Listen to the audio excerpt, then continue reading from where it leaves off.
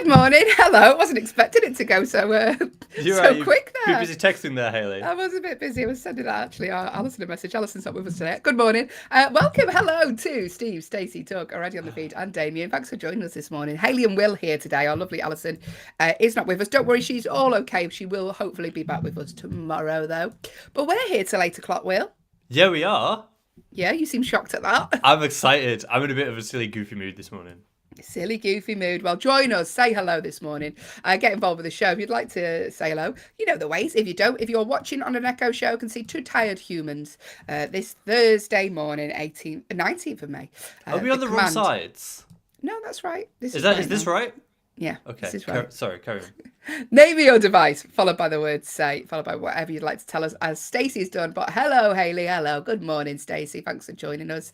How are you feeling today, Stace? If you are listening on an audio-only Echo, go to backchannel.tv. That's backchannel.tv, and you can type in what you want to tell us there. Or if you're on YouTube, just type in the box below. Loads of ways to get involved in the show this morning, Wildell. Yeah, there is. There's loads. How you doing? What did you do after the show last night, Hayley? What did I do last night? Yesterday was Wednesday, by the way. Oh, I was exhausted yesterday because I was absolutely exhausted yesterday. I had a little nap. Did you now? Yeah. All right, I love a nap. isn't it? Daytime. Yeah. Well, it was, say, 20 minutes max. 20 minutes is good now. Yeah, and then I had to go to a soft play centre, so that was, really wore me out. Yeah. What about you, William? Yesterday, it was Wednesday. I went to the gym.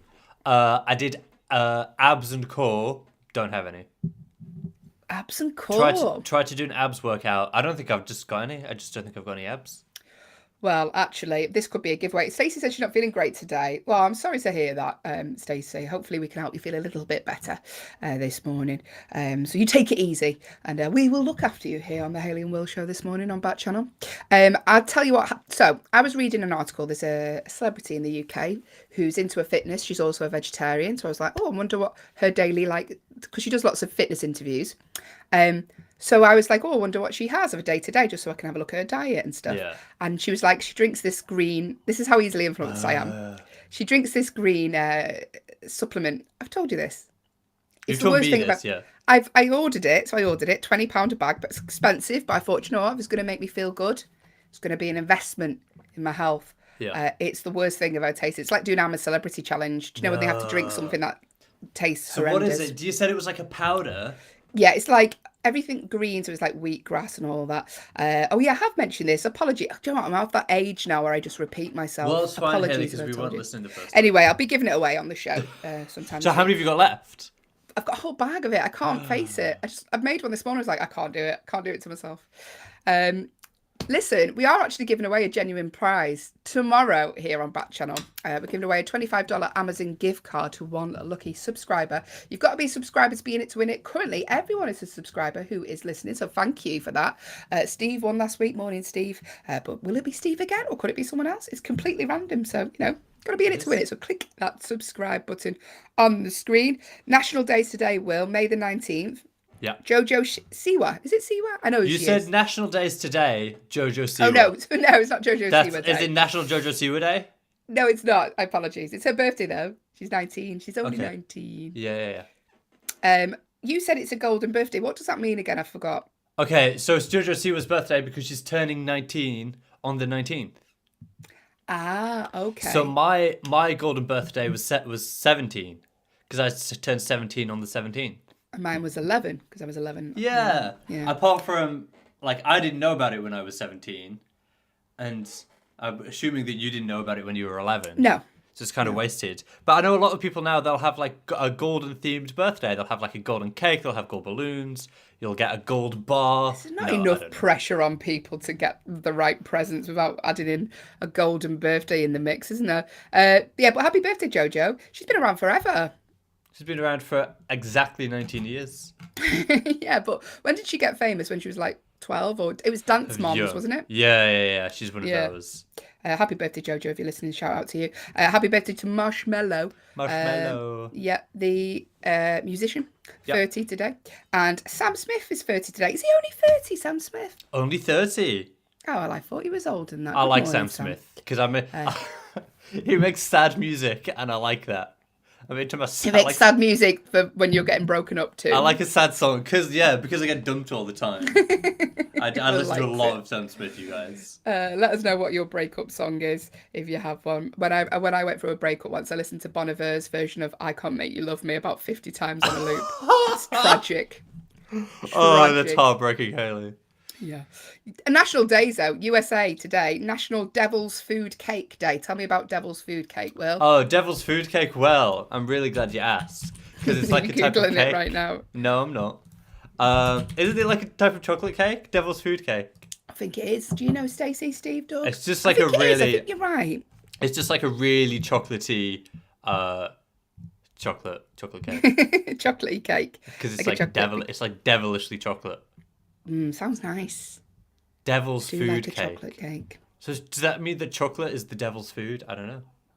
Well, there we go. National Devil's Food Cake Day today in the States. If you know what it is or you've had it, let us know. We'd love to know. We're just two Brits today. We haven't got our North American voice. Voice of the like our references being out today. Representative from North America. If we say, here we go. We should do a klaxon. If we say anything that you don't understand today, that's very British. Just let us know. Just put your hand up. Say to your device, what does that mean? In case we do too many UK references on today's show. We haven't got Alison to keep us in check. My favourite one is pantomime. My favourite one is explaining to North Americans what pantomime is, which is essentially... What I've settled on is that it's just a bad play. Yeah. It's a bad play with sort of people, like sort of actors that are not as well known. Yeah, so like people who used to be in soap operas and things like that. Retired soap opera actors. Reality TV show people. Yeah. Yeah, but there you go. Did you know, producer Will, I mean, you did because you prepped the show, but did you know that on this very day, May the 19th, but in the year 2018, Prince Harry married Meghan Markle? Yeah, I think we got a day off. Speaking of being very British, I think we got a day off for their wedding, didn't we? We do love it when it's a royal. That's why we want to keep the monarchy over here, because we just get loads of bank holidays. Because we get more days off. We've got like a whole week off coming up. Because well, we haven't, because we're here on Backchannel, but everyone else has. Don't worry, we'll still be here. The normal people get like a whole week off because the Queen's been on the throne for yonks. 70 years she's been on the throne. Your favourite song will be coming up shortly, Stacey. Don't you worry. Stacey's favourite song is the jingle of what's coming up, and that will be coming up in about 4 minutes, Stacey. Gripping. Stay tuned for that one. I felt like they've been married for longer than that, but I just think because the press don't leave them alone, that's probably why we've heard of it. On this very day in the year 2009, Glee aired for the first time. Yeah, have you watched it? Yeah, I loved Glee when it first came out. I went through a bit of a phase. I guess just after I finished sixth form, I think I watched all the series on my iPad. I didn't get up from the sofa. I must have watched the whole series in about 2 weeks, all of it. Yeah, I did like when it first came out. I was like, oh, I love it. I've sort of gone off Leah Michelle now, anyway. But on a controversial opinion. But on this very day in the year 1925, Malcolm X was born in Nebraska, Omaha. Yeah, so there you go. Loads of special days today. If you have a birthday or if you have a special day today, let us know. If you want to give us a shout out, or if, like Stacey, wanted to give us a virtual cuddle, we can do. We are here until 8 a.m. Haley and producer Will this morning. All you need to do, name your device followed by the word say, followed by whatever you'd like to tell us this morning. Or you can go to backchannel.tv, type in what you want to tell us there. Got a busy day today, William. Have you? Yeah. I'm on tour at the moment. If you're if you or anyone from the US is visiting the UK, do come and see me. I'm on tour. I'm in Nottingham tonight, so it's a little bit of a drive. Okay. 2.5 hour drive. So as soon as I've done the show, I sort my daughter out, and then I'm off. And you've sold out? Sold out, yeah. That's exciting. I know. This has never happened before ever into any of my shows, but this year I'm selling out. Must be Backchannel. Haley, are you going to be famous? Am I going to tell people that, oh my God, did you work with Haley Ellis? I don't think that's going to happen, Will, but it would be. I don't, fame, what is fame? I always say that fame is subjective, right? Exactly. Because there's some people, like I could meet some, like most sports people, I'd be like, okay, a lot of like TV actors, reality TV stars, I'm not that bothered.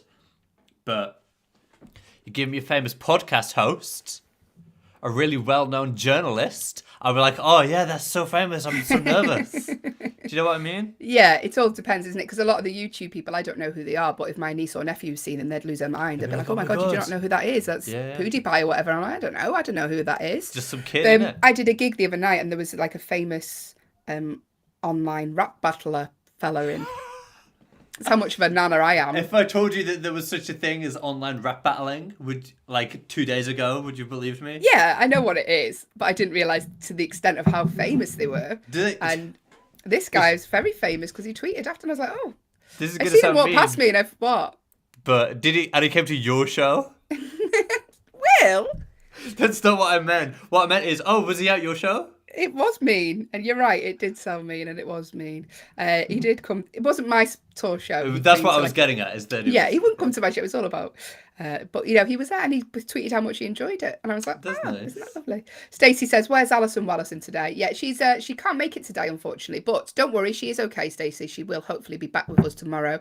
Very excited as well because her mum is going to be recording us some jingles. Vicky Smith, who is the voice of the main jingle of the show, Stacey, she'll be recording us some new ones. So get your suggestions in. We're going to do one for you, Doug, as well. Doug, we're very quiet today. Is everything okay? I hope you're all okay. We've missed chatting to you, Doug. So I hope everything's okay. Maybe it's a few device problems there. Hello to the Gold Armadillo as well, who's joined us this morning, and Damien. Thanks for joining the feed. Alison's busy backcombing her hair today. Just to take a day off just for hair maintenance. It is a full-time job doing hair maintenance for Alison, whereas I just get out of the shower and come on the show, Stacey. Very, very little goes into the prep for me. I woke up this morning and I thought, I wonder if I should have a shower today. Like, when was the last time I had a shower? So I was like, oh yeah. That's not good that you can't remember. It's not a good sign, is it? No. It's a good job you can't see like the stink lines.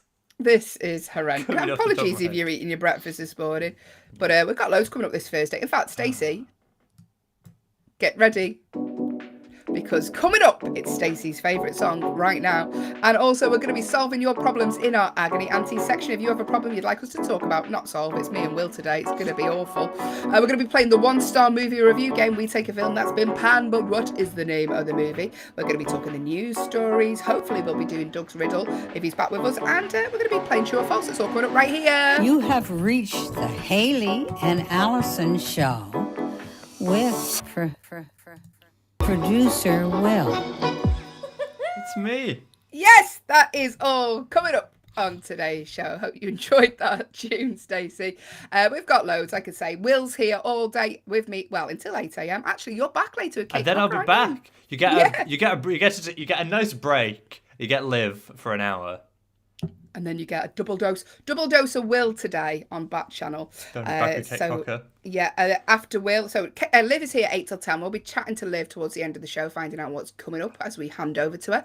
10 till 12, Jam and Renee are here. No, sorry, 9 till 10, producer Will's here with Kate Cocker. Mm-hmm. I'll get my facts right.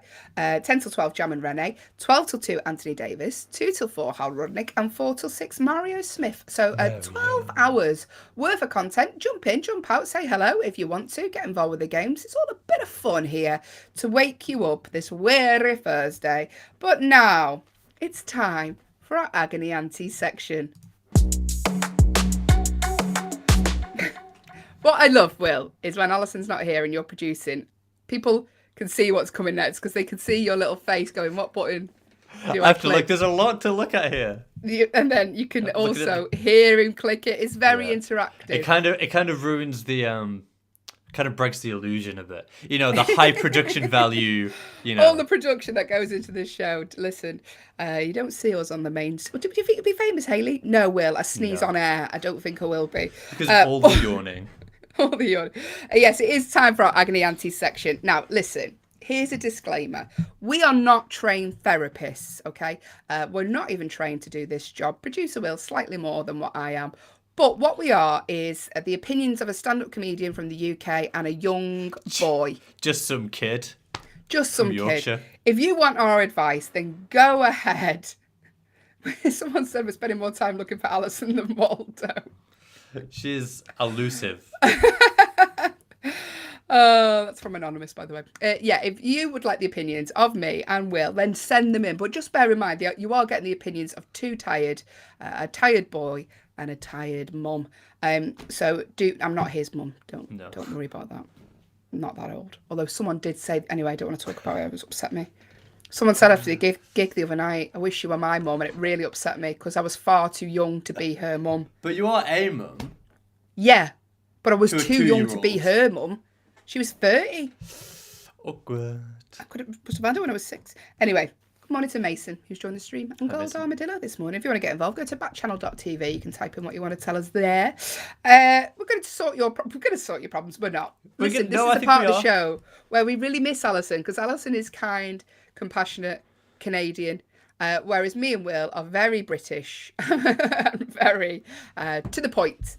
So if you still have a problem, you want us to answer it, then send them in. Just bear that in mind. The ways to do so: if you are watching on an Echo show, the name of your device followed by the word "say" followed by your problem. It's all the ways to do it. Or if you are listening on an audio-only Echo, go to backchannel.tv. That's backchannel.tv. You can type it in there. Or if it's a really long, in-depth problem, probably not the people. No. Probably not the people, but you can still send. Yeah, you can still send it us. hello@backchannel.tv. Just make sure you pop Hayley and Alison in the subject box, or Hayley and Will today. So let's see what problems we get through. Okay, here's the first one. Yeah, it's from John from Kansas. Morning, John from Kansas. Hi, John from Kansas. John said, "I'm convinced I saw a ghost in my boyfriend's house, and it really freaked me out. But if I tell him, he'll think I'm weird. What should I do?" Ooh. I'm convinced I saw a ghost in my boyfriend's house and it really freaked me out. But if I tell him, he'll think I'm weird. What should I do? Can I just say, one of our regular listeners of the show, Barry, who's a friend of mine, he actually goes on like ghost hunts, and we need him on the feed. He's not here this morning, but yeah, he believes in it a lot, and he goes on these like professional ghost hunts to look for ghosts and things like that. John, how long have you been with your boyfriend? It should be something that you should be able to have a conversation with, even if they think it's a little bit strange. This is something that you believe you've seen. Yeah, what do you think, Will? If I was seeing someone, say I was in the early days, and they said, "I think I've seen a ghost," it wouldn't put me off them. I mean, if they were regularly talking to ghosts, then maybe I'd be like, "This is a bit strange." But if it was a one-off occurrence and I'd be like interested, I'd find it fascinating. Okay, I've got a couple of solutions. Okay. First of all, engineer a situation for your boyfriend to be out of the house, or just go around when he's not there, and then invite like a ghost hunting crew around to try and like get the ghost out, try and communicate with the ghost, or just use a Ouija board. None of them are solutions, Will. None of them. Not one thing you said then uttered out of that mouth was good advice. What do you mean? I apologise, John. That's cracking advice. I apologise, Use a John. Ouija board and say to the ghost. No, do not do that. I've seen enough horror films not to do that. This is very early in the morning. Do not condone that. John, talk to your partner. That's what I say. I say, listen, I seen something a bit strange in your house. I'm not sure if it was a ghost. Have you ever seen anything like this? Start the conversation with, "Do you believe in ghosts?" No, I think you say, has anything strange ever happened to you in your house? Yeah. Because it may be they're like, "Oh, well, this happened to my mum," or "This happened, to my sister said she's seen this." And then you can go, "No, I've seen this." I think that's a way in. That's good advice. And also, if they don't believe you and they think you're weird, John, like they're not for you, because this is something that you felt like you've seen, and it might very well be true, or it might be a cat. They have a cat. Yeah. For me, it's usually just like a jacket on the back of the door. That's usually. Usually, how often does it happen? Well, almost daily. We stayed in a haunted house. I told you this for like Comic Relief, which is a charity event in the UK with some like minor celebrities. We stayed in it. I was doing a radio show at the time, and they turned the lights on. And they were like, "Oh yeah," and then we heard this big bang, and everyone was scared. And someone turned the lights on, and one of the minor celebrities was holding a cushion. He'd just throwing cushions across the room. So sometimes we want to believe it, and sometimes it may actually be happening. Especially if you've seen a ghost or you have any advice for John, then do let us know. The command to give your device, name your device, followed by the word "say." If you can see producer Will sorting his hair out. Or if you're listening on an audio-only Echo, hello to Joshua, who's just joined us, by the way.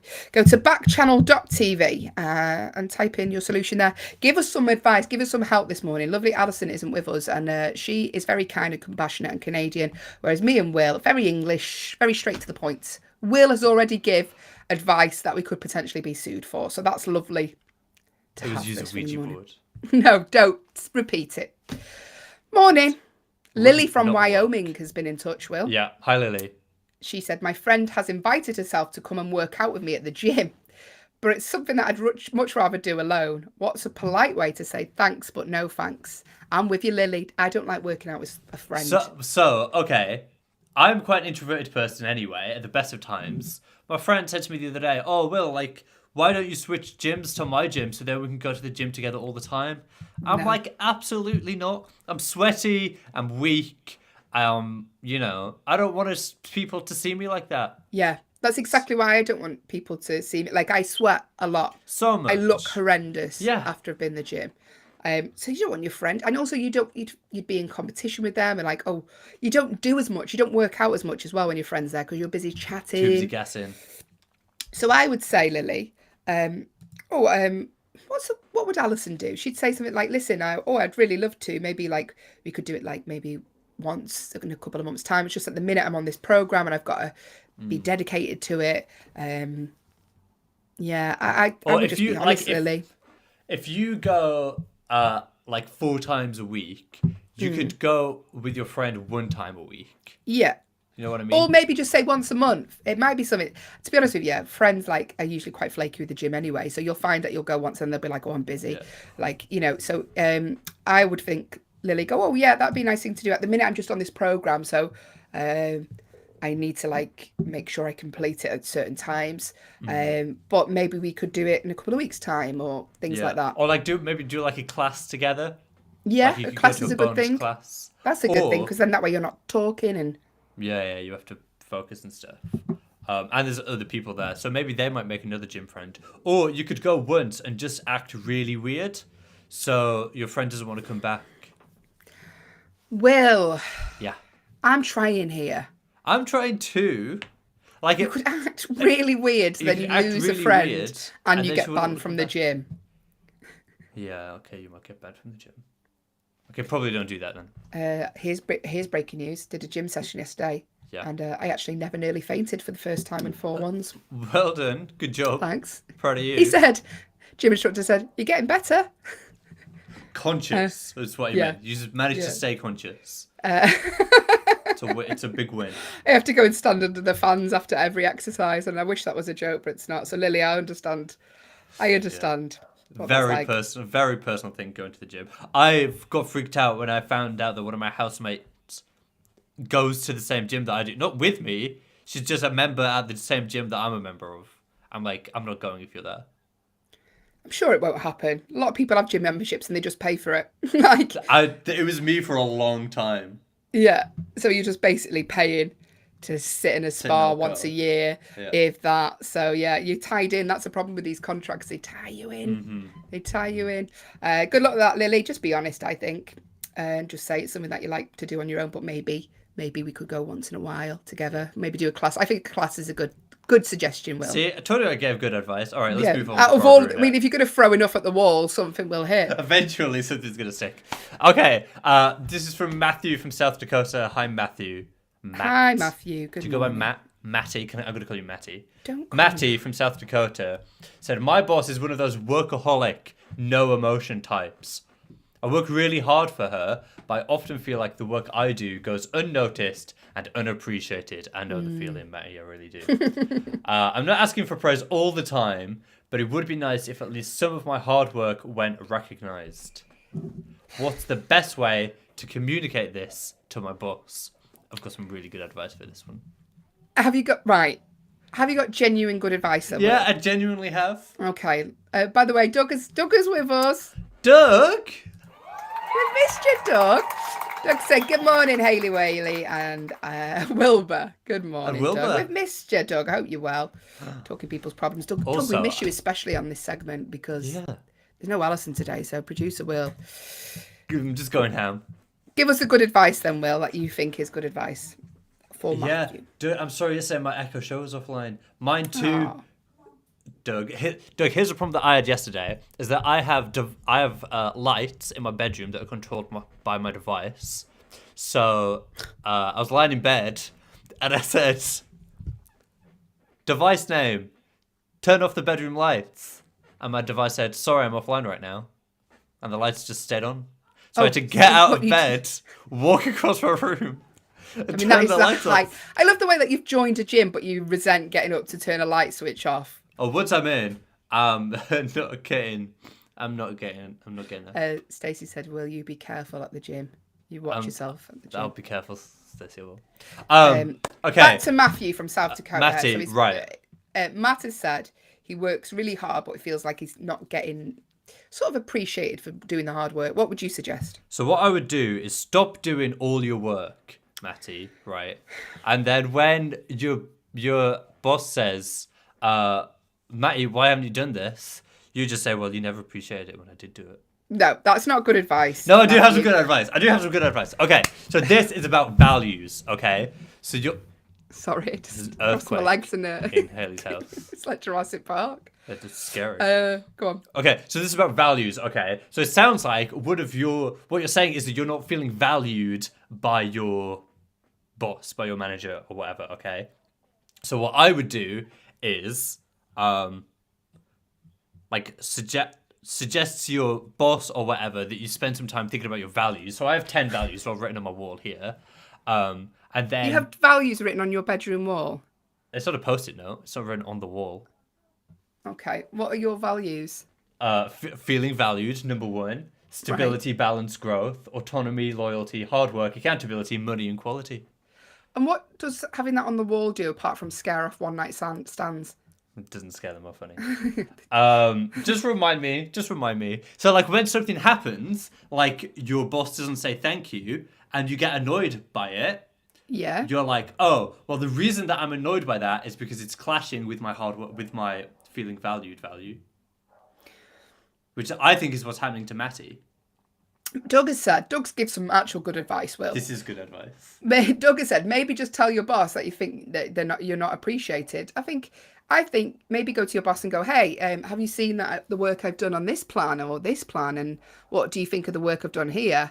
Because just every once in a while, it's nice. It's nice to be recognised. It is. So yeah, Doug, I think Doug has given very good advice. Go to your boss, just say.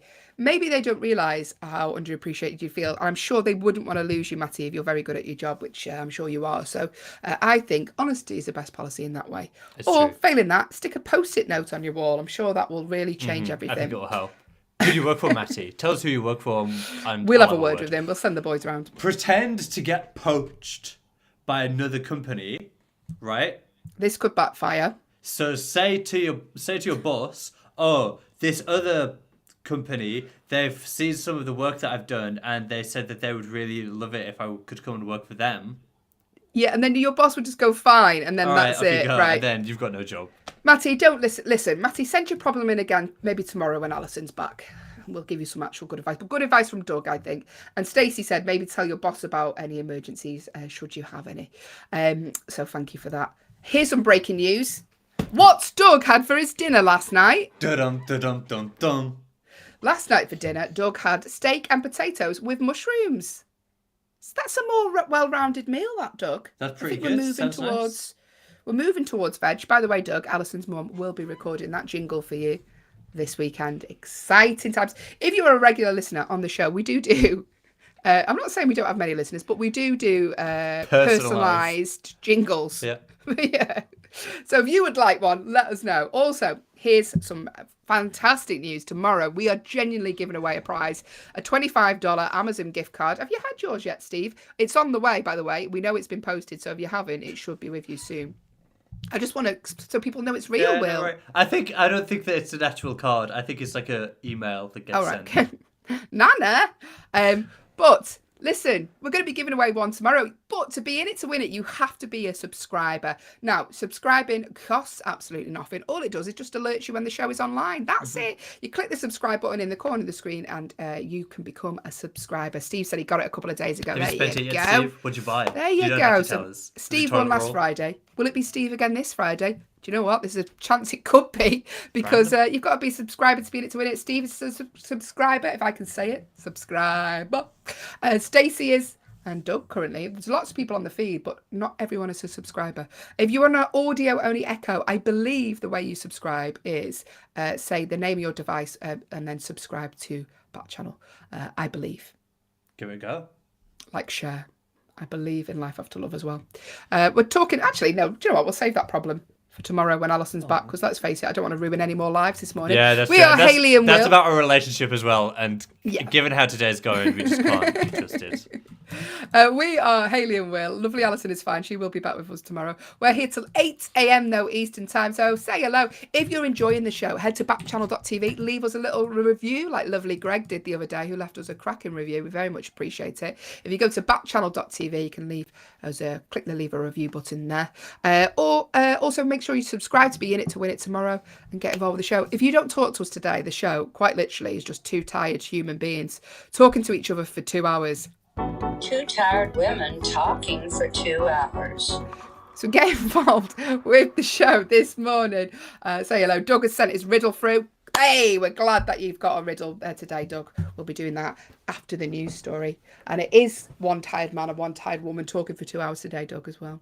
Stacey, all right, here we got more. What Stacey had for a dinner? Do the jingle. What Stacey had for dinner? I don't know. Play the backing jingle to the opening track and I'll read it over that because Stacey likes it. Can we play the first 10 seconds? Yeah. Stacey for dinner last night had peanut butter sandwiches. That's it. Okay, great. There we are. It's good, that. Do you like a peanut butter sandwich, Stacey? Not I had a all the peanut time. butter Bit of banana sandwich. on it. And cheddar cheese and sour cream with chips for dinner last night too. So I like peanut butter, but I don't think I've ever had it in a sandwich. Never? It's nice. Crunchy. I do. Do you know what I really like? Are a Reese's peanut butter cup. Big fan. Who We had some doesn't, Will? knockoff ones. They're amazing. But hey, less of this peanut butter chat. Should we play a game? Do the jingle, Alison. 1-star movie review, 1-star movie review. Flawless this morning here on the Hayley and Will show. Absolutely flawless.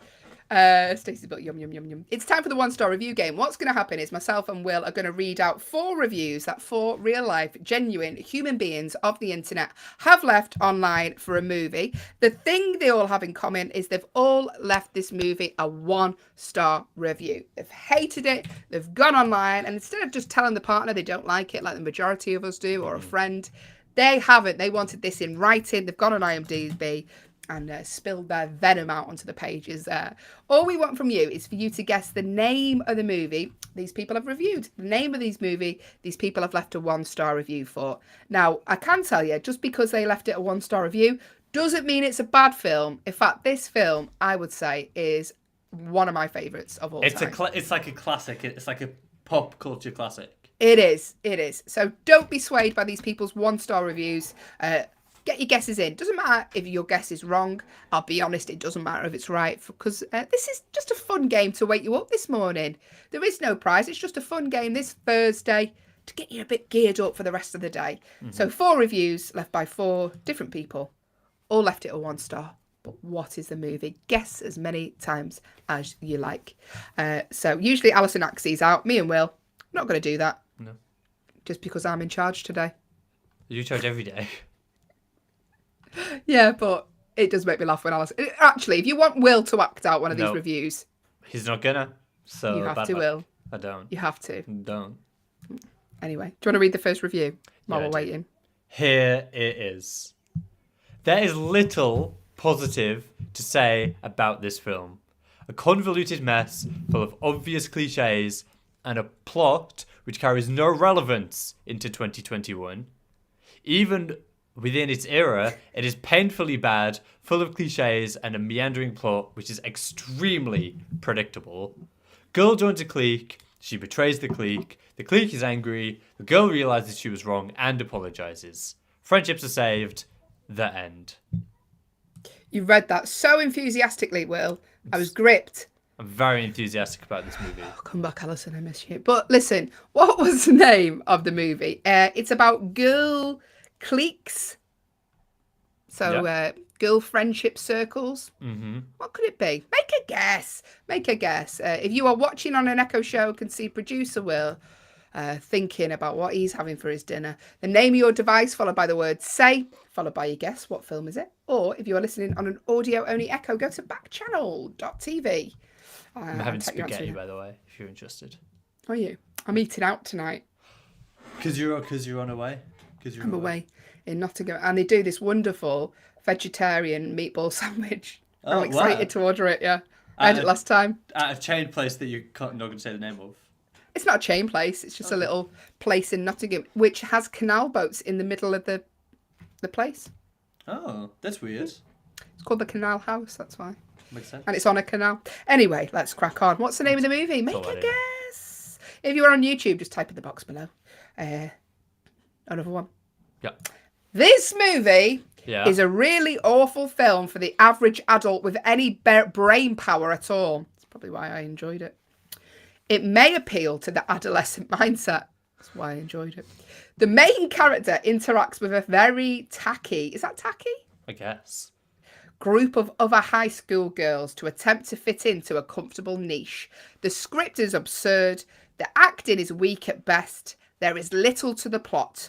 One feels cheated of the admission fee to such a poorly conceived cinema experience. I've just added that word on it. Some people, I think, like, don't go watch this type of movie. If you want highbrow cinema, go and see something else. What would they say if they wanted highbrow cinema? I don't know. Like, what are those? Who's that Art director? house films. Yeah, like an art house film. Like who's that director who makes all those? Benicio, I'm going to say it. You know who I mean. Yeah. Pan's Labyrinth. Anyway, this film is a high school film, right? It is a high school film. They knew that.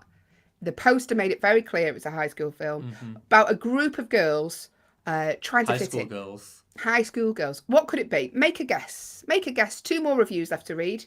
Doesn't matter if you make your guesses wrong. Doesn't matter if you get it right, to be honest with you. If you're listening on an audio-only echo, go to backchannel.tv. You can type your answer in there.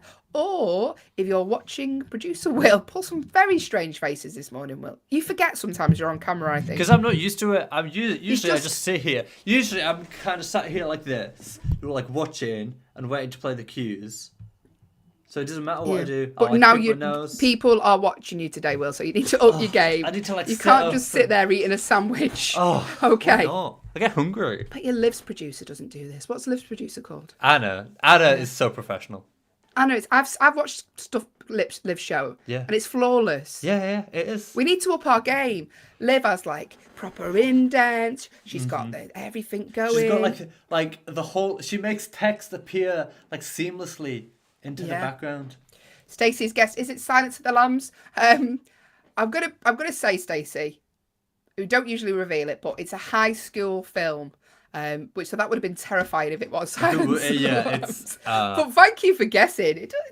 We appreciate your guess, Stacey. And you know what? You still might win because no one else is guessing, Stacey. So 2 more reviews. Here we go. Back to me for a hot second. Yes, Will. Liv might have, Here we go. Liv's show might have look all fancy, but we've got sound effects. So what more do you want? We do. Hey. Yeah.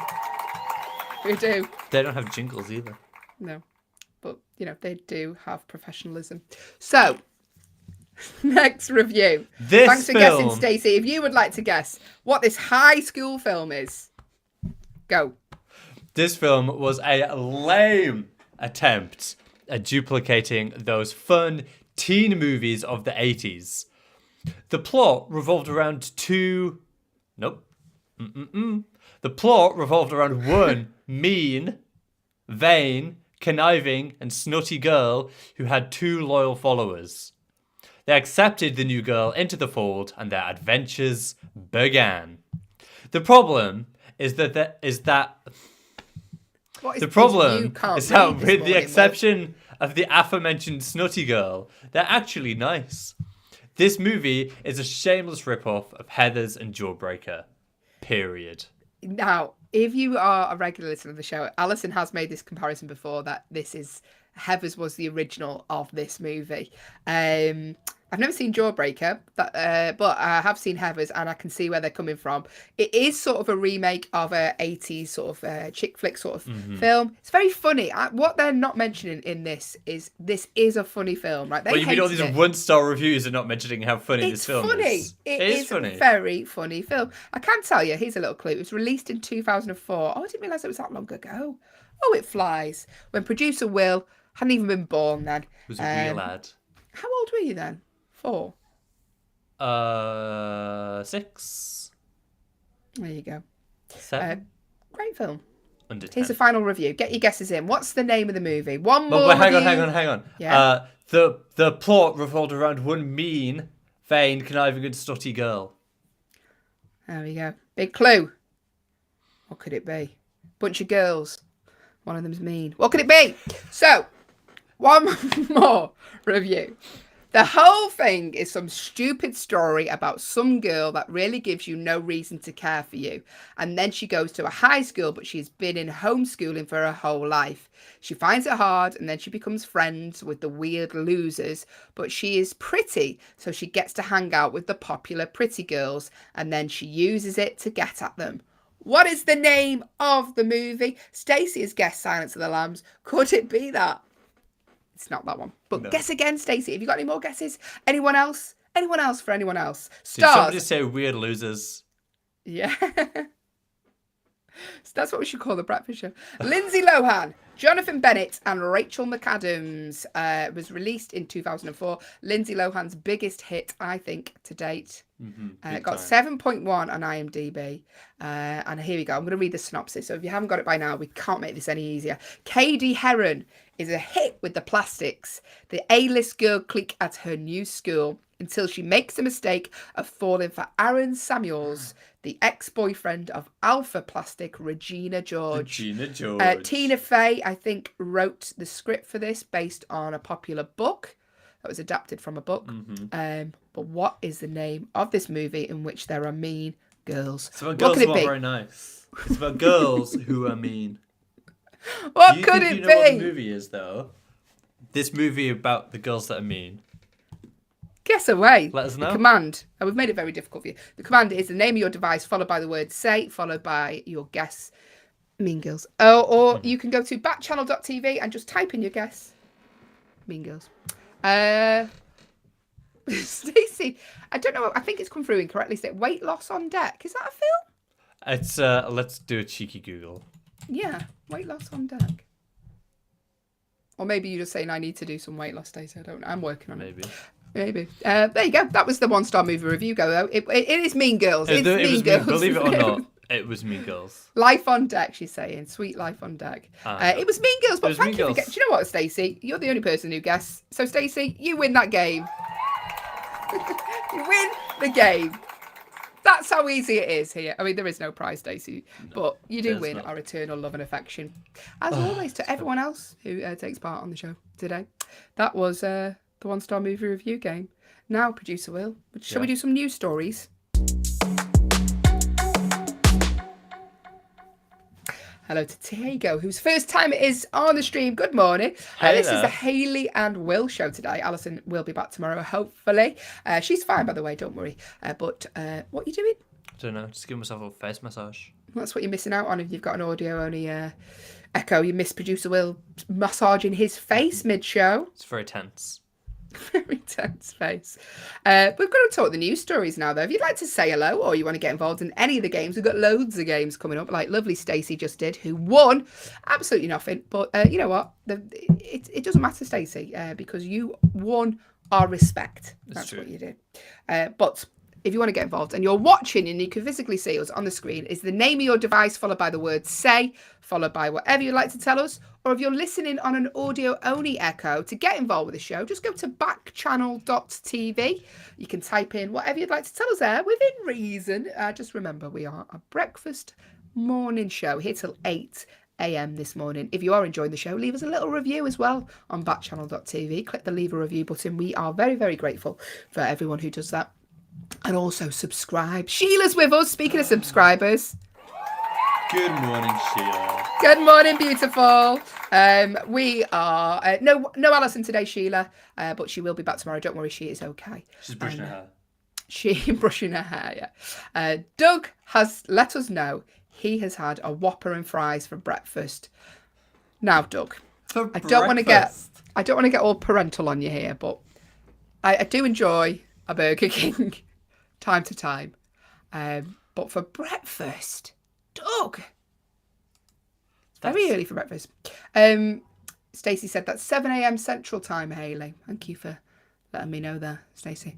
But now it's a news story. Should we do the news stories, Will? Yeah. Let's do them. Do you want the singer again? Yeah. Go on. So cue it up again. Doug has said, by the way, I do have strange things for breakfast, and that's do, why we you love do. you, Doug. Yeah. It's time for the news stories. Your chair is so creaky this morning, Will. News story in the Metro. A million mural encrusted artwork with diamonds, actual diamonds, was installed at a Spanish marina. So an artist famous for creating the most expensive version of everything from shoes to cakes has turned her hands to a mural, and it was worth over 1 million euros. Debbie Wingham, who sold an advent calendar for 7.8 million, an advent calendar. There she is. She's British, but she now rubs shoulders with the jet set because she moved to Marbella. She unveiled the mural this week, celebrating Puerto Banús. Is that what you say? Marina. Yep. Where people come to park their mega yachts on the Costa del Sol. Included in the mural were the Beatles, as John Lennon apparently loved that part of Spain, Cartier jewellery, designer handbags, Rolexes, perfume, supercars, and a variety of toy dog breeds. And actual diamonds in it. In the frame of an oil painting. 40-foot long, 7-foot tall artwork will be on display until mid-August if you want to go and see it. Unfortunately, they have replaced the diamonds because they didn't want people robbing them, obviously. Yeah. They've now been replaced with fake ones, but there you go. I mean, that's a lot of money to spend on, like, a pretty ugly piece of art. It is. It's, you know what? It's like something a child could have done, to be honest with you. Yeah, but I don't. Very just throw a few diamonds in there. People who have money get away with doing ridiculous things sometimes, don't they? Stacey has said she'd happily pay millions of pounds for an advent calendar if it was a chocolate one. A luxury chocolate advent calendar. And the thing is, I would just eat them all. Yeah, I do like an advent. It's coming around quicker. Be here soon, before you know it. It's the middle of the year next month. Well, that's terrifying, isn't it? It's scary. We'll do something special. Shall we? Middle of the year special show. We'll do a halfway there show. Don't do a halfway there. You're rushing through the year. We're talking the news stories this morning, and we're talking about. Oh, producer Will, you should do this one because you're a big space fan. The NASA. Ben. Okay. Tell us about this because this is.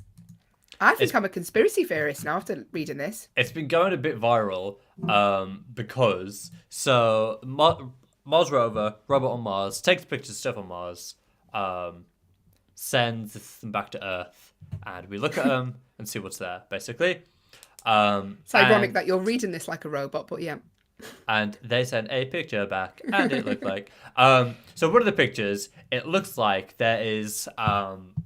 like a doorway to like a tomb. If you're watching on an Echo show, I'll put the picture up. But if you're not, what it is basically, it's a really grainy black and white image, and on the right hand side, it almost looks like there's been a perfect rectangle carved into this like rock face.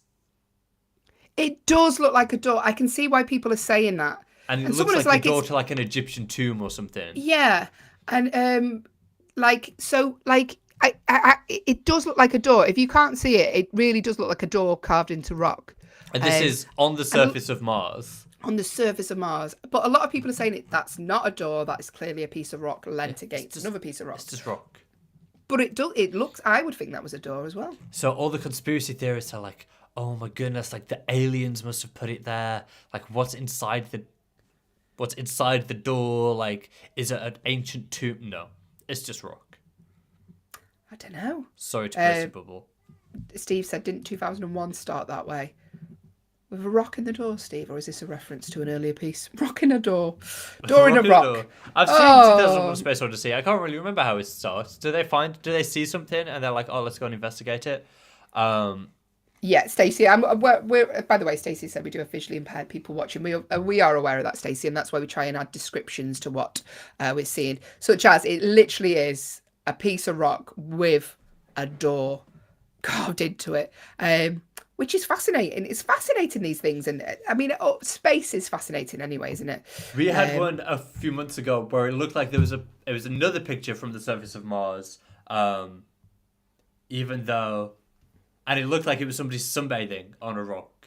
And it yes, we did, didn't we? All of these things are just... they're They're just like illusions. They're just like, you just trick your mind But into seeing are things. they, Will? Yes, they are. Steve has said everyone is looking at a big black obelisk. Obelisk, yeah. Obelisk, yeah. Do you remember when all of the like metallic ones were cropping up? Whatever happened to that? Do you What remember? was that? Like, it was a few months ago, maybe at the start of the year, all those silver like obelisks kept cropping up in like different parts of the world. yes. Whatever happened with that? Did anybody like claim it? I'm There gonna we Google go. it. I'm glad that this is just turned into just what Will's going on inside his head now. Could you Google it any louder? While you do, by the way, thank you for joining us this morning. Hello to Anonymous who's just joined the stream. We're Hayley and Will. We're here till 8 a.m. Eastern time this morning. If you'd like to say hello, the command to give your device is the name of your device. That begins with an A. We can't say her name because she does talk in everyone else's house.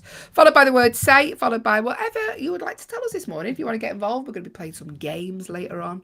Now we are currently talking the news stories. But listen, not the depressing news stories, hopefully not. We're talking about the weird and wonderful stuff. Will? Hi. Yeah, no, it's just nobody knows. There we go. Here's a news story for you, though. That's just ridiculous, I think.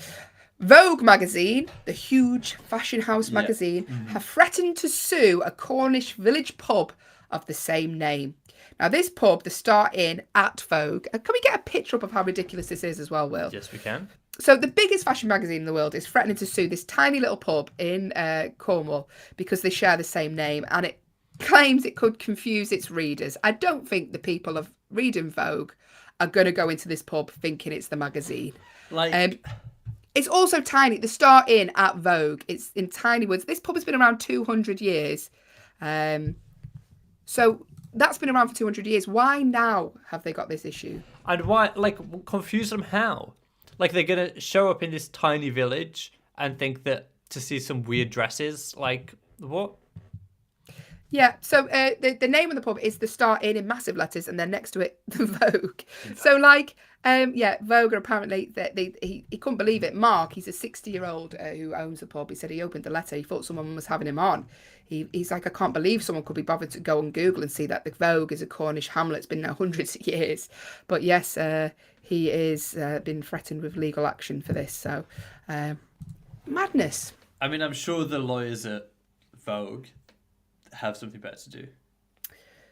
Well, you know, is Vogue popular still? Is Vogue still popular? Mum has a subscription to it. Why did you say that almost Italian? Me mamma has My mum has a subscription to it. Does she? Does your Yeah, mum read Vogue? She looks at the pictures. There's Is she a not much. stylish lady? There's yeah, she's a bit of an Anna Wintour wannabe. Is she? Yeah, cold. My friend mean. runs a little nothing to do with fashion, No, just her outlook. demanding. My friend has oh no, it's not Anna Wintour. I'm getting confused. Mary Book.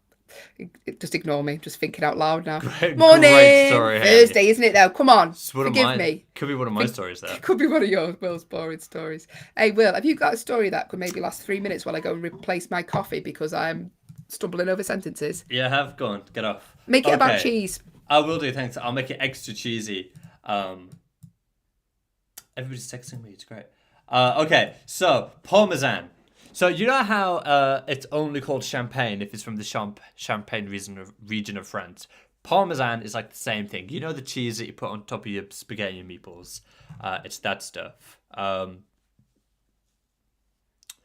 So the people who make like the real Parmesan, like the real authentic stuff from Italy, they are worried because people are making inauthentic Parmesan cheese. They're passing off fake Parmesan as real Parmesan. I know. Can you believe that?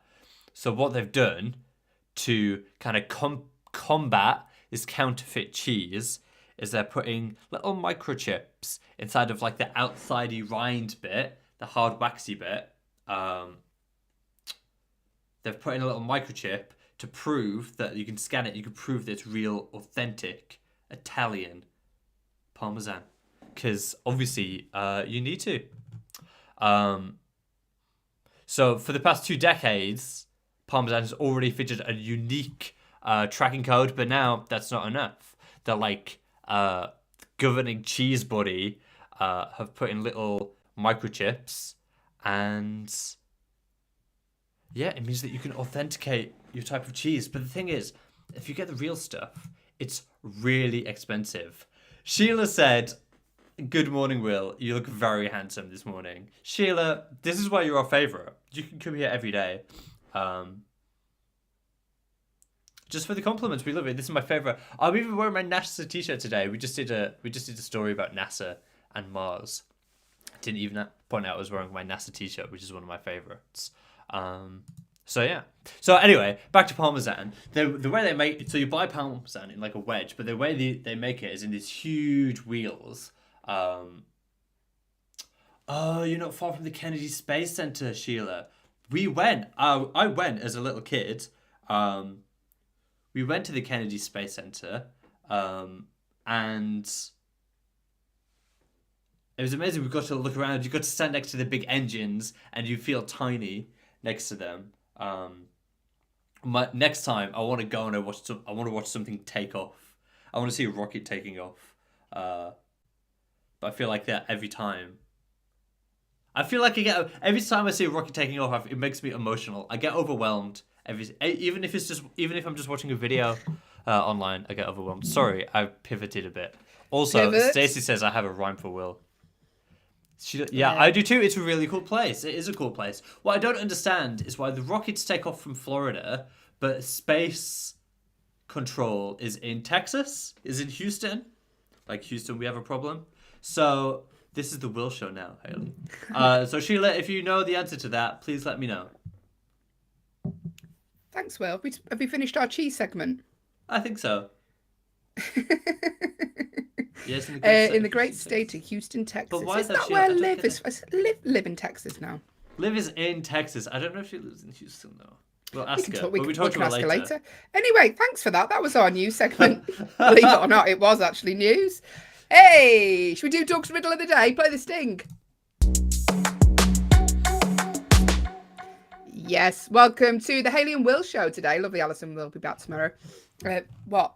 I was just going to say, can you read out that message that Sheila sent in that I've highlighted? I purposely ignored it because I heard you read it out already. Could you do it again? Could I just need it to be acknowledged? Sheila says you look very handsome today, Will. Thanks, Haley. Thanks, Sheila. Sheila, you are adorable. You're full of compliments. We love you for it. Mm-hmm. In fact, Sheila, we're already going to do it. We're going to get Alison's mum to record you a special jingle. Good morning, beautifuls. Because we love it when you call us that.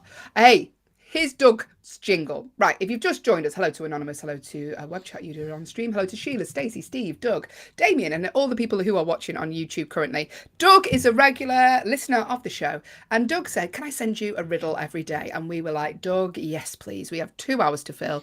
Majority of that we spend coughing and sneezing, so please do send us some content.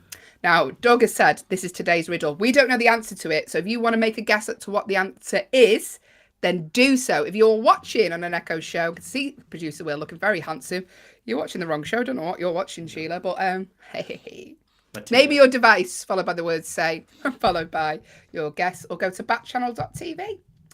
Doug's riddle today, Will, is I am a vehicle used for transporting goods and for other services. I mean, are you a truck? It can't be that easy, can it, Doug? Could be. Surely most vehicles transport goods, as in humans, or... Are you a goods transporter? I am a vehicle used... Have we got the riddle through correctly, Doug? Because sometimes what happens is the riddle comes through and Doug's like, that's not what I meant to say. I am a vehicle used for transporting goods in and for other services. What am I? Let us know if you know. Doug said, no, not a truck. Are you a flatbed lorry? Are you a car? You don't call them a lorry. What are lorries called in North America? Like an 18-wheeler. Anyway, if you know the answer to Doug's riddle, let us know. You've got about 10 seconds. Stacey has said a truck as well. Apparently it's not a truck, Stacey. Doug said, no, it's not a truck. But yeah, good guess. That's what Will said as well. What is it? Bigger than a car, Doug said. Superman? Well, like an 18, I don't. We call them lorries in the UK, but I think they're called. Do you know what I mean? And they have a big thing on the back. They don't call that in North America. They don't have the word lorry in North America. Doug, just put us out of a misery. What is it? So Doug's riddle today. Sheila said, and Haley, you look beautiful as always. Oh, Sheila. Sheila. Honestly, I just come on this show for the compliments now, Sheila. Yeah. The answer is a van. There you go. It is a van. Great. That was Doug's riddle of the day. Play the sting. Oh, I'll tell you what. Listen, thanks for joining us. We've got loads coming up in the next hour. In fact, shall I tell you what's coming up? It's including Stacey's favourite song. Please, could you tell me all about it? Coming up in the next hour of the show, we are going to be playing a game of Would You Rather. We're going to be looking at, we're going to be talking about the weirdest museums in the world. Producer Will has been to a few of them. We're going to be playing True or False. We're going to be having a little chat with lovely Liv Harrison before we hand over to her. I'm going to get my words out eventually. And we're going to do a fun fact. It's all coming up right here. You have reached the Haley and Allison show with producer Will. Thank you for joining us. Shout out to all of the listeners on the stream. If you would like to subscribe, you can be in it to win it. Tomorrow, we will be giving away another $25 Amazon gift card. So all you need to do is click that subscribe button that's on the screen. Or if you're an audio-only Echo, just tell your device that you want to subscribe to us. Don't have to pay for it. When you subscribe, it just alerts you when we are online. Just the show, not when producer Will is searching facts about space.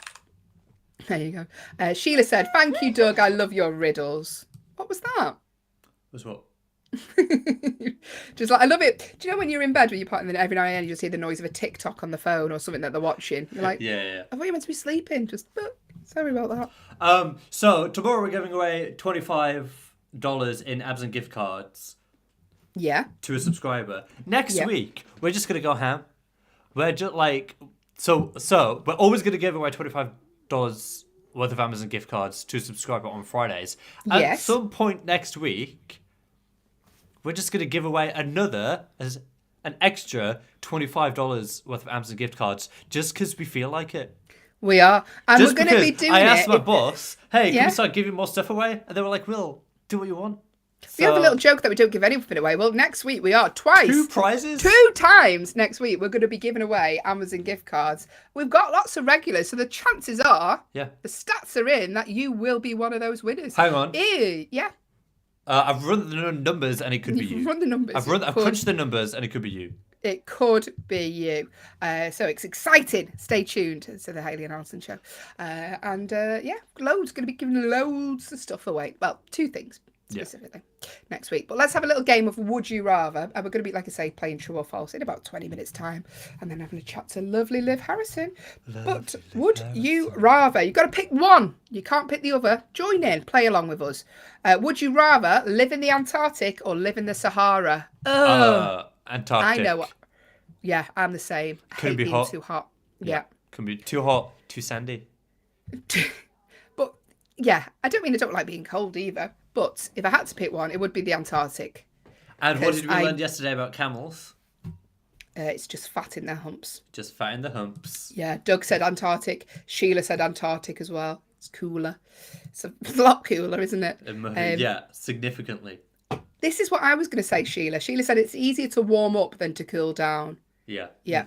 I'm not good. We're British as well, Sheila. So me and Will in the heat. We're used to being cold. Look at the colour of Will now, Sheila. That's just from being under a lamp for an hour. It's true. I went outside and sat in the shade, and I was like, oh, I've got a bit of a tan. I wasn't even in the sun. Yeah, Doug agrees with Sheila as well. It's easier to warm up. So, yeah, I can tell you that 112,000 people voted in this. That is a lot of people. Yeah. Sheila said, I don't do well in the heat either, and I live in Florida. Florida, Sheila. Muggy. Whoosh. Very muggy. Damn. When we went to Universal, I had to buy one of those. I was one of those tourists that bought one of those little fans with the spray. Yeah. Oh, they're blows amazing. it in your face. I was one of those people, Sheila. I was such a tourist. It's worth get it, the though. fan. It's so hot. But yes, I agree. And so did 62% of people who said they would rather live in the Antarctic as well. Sheila, what's your number 1 tip for keeping cold? Sheila said, I live here and I have one of those fans as well. I actually have 3. See? You can have one in Well, that makes me feel better, Sheila. You should. Yeah. Let's make Haley and Allison and producer Will themed spray bottle fans. But just for Sheila. Am I going to get in trouble if I say that?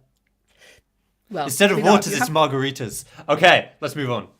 Sheila said, stay inside the air conditioning. Well, that's what we did, Sheila. So we went to Universal. We were literally outside 2 seconds, like, I need to go on a ride. I don't even want to go on one, Sheila, but I just wanted to be inside the air-conditioned building. So choose the rides that have aircon. But you find that when I went to Vegas as well, like, you find, like, you're either roasted or too cold. Because you're walking in shirts and a T-shirt, you're outside, and you're like, oh, it's too warm. You go into aircon, then you're like, I'm freezing now. It's, what I like is when they have the mist. Do you know they just have mist? I love it. You can walk through the mist. Doug has asked, Sheila, do you have central heating? Is that what you're asking? Central air? Central air, what's that? Like central air conditioning. Oh. Well, the biggest difference between the United Kingdom and the USA is that in the USA it's so hot that they have central air, so central air conditioning to keep your house cold. In the UK, we have central heating, because it's cold all the time, so we have to keep warm. Yeah, Sheila said, Doug, it's a must-have in Florida. I can tell you, though, that I date an electrician, so we do have air conditioning here in our house. Do you actually? And all my friends get really jealous when it's summer, because in the UK, we don't hardly get any summer. But when it's hot, it's like, because we're so not used to it, it's horrendous. But yeah, we have aircon in our downstairs living room, so all my friends are very jealous when the summer comes. I know where we're doing the show from. Everybody at Haley's house in the summer we're doing the show from. I haven't got it in this room, and this is where we'll be doing the show from in summer. Doug has said we've got window air conditioning here in my house. Yeah. But here we go, let's have a go. Would you rather, we're playing, would you rather take a trip to space or go to the depths of the ocean? I think I know what you're going to say, Will. You know where I'm going. And I'm going to say that as well, because the ocean terrifies me. Got my NASA t-shirt on already. I'm ready to go. Bags are packed. Do you know what? I'm less scared of aliens than I am of what's underneath the ocean. Did you know that we know more about the surface of the moon than we know about the bottom of the ocean? Yeah, because you tell us that often, as Alison tells us she's from Calgary, Alberta. Well, you know what, Haley? Doug said he'd go to the bottom of the ocean. Right, see you later. Yeah, I'm terrified, Doug, by those. Like those things you were talking about the other day, those with the little lamp on their head. What are they called? Anglerfish. I'm going to show you a picture. Anglerfish, they terrify me. Yeah. Can they hurt you, anglerfish? Yes. I just looked at a picture of them and they are. They can't be. That can't be a real picture. Is that what they really look like? Yeah. That is horrific. It's like something out of a Stephen King novel. Mm-hmm. You've seen Finding Nemo. Well, yeah, and that wasn't in it. Stacey said, I have a nice window unit in my room, so I'm able to say nice and cool. That's nice. I like people. Nice. We'll all have to move in, Stacey, when it's the summer. Me will. Oh, Sheila, she's got aircon. We move there. Would you rather... Oh, hang on, we've done that before. So here we go. Hang on. I'm creating tension, that's what I'm doing. You're trying to pick a good one. Would you rather give up social media for $10,000? So if you get given $10,000, you can never use social media again. Mm-hmm. Or would you rather give up chocolate for $10,000? I give up social media. No, you wouldn't. Wouldn't? No, you wouldn't. You're always on it, Will. Yeah, but I'm also always eating chocolate. Could you imagine never... In the UK, it's 12:09. I've already had a piece of chocolate today. But could you imagine... See, Sheila said, yeah, social media, hands down. You see, I'd like to think... Doug said social media. I'd like to think I could give up social media for $10,000, but the fact is, I wouldn't know what to do with myself if I wasn't watching TikTok. But you need social media for work. Well, yeah. I don't. Well... I could much more easily give up chocolate than I could social media. Could you? Yeah. Well, all chocolates? Yeah. Chocolate cake? I'm more of a crisp and potato chip woman. What about a Mars bar? What about Kit Kat? Bit too sickly, Mars bars for me. I couldn't give up Kit Kat for $10,000. Hi to Alec. Shout out to Alec, it's one of our subscribers. Alec, by the way, we're going to be giving away a $25 Amazon gift card tomorrow, specifically to a subscriber. So you would be in it to win it, Alec. I think we're potentially giving it away in the second hour of the show, which roughly around this time. About now. This time tomorrow, you could win $25 in Amazon gift cards. Steve won it last week. He's already got it. I don't know if he spent it already. In my mind, he spent it on toilet paper. Good morning. Thanks for joining us. Hello to Joshua as well, who's rejoined us. So, Stacey, you We're cook going to weird. talk now. Why would I give anything up for money? Well, exactly, Stacey. Just keep doing what you're doing, Stacey. Tell you what, you should never give up. Like Rick Astley, Backchannel. He's never going to give us up. He's never going to run around or desert us. Hey, let's talk weird museums for 10 minutes before we have a game of true or false. Because I producer love Will, a weird museum. It was National Weird Museum Day yesterday, It was wasn't National it? Museum Day yesterday. Right, National Museum Day. And here in the UK, we love a museum. We love them. Don't even have good stuff in them. We just love them so much. We've got a hat museum in Stockport in the sort of Manchester area. But producer Will's been to the Pencil Museum. Yeah, Pencil Museum. The Floor Museum and the Toilet Museum. Toilet Museum, yeah. Please explain your life choices, please, Will. I was a child and I got dragged there by my parents. Which one? All of them? Oh, wow. So your parents thought, do you know what In our fact, child... my parents sent me to the Toilet Museum with my cousins. I didn't even have a say in it. And where did they go? They go to the cinema? They went... I think they went to St. Petersburg. They went to the south of France. Yeah. You went. Genuinely think they went to the Fabergé Egg Museum. Doug has said, reminder, Hayley, Liz will be here from 8 till 9 today. Who's Liz, Doug? I think he means Liv. Liv. Oh, yes. I thought he said Liz. I thought it was one of your many, many women. Well, we're talking weird museums. Have you been to any weird museums? Let us know. What are the museums like in the States? Let us know. Let us know the weirdest thing that you've seen in a museum. Yeah.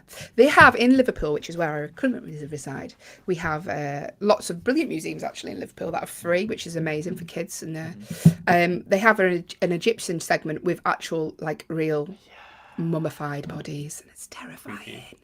Yeah. But weird museums. The Toilet Museum, just loads of toilets. I mean, is that a ridiculous thing to say? Yeah, lots of toilets, yeah. It's also like lots of porcelain as well. Did they have a gift shop? Yeah, I think so. What did you buy from the toilet gift shop? It was just all about the history of the toilet and how the toilets work and how they evolve. Yeah, it wasn't that great. I was kind of bored. Yeah, I can't imagine that. I tell you, right, is this more boring, though, or less boring than the Toilet Museum? There's a lawnmower museum. A British lawnmower museum as well. Oh, okay, great. Yeah, no, I think that's less boring than the Toilet Museum. Also, Do you know what one of my dreams is? I mean, this is how low the bar is for my dreams. I'd love to ride on one of those sit-on lawnmowers. Like the guy who stole it. Do you remember that news story? That's my favourite news story from this week. That was a sit-on lawnmower? Yeah. There was I didn't know. He stole it, cut the grass before he robbed it, and then went off. But I found a list of the world's weirdest museums. Number 1 is the Beijing Tap Water Museum. Sounds kind of boring. Tap Water Museum. Explain, what's in the Tap Water Museum other than just a sink? This former pipe house in the centre of Beijing has been converted into a museum dedicated to the ins and outs of tap water, including 130 real objects, models, and artifacts, such as vintage water coupons. That's it. Where is that? Beijing, China. Beijing. Okay, so if you are visiting Beijing, wondering what to do for the day, there's a World Tap Water Museum. Got another one for you. You ready? Yeah. Now, the Museum of Bad Arts in the USA. That sounds fun. That sounds great. More than 600 pieces. Bad art. I generally go to that.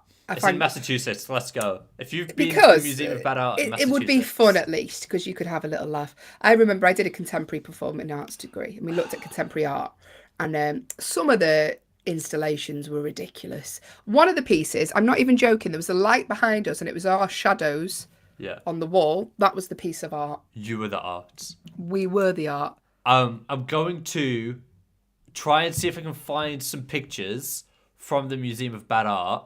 I will play a game called, is this like in the Bad Art Museum or is it in like a famous gallery somewhere? Yeah. To test. Is this your art knowledge. or is it not? Art or not? That's what we'll call it. That's Great such a good game. idea. Stick around for that. I love a little workshop on air.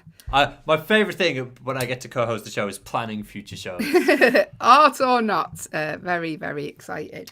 We're going to be playing True or False in about 4 minutes' time, so stick around for that. Hello to the Mammoth Otter who's just joined the stream. And just a reminder, tomorrow we will be giving away a $25 Amazon gift card to one of our subscribers. So make sure you click that subscribe button to be in it to win it. But also next week, we're giving away just a prize. Just a random prize, $25 Amazon gift card again. Yep. But to anyone. Don't really know what it is. Don't really know what you have to do to get it. So, Good. I mean, it's more down to a lack of prep than spontaneity. So I've not got that far yet. Okay, so if you're in England, don't forget to visit the Dog Collar Museum. Dog Collar. What? Of course. Where is this in England? Why haven't I been? Nearly 500,000 pet lovers rejoice every year at this Dog Collar Museum.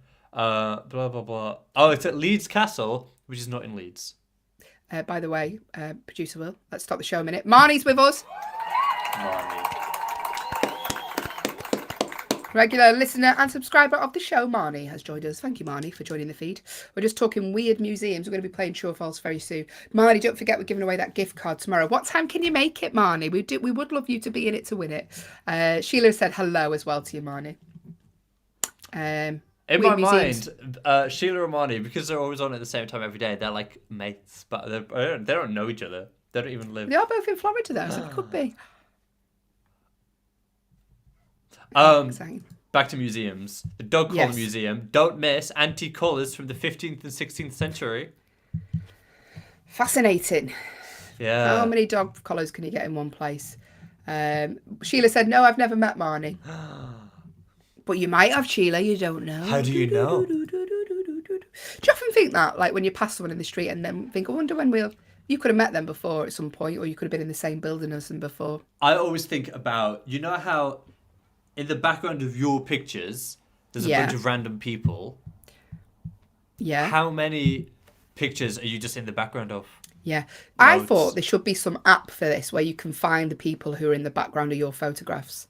Wouldn't that be a great app? With all the face identification tech, I bet you could. Well, why? In case you've got a really nice picture of somebody and you want it, I've got loads where there's just people walking in front of photographs from very drunken nights. In fact, actually, I wouldn't want to see photos of me in the background. God knows what the state you'd look like. I mean, I'm not very photogenic at the best of times, let alone when I don't know that it's happening. Yeah, there we go. But, Egg, should we play True or False? Should we do it a little bit early? Sure. Yes, it's True or False time. Competitive True or False. Why, Will? Because you make it that way, Hayley. I do. Hate to lose, and today I'm keeping score today because I've got no Ellie. She is back with us tomorrow though, Marnie. Don't worry, she's all okay. What's going to happen is myself and Will are going to ask each other. Hayley, you're going to put yourself on mute for the whole thing? Because I can no longer hear you. What? Are you going to put yourself on mute for the whole thing? Yeah, you're back now. Hello. Am I back? You are. Do you hear me? Yeah. Good. I like the way we iron out these problems on air. I apologise. I knocked my mic getting ready to keep score. Yeah. What's going to happen is myself and producer Will are going to ask each other a true or false question. As soon as we have answered, we will have 90 seconds worth of music for you to get your answers in if you want to take part. Listen, have a little guess. It doesn't matter if you're right. It doesn't matter if you're wrong. It's just a fun game to wake you up this Thursday. Fun Thursday, that's what it is. Get your brain going. Get your brain in gear for the rest of the day. That's why Marnie joins us, because she's like, do you know what? I'll have a little game before I go to work. Get myself geared up. So, make as many guesses. Well, no, you can only make one guess, actually. It's true or false. One answer. 2 guesses. 2 guesses. But make sure you pick one. Get your guesses in. Like I say, 90 seconds to do so. We also throw in bonus points. Not all the time. Not all the time, but sometimes we throw in a bonus point if you give us a fact or you're the first person to give us the correct fact, or sometimes just for compliments if we're feeling at a low. Yeah. So if you say we're beautiful, Sheila, who doesn't do it for points, generally gets them just for being nice to us. So there you go. It's as easy as that. Marnie said, we have met on here. Yes, you have met on there, Marnie. We're sort of like a meeting site for great minds. Little community. little community here on Little Backchannel, being a place to listen, Backchannel watch. bubble. That's what I'm calling it. Backchannel bubble is a good idea, that. But listen, yeah, true or false? Let's crack on with it. Doug, who would you like to go first? Doug is back with us. So Doug always decides. Producer Doug, unofficial producer of the show. Let us know who you'd like to go first. Like I say, if you answer, I will put you on the official score sheet. It's official. It's a piece of paper. It's a piece of printer paper, isn't it?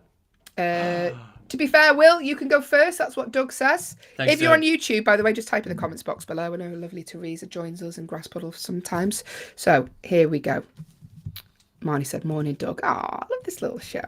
So, Will, here is your question. All right. It takes 7 years to digest chewing gum. True or false? I'm going to go with false. I think that's a myth. Get your guesses in. If you are watching on an Echo show, name your device, followed by the word say, followed by your guess, or go to backchannel.tv, type it in there. True Or or if you're on false? YouTube, on the box below. Steve is with us. He said false. Thanks, Steve. Cheers. Marnie's Marnie's saying in. false. Have you got Sophie today, Doug? Sophie the cat, Marnie? that is. Like the name Marnie. Marnie, what time are you doing tomorrow? Or what time are we The doing the giveaway. giveaway? It'll be just before this. It'll be at about 15:15, whatever hour it is now. Sophie's not here 7:15 Eastern time. 7:15 Eastern. Yeah, Doug said false and his cat isn't with him today, Sophie. Stacey's back with us. We're playing true or false, Stacey. The question is, it takes 7 years to digest chewing gum. What are you saying? 7:15. Thanks, Sheila. Producer Sheila. I need a little. What I want on my wall is a wall of clocks, so I know what time it is in every We are time the zone. different ones. Marnie, I will be here tomorrow at 7:15. Marnie, we can't wait. I hope you win. It's random. Will? It is random, actually, Marnie, but we do want you here. That's what I said. You've got to be in it to win it. Stacey, Marnie, Alec, Sheila, Steve and Doug are the only people who'd be in it to win it at the moment because they're subscribers. If you would like to be in it to win it tomorrow at 7:15, click that subscribe button. Click it. That's all you need to do. It's as easy as that. Doesn't cost you anything. It's got to be in it to win it for tomorrow, though. Stacey said, I would love for Alison's mum to record a jingle for me when I come in. Do you know what, Stacey? Your wish is our command. We will do that for you. What would you like the jingle to say? Here's Stacey. I'll send that to Alison and she can show it to her mum. I think she'll like that.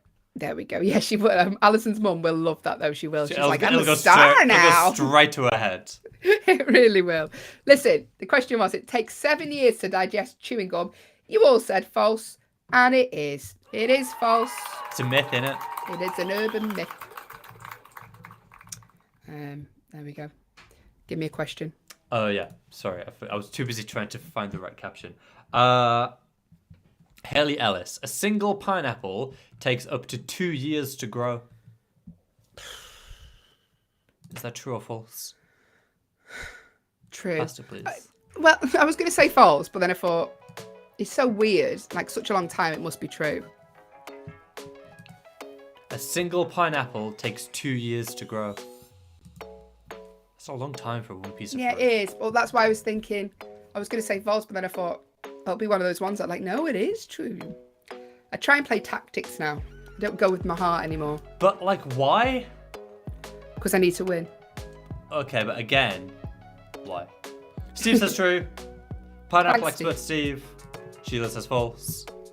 A single pineapple takes 2 years to grow. Doug said false. It's 18 months. Specific. I like a pineapple. Very sweet. Yeah. Just messy. Yeah, and it's a bit of a pain to cut up. Convenience. We're of convenience. It's like coconut. Do you know what I mean? I don't want to have tools it's to get not into my worth fruit. it. Not It's not, worth is it? Just. Moni said true, but my pineapple's never made pineapple. Is that a riddle? Sounds like one of Doug's riddles. That It's man. true, but my pineapple's never made pineapple. My pineapple's Oh, made, your never pineapple been- plant. Your never pineapple made plant never made pineapples. Got you, Marnie. There we go. What's the answer? Okay, the question was, a single pineapple takes 2 years to grow. True. So, good job, everybody. Haley, you got it right. I got Marnie, it you got it right. right. Sheila's got it right. Steve got it right. Sheila got it wrong. Doug got it wrong. Steve got it right, and Marnie got it right. Oh, yeah. There we go. Thank you for guessing. Doesn't matter if you get it right or wrong, to be honest with you. There is no prize, but tomorrow there will be. Oh, yes, there will. So, here we go. Next question. The skull is the strongest bone in the body. True or false? Will? I'm Gonna thinking need your about answer. it. I'm going to need your answer. I'm going to go with true. The skull is the strongest bone in the Because body. it feels the most exposed, right? True or Because it's just false? out there, like, rattling around. You'd think they'd make it really hard. Ow. I'm just doing some fact checks. Skeptical about that one. You just fact checking my answers? Yeah. Okay. I'm glad that you trust me. Because you know they've never been wrong before. Let us know what you think. Make a guess. If you're listening on an audio only echo, go to backchannel.tv. Got a little fly in the room today. It's driving me mad. Oh, there's a moth on my wall. Or if you're watching, name your device, followed by the word say, followed by your answer. And Doug said false. It's the femur. Teresa's here. Hi, Teresa. Morning, Teresa said Teresa. false. Marty said false. Steve said true. Steve's with me. Me and Steve. Lads. Loads. The skull is the strongest bone in the body. Will you look tiny compared to me? Can you move forward, please? It's giving me complex. It's so pretty. The skull is the strongest bone in the body. Doug said it's the femur. Well, what are you saying? Which one's your femur? Is that this one? Is this my femur? We need to ask Marnie. Marnie said I agree with Doug. The skull is the strongest bone in the body was the question. It is false. And it is the femur. That's what I was Fact checking. Yeah, Sheila said the femur is your thigh bone and it's the longest bone in the body. Yeah, and Marnie said it's a big bone in your leg as well. So there you go. And a bonus point to Sheila. Even though you got that wrong, Sheila, give us a fact about the femur. First one. So bonus Doug point. said false. It's the femur. Yeah, Doug's got a bonus point. Okay. Yeah. All right. Just making sure. Let's set the attitude, my child. Just producing. Now he starts. Yeah, first time, 142 shows. First time. Okay, Haley Ellis. Yes, Will Dell. There are more than 600 muscles in the human body. True. Okay. It's a lot. That sounds a lot, though. There are more than 600 Tell you how many muscles there are the in my body. arms. 0. Yeah, and my abs yesterday, there was no muscles there yesterday. Get your guesses in. What did I say? False. True. You said So true. What are you saying? That's the most important part of it. Yeah, how many muscles have you got? Count them all now. Count all your muscles. I have a muscle fact for after this question. Oh, Will. I'm gripped. You should be. Steve said true. Tim is back with us. Hi, Tim. We've missed you, Tim. How you doing? Tim said, good morning, Haley and Will. That muscle question sounds true. Teresa said true as well. Marnie says true. It has to be more than the bones. How many bones are there, Marnie? Does it have For to a be? bonus point. I guess do you need your muscles to move your bones? I don't know anything about human anatomy. Marnie is, she's meant to be a listener, not a lecturer. Not an educator. Sorry, Marnie. But Marnie, if you can tell us how many bones are in the human body, I'll give you a bonus point. And what's a ligament? Okay, well, that's... Doug said true as well. Everyone's saying true? That feel like I've done the right answer now. Oh, Sheila and Marnie both come in at the same time, 206. Bonus points for you both. Haley, do you think Sheila and Marnie are the same person? No. Okay. But you did come through at exactly the same time. Yeah, They're with the just exact both same really answer. intelligent women. Yeah. Could have been So me. there we are. There are more than one of us. Teresa's like, not enough that Marnie and Sheila have got a bonus point. She's like, Glutimus maximus is the largest one. It's not one of mine, Teresa. Glutimus maximus is isn't that a character that was in the film Gladiator? Pass. Sheila said, I work in the medical field. Oh, there you go then. Why are all of our listeners so much smarter than we are? Hey, Sheila, you shouldn't have told us that because we will be. Yeah, We Sheila, will can you be just take a asking look at you. this? Yeah. Sheila, something wrong with my eye. She's like, listen, I just wanted to watch the show. I do that. I've got a friend who's a nurse, Sheila, and she gets questions all the time. Yeah. Here we go. Wait, whoa. What was the answer? Who asked you that question? Oh, okay. Yeah. The answer is true. There are more than 600 muscles in the human body. So if you said true, Teresa, Everyone Steve, said true. Tim, everybody. But bonus points to Marnie and Sheila, who both come through with the amount of bones in the body, just because they asked that as a random one. And go on then, Sheila, give you a bonus just for saying the Glutimus maximus, who was in the film. Yeah, I also just like the word gluteus maximus. Marnie said I teach second grade, and we do a thing about the human body. Smart. You're also teaching us, Marnie, I'm not going to lie. Yeah, you're also Backchannel educator. Okay, cool. Let's move on. Let's do another question. By the way, if you want to join in, please do so. If you're listening on an audio-only echo, all you need to do is go to backchannel.tv. While you're there, click the leave a review button. A very nice person called Greg left us a lovely review. And honestly, I've been on cloud 9 since that. So here we go. Question. Tell me what you think about No it. mammals can fly. True or false? True? No mammals can fly. True or false? I don't really know what a mammal is. We're mammals. April, can you fly? Well, it depends if I'm going on to Orlando on a plane. Okay. Morning, Hi, April. April. Jinx. By the way, April, if you would like to subscribe, click the little button because tomorrow at around 7:15 a.m. Eastern Time, we will be giving away a $25 Amazon I've been gift looking at card. the button. I'm trying to look at the subscribe button. Sheila said false. Marnie said false. Steve said false. Whoa. Sheila Marnie said false. bats can fly. April said hi. Doug said true. Steve said false. Oh yeah, Marnie, bats can fly. Teresa said false, bats can fly. Oh, God. Can't catch Sheila up. said that she can fly, and I don't believe her. She can fly. Have you seen her? She flies high in my heart every day. She flies to the top of the scoreboards. Yay! True and false. But the question was, no mammals can fly. Sheila said, when I get on an airplane, technically flying. Tim said false as well. Oh, what do I know?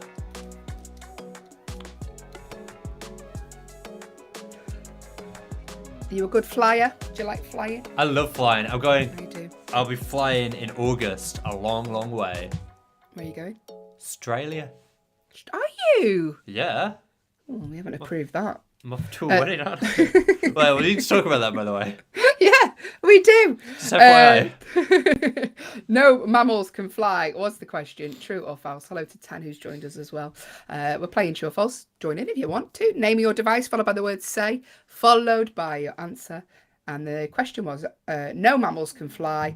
The answer is false, because Marnie, quite right, bats can fly as well as other ones. So bonus point for Marnie as well. I remember that now from when I wrote the quiz a couple of days ago. It's Funny that, now it's isn't it? too late. Sheila said she's laughing out loud. I do love it when we get a LOL. Haley Alice. Got a bit of indigestion there, will Yeah, I you? have. It's Yep. it's my breakfast. Yep. You don't get this All on the show, do you? reptiles Yeah. are deaf. False. Surely not, because they'd have to hear predators. Maybe they just smell them.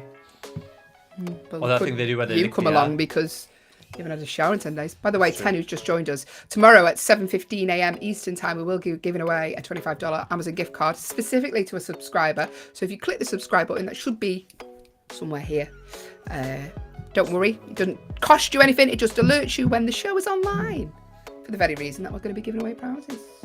All reptiles are deaf. Is that true or false? What did you think say? it's false. Pardon? What was the question? Teresa's saying false. Teresa said false. Doug saying false. I said false as well.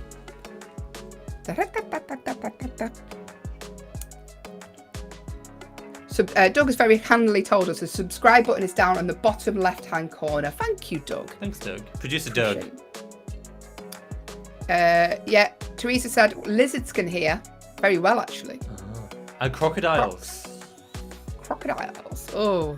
What do you think they listen to? What do you think a crocodile's favourite podcast is? Sheila. I went on one of those boat trips in Miami. Teresa even. Where there's crocodiles and you just kept seeing their eyes coming up. It was I love honestly. those. Hi to Hayley. Hi, Ten.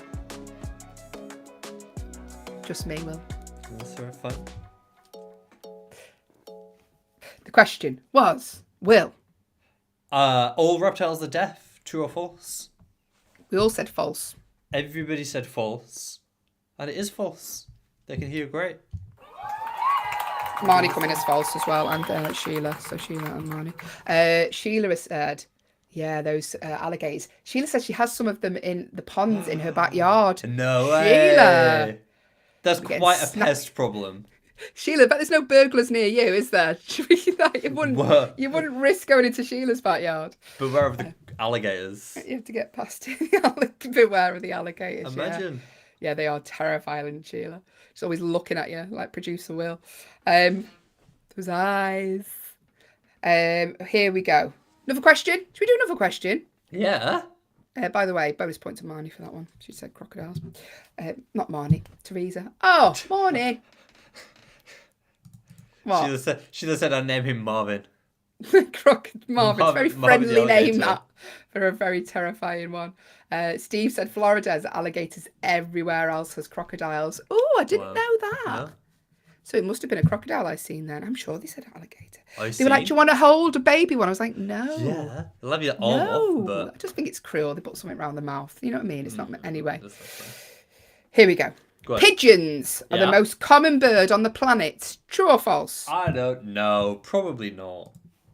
There's plenty of them in the UK, false. but probably not. False. Yeah. Pigeons are the most common bird on the planet. Do you have pigeons everywhere? Tanner said hi to Willie Nelson. I think that's me. Hi, Tanner. Yeah, it is. Just amused me that. Thanks, Tan. You like that? Yeah. I like it when people give you a nickname. I like a nickname. Melonhead. It depends what the nickname is. Yeah. Steven said false as well. Been called some things in my time, let me tell you. Marnie said false. Marnie said false. I think it's chicken. That was one of my nicknames, funnily enough. Chicken? Yeah. Is that because you wouldn't do dares? Pigeons are the most common bird on the planet. True or false? Marnie thinks it's the chicken, but what are you saying? Tim, I think that's false about the pigeons. Tim? How are you, Tim? I feel like we haven't caught up in a while. Tell me all your news. How's the family? Tell them I was asking after him. Doug said false, it's a chicken as well. Teresa said false chickens. Yeah, everyone's saying chickens. Everyone's gone there. Marnie was the first to say it, so if it's right, Marnie gets a point. Okay. Yeah, what's the gossip, Tim? What's a 411? What'd you have for dinner? Do you think we're too needy, Tim? Have you been? Still do you love Still love us? Oh. But the question was, pigeons are the most common bird on the planet. It is false, and it is the common chicken. So Marnie was the first to say chicken, so Marnie gets the bonus point there. Good job, chicken. Good job. Well done, everyone else who said it as well, but Marnie was the first in with that, so she gets the bonus point. We can't give them to everyone. I mean, we could, but Tim said, by the way, he was in Pasadena at a big music festival. New wave bands like Devo and Blondie. Devo do Whip It, didn't they? Whip It Good. Do, do, do, do, do. I like them. Yeah. And Blondie as well. That's pretty nice. I can't believe I'm getting more impressed by Devo than Blondie. Yeah, Blondie, Debbie Harry, still cool as anything. Brilliant. I'm glad you had fun, Tim. We will authorise that absence, Timothy. Marnie owns 3 chickens. I do love. Do you know what? Very intelligent, Marnie. So I used to live in a house, in a house share, and the woman had chickens outside, and she was like, "Whatever you do, don't feed them near the door, because I don't want them coming up onto the decking and pooing everywhere." So I was like, "I won't." And then I did it one day. They didn't forget, Marnie. They were there every morning, expecting me to do it again. I got in a lot of trouble. There we go. Sheila said those are both great, Blondie and Devo. Yeah, they are. Good bands. Good choice, Tim. Here we go. One more question. We're going to have a few more, actually. Okay, lots more.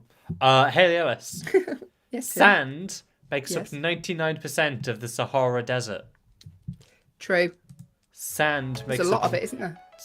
99%. Sand makes up 99% of the Sahara Desert. 10 said, I love the show. Well, thank you. We love Thanks, you coming 10. back. Do subscribe, though, because tomorrow we will be giving away a prize. Prizes, gift cards. What would I spend $25 of Amazon gift cards on? Do you know what I bought yesterday on Amazon? What did you buy yesterday? Was vital ingredients. The state. I keep look. The problem doing this show is I have to look into my eyes every day. Got some under eye. Smart. Yeah, Nice. I'll be putting them on during the show. I would buy peanut butter cups. Doug says Doug true. said true. Steve said true. What's the question? Sand makes up 99% of the Sahara We're all Desert. saying true. Everybody's saying true. Tim said and 100% of a kitty litter box. That, oh yeah, good one. Teresa's saying true. Teresa's, we're all saying true. Oh, look. I'm just going to have these on for when Liv talks to us later. Yeah, that's fine. Liv always looks really fresh-faced. I can't be having her showing us up. I know. They look good on you. They do look good, I think. Hope they were. Tim, I'll say Thanks, false. Liv. Yeah, it's Tim is saying false. great. Everyone else is saying true. Tim's going false. He's a maverick. Sand makes up 99% of the Sahara Desert. You got 2 seconds. There we go. So the question was, do you take this so seriously, Harry? Yes, I do. The question. What was the question? It's your turn to give it to me. Sand. Teresa said it's false as well. Sorry, Teresa, got your answer. Sand makes up 99% of the Sahara Desert. Don't make me laugh. They're going to fall off. Yeah. It is false. So Teresa and Tim are the only ones to get it right. What is it made of then? Gravel. Most of it's gravel. No. It's true. Didn't know that. Not that sandy. Marnie said it looked like a superhero. I don't know. That's one I don't know word what- for it. Superhero is a word, you could say. I don't know what my superpower would be. I have the ability to not sleep. Sheila said, the things we do in the name of beauty. I tell you, Sheila, it's a chore to keep up looking this good. It takes a lot of money to look that. It takes a little money to look this good, Sheila. Plain true or false. Well done to Teresa and Tim, the only ones to get that right. I was quite shocked. Gravel. Gravel. Get it on your Lies, driveway. we've been told. Here we go. Mandarin is the most widely spoken language in the world. True or false? Mandarin. Yeah. False. Mandarin is the most widely spoken language in the world. Can I tell you my reasoning? Yeah. I think it's French because they do the Olympics. All the announcement at the Olympics are in French first because French is the most widely spoken language. Well, we'll find out, won't we? But the question was, Mandarin is the most widely spoken language in the world. True or false? Is producer Will right? Is it French? Steve saying true. Teresa saying true. Well, this is not filling me with confidence.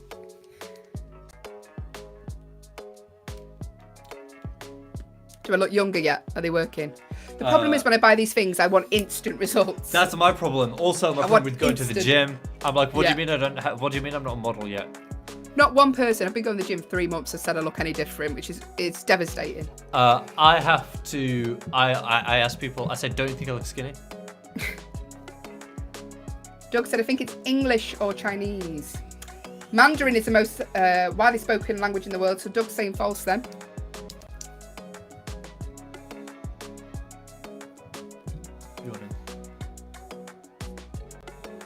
Before Liv comes on, I'll take these off and she'll be like, Hayley, you look so well today. I might say, I was like, Liv, you noticed anything different about my eyes? Tim said, I'll say true about Mandarin. Okay, thanks, Tim.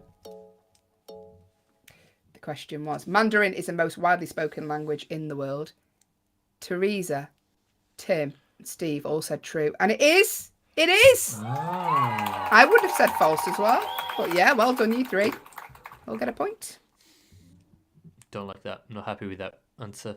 It's true, though. So I'm not- you actually wrote the questions, Will. Yeah, but I'm still not happy So with you it. can't doubt yourself. Hello to Music, who's just joined us, by the way, on the stream. Music. You're watching an Echo show. Just so you know, I was talking to Liv Harrison shortly, and she always looks really awake and perky, so I'm trying to prepare myself. By sticking some stuff under your eyes. Yeah. Okay, next question. It is illegal to eat chocolate in Cuba. True. It's illegal to eat chocolate in Cuba. They always have these weird laws. What was it? Chewing gum, and you can't have chewing gum in Singapore. Singapore, yeah. So why are the Olympics in French first? Why are the... Let's focus on this question. This question was, No. it's illegal to eat chocolate in Cuba. Is that true or false? Is it one of those weird laws? I say true. I'm guessing now. What do you know?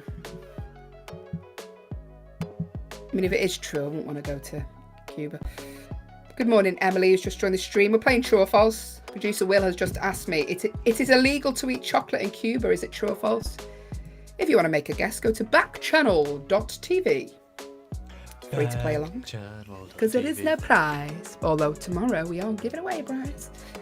Tim said my guess is false. Doug saying false. Oh,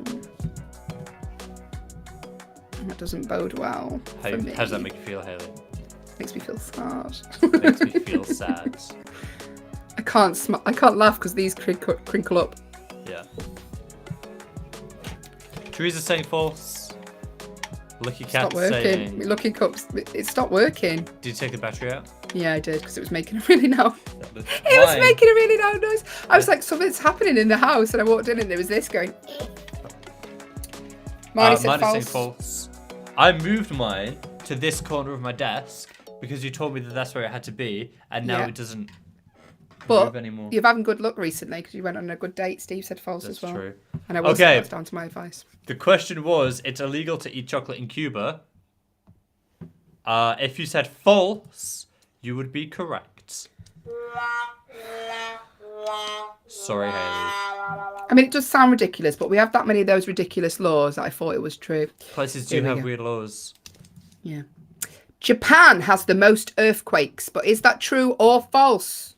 That's got to be true. I'm saying You're true for right. Japan. Excuse me, Will, my computer shut down. Oh, okay. I Don't- can't don't see the worry about it. dashboard. Oh, okay. Well, I'll tell you what's You'll going have to tell me. You tell me. on. The question was, Yeah. it's illegal. Nope. No, Japan has the most earthquakes. Can I you let me forgot know what when you people are saying true or false? Because for some reason I will do. my device has shut down. Morning. We're a very professional outlet, as you can see. Steve is saying true for Japan. What did you say? I said true for Japan. Like Steve, because I mean Steve. What do you think? Japan has the most earthquakes. Teresa's saying that's true. Doug is saying false. Doug thinks it's Indonesia. Music said, Hayley, I like your eyes. Thank you. I'll tell you what it is, music. If you haven't heard me describe, we're talking to Liv Harrison very shortly. She always looks very preppy. She always looks very alert. I'm feeling the pressure. Marnie, see you tomorrow at 10:15. Ah, Marnie, have a wonderful day. Bye, Thank you. Marnie. By the way, Marnie, at the minute, you're currently winning. Smashing it, Marnie. So you can go away, leave at this point. You Yeah, won. just pretend like you won. Sheila's saying true. Tim saying I think that's false about the earthquakes. Marnie said true. Doug said fart. Sheila said Marnie, have a great day. Oh, Sheila's adorable. Right, I should be back on the feed in a minute. So, Japan has the most earthquakes was the question we asked in true or false. And if you said true, it's correct. Yay! So well done, Will. Well done, Will. Thanks. Not that I'm petty, but well done, everyone else. I don't mind you getting points. It's just Will. Okay, Yes. question number 12. Question? Yes. Miley Cyrus's real name is Destiny Hope. Is that true or false? Come on. True. I know she's true. I know she's got a double barrel name. Miley Cyrus's real name is Destiny Hope. I hope it's not. Destiny Hope. Just logging back in now. Be able to see your answers. Yeah, I'm sure we've spoke about Miley before in like the Guess Who I Am game. And I'm sure she had a double barrel name. I love Miley. I can't remember what it was though. Did you I know like that her, she Dolly seems Parton's fun. her granddaughter? God. Granddaughter? I didn't know that, Will, because that is incorrect. Teresa said true. Doug said true. Dolly Parton is Miley Cyrus's godmother, is what I meant to say. There you go. That sounds more accurate than a granddaughter. Sometimes I just start saying words and see what happens. Tim, I say false. Thanks, Tim. Thank you, Tim. Sorry, I'm trying to get back in the stream. I'm having we're having some technical issues today, aren't we? Sheila, I will get a bonus point for a fun fact. You sure will, Sheila? If you can give me a Who fun will? fact Will. if you can give me a fun fact about Miley Cyrus, give you a bonus point. You'll Miley have to Cyrus keep letting is- me know, Will. I'm having trouble with the feed this morning. That's fine. Miley Cyrus's real name is Destiny Hope. Doug said true. Tim says false. Teresa said true. Doug said true. Tim said false. Teresa. Yeah, Teresa said true. Yeah. Okay. I think Sheila was saying to you, you get a bonus point because you told us that. Thank you, Haley. Yes. He doesn't because I'm in charge today, Sheila. But thank you for supporting Will. Thanks for trying, Sheila. I appreciate it a lot. Miley Cyrus's real name is Destiny Hope. That is true. Sorry, there was a slight delay. Thanks. I can't see my screen because of these on my eyes. It better be worth it. I better look 10 years younger. And any tips for skincare for under-ag buys, let us know. We're playing True or False. Hello to everyone who's on the feed so far. If you want to play along, Steve come through with True, but it was a slight delay on Steve's system, so we'll give you that, Steve. You can have If you want to play along, the command to give your device is the name of your device, followed by the word say, followed by true or false. If you're listening on an audio-only echo, hello to Sing and Emily, who are. If you go to backchannel.tv, you can just type in your guesses there. Also, make sure you subscribe, because tomorrow we are giving away a $25 Amazon gift card around 7:15 a.m. Eastern Time. Yeah. You've got to be a subscriber to be in it to win it. Yes, Right. you said under bag eyes. Last by the question. way. What? You said under bag eyes. Under bag eyes, that's what... Under eye bags, not under bag eyes. This is why I've got under bag eyes, because I'm so tired. Okay. Oh. Final question. Yes. Dwayne Johnson, The Rock, Yeah. once worked at McDonald's. True or false? I don't know. I guess. I'm gonna So say you're saying true. true. We'll say true. Dwayne Johnson, can you smell what The Rock is cooking? Was it McDonald's? It could have been. Did Dwayne Johnson once work at McDonald's? True or false?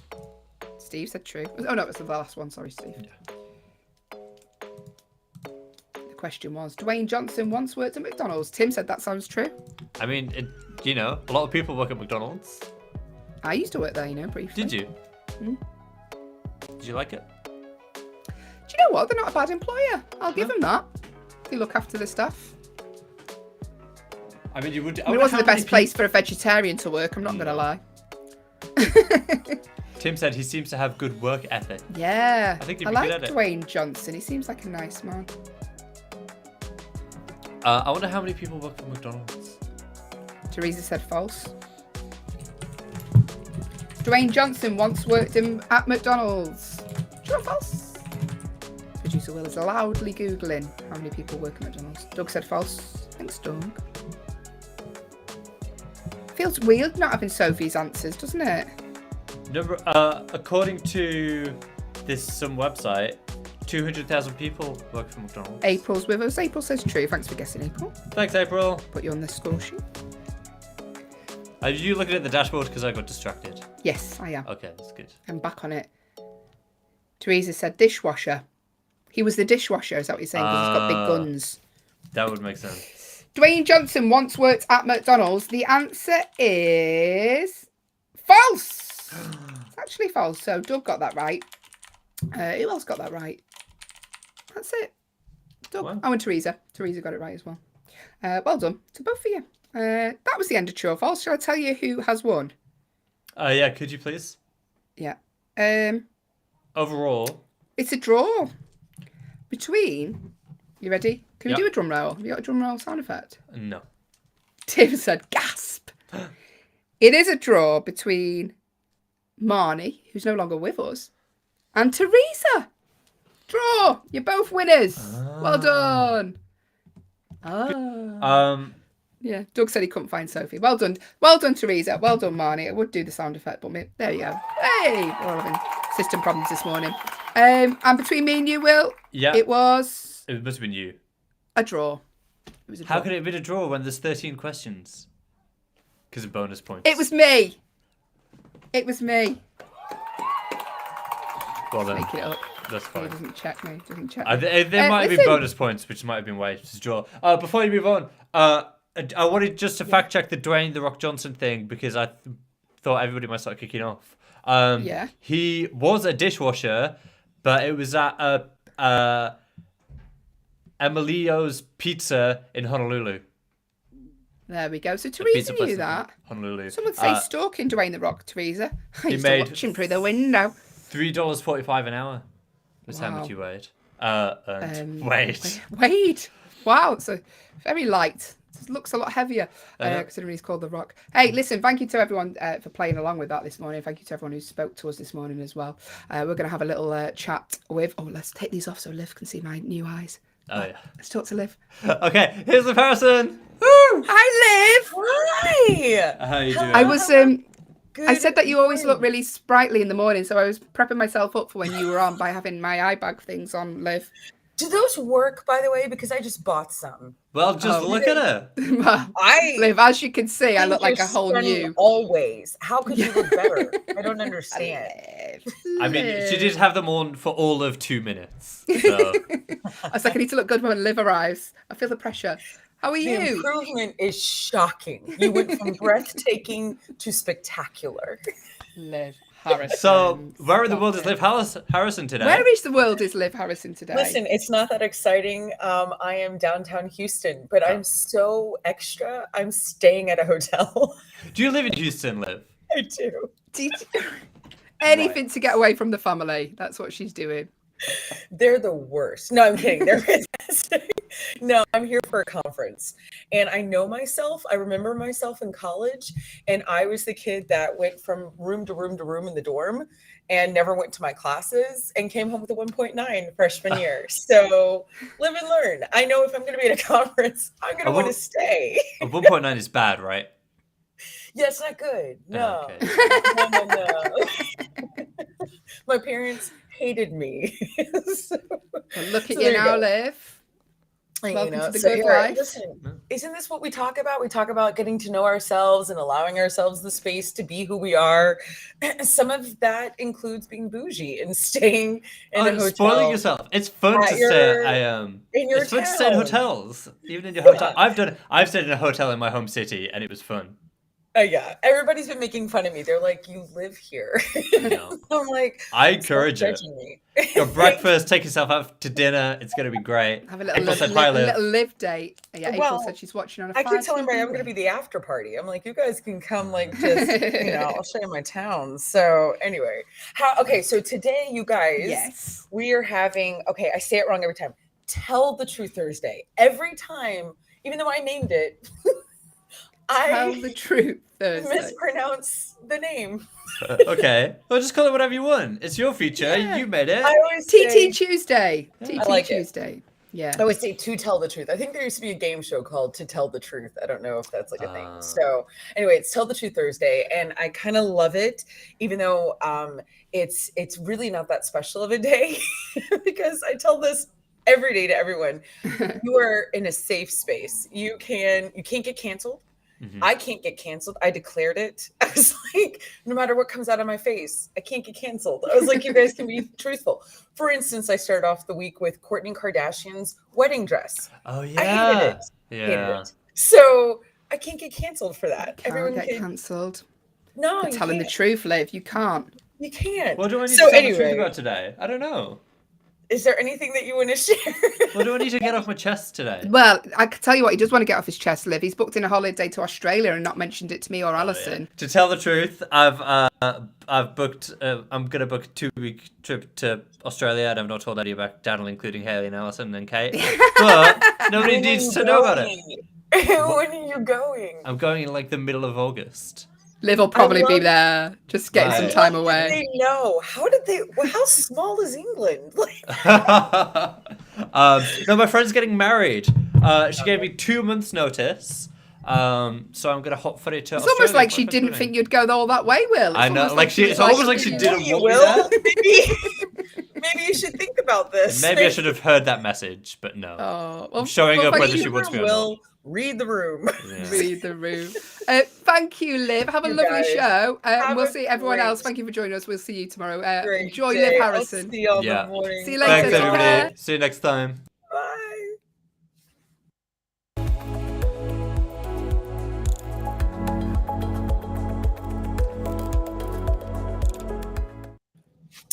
Hello, good morning, and welcome to Live Every Day. I am your host, Liv Harrison, and yes, I'm still in Houston, Texas, but this is not my studio. I'm not in my home, so yeah, this is not a different room in my house. I'm staying at a hotel, but I'm not going to say which. I'm learning boundaries. This is called what you do in therapy, everybody. You learn about things like that. So I am downtown. Yeah, this is a very, very wild like pattern going on. I know, isn't it? Anna's like, there's a samurai behind you. It's Tom Cruise. Tom Cruise, Last Samurai, right there, everybody. So welcome. Hi, Doug. Good morning. I'm doing great. It's you know what, Anna, I'll tell you later. Hi, April. Hi, Sheila. Is there good coffee? This is a great question. And you know when I'm going to answer it? I'm going to answer that question about this hotel tomorrow, because apparently there's coffee right outside my door. I didn't get to it today. I don't have coffee. It's a 1-hour show. So I do have leftover Diet Coke from McDonald's. That will be what I will be drinking today. I would love to know what's in your mug. I want to know what's going on. I want to know all the things. I am here in Houston at a conference, and I was just talking to Haley and Will and telling them this is what life is about, everybody. This is what it's all about. It's about knowing yourself and knowing who you are inside. I know inside that if I'm at a conference, I'm going to want to stay and talk to people. And I think everyone's my friend and we're going to hang out. And if I had to drive home to my house, I'd be so sad that I was missing out. So I got a hotel room here at the conference. That's how ridiculous it is. I want to say hi to everybody because here's the thing, Backchannel, and I was bragging about you guys all day because this is actually an entrepreneurial conference. So it's all entrepreneurs. I don't really know why I'm here. I'm like, I have a pretend show in my garage. And I'm not talking about this one. This is real. Okay. This is a real job. But everything else I do is kind of pretend. So I was meeting everyone and they were like, tell me about your job, and something goes on Amazon and all this kind of stuff. And I was like, yeah, I have this incredible community of people. I have this great show, wonderful producer, wonderful, I'm just going on and on and on and on. And then I started kind of naming you guys because it was like, I feel like I live inside the computer sometimes. And this is what I do, because here at Backchannel, trying to explain what we are, trying to explain what we do is so unique. I was like, listen, it's the only place you can listen and watch and chat like all the time with 12 hours worth of host. And everybody was like, that's crazy. And I was like, it is. It's incredible. So let me say hi to everybody. Let me say good morning, everybody. I got Sheila. I got Steve. It's my Indiana Steve. Marnie, music, listening for the first time, watching out in Connecticut. Hi, Doug, Damien, web chat user. I love when it says that. Annie, Nathan, Stacy, hi. And then we've got Mindy. Good morning. Good morning. Yes, Doug, you're one of those people that I am bragging about. It's true. When? Hi. So I did. I said what's so cool. And oh, good, April. I'm glad you're drinking coffee. Somebody needs to. Kendon, hi. Good morning. Good morning, Nathan. You're so sweet. Oh, you're drinking Diet Dr. Pepper. Good, because I'm having a soda as well. Yeah. Good morning to Anna, everybody. Say good morning to producer Anna. So it's really unique, you guys. This whole thing is just so cool because I get to talk about you guys when I am traveling, when I'm working, and I get to explain what I do. And here's the thing, if you're first time here, like if this is your first kind of introduction to Backchannel, this is 12 hours of shows. We start on the East Coast. That's all the time we're going to say. So even though it's 7:04 here in Texas, that means it's 8:04 in the East Coast. On the East Coast? On the East Coast. The whole day starts at 6 a.m. From 6 to 8, you've got the Haley and Allison show. From 8 to 10, Monday, Wednesday, Friday, you have Live Every Day with Liv Harrison, which is me. On Tuesday, Thursday, like today, I'm only here 1 hour. Okay, so I'm only here from 8 to 9 because pretty soon we're going to see Will again and Kate. They have a show that comes on from 9 to 10 on Tuesday, Thursdays. You've got the Anthony, no. Get On Up with Jam and Renee, which is fantastic from 10 to 12. 12 to 2, the Anthony Davis Show. 2 to 4, your pal Hal. 4 to 6 is Mario Smith coming home with The Drive. So everybody say hi to producer Anna. Good morning to Stacy. Good morning to Mindy saying hi to Anna. Nathan saying hi to Anna. April's eating pancakes from a mug. That's about the coolest thing ever. Like, what are you talking about? That's so great. Yeah. And also thank you to everybody subscribe. No, pancake mug. It sounds incredible. Good. Thank you. Good morning. Special hello to everyone who's a subscriber. I am so glad you're here. I'm so glad you figured out how to subscribe. It's pretty easy. You can hit the subscribe button, especially if you are on a device that you can talk to. So here's how this all works. I would love for you to come and talk to me. Come chat to me. Come chat to me. Come like chit chat, talk, text. I don't know, whatever you want to call it. I can read what you write. That's what's so great about this whole thing. So if you want to go to YouTube, you want to go to Facebook, you can. There's a chat there. That's where, whatever. Now, if you're listening on a device and it's just a listening device, we call her Palexa. If you're listening on your Palexa, we also call her T-Rexa. Then you can chat at backchannel.tv, B-A-C-K, backchannel.tv. And there's a chat right there. You can just type it in. So really easy. If you're on the app, if you're listening on your device, Echo Dot, sure. Now, if you've got an Echo Show, or if you've got a Fire TV, Fire Stick, there's a lot of other things. If you've got any of those devices, you can speak directly to it. Looks like I was smoking just then. You can speak directly to your device. Your magic word is say. So you say, Echo, say, good morning, Liv, and it's going to type that out for you. Because we're in 2022. We don't want you to have to do anything. That's not true. Okay. Shira, hi, good morning. Also subscriber out in Illinois. So thank you to everybody who subscribed. Yesterday, we gave away a $25 gift card just from the list of people who were on and that subscribe. We had a winner. Amazon gave us some gift cards. That is crazy. $25 to Amazon just because you subscribed. Like, that's it. You didn't have to do anything. You didn't have to answer a question. You didn't have to disclose any information. It was just you signed up on subscribing, and that was it. Now, also leaving a review is really fantastic. You can also do that from backchannel.tv.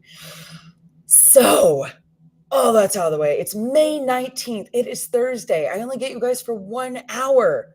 This is it. And I chose unwisely with the window situation. Do you see? I look like I'm in like a film noir. I feel like I'm like in this movie. You guys, this is called Windows and not at my house. Anyway, I want to tell you what's going on today. Today is National Devil's Food Cake Day. Here's my first question for the morning. So get to the chat. I want to hear from you. I want to hear your thoughts. What in the world is a devil's food cake? Like, what is the difference between that and just chocolate cake? Seriously. Like, is all chocolate cake devil food's cake? Because I know devil's food cake is chocolate. So that's always chocolate, right? But what makes it devilly? And I'm guessing not all chocolate cake is that. Ew. What are your thoughts? Do you like devil's food cake? I don't. I'm not a chocolate cake kind of a gal. Earthy Donkey, hello. Hi. Listen, Mindy, it wasn't a question I had before today. Hi, Chewy, because here, listen, we say all sorts of things. We say stuff constantly, and I don't know why we differentiate between things like devil's food cake. Okay, Anna says this. I think she was ready. Anna, were you ready for this? She was already ready for this. She was like, I know Liv's going to ask, what is the difference? Devil's food cake is sometimes distinguished from other chocolate cakes by the use of additional baking soda, which is sodium bicarbonate, which raises the pH level and makes the cake a deeper and darker mahogany color. Devil's food cake incorporates butter or a substitute, which would be what? Oil, flour, and less egg than other chocolate cakes. That seems like a lot of steps to give it a whole new name. You know what I mean? Like, it seems like you've got to do these 12 things. Anna said I knew where your discussion was going, and I was also curious. I think it's weird. So instead of 2 eggs, you have 1 egg, and like you use butter, an extra baking soda, and all of a sudden it's a devil's food cake. Like, that's what makes it different than the other chocolate cakes. I just want to know who decides these things. I want to know who was there when they named it. I want to know who was there when they all voted on it. Like, I just find this fascinating. So tell me, are you a chocolate cake person or are you a white cake person? I actually was asked this yesterday. I was. Who asked me? It was Kate. And it wasn't yesterday. It was the other day. Kate asked me my favorite cake because she was going to be baking on the show. I love cake. I love it. Not that I don't love pie, not that I don't love cookies, but I'm going to choose cake every single time. Now, I'm not going to choose chocolate cake, but you know what I mean? Like, if there's like a bakery and I go inside and there's a ton of like cupcakes or pies or whatever, that's what I'm going to choose. What would you choose? What is your bakery situation? Are you a muffin person? Are you a croissant person? Like, talk to me. I want to hear. I want to know what it is. You're looking. Listen, it's calorie-free day. Nothing counts. You can have anything you want. What bakery item are you choosing? Anna wants to know if macarons are an option. Of course they are. Absolutely. Do you need an oven? Then yes. Okay, so what's your favorite flavor of macaron? Which I learned that there's macaron and macaroon. Macaroon has coconut. Macaron does not. Did you know that? Mindy says an iced sugar cookie or lemon blueberry cupcake. You love lemon blueberry, don't you? I love that you love it. I think that's great. I don't know I've never had a lemon blueberry cupcake. I love almond cake, like the cake that you get at a wedding. You know what I mean? I don't know if that has a name besides wedding cake, but I love it. That's my favorite. So if there's ever like an option to make something almondy, I'm going to go with that. Anna says, oh man, I love pistachio, vanilla, lemon, all the things. I do. I will always choose. You're not predictable, Mindy, at all. You're solid. Here's what you are, Mindy. You know what you like. You are consistent and you are like, you're confident in who you are and you know your preferences. That's a different thing. Yeah, wedding cake is amazing. It's just amazing. I think there's nothing more disappointing on the planet than when you go to a wedding and the cake is awful. Like, I feel like that's the worst. I feel so gypped. Because that means I have looked forward to that cake for weeks. You know what I mean? Like weeks. And it should have an almondy kind of situation going on. But lemon is always what I'm going to choose if I'm at a restaurant and they have like a lemon anything. If there's anything lemon, that's what I'm probably going to go with. At the end of a meal, it just seems like it makes a lot of sense. I don't know why. Anyway, so there you go. National Devil Foods Cake Day. Happy one of those, everybody. All right, get your mug. I have my leftover Diet Coke. Oh yeah, Stacy says no lemons for her. She's not doing it. And Anna says, because we are old Italian women, limoncello like our ancestors. It's true. I mean, it's just lovely and fantastic. So I do want to tell you guys about where I am in Houston, but I'm not going to tell you what hotel I'm at. I'm trying to learn boundaries, asking how it's going. I'm in the museum district of Houston. I know Houston's not like a, wouldn't say it's a touristy destination so much. Sounds like Liv would go for marzipan cake. Oh, because it's almondy. Interesting, GP. I don't know how I feel about marzipan. Maybe I would.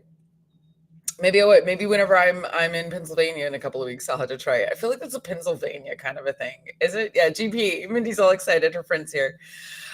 Houston is a very it's a not natural obvious. Okay, it's not obvious. It's not built on a grid system. It's not obvious on what's cool, what's not cool. There's no zoning in Houston. So a lot of times you can't tell what is neat or what isn't. The part of Houston that we are in for this conference is really rad. Like it's like the museum district. I even walked last night with a friend 20 minutes. I don't think I've ever walked in Houston in my life. And I did last night. I walked from University of St. Thomas, which is where a lot of this conference is going to be, which the campus is not attractive at all. Rice campus is gorgeous, and it's creepy because all the kids are gone because school is over. So it's just us on this college campus. And then we walked to the hotel last night, which is the museum district. So if you're ever in the Houston area, you have to give it a try. You have to call me. You have to text me. I'll tell you the cool places to go, and then you'll fall in love with it. Okay, you guys? So, by the way, I want to go back to what April was saying really quickly before we go. I think she left though. Before we go into a game, April was saying she puts pancake batter in her mug and microwaves it and then has a pancake.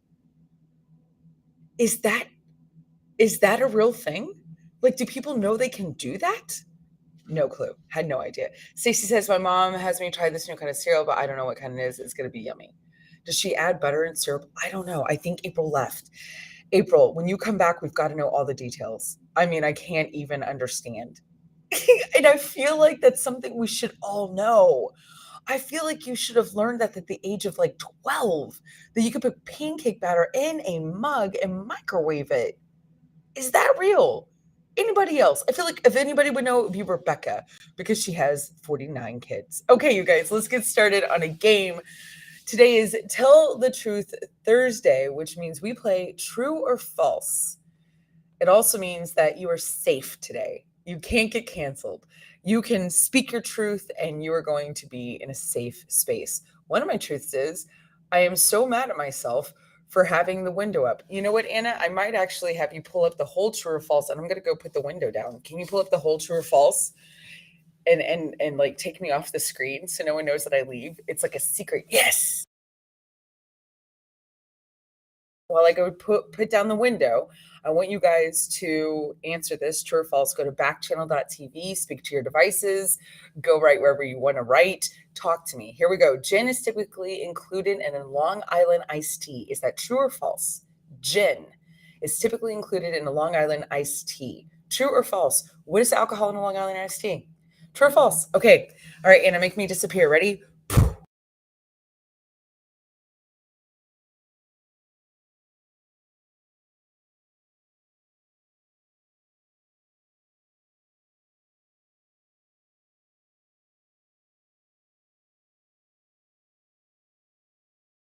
Cool. Look at that. Huh? Yay. Okay. Mindy says false. Anybody else know? I drink Long Island iced teas all the time. Indiana Steve, hi. That sounds weird. I have a thing. When I go to New York in the airport, I have to get a Long Island iced tea. It's kind of dumb. Like, it's not, I made it up. Indiana Steve says true. Okay. What else? Outgoing Carp, hi. Good morning. Hello. Thanks for tuning in. GP saying every alcohol is in the Long Island iced tea, but I feel like it has a dominant, like people order it for a what? What is it? You know what I mean? Nathan says false. Okay, so Steve says true. Nathan says false. Anna, are you keeping? Oh, she is. She's keeping score. Mindy says false. I feel like it's not gin. And I drink them all the time because I go to New York a lot. Is that? Erica says true. Okay. Anna says some of you are correct. Stacy says false. Minnie says I'm not sure. It's why I don't drink them. Oh, because it is gin and you're not a gin drinker? Huh.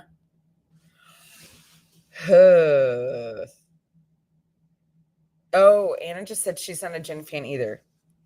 I had a Manhattan and old fashioned last night. What are those? What's in those? Does anybody know? Anna says my cocktail maker friend is really into it, and it has been so nasty. Oh, it's true. As is vodka, white rum, lemon juice, triple sec, sugar syrup, and Coca-Cola. I think an old fashioned is bourbon too. But what's in a Manhattan? Is that also bourbon? So yeah, so gin is Graspel gin is awesome. Right before the pandemic, I was way into gin and tonics. That was like my thing. I was like way into it. Crazy. Okay, Anna is saying, let's see. The old fashioned, oh thanks, is a cocktail made by muddling sugar with bitters and water, adding whiskey, garnishing with an orange slice or zest, and a cocktail cherry. Traditionally served in old fashioned glass, which predated the cocktail. Okay. Mindy said I was thinking it was rum. That's a lot. That's a lot. Yeah, listen. Stacy says that's nasty. Rebecca says gin tastes like pine pitch to me. It does have a piney taste. That is for sure true. Yeah, that's not okay. A Manhattan is a cocktail made with whiskey, sweet vermouth, and bitters. While rye is the traditional whiskey of choice, other commonly used whiskeys include Canadian whiskey, bourbon, blended whiskey, and Tennessee whiskey. Rebecca, yes, it is so gross. That's what Anna just said. Maybe I'm a bourbon girl. Is that what that means? What did I just learn about myself? Ira, hi, good morning. Thanks for subscribing, friend. A lion's roar. Here's a question. Everybody go to your backchannel.tv, go to your devices, do all the things. You're going to do this. I believe in you. Here we go. A lion's roar can be heard up to 5 miles away. True or false? A lion's roar can be heard up to 5 miles away. True or false? Here's my question. Is Anna telling us something and it's like 5.3 miles away? It's like 7 miles away. I mean, okay. Erica's saying false. GP saying true. Indiana Steve is saying true. Stacy's saying true. Mindy's saying 5 miles is a long way. That's true. I mean, it's a long way. Rebecca's saying true. Vodka is tasteless. No, it's not. You can taste the difference between vodka and water. Mindy says, okay, true. Nathan says false. I feel like it's further. Am I being ridiculous? I want to say it's like 6.5 miles away or something like that. Erica says, although it's probably true, seems like the wind with the Winnica Trail. Yeah. So I'm going to say, I say false because I think it's further away. Indiana Steve says vodka is odorless and tasteless. But it doesn't just taste like water. Mindy says vodka is a chameleon. It has almost no effect on me. I'm immune. You know what does have an effect on me? Tequila. I can't do it. Not alone. I've got to be with really good friends. I mean, it's got to be a really safe space. Vodka's low carb? Well, then that's what I'll be having. Just kidding. I do need coffee. Can you guys tell? Oh my gosh. Also, I try to be quiet. Water isn't tasteless. Are we really doing this? GP, you're killing me this morning. I get really quiet in hotel rooms because I'm so scared that I'm going to wake up people. I'm so loud. Even me being quiet is loud. You know what I mean? Mindy says me either. Tequila makes me go to sleep. That's not what tequila makes me do. Okay, lion's roar can be heard up to 5 miles away. You guys were true. You guys were true. You guys were right. I thought it could be further. I really did. Up to 5 miles. That's impressive. That is crazy. Oh, really, Stacy? Alcohol tastes like metal to you? Okay. Queen Elizabeth II is currently the second longest reigning British monarch. Why was that hard to read? Let me try that again. Queen Elizabeth II is currently the second longest reigning British monarch. True or false? First of all, I didn't realize she was Queen Elizabeth II. How sad is that? Just being honest. Queen Elizabeth II is currently the second longest reigning British monarch. I think false. Mindy said that could be true. I think she's the longest at this point. No? And is it Queen Elizabeth II? Like, is that who's here right now? Is that who's alive? Oh, she is the second? Okay. Anna says yes. This is Queen Elizabeth II. Steve says boss. Erica goes, that was my first thought. I thought it'd be like double digits at least. Rebecca says true. She's the second longest? She hasn't, I feel like she's the longest. No? Who in the world was long? Well, Anna's going to tell us if it's false. Somebody didn't watch The Crown. Some of us were under lots of meds when they watched The Crown. I came out of a 9-hour surgery and watched The Crown.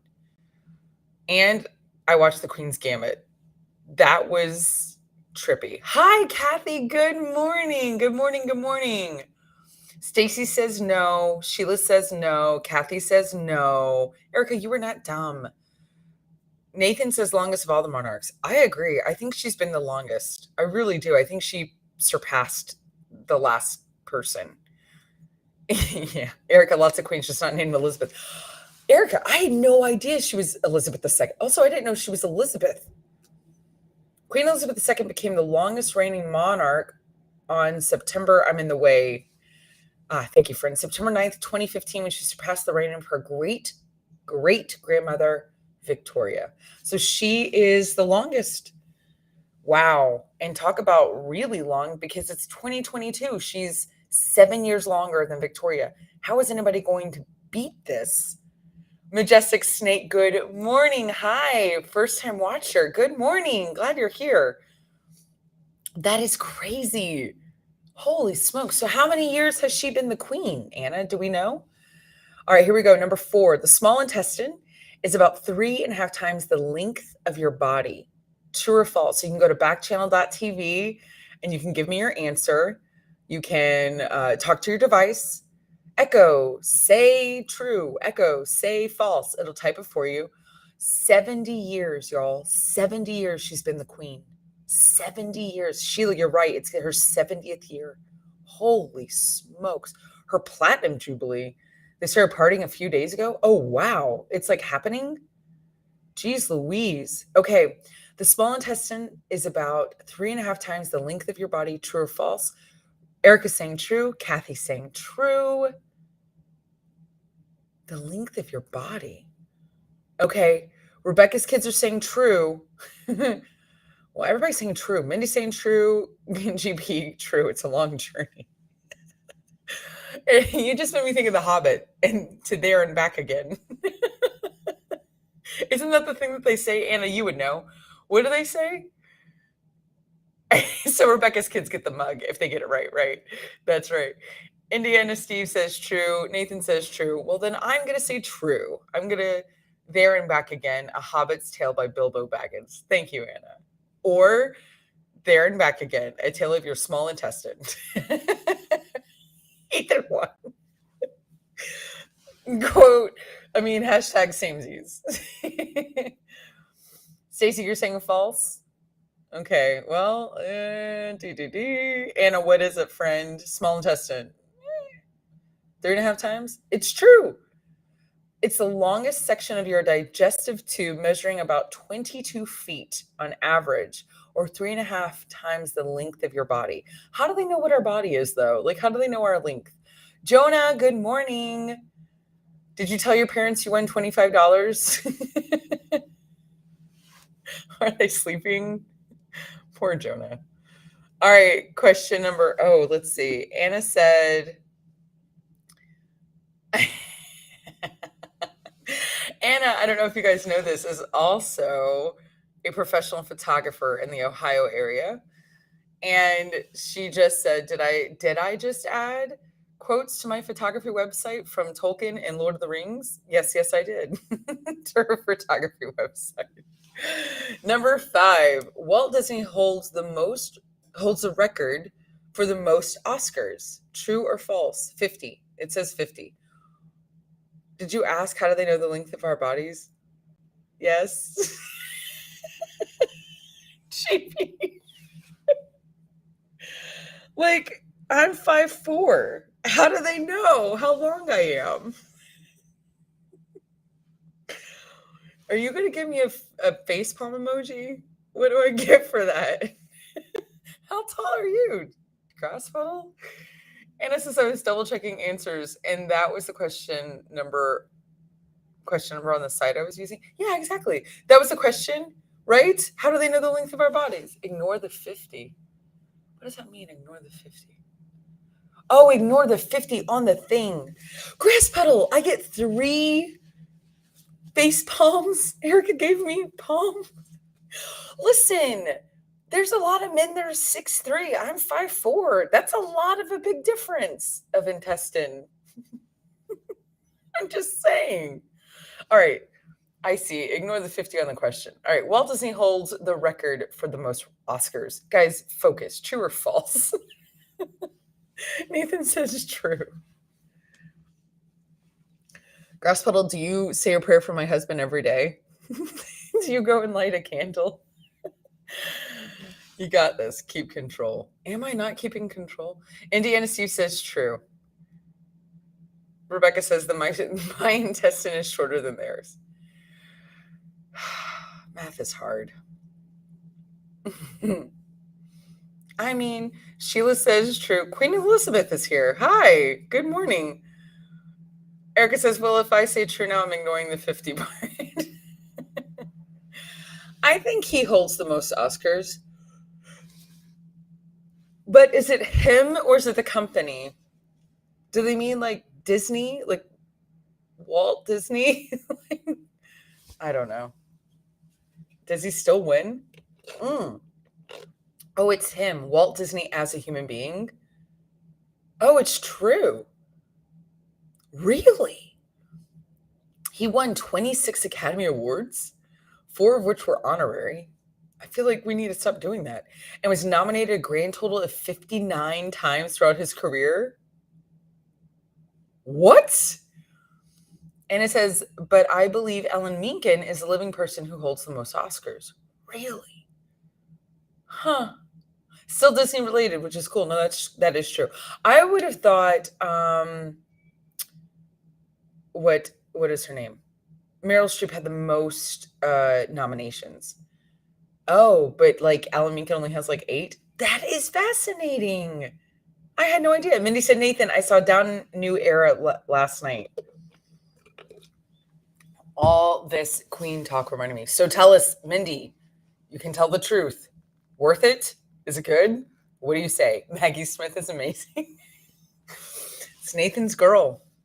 My Nathan, that is his dream girl. That is his, he would walk out the door never remembering my name again if Maggie Smith came to the door. Not kidding. Okay, can't decide. Okay, Anna says she wasn't a fan of the other Downton movie. We all know what Nathan's going to do while I'm gone. I know. Nathan, enjoy your time with Maggie Smith. I feel like we've had this question a while ago. Oh, this one? Oh, yeah, we might have. Is it out in theaters? Wait, is it out in theaters? You can see it on your TV, right? Do we ever go to theaters again? All right, guys, this is our last question. I love Maggie for her mind and wit. Is that what you love, Nathan? Same as to why I love Adam Levine. His mind and his wit. Mindy says of an early access show, people dressed up. Like you got like a special ticket, Mindy? What? That's so rad. All right, last question. Bananas are curved because they grow upwards towards the sun. Is that true or false? Mindy said she thinks it releases on Friday. Grass Puddle, are you into Downton Abbey? This is when I love that we learn about the menfolk. Alex, hi. First time listener out in Virginia. Oh, Anna says there's some show times near her. She's going. Erica says false. This is not why bananas are curved. I never thought about why a banana was curved. Sometimes it's convenient. Sometimes it's not convenient. Indiana Steve says true. Bananas are curved because they grow upwards towards the sun. Nathan says, I love you for why you love Adam Levine. You mean the reason you're in love with me are the same reasons I'm in love with Adam Levine? That can't be true. That's false, Nathan. Okay, Nathan's saying true on the banana. I love that we're having a marital conversation. I think this is hilarious. Rebecca says true. Grasspedal says, I've watched no Downton Abbey. That makes me feel better with the world again. I was thinking, if Grasspedal's into Downton Abbey, I don't know how I'm going to handle life. I just don't know what I'm going to do. Stacy says true about the bananas. Nathan Harrison. I'm not reading that. Not reading it. Mindy, I hope that's reaction is for GP. Okay, I'm going to say yes. Nathan Harrison, stop writing words. You're cut off.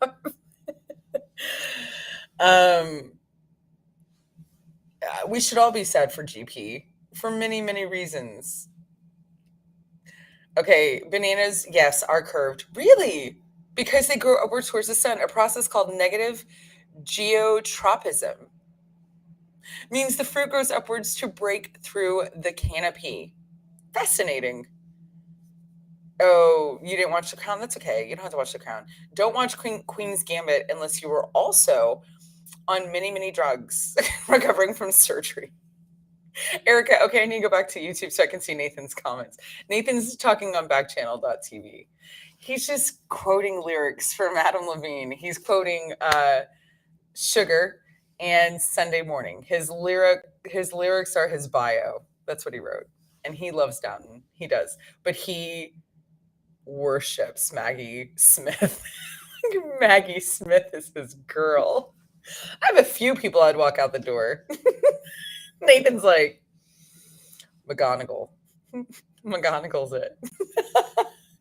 These are all jokes, everybody. Okay, Nathan says, if Nathan were in the YouTube chat, I could put him in timeout, but my only option on Backchannel is to ban him. He hasn't written anything bad. It's just so funny. You don't know who Maggie Smith is? She's 98 years old. She's so old. Erica, you do know who she is. I promise you do. Go look her up on IMDb. That's so funny. Anyway, you guys. So, where did I put my Anna? I've lost the run of show. Hold on. Here we go. So here's the thing. I do want to talk about this very interesting concept because I don't understand. And I want to ask everybody this. This is a true question. I need you to go to backchannel.tv. I need you to hop on YouTube. I need you to go to Facebook. I don't care where you are. Talk to your machine, all the things. You're on Backchannel. This is where you can listen, chat, speak, watch, all the things at the same time. We're only here an hour today. This is super important because I did not understand that this was a real thing. Hi, Carlo from Nebraska. Good morning, first-time watcher. Good morning, Andrew, first-time listener. Hi, out in Kansas. Are you aware of secret menu items on places, restaurants, fast food, Starbucks? You know what I mean? Do you have secret menu items that you know exist? And do you order them? I didn't know this was a thing. I didn't know. And I was with a friend who ordered a secret item. Where were we? It wasn't like a typical thing. It wasn't a Starbucks. It was a sit-down restaurant. Maybe it was like a Chili's. It was something, whatever. And she ordered something and I was like, what are you doing? And she was like, oh, they have this. And I'm like, where on the menu? Where in the menu is that? And she was like, oh, no, it's not on the menu. And I was like, what? That was the first time I ever heard about this. It wasn't that long ago. And I know friends who live and die by secret menus. I have so many questions. How do you know something's on a secret menu? How do you know about a secret menu? Is it because you live there? You work there? You visit so much? Do you just ask and you know that they're going to make it? Is there an actual menu? You know what I mean? Is there somewhere? Anna used to work at Starbucks. Anna says it's more TikTok drinks and stuff now. People would try and order those and think that it was something we just knew, but there aren't recipes. So I would have to watch videos from middle schoolers trying to figure out how to make drinks. That's what she said. There's secret menus online, Erica? Really? A French martini? Isn't that champagne? Oh no, I'm thinking of a French 75. Nathan says the Jamba Juice has old smoothies that he orders.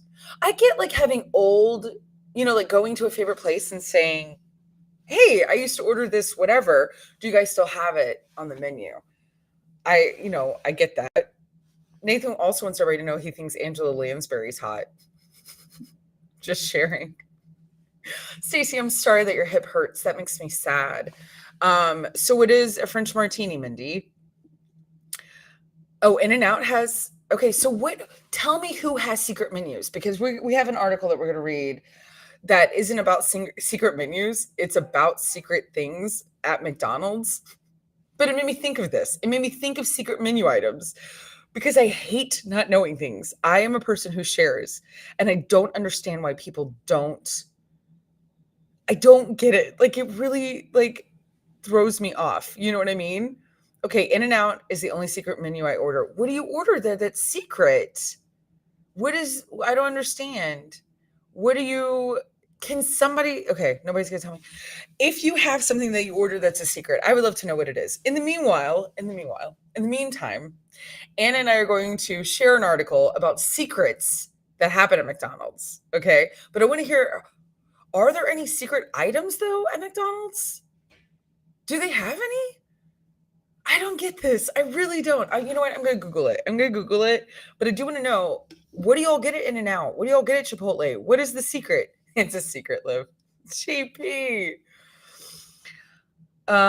Yes. Murder, She Wrote. Nathan loves her. See, he likes old ladies. I've got a chance when I'm 80.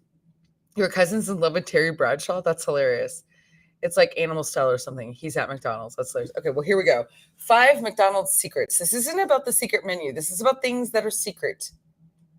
With so many eyes on you, it's not easy to keep secrets, but McDonald's still manages to throw us a curveball. The chain, which serves 68 million worldwide customers each day. Y'all, did y'all hear that? 68 million customers every single day. I can't figure that out in my brain. You know what I mean? They have over 200,000 employees. Okay. And they get talked about a lot. It's always intriguing when we get a peek behind the curtain, when there's something like new tea to spill, and we're all in. Former McDonald's employee Michael Ryan recently did that by sharing some new secrets about the chain's food. In a viral video, he revealed why everything at McDonald's tastes so good. And it all apparently comes down to what he calls science. Let me see. What does that mean? Air, land, and sea, Erica. Mindy says, I do order a chopped salad that's no longer on the menu at our favorite restaurant. It makes me feel like the chef cares about us. And I bet they do. Grassfell says, if you order a secret item, animal fries, it comes in a box with the animal fries name, but it's not on the menu. Is it a different kind of fries?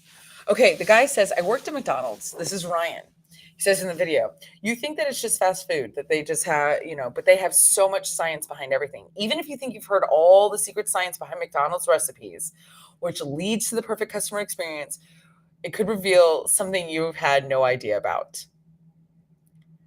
The magic straw. Although you may not have noticed, and this is actually why I kept my drink today, you guys. The McDonald's straws are slightly wider than most other chains. It's so true. I enjoy the wide straw. I really do. Ryan says there's a reason for this. It lets more carbonation hit your tongue and makes the soda taste better. Isn't that crazy? And it's true. McDonald's straw is actually 0.284 inches, while regular straws are 0.13. Isn't that interesting? Look at that. Plump it up. McDonald's takes every single one of its menu items seriously when it comes to taste. According to Ryan, the grilled chicken is moist and flavorful because it's injected with a saltwater mixture via a common technique called plumping. What? Does it taste salty? I don't eat chicken. Is it a salty type of grilled chicken? Proprietary Coke. According to Ryan, McDonald's commissions Coca-Cola for a proprietary syrup recipe that makes its Coke sweeter and more flavorful. And it does appear that the crisp, fresh taste of a Coke at the chain has to do with water filtration and unique refrigeration of the syrup to help preserve the ingredients. Whatever the reason behind it, customers recognize the difference. McDonald's Diet Coke just hits so much differently. And it's true. Would it make you drink more soda? Maybe. Having a bigger straw, you definitely get a bigger swig for sure. Watch. That's like a full mouth. I'm just saying, it's true. I am so into McDonald's Diet Coke right now. I'm ridiculous. Like, I'm so ridiculous right now about it. It's so weird. But yeah, anyway, whipped clean. It's so they can use it in their shakes. Oh, the Cokes? What do you mean? Oh, the straws. I see what you're saying. McDonald's soft serve is creamy perfection, Ryan says. This is due to the chain using whole whipping cream and also rigorously cleaning the ice cream machines once a week. While an ice cream machine is definitely something to appreciate, there's also speculation that maintenance is one of the reasons why customers often can't get a McFlurry. Everybody talks about that. You know what's shocking about McDonald's? Everybody complains how Anna says bull. Anna says there's no way they deep clean. Listen, they're never working. I know, once a week. What does that make it so great? Why is that so great? Why aren't they cleaning it every day? But they never work. And I don't understand how that's like a thing. Everybody talks about it. It's like this joke, like a McDonald's, you're never gonna get ice cream there. It never works. You're McDonald's. Why in the world are you not fixing this or building brand new machines already? Like, why is Elon Musk not inventing a machine for McDonald's that works? You worked at Chick-fil-A and you cleaned it every day at Chick-fil-A? Wow. Didn't they get sued at one point? I think McDonald's did get sued for never having ice cream. It's kind of funny, for sure. More carbonation sounds like PR. Could be. Nathan says his favorite straws are McDonald's, but their ice cream is black. I love their ice cream. Love their ice cream. Okay, so the golden nugget. Apparently McDonald's nuggets are superior for a reason. Tyson actually makes their chicken nuggets. I think this is shocking because I always heard it was like pressed meat and all this stuff. They're actually not that processed. They're made with Tyson and they're privately labeled. Ryan is right. McDonald's contracted Tyson Foods to create McNuggets in 1979, which were made from chicken meat pressed into a mold, which allows them to cook more evenly, according to Reader's Digest. Isn't that interesting? I know. Anna said she was shocked that Tyson's makes the chicken nuggets. I don't think anybody knew this, that Tyson made the chicken nuggets. Grassfell says they have a really bad design, which pushes the charge to the franchise. No, you're not wrong. Nathan says, did you know Amanda Heard dated Elon Musk? Yes. And Amber got caught lying under oath this week. She did? Do we have an article about that? Because it's Tell the Truth Thursday. And that's why we're sharing all these secrets about McDonald's. These are all truths about McDonald's, you guys. Nathan says Wendy's is the best nugget besides Chick-fil-A. What is your favorite chicken, guys? What is your favorite chicken nugget? Specifically nugget. I could go for strip. Anna says she loves Wendy's and the fries. I hate the new Wendy's fries. They used to have different fries. Do you like the fries with sweet and sour sauce from Wendy's? I've never done that. McDonald's, I do all the time. You like the new fries better? I miss the old fries. Stacy says our ice cream is so tasty. I still think McDonald's fries are superior to all fries. There's nothing better than a hot McDonald's fry, salted. Nothing. You can't tell me there's anything better than that. There really isn't. It is absolutely incredible. Hi, thank you, Erica. Old Wendy's fries were the best. Nathan says Amanda Heard convinced Elon Musk to donate $1 million in her name to charity. Like, that's hard. Come on. He has $1 bazillion. Chick-fil-A is your favorite nuggets, Mindy? Erica says old fries all the way. I'm not a big Chick-fil-A fry fan. I get them and I eat them with Polynesian sauce, just like I ate like McDonald's fries with sweet and sour sauce. Just telling the truth. I'm not a big, huge fan of the waffle fries at Chick-fil-A. I will also tell the truth about this. Chick-fil-A sauce forever. Oh, okay. We're going to read this. Okay. Best nuggets, fries, shakes. Yeah. Listen, Chick-fil-A is superior in every possible way. Rebecca, McDonald's fries are too salty. You're hurting my feelings. Oh, cheese sauce? Chick-fil-A cheese sauce? Not Chick-fil-A sauce? I didn't know Chick-fil-A had a cheese sauce. Not all stores have them? Interesting. Did you guys know that? Erica, waffle fries are just okay. I agree with you, friend. All right, let's read this. Amber Heard's misuse of the word donation and pledge angered many viewers on the current defamation trial with Johnny Depp, but did it amount to perjury? Depp is suing Heard for $50 million. Thanks. Yeah, it's a little hard to read. And loss of earnings after Heard wrote a 2018 op stating that she was a survivor of domestic violence. Under cross-examination by Camille Vasquez, Depp's attorney this week, Heard told the court that she had donated her $7 million divorce settlement to charitable causes, but it was pointed out that she, in fact, not done that. Heard then said she had pledged to do so and uses those terms interchangeably. The clip of the exchange went viral with multiple TikTok videos and Twitter takes being shared across social media. Man, Nathan said it was horrible, made him really angry.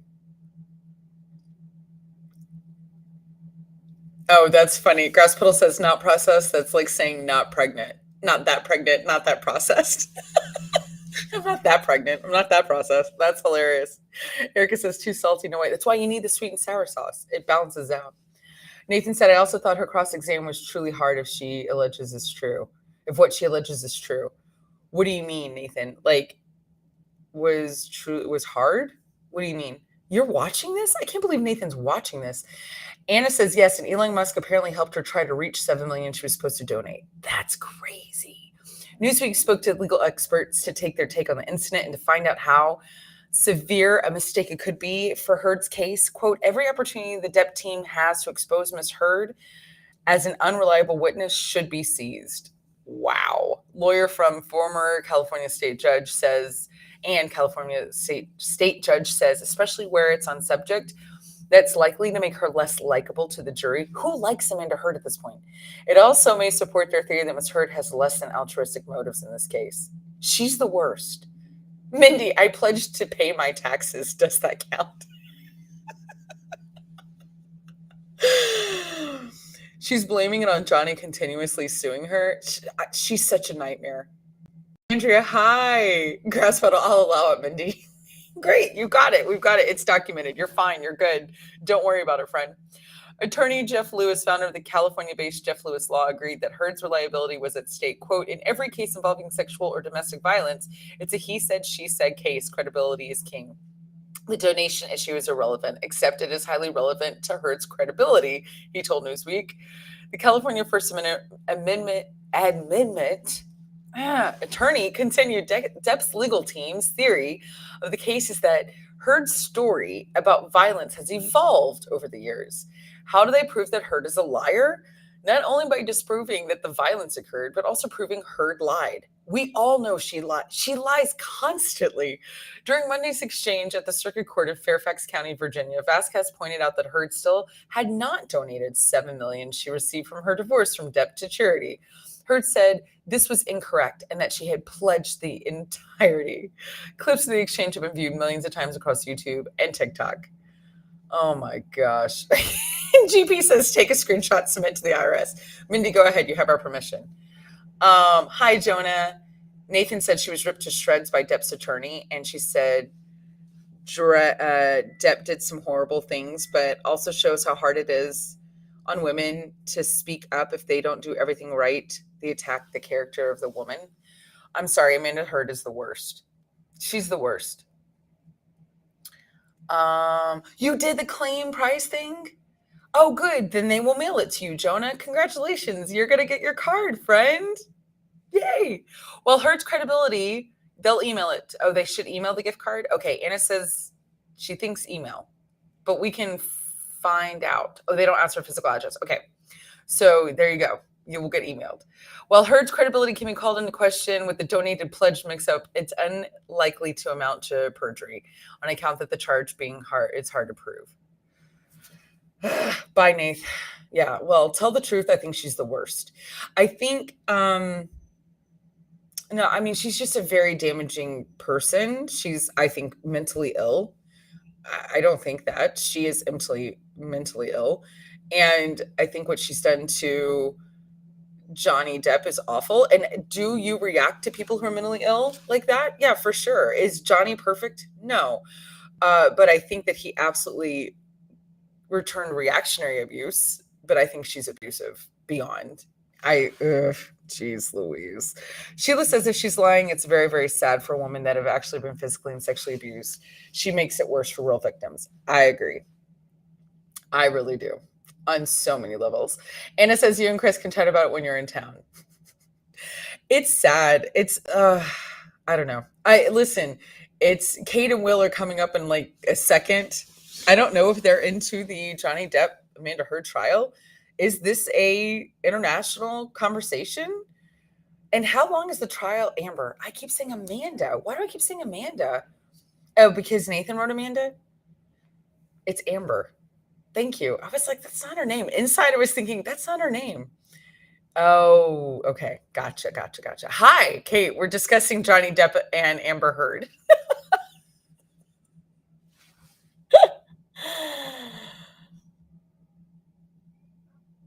I can't hear you. Oh, no. That's because my mic's not on.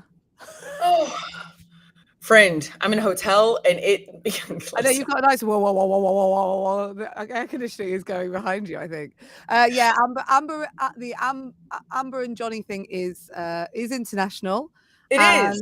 Okay. Yeah, I watched not loads, but I was quite astonished by Johnny Depp's whole like 2-day, like no one interrupting him, that kind of thing. You know, he was quite astonishing. I thought quite incredible in that position. But interestingly, the UK broadcast law means we couldn't talk like you were just talking. I know. You can't? No, like because none of our trials are public, right?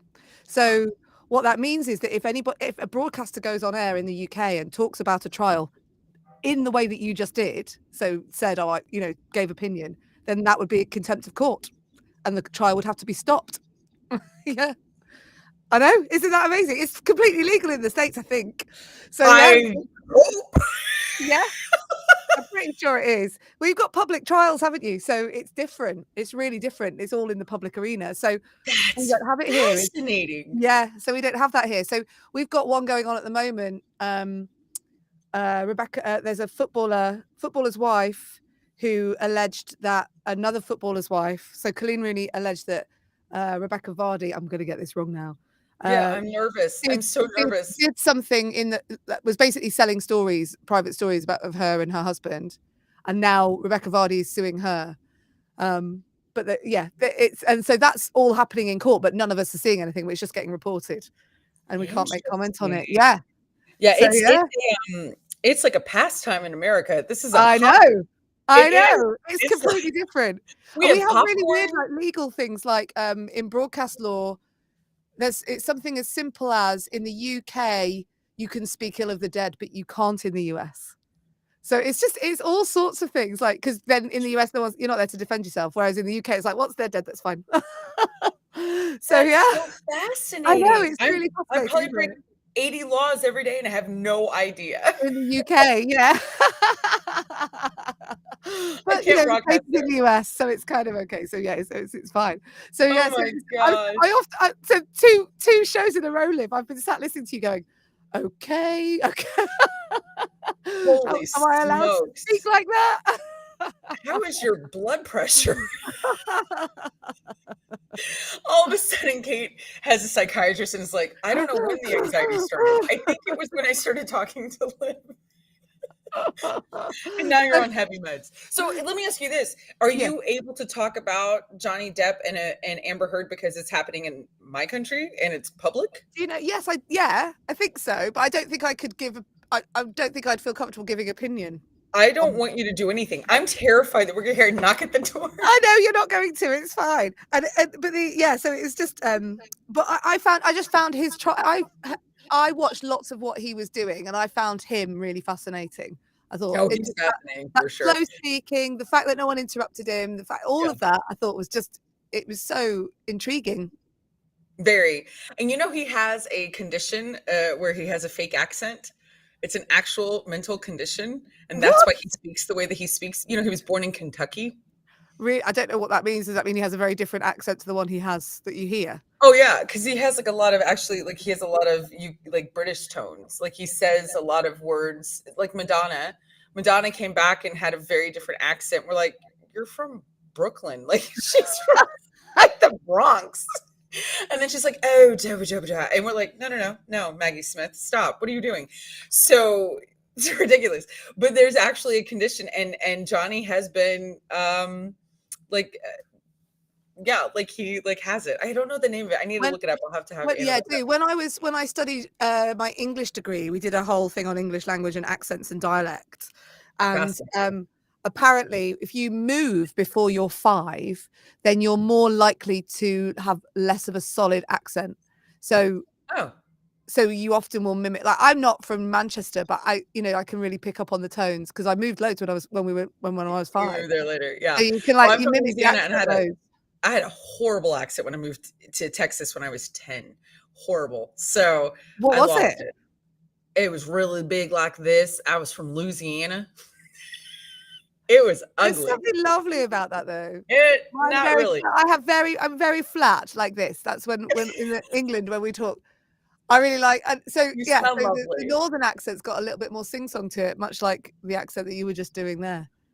Oh, friend. Well, listen, I hope you have a fantastic day. Happy Thursday to you. Mwah, lots of love. Don't talk about anything lawyery. No. Well, that's the point. We have lots of good news coming your way. Bye, Kate. Bye, everybody. Bye.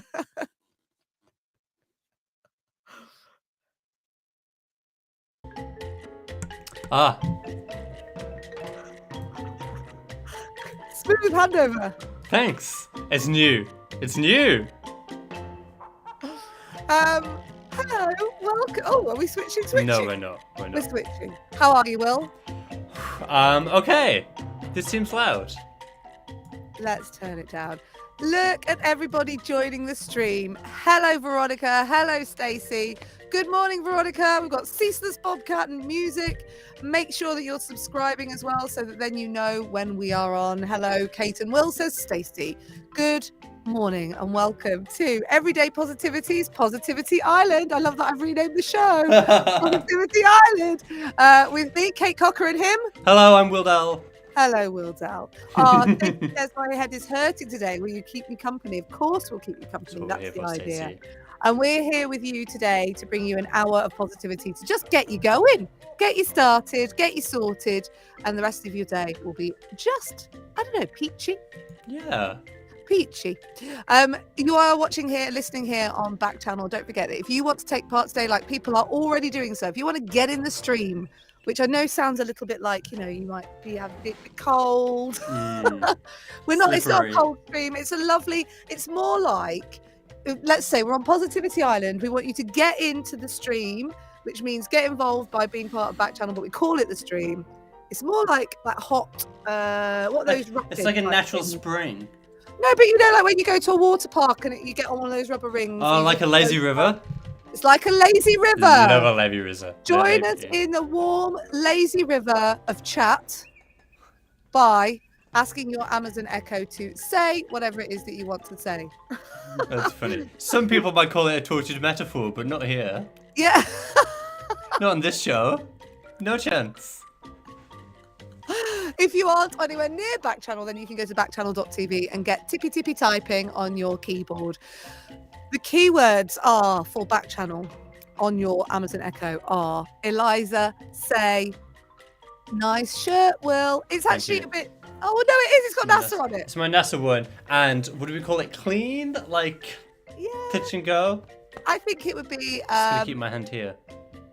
Eliza, say, NASA shirt, Will. That's a shirt. It's got that American... shirt. It's got that American... Did you see what I did there? NASA shirt. No, I don't really get it. NASA is written on your shirt. Oh, like night. Yeah. NASA shirt. Not one of your best ones, Kate. I'll be honest. Stacey saying left hips in trouble today. Bit of pain. Uh-oh. Is it an iceable situation, do you reckon? Frozen Ice peas. and bath, ice and hot bath, an onset, an onsen, and I don't know what Sunny's saying. What's an onsen? Is that like a type of river? I'm gonna Google it. Yeah, a lazy river. Nice. So today, for the next hour, we've got a load of stuff coming up for you. I'm excited to speak to Jam and Renee again. I love Jam and Renee. They might be becoming my new friend. I'm loving these handoffs, even though they're technically. Like they're called handoffs. Can we call them handovers, please? Yes, we can. Technically, a little bit more challenging. Okay. But lots of fun. Yeah. And was it Jam had his laundry out, didn't he? Yeah, mine's over there. You just can't see it. Okay, well, I want to see what's on Jam's laundry line today. I'm So very that's interested coming in his backgrounds. after 10 a.m. Yeah. And up until then, you're going to get a bunch of good news. The good news is I got to the end of Grace and Frankie and saw Dolly Parton Oh, that's so much fun. When was that? at lunchtime today. Incredible. Oh, it's not breakfast. I don't know. It's 2 p.m. here, isn't it? So lunchtime today. And how was so it? Was it I had everything? like 20 minutes. So I thought, I think I know what I'm going to do. Was it everything that you hoped it would be? It was brilliant. Good. I love it. I love it when a TV show does something completely off-piste. Yes, I I'm a like big that too. fan. Mhm. Apart from Community, where they do like the cartoon episode, I don't like that one. You don't like that. I don't like that. It's too far There's off. in the last series of Parks and Recreation, they do a whole episode that's just the Johnny Karate. And that's fun. Yes. Yeah. Yes, that's Chris Pratt's character, isn't it? It is. That's Chris Pratt's Yeah. character. Yeah. Oh, it's I was character's like, character. Johnny Karate. Yeah, they do something like completely. Woof. Mhm. Oh yeah, that worked weirdly. I like Jam's microphone, says Stacey. That's good. I wonder what it is. It looked like a Samsung Q2U when I saw it. Did it? It did look a bit like We it. like a Samsung Q2U in these parts. Relatable content. Relatable content. That we've been talking about handovers, relatable content, and broadcast law. Boy, do we know how to party. International broadcast law. Are we in contempt of court? I don't know. Who could say? Who can say? Okay, so today on the show, lots of good news for you in a world where we're not so sure. Will has a statement to make. It's a good one. I really like this week's. I need to let you know that the cat is now in the room and she's not allowed in this room anymore because she keeps ripping up the carpet. So don't tell my husband. And we've got an everyday positivity episode any minute now, plus your quiz for the morning. I keep saying afternoon, for the morning, which means you can have stuff to talk about for the rest of the day. That's right. First of all, though, I have been finding myself in a certain, I don't know about you, Will. I think you and I had a conversation about this the other day. Low-lying humph. And progress not feeling like it's being made. But I found a solution. But every time I hear someone talking about habit tracking, I do get that feeling of, oh gosh, that sounds like hard work. That sounds like having to do homework that you don't really want to do. But I've just been trying to mend. I've had a year basically of tiny injuries. And my latest one that I'm finally mending, they're all interconnected, is my runner's knee. And what I've been finding is that if I do short runs of about 200 meters, that my knee will tighten up and it will start to hurt. And so my coach and I have been working on build up of 200 meters with a break in between, doing more of 200 meters, and then we move up to 300 and then to 400. And yesterday I did a workout where I did 7 400-meter runs and my knee experienced no pain. Progress, right? I felt amazing. But here's the rub. I wrote down what I did and when I did it, and I was able to track those meters. Recently, in other parts of my life, at the end of the day, I've just been jotting down, what did I eat today? And just by jotting it down, I've been making progress on some of my goals. I've started to notice that there are certain times of the month where I'm a bit more emotional than at other times of the month. So I started to track that down as well, just noting it down, not habit tracking as such, but just at the end of a day, writing in a journal, this is what's happened today. And there have been points in the last couple of weeks where I've thought, is everything progressing purely because I've written it down? The thing is, and this is what I think is happening, by writing it down at the end of the day, what I actually feel like I'm doing is caring for myself. It's like at the end of the day, I just give myself a little bit of a hug. This is what today was like. And in that little journal prompt or journal moment where I go, right, I've eaten this today, I've done this workout today, and I did it in this way, I've also been writing down, this is what's gone well today, this is what I'm really pleased with. And all of it together is like this giant hug, this real swell of love. And what I've learnt is that when you make note, you can take note. So today, if you are feeling like you are trying to do certain things and not making any progress, it's time to start making notes. Your brain cannot be expected to remember everything that you've done in a day. It's not built that way. It's meant to forget things, right? So when you make note, it means you can take note and you can start moving forward. It's all about building that self-awareness in this process. I've certainly really enjoyed it. It's like I lose weight when I write down what food I eat. It's really weird. I just love acknowledging it. At the end of the day, oh yeah, today was hard today. Oh, yeah, today was a really good day today. It's like you said, giving yourself a hug, and that's exactly what it feels like. Yeah, a bit of self-reflection. It's really nice. Yeah. I need to have a conversation with you about whether I'm talking too much about my fitness routines. It comes up Quite a lot. plenty, but also it's a big part of your life, and you should talk about it. I've done it for Saturday's episode. I might have to stop talking Okay, about it. next week Yeah, you're not No. allowed to mention your no fitness. muscles. None at all. Not one. Sunny says mindfulness is the best tool in my toolkit for sure. I find it really difficult to do that without writing stuff down. I like the process of writing it down. It's like it makes it real. There's something magic about it. So I know I've told you, Kay, I've got this new app, and literally what you tell it how your mood's been for the day, and you tell it what activities that you've done, and it creates a nice little graph, and at the end of the week it kind of gives you a reflection of what your week's been like, and it says, oh, you were the happiest when you watched TV with your friends, and that kind of thing, and you get to add Oh, pictures. it gives you feedback. Yeah. So you can That's see what cool. activities are related to your mood from the week, and it does it, and it Oh, I like compare it to that. the week before as well. What's the app called, It's Will? It's called Dailyo. It's free. Daylio. Daylio. Okay. Daylio. Sure. And I'm just really enjoying that, and I do it at 9:00 every day. I fill it out, and I say what my mood's been like for the day and what activities that I've done.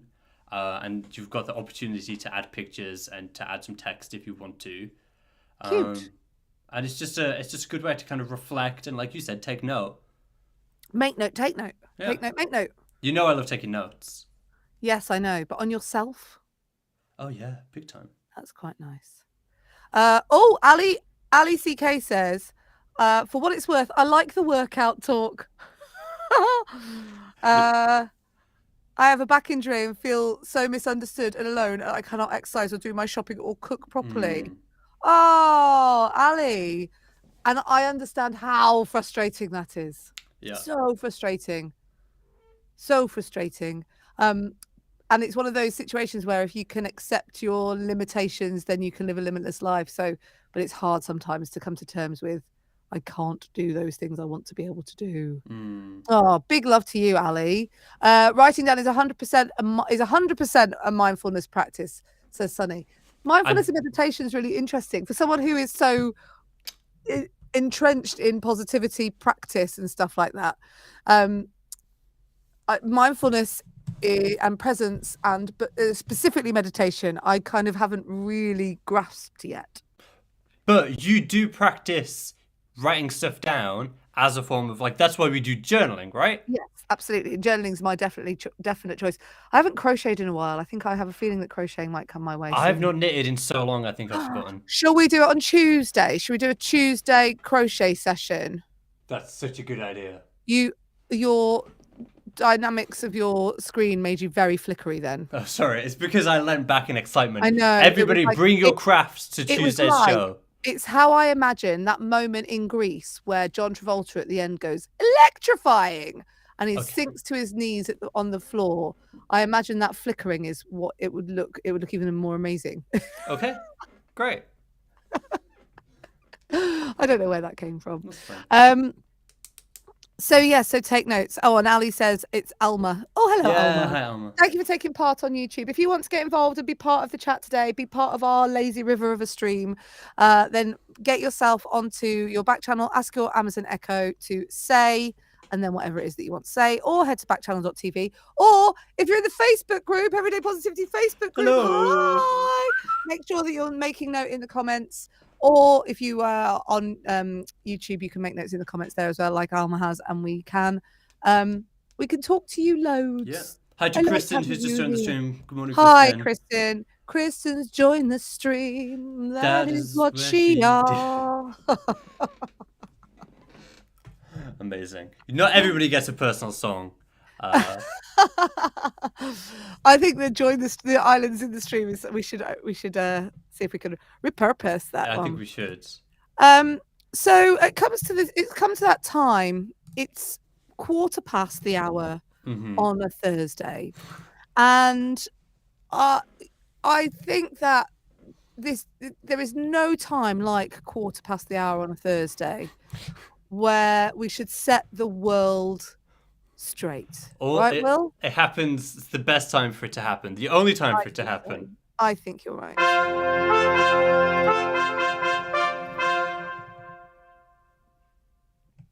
So, here's what I've got to say this week. First of all, thank you for coming to my press conference. I'm very glad you could all make it out today.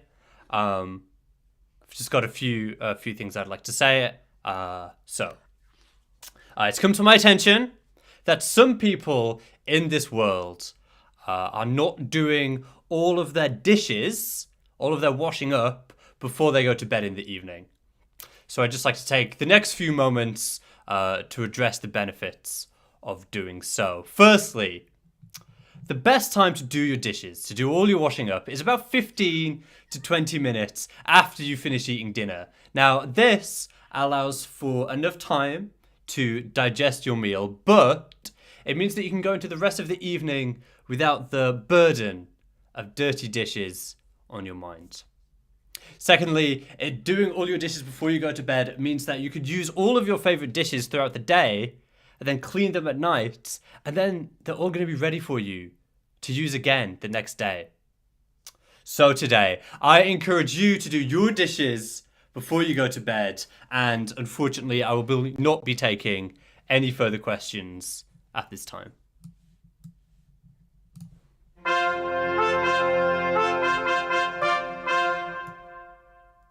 So questions. Yeah, go ahead. Right. So have you always been a dishwasherer 15 to 20 minutes after your dishes have been used? Well, okay, so here's the thing. For a long time, I lived with my parents, and they have a dishwasher, okay? Mm-hmm. Like, they have a machine, you can put all your dishes in, you can close it, you forget about it until the next morning. Then I went to university, and I was a little bit more lax with it, because I was a student, and it was the first time I hadn't lived with mum and dad. Yep. But now I'm a fastidious dishwasher. I won't do any dishes throughout the whole day, and then right at the end of the day, before I go to bed, I'll do all my dishes. And do you wash and then dry? And put away. Oh, Yep. I forgot about that third stage. I Because know. guess what? I'm none of those things. Yeah, but that's because you have children who can do it for you. Well, you'd say that. And my son is particularly good at loading the dishwasher. Mm-hmm. However, they do have teenage time lapse. Yeah, it's It is. different. It moves at a different speed. Yeah. So, I'll do that. I'll do that when I get home from school. Now, school finishes at 2:45, which means they get home at about 3:30 at the latest. And at 6:30, often the dishwasher is still not done. Yeah, funny one Yeah. that. Yeah. I like this chat about washing dishes. a Loads lot. of comments in the chat. I love Yeah. this. So Sunny says, I'm right there with you, Will. Every night before bed, I always clear my sink and load the dishwasher, so I always wake up to fresh, clean plates in the morning. Stacey says, we wash our dishes. Yeah, good, Stacey.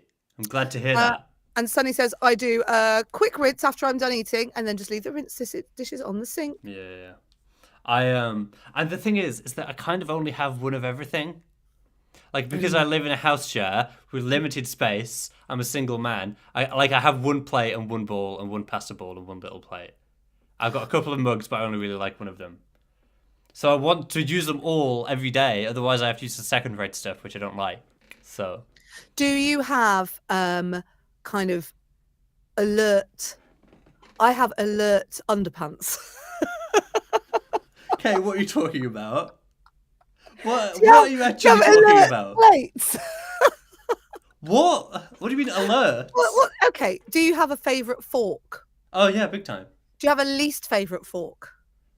No, I just have forks I don't like as much. Okay, are they your alert forks? I don't really know what you mean by alert. It means alert! It's time to wash up. You're at the rubbish fork. Oh, It right. means Got alert! you. It's time to do some laundry. Got You're you. about to put your rubbish underpants on. Yeah. Got you. Okay. I call them the bitter end underpants. Yeah, that's a Because the good bitter one. end is the knot at the end of the string on an anchor, which means the anchor you're about to run out. Mm-hmm. Bitter end underpants are the ones that you put. They're like the flowery ones that you'd never wear. And you get them and you go, oh, it's laundry time. Your granny panties. Yeah, no, I have. Sometimes I'll think, oh, I've not seen my favorite fork in a while because you know I live my life at 1,000,000 miles an hour. I think, oh, I've not seen my favorite fork in a hot minute. Because I mean, I'm not going to get into the politics of living in a house share. I remember the housemate politics. One of my housemates, when I was a student at university, used to put post-it notes on things saying, "Can you please clean this up?" We're not that passive aggressive in this house. We're just aggressive. We'll just say, "Can you do dishes, please?" And we will. I bet no one ever has to say that to you. No, they don't. This is what everybody's favorite housemate. Alma says, yes, Kate, yes. Alert, cutlery, panties, etc. Yeah. See? Everyone's got bitter... We'll have to ask Gemma... These are things to ask Jam and Renee when they're on. What colour are your alert panties? I can't wait to ask James, who's, you know... We've met for... It'll be the second time we've talked to James. James, tell me about your alert pants. Yeah. But What we can't colour are say your alert pants because pants? pants mean different things. Underpants. Alma said, my wonderful husband hated to do the dishes. With my back injury, he decided to make it mindfulness time by playing his favourite music and Great singing his heart idea. out whilst washing them. This is positivity time. I actually had that moment the other day that we've talked about on Everyday Positivity, where you turn have into I have to into I get to. You reframe it. So I did it at the end of the shower today. I looked at the shower and I thought, oh, I have to wipe it down now. I'm like, no, I get to wipe it down. I get to. One of mine and Kate's favourite all-time people in the whole world, Vic Turnbull, Oh, yes. tweeted, does anybody else save the last episode of their favourite podcast for when they're going to do the washing up? I know. Well, dishwasher time is good listening to your favourite things. There's a whole chapter in my dissertation about how doing the dishes is the best activity to listen to a podcast to. That sentence didn't make sense. Del, Yeah. I feel that you could call you. We should change it to Will Does Dishes, not Will Del. Should I do a podcast? Called So Will Does Dishes. I'll invite on A-listers. Yes. Right. One of us will do the wash. So it's me and Shawn Mendes. Right. In my house share kitchen. Okay. Yeah. He'll do the washing up. I'll dry and put away. Yeah. And we'll just chat. Yeah. Absolutely. Would you listen to that? What do you wash up first? The cleanest thing. Yeah, and what's that? Usually like cutlery or like water glasses, that kind of thing. Correct. What's the last thing you wash up? Like pans and Yeah. my frying pan. And Anything my greasy. son is a terrible soaker. He goes, I'm just going to soak it and leave it. Yeah, we've And I got go, some soakers in you our just house. if you just wash it now, it will be clean. You don't We've need got- to soak it. It's not like we've just charred a steak to the pan. Yeah. You've not made caramel. No, yeah, we've got exactly. some soakers And even in if my you did house. make caramel doesn't soak off well either. If you do it all wrong. Right, we've got lots of love on the old stream for dishwashing. Will, Yeah. thank you for your input. Sunny said, first of all, Sunny said, yes, podcasts make chores so much more bearable. Agree with you. Alma Sunny, came up with that idea. Alma's husband designed that. yes. You can have credit for that. Sunny also said that's such a brilliantly unique idea for a podcast, Will. So, first episode, Shawn Mendes. Second episode, Justin Bieber.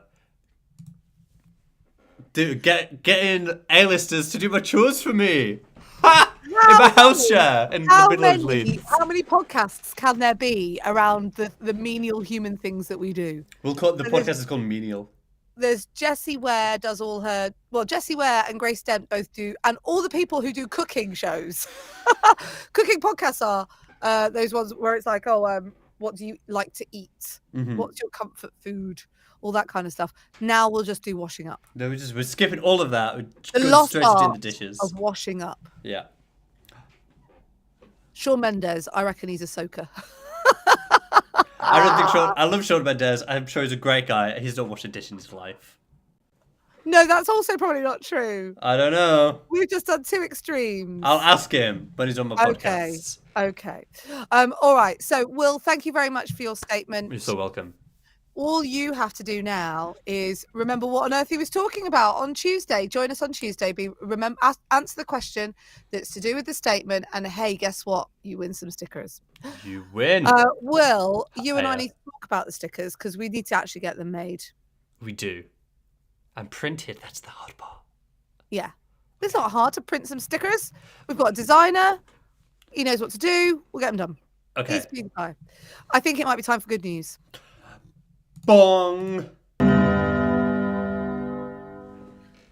A Canadian man has set a new world record for the oldest man to perform a headstand. I can do a headstand. Are you a 75-year-old Canadian man? Does this fall into workout chat? Yes, it does. It also falls into showing off chat.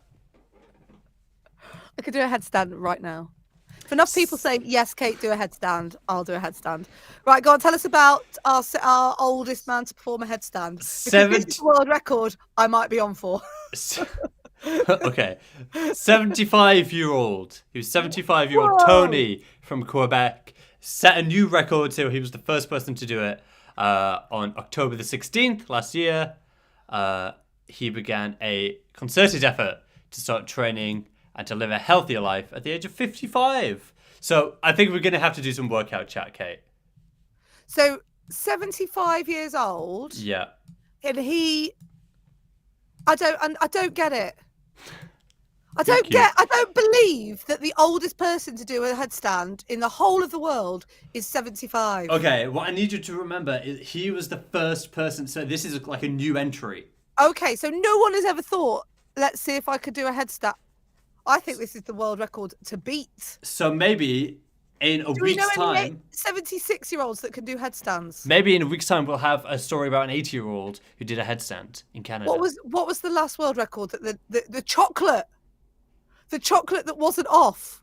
Remember, I've got the Easter oldest egg. Easter egg. Yeah, No, yeah. love, I have. Anyway, there he is. If you're not watching on an Echo show or you can't see, picture an old man in a red shirt, okay, and then flip him upside down, and that's what he looks like doing a headstand. Only one person has asked me to do a headstand. If more That's people not ask me to do a enough headstand, then I'll do one. I think we all just believe you, Kate, that you can do a headstand. I've got green leggings on, so you might not be able to see. You might just be able to see my socks. Oh, That funny. would be funny. I can't believe that. Oh man, I've never wished I was 30 years older. To do a 35 headstand. Years older. Oh, I could have beaten that headstand right now. That world record. You could, because sorry. you're not old enough. Oh, if you were 30 years older, you would be. Yeah, 40 years older. Yeah. Okay, next. This is my favorite one. This is my favorite one of the day. Students have invented edible tape to hold your burrito together. Again, say it again. Students have invented edible tape to hold your burrito together. Ah, that's amazing. Isn't it? Tell us Because more. we've all eaten a burrito, haven't we? And delicious, but everything falls out of the bottom. So, a team of students at Johns Hopkins University said that they were inspired to create their edible tape by their own experiences with messy foods such as burritos, tacos, and wraps. They said, first, we learned about the science behind tapes and adhesives. And then we just made their edible counterparts. That was Tyler who said that. I think people like Pret or Yes. they would use something like that, wouldn't they? Yeah, or like if you're making sushi, you need to tape your sushi together. Anything that you have to roll or fold or anything like that. Swiss roll. Yeah, a Swiss roll. Swiss roll tape. Edible tape. I think it's a really good idea. Do you know Stacey what? said- That's so clever, isn't it? Isn't that so clever? Yeah. Aren't they really clever? Especially because if you're eating a burrito on the go Yeah. and it falls out of the bottom, are you going to get I burrito don't filling even all over mean your that. pants? I just No. mean that those people were there going, let's make some food tape. Yeah. That's so clever. And they've made out, what's it look like? It looks like nori, like the stuff on the outside of sushi. Oh, cool. It looks like nori, but it's sticky, and they've not. It's a secret. They're not telling us what it's made out of, which is a bit. But it is all edible stuff. The promises. Like sugar paper is edible. Yeah, that kind of thing. They're not yet disclosing the secret formula, like Tommy Tiger, Yeah, Totally or right. SpongeBob SquarePants. SpongeBob SquarePants. Okay, cool. Next. Yeah. A photographer is helping black cats and dogs get adopted. Okay. Yes. Maggie. Do they not get adopted more than other coloured animals? So Maggie Epling was looking for. As Sonny said, it's probably just nori with honey on it. That's now I funny. just think that's like a waxing strip. Ugh. That's gross. That's gross, but not inaccurate.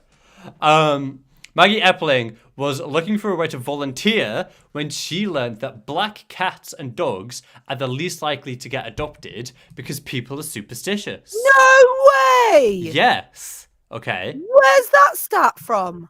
It's from animalstats.org. No, you're making that up. Yes, I am making that up. Okay, don't make it up. So remember that black cats and dogs are less likely to get adopted. But then she learned that animals with good pictures, good like headshots, are more likely to get adopted. So, do you see where I'm going? Mm. She thought this was a great way to combine her love of animals and photography. So she contacted her local animal shelter and has been taking headshots specifically of the all black and the all black cats and the all black dogs. Let's see them. Here we go. I mean, I'm not that ready. I have to click like a million things. Oh, look. Very So- cute dogs. So these are this is leading into the animals that have good headshots Ah, look. are more likely to get adopted. They're very nice pictures, aren't they? They look like properly sharp, Yeah. crystal clear images of these animals. Mm-hmm. That one's very cute. That one's got the old puppy dog eyes going Yeah. on with a scarf. He's wearing a scarf. A little bandana. So Yeah. there you go. And since she's been doing it, the animal shelter that she contacted. Portraits they are, that's correct. I just had my 232 yawn. Good. Every time. So bad. This is my favorite part of this story. Part of her success, she said, is that she gets to know the animals before taking their portraits. That's how I get a sense of their personality, she said. Maggie Epling. Oh, and so therefore, it's a bit like if you take a good picture on eBay, you can sell your stuff. Yes, it's important. That Yeah. was my takeaway, is that if you're trying to get someone to do something, you have to have a good picture of it. Yeah. Don't yawn. I've got the yawns. I swear it's this room. I swear there's some lack of oxygen in my studio. You should That need to means open I your end window. up Yornison at. Is that a real thing? Does a lack of oxygen make you yawn? Well, something makes you want to take deeper breaths, presumably.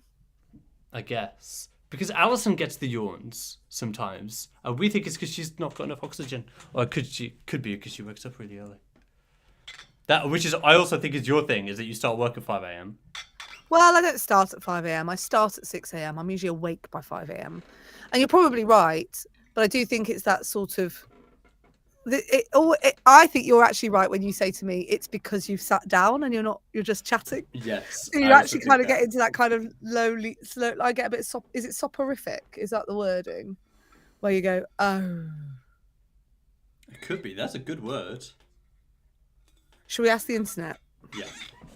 Okay, Whilst you're doing that, shall I do Dolly news? Hang on, I've got to sing it. Hang on. Yeah, there you go. Soporific, tending to induce drowsiness or sleep. Yeah. That would be a good name for a podcast. Soporific. Yeah, it'd be a Yeah, it sleep would. podcast. Has this just turned into a podcast? I think I'm going through. I'm going through a podcast ideas phase. Okay. Podcast idea phase. Isaiah's just joined the stream. Hello, welcome. He's Hi, new. Isaiah. I'm new. You're new. Lovely to meet you. Isaiah's gone to backchannel.tv so they can chat with us. Which thanks for that, Isaiah. I appreciate that. Thank you. Okay.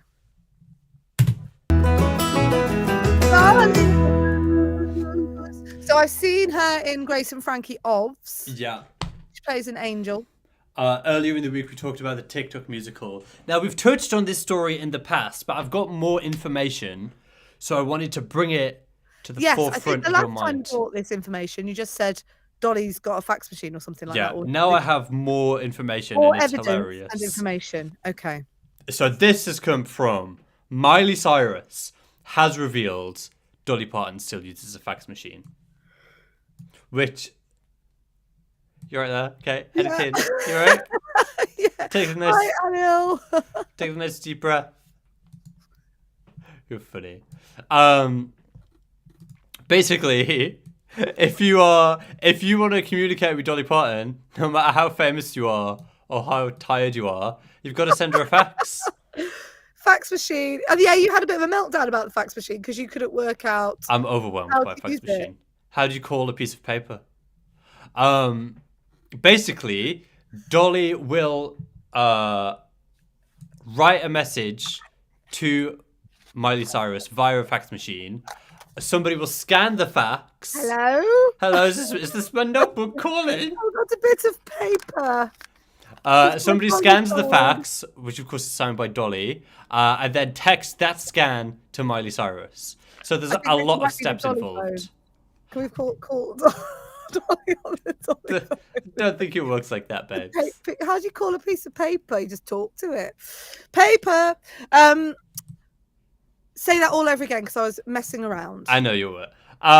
So Dolly will handwrite a message to Miley Cyrus, Right. fax it to her. Yes. Somebody scans that fax and texts it to Miley Cyrus. Oh, That's a lot of steps involved. Too many steps. She has a phone, she just doesn't use it. Wow. Miley also talked about a time when Dolly sent her a demo, a music demo, By fax. where she recorded it onto a cassette, which she then played into a voice memo on her flip phone, which someone then put onto an iPhone, which then got sent to Miley Cyrus. So Whoa. Dolly Parton is not a high-tech woman. Well, that's fine. She's allowed not to be. We've got two new people in the stream. Anil and what are you laughing at? Rachel Sundays. All right. Inappropriate Anil comment and, on the Facebook group. Isaiah says, I don't have an Echo Show. I'm listening on my Echo Dot. But, oh, yes. So that's why you're on Backchannel.tv. Backchannel.tv. Yeah. We're from Manchester and Leeds. Will's from Leeds in the UK. In the United Kingdom. They've asked, where are you guys from?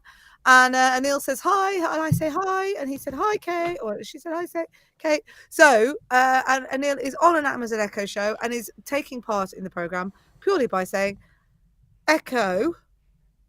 I've probably busted the space-time continuum there. I would have done in my kitchen. Eliza,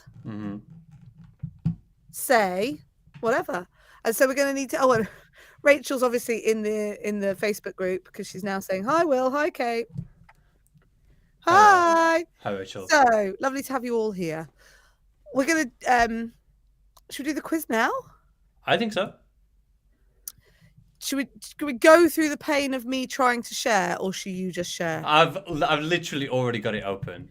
Fine, so you So I'll share just then, do and I it. will just read it out. So it's very important because I was just saying about that how you get involved on your Amazon Echo show. It's really important that you partake now because we need people to help Will with the quiz. We do. I don't know anything. I don't know anything. You do. I don't know a single thing. You do. No thoughts, just vibes. Here's the first question. How many episodes does the TV show Friends have? That's Is it A, or got to get closer, 244, B, 219, C, 250, or D, 236? If you think it's 244, Eliza say A. If you think it's 219, Eliza say B. If you think it's 250, Eliza say C. If you think it's 236, Eliza say D. It's got a lot. Yeah. I'm leaning towards. Sunny says D 236. I think it might be 250 because that seems like a nice round number. Yeah, it does seem like a nice round number. Which I like. But let me know what you think. I love Friends. Let me tell you, however many it is, I've seen them all a lot of times. My daughter currently tells me that she's seen Heartstopper 30 times. I'm like, I think I've seen Friends that many times. Yeah. Veronica's saying C 250. Veronica's with me. Thanks for playing, Veronica. 236. Sunny says D. Full disclosure, I've never seen an episode of Friends in my life. Sunny. Isaiah says D. Alma says C. Rachel says D. So we're a bit of a CD. Oh, bit of a CD split. Let's find out what it is. Let's find out the answer. 236. Oh, what was that? I can't remember. Nip back. D. D. 236. So the last one, also known as the one where they say goodbye, was the final episode of Friends, and it aired on May the 6th, 2004, which actually is almost this month, 18 years ago. No, 22 years ago. No, I don't know what it is. Right, the hour-long Friends finale drew approximately 2/3 of the audience garnered by the finales of two other long-running sitcoms, Cheers and Seinfeld, in 1998. According to the New York Times, NBC charged advertisers an average of $2 million for every 30 seconds of ad time during the finale. Wow. Sunny said, lucky guess. Anil says, hooray. Isaiah says, can we do the song quiz? Oh. Isaiah means the song quiz from Volley, which is a great skill. It is. I enjoy that skill a large amount. We often have lots of fun with that. Maybe there'll be a music question in the quiz, but I don't know because I've not seen the answers. Here's the next question. There is not. What number was the Apollo mission that successfully put a man on the moon? Was it A, Apollo 11, B, Apollo 12, C, Apollo 13, D, Apollo 14? If you think it's Apollo 11, then it's Eliza say A. Apollo 12, Eliza say B. Apollo 13, Eliza say C. Apollo 14, Eliza say D. Now. Oh, 11. So that's A, says Sunny. My first thought was 11. It's not 13. Hi, Veronica. She says A. It's not. I don't think it's 13 because that's the one they made the movie about with Tom Hanks in it, which is excellent. Correct. I think they stopped after that. I don't think they did 14 after that. Okay. It could be 12, but I don't think it is. So I'm going to go with 11.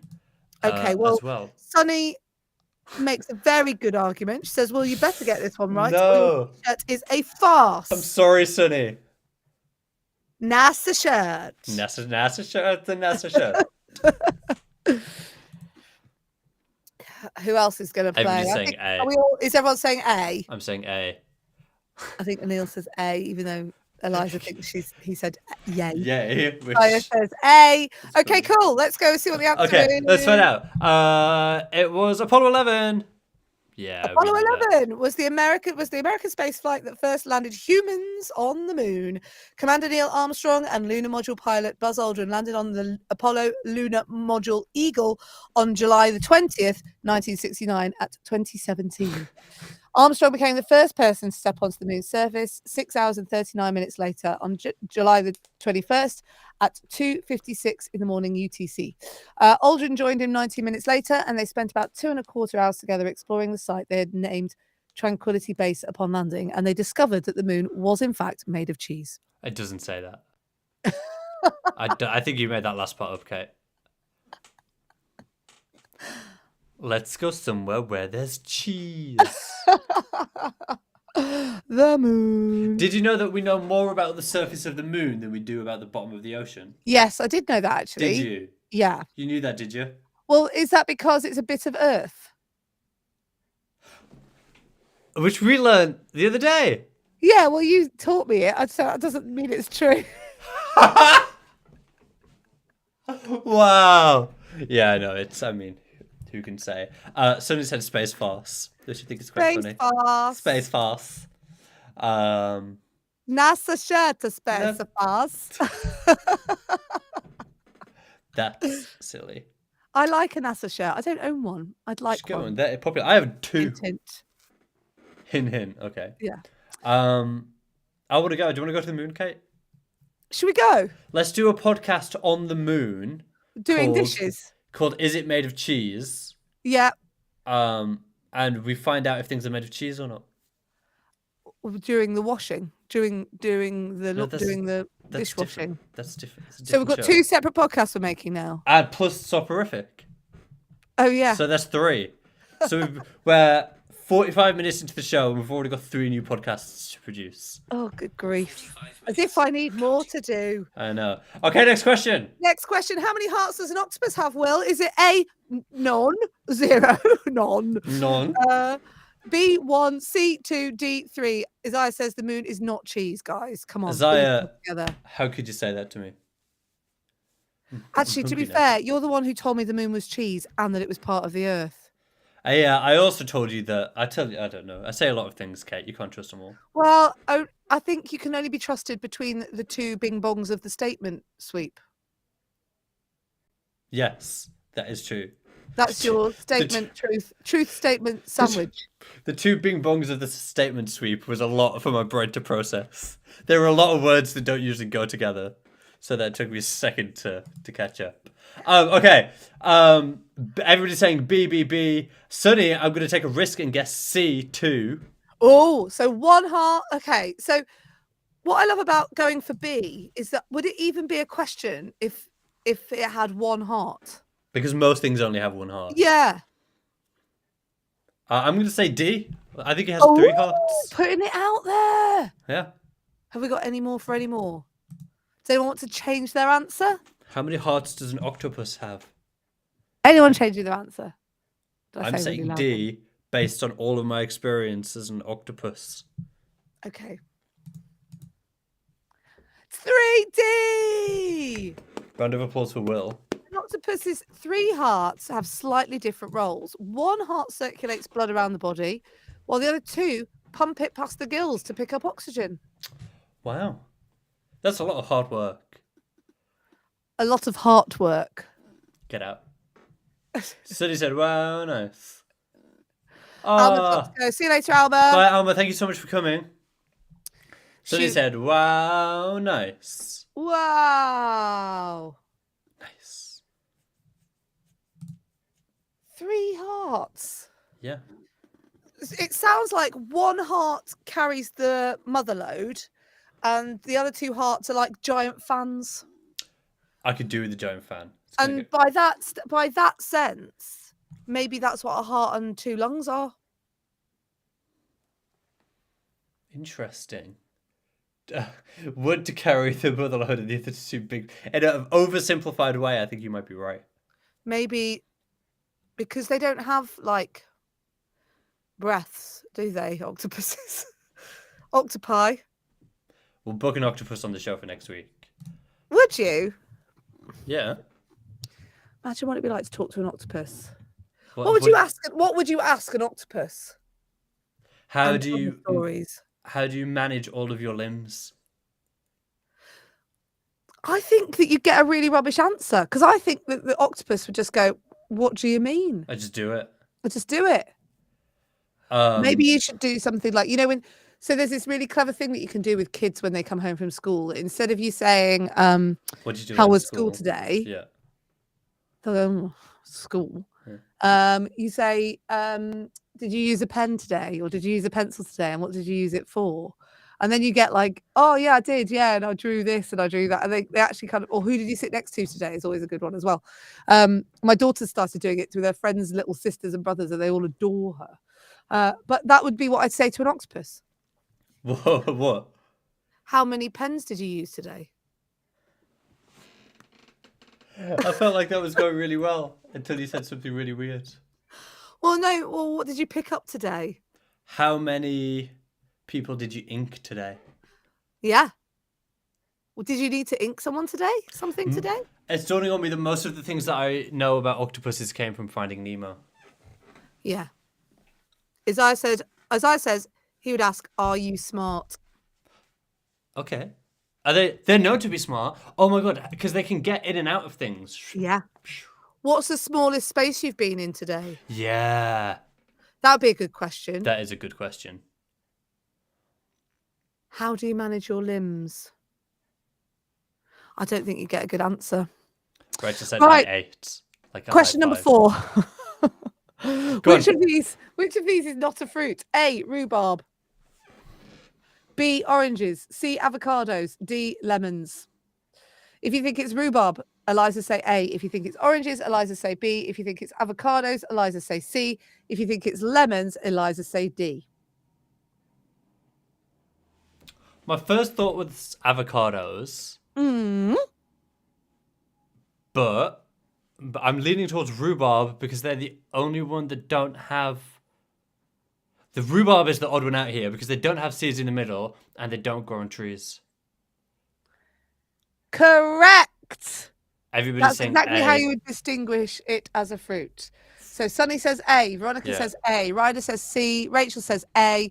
She also says high 8 about the The octopus. octopus. The answer is rhubarb. Although rhubarb is a vegetable, it's often put in the same culinary uses as fruits. The leaf stalks can be used raw when they have a crisp texture, similar to celery. And although it's in a different family, but most commonly they're cooked with sugar, Delicious. and used in pies, crumbles, and other desserts. I bought some rhubarb the other day and a woman stopped me in the street and said, "That's rhubarb, Will." That's it. That's the whole story. Question 5. Which city hosted the 2000 Olympic Games? Was it A, Tokyo, B, Beijing, C, Sydney, D, Brazil? Sydney? Sydney? Oh, it is. I didn't.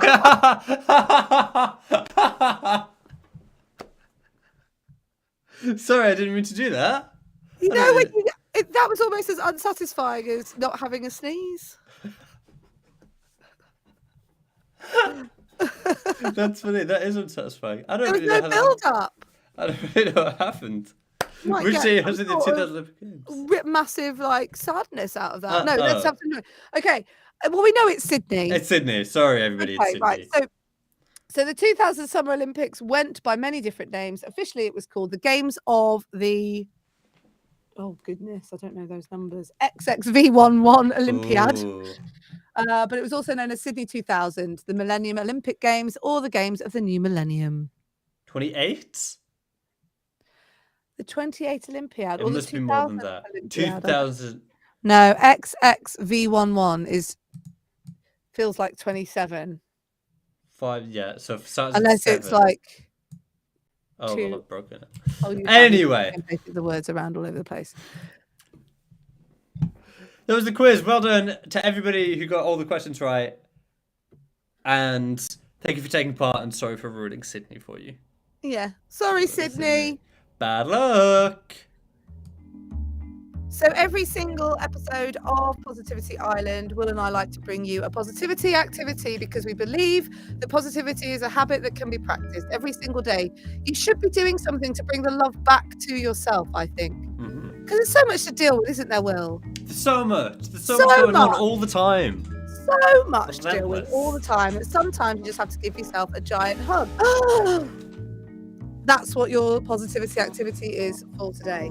So your positivity activity today is to go and get yourself hugged. Okay. You can do self hugs, you know. We did these a lot in the pandemic when we weren't allowed to hug anyone. But we did like hands on chest or just pushing down, waiting on your heart here. Sonny says, thanks for the show. Don't forget Jam and Renee are here in a minute. So we're going to have a chat with them and I want to find out about their underpants.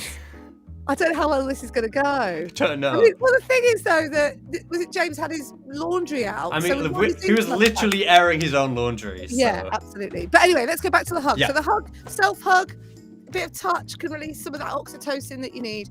But I have to say that I have been actively going in for a hug with my husband in the morning. And I saw a news article this morning in The Times about how there's a lot to be said for, especially for women, feel good and feel better and their day is set up better after a hug. So today, just get a hug from someone. Will, who are you going to get a hug from? I'm going to one of my housemates has been Oh, going you couldn't to... speak then?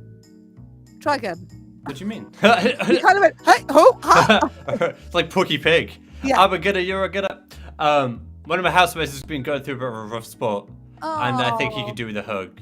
Because I don't think he hugs. I don't think he gets that many hugs. And my love language is, you know the love language is? My top love language is physical touch. And then acts of service. And then acts of service. And then Which quality is why time. you're a huggy man who does the washing up. Yeah, I am. It's true. So I'm gonna ask him if he wants a hug, and I don't think I've hugged him before, so it's gonna be a bit of a weird one. Good. Are Jam and Renee here? James is here. Let's Should get you say him on. hello? Hey, Yeah. James. Hi, James.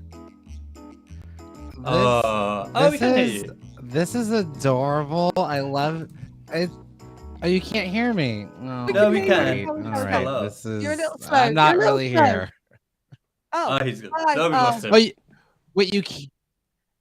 Oh, same. I'm not sure. Okay.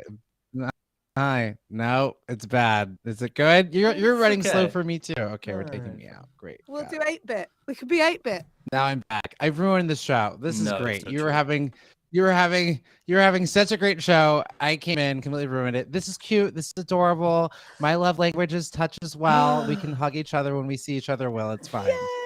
Big hug to James. Renee's here as well. Let's say hello. I know I Renee. have Good morning. Nice of me to show up. Oh, I missed Renee's the here as hug. well. I missed the group hug. Mm, We it's need the okay. group Well, hug. We just Yeah. learned that Will's love language is touch. That's Will's Mhm. love language. Yeah. So, I'm very As it should be. tactile. Sarah's getting As it it- as well. Hi, Sarah.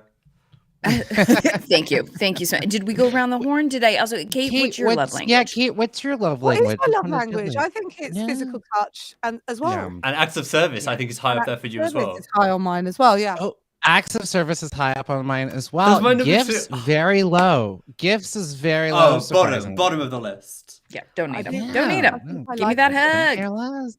But Yeah. do the dishes and give me a Yeah. hug. Yeah. Do the dishes and all we give me a ask. hug. We're sorted. Honestly, I'll fall in love. I'll ask you if Yeah. you do the dishes and give me a hug. I'll ask you to marry me. That's all it takes. The bar is very low, you guys. The bar is on the floor. Yeah. There's an issue with this But family that's because kind of I the thing that have- you need. Speaking as someone who has a roommate who refuses to clean the stove or anything, like, and I'm moving now, so Oh, Yeah. good. Do you not leave Yeah. post-it notes on things and say, could you just clean them, please? Sure. No well, sticky notes. now what I've done, let me know if I'm doing the right thing. I just Okay. removed the stove graters and put Yeah. it in the sink, and like Mhm. you know, is it like okay, And do clean this. now. Uh-huh, I've mhm, done. Mm-hmm. Oh, I Uh-huh. noticed that the grates are in the sink. Yeah. My See? my We're gonna Exactly. see if this move works. Okay, tell us about your problem because it's really making me laugh. so Sit up straight. the back channel logo, if I sit up straight in this situation, means that Oh, I'm like, I'm gonna put you over here. I think And then I'm gonna go over here. And then if I go over here, Little There you scoop, I have a little bop. more time. Yes. Right, what's on the show today, team? Because I've got a question for you. You tell me what's on your show, and then I'm going to ask you the very important question. Okay. Love Okay, it. Love great. it. Love Yes. it. Jam. Renee, Take it do away. you want? Open I up would the love I'm to. gonna take it away. 'Cause I have the dog. All right. So we're gonna talk about what's got people thirsty. It's Thirsty Thursday. We love alliteration. So what's got people thirsty for today? Nothing like it's morning show, but it's like, oh, the She-Hulk trailer. I'm thirsty for that. We're gonna play celebrity birthday quiz. We've got some throwback Thursdays. Yeah, and it's Asian Pacific American Heritage Month, so we're going to be celebrating some folks of the community still. We're looking at the news, what's thriving, what's not, and we're going to play a game called This or That. Essentially, it's like Would You Rather, but we're going to, what we call it, This or That, because it's Thursday. And it's got a "the" in it. Thank you. Yeah, Exactly. So Kate you put it gets together. it. Earlier, Kate gets that it. sounds brilliant. Earlier on in the show, Will and I were discussing how, you kind of get to that final fork in the drawer, and that tells you that that's when you need to do the washing up. Or, as I put it, my underpants are the giveaway. So I have a certain pair of underpants that are grey with a fluorescent pink lining. If I get to them, I go, it's time to do laundry. Well. And I would love to know, as that icebreaker, as we get to know each other, what is your alert underpants? Yeah, I just buy more underwear. That's what I've gotten into. You do it Justin Bieber. Time to buy more underwear. That's what Justin Bieber was. I'm not asking if you wash your underpants or not. I'm asking which pair of underpants is the signal to make that Time to do action. laundry. Just keep buying it. Renee, how about for you? Sure. Yeah, same. Oh my goodness. And the devastation of ordering 50 new pairs of underpants and then reaching the problem again it's a difficult pill to swallow. Of just like, so I don't think I've washed since '93. Is that what I'm to assume? Good night. Tons of Good night, underwear, all though. Tons of underwear. We're ready. We're ready to make a fort. Make a dirty underwear Well, with fort. that, we will leave you to it. Thank you very much. Have a great Thanks day. so much, team. Thank you, Kate. Wait, well, they Oh, I are love just them. delightful. Love them. Well, The best. should we get on up? Let's do it.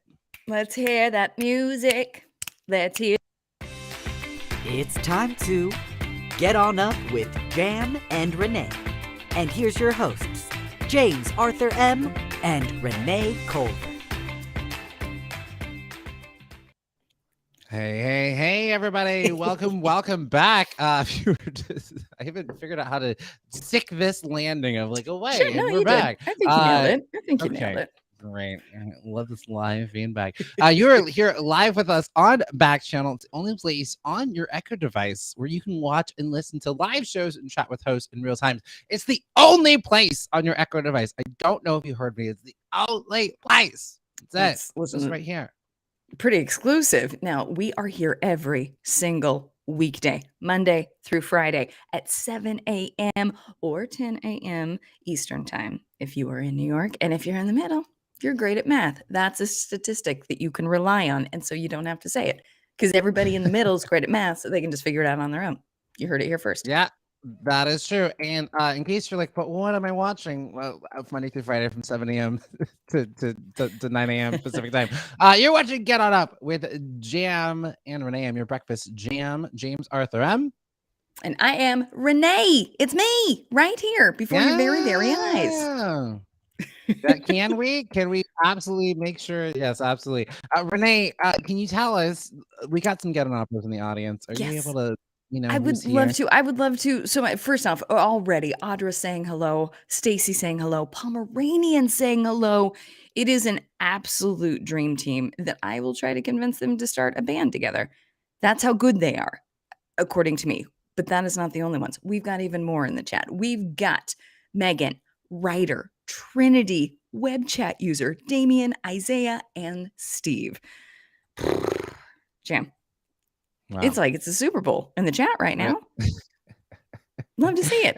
Absolutely love to see it. I am curious. Yes. Do we have first question? So this interactive show, everybody. And so you can in the chat, you can say is the magic word if you're watching the Echo device. If you're on the YouTube, you just clickety clack. You just use your finger digits. Is that what these things are called? What are we? Yeah, You're I think so. typing. Your typing tongs. You can call them that. Use your typing tongs and just hit that keyboard over there. And the first question for today, Renee, Super Bowl's aficionado. Thank you. Do you And that watch is what the I like Super to be Bowl? called. Is that? Yeah. Do you, 100%. Yeah. Quiz me. Okay. No, we won't go. I was gonna wonder, like, what is your favorite? Do you have a favorite Super Bowl memory, Renee? A favorite Super Ooh, Bowl that's such a memory? good question. Get on uppers. Do you have a favorite Super Bowl memory? I know we kind of roller. I know me of all people. If you were here with us in January, you know how much I do not enjoy the NFL. I read them for filth. They don't pay their cheerleaders. Yep. They're football players. They can't Yep. protest Yep. silently. They've got the Yep. concussion scandal. But Yep. when you were a kid and you didn't know any of that stuff, Yeah. what were some of your favorite, when ignorance was bliss? Do you have a favorite Super Bowl memory of yonder year? I sure do. I sure do. Now, I obviously want to hear the get on uppers first because whatever story they have is going to be the very best. Also, when I demanded that our listeners know math, Pomeranian was like, no, I don't do math. Fair. Okay. So it's 8 a.m. Mountain Time, 9 a.m. Central Time. Yeah. Okay. We'll Yeah, we gotta shoot give with it the some. answers. Favorite Super Bowl memory is obviously a theater kid. When we were in New York, me and my friend Justin, also a theater kid, got invited to and I don't know how this happened to us, but somehow we got invited to a very bro-y Super Bowl party. People were in gear, they were in garb, there were pools, there were people there early, everybody was focused. Justin got into the margaritas. And about at the height of, oh God, what's going to happen in the game, Justin was like, it's a little, is it, would everybody else like it louder? Went to the TV to turn up the volume and then did something that we lost the game for 5 minutes. Could not get it back. Oh, we were no. We were friends of friends. Oh, They were not no. thrilled. And it was, but he Yeah. was so, because he had the margarita happies. He was just like, oopsies, whoops. Oopsies. No oopsies there, Justin. No. It was It delightful. sort of just brings me like that.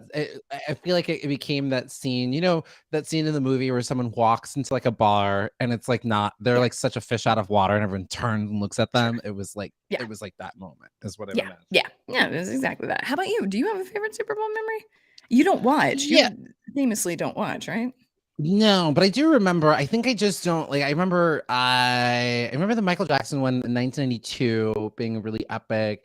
I think nachos come to mind as a kid. People around. There's always my dad make a giant plate of nachos. I don't really have just kind of on in the background. Yeah. I do remember like one time when I first moved to New York, some friends of mine threw a Super Bowl party. They made nachos. Yeah. It was the year Black Eyed Peas performed, and that was pretty amazing. And it was the year all the commercials were very confused, very misleading. Sure. It would be like a dragon flying, and people are like running away from a dragon, and then it's like Tampax tampons. Like it just was like every commercial would take a turn, and we were trying to guess like what this commercial is. They all would start off with something like "There's goblins and they're chasing you." Chevy Toyota, like. I love it. I remember in the early 2000s, GoDaddy dominated like most. GoDaddy, the platform that allows you to create they host the websites. They own the domains. Is that right? Is that what GoDaddy does? That they own, I think so. They own the domains. They're like, do you want to buy this website? But it was only 2000, like it was the year 2000, so we were just barely understanding the internet, and so the amount of confusion around what is this thing was a lot of fun for us all the time. Jam, how are we feeling? Yeah. How are we doing? How are we feeling? It's great. Things are good. I was just making a little note on the little doc here for next week. So, all right, here's what we're doing for today, Gallopers. Hold on to your seats. We're going to get in here's on the agenda. We got Thirsty Thursdays coming out. We want to know what has got you thirsty, just salivating. We're going to do some celebrity birthday quiz, quizzing you on the birthdays of today. We have our throwback Asian Pacific American Heritage Month moment today. Mary Tape. We'll see if she murder the wrong person. We'll Okay. find out. All right. I don't think she did. Did she, Sarah? Did she Who's to murder say? Who's anybody? to say? Yeah. Yesterday was quite an interesting adventure. She helped with education rights. Phew! All right, this will be Thank God. great. Okay. Gather the whole family. Then we have Thriving Thursday news, or this is the news. Yeah. We'll go with that. This I've is the got some good news thrivings. Thursday. I've had some good Yeah. thrivings. Oh. Thanks to Sarah. I Thanks think to Sarah. I don't remember what I have. And then we're gonna play this or that. I got some really interesting, juicy this or that scenarios to throw your way, and then we'll close out with some Thankful Thursday. And look at this, it caught my eye. Thank you, Jorge. It's throwing Jam. You're cute. Oh, Come on, well. in my non-matching microphone set. Yeah. When you're right, you're right. When you're right, you're right. I'm just saying I'm thirsty for ginger tea because I got COVID, buddy. I need to stay hydrated. Andra. I'm so Andra, sorry. I'm How you holding up? How you feeling?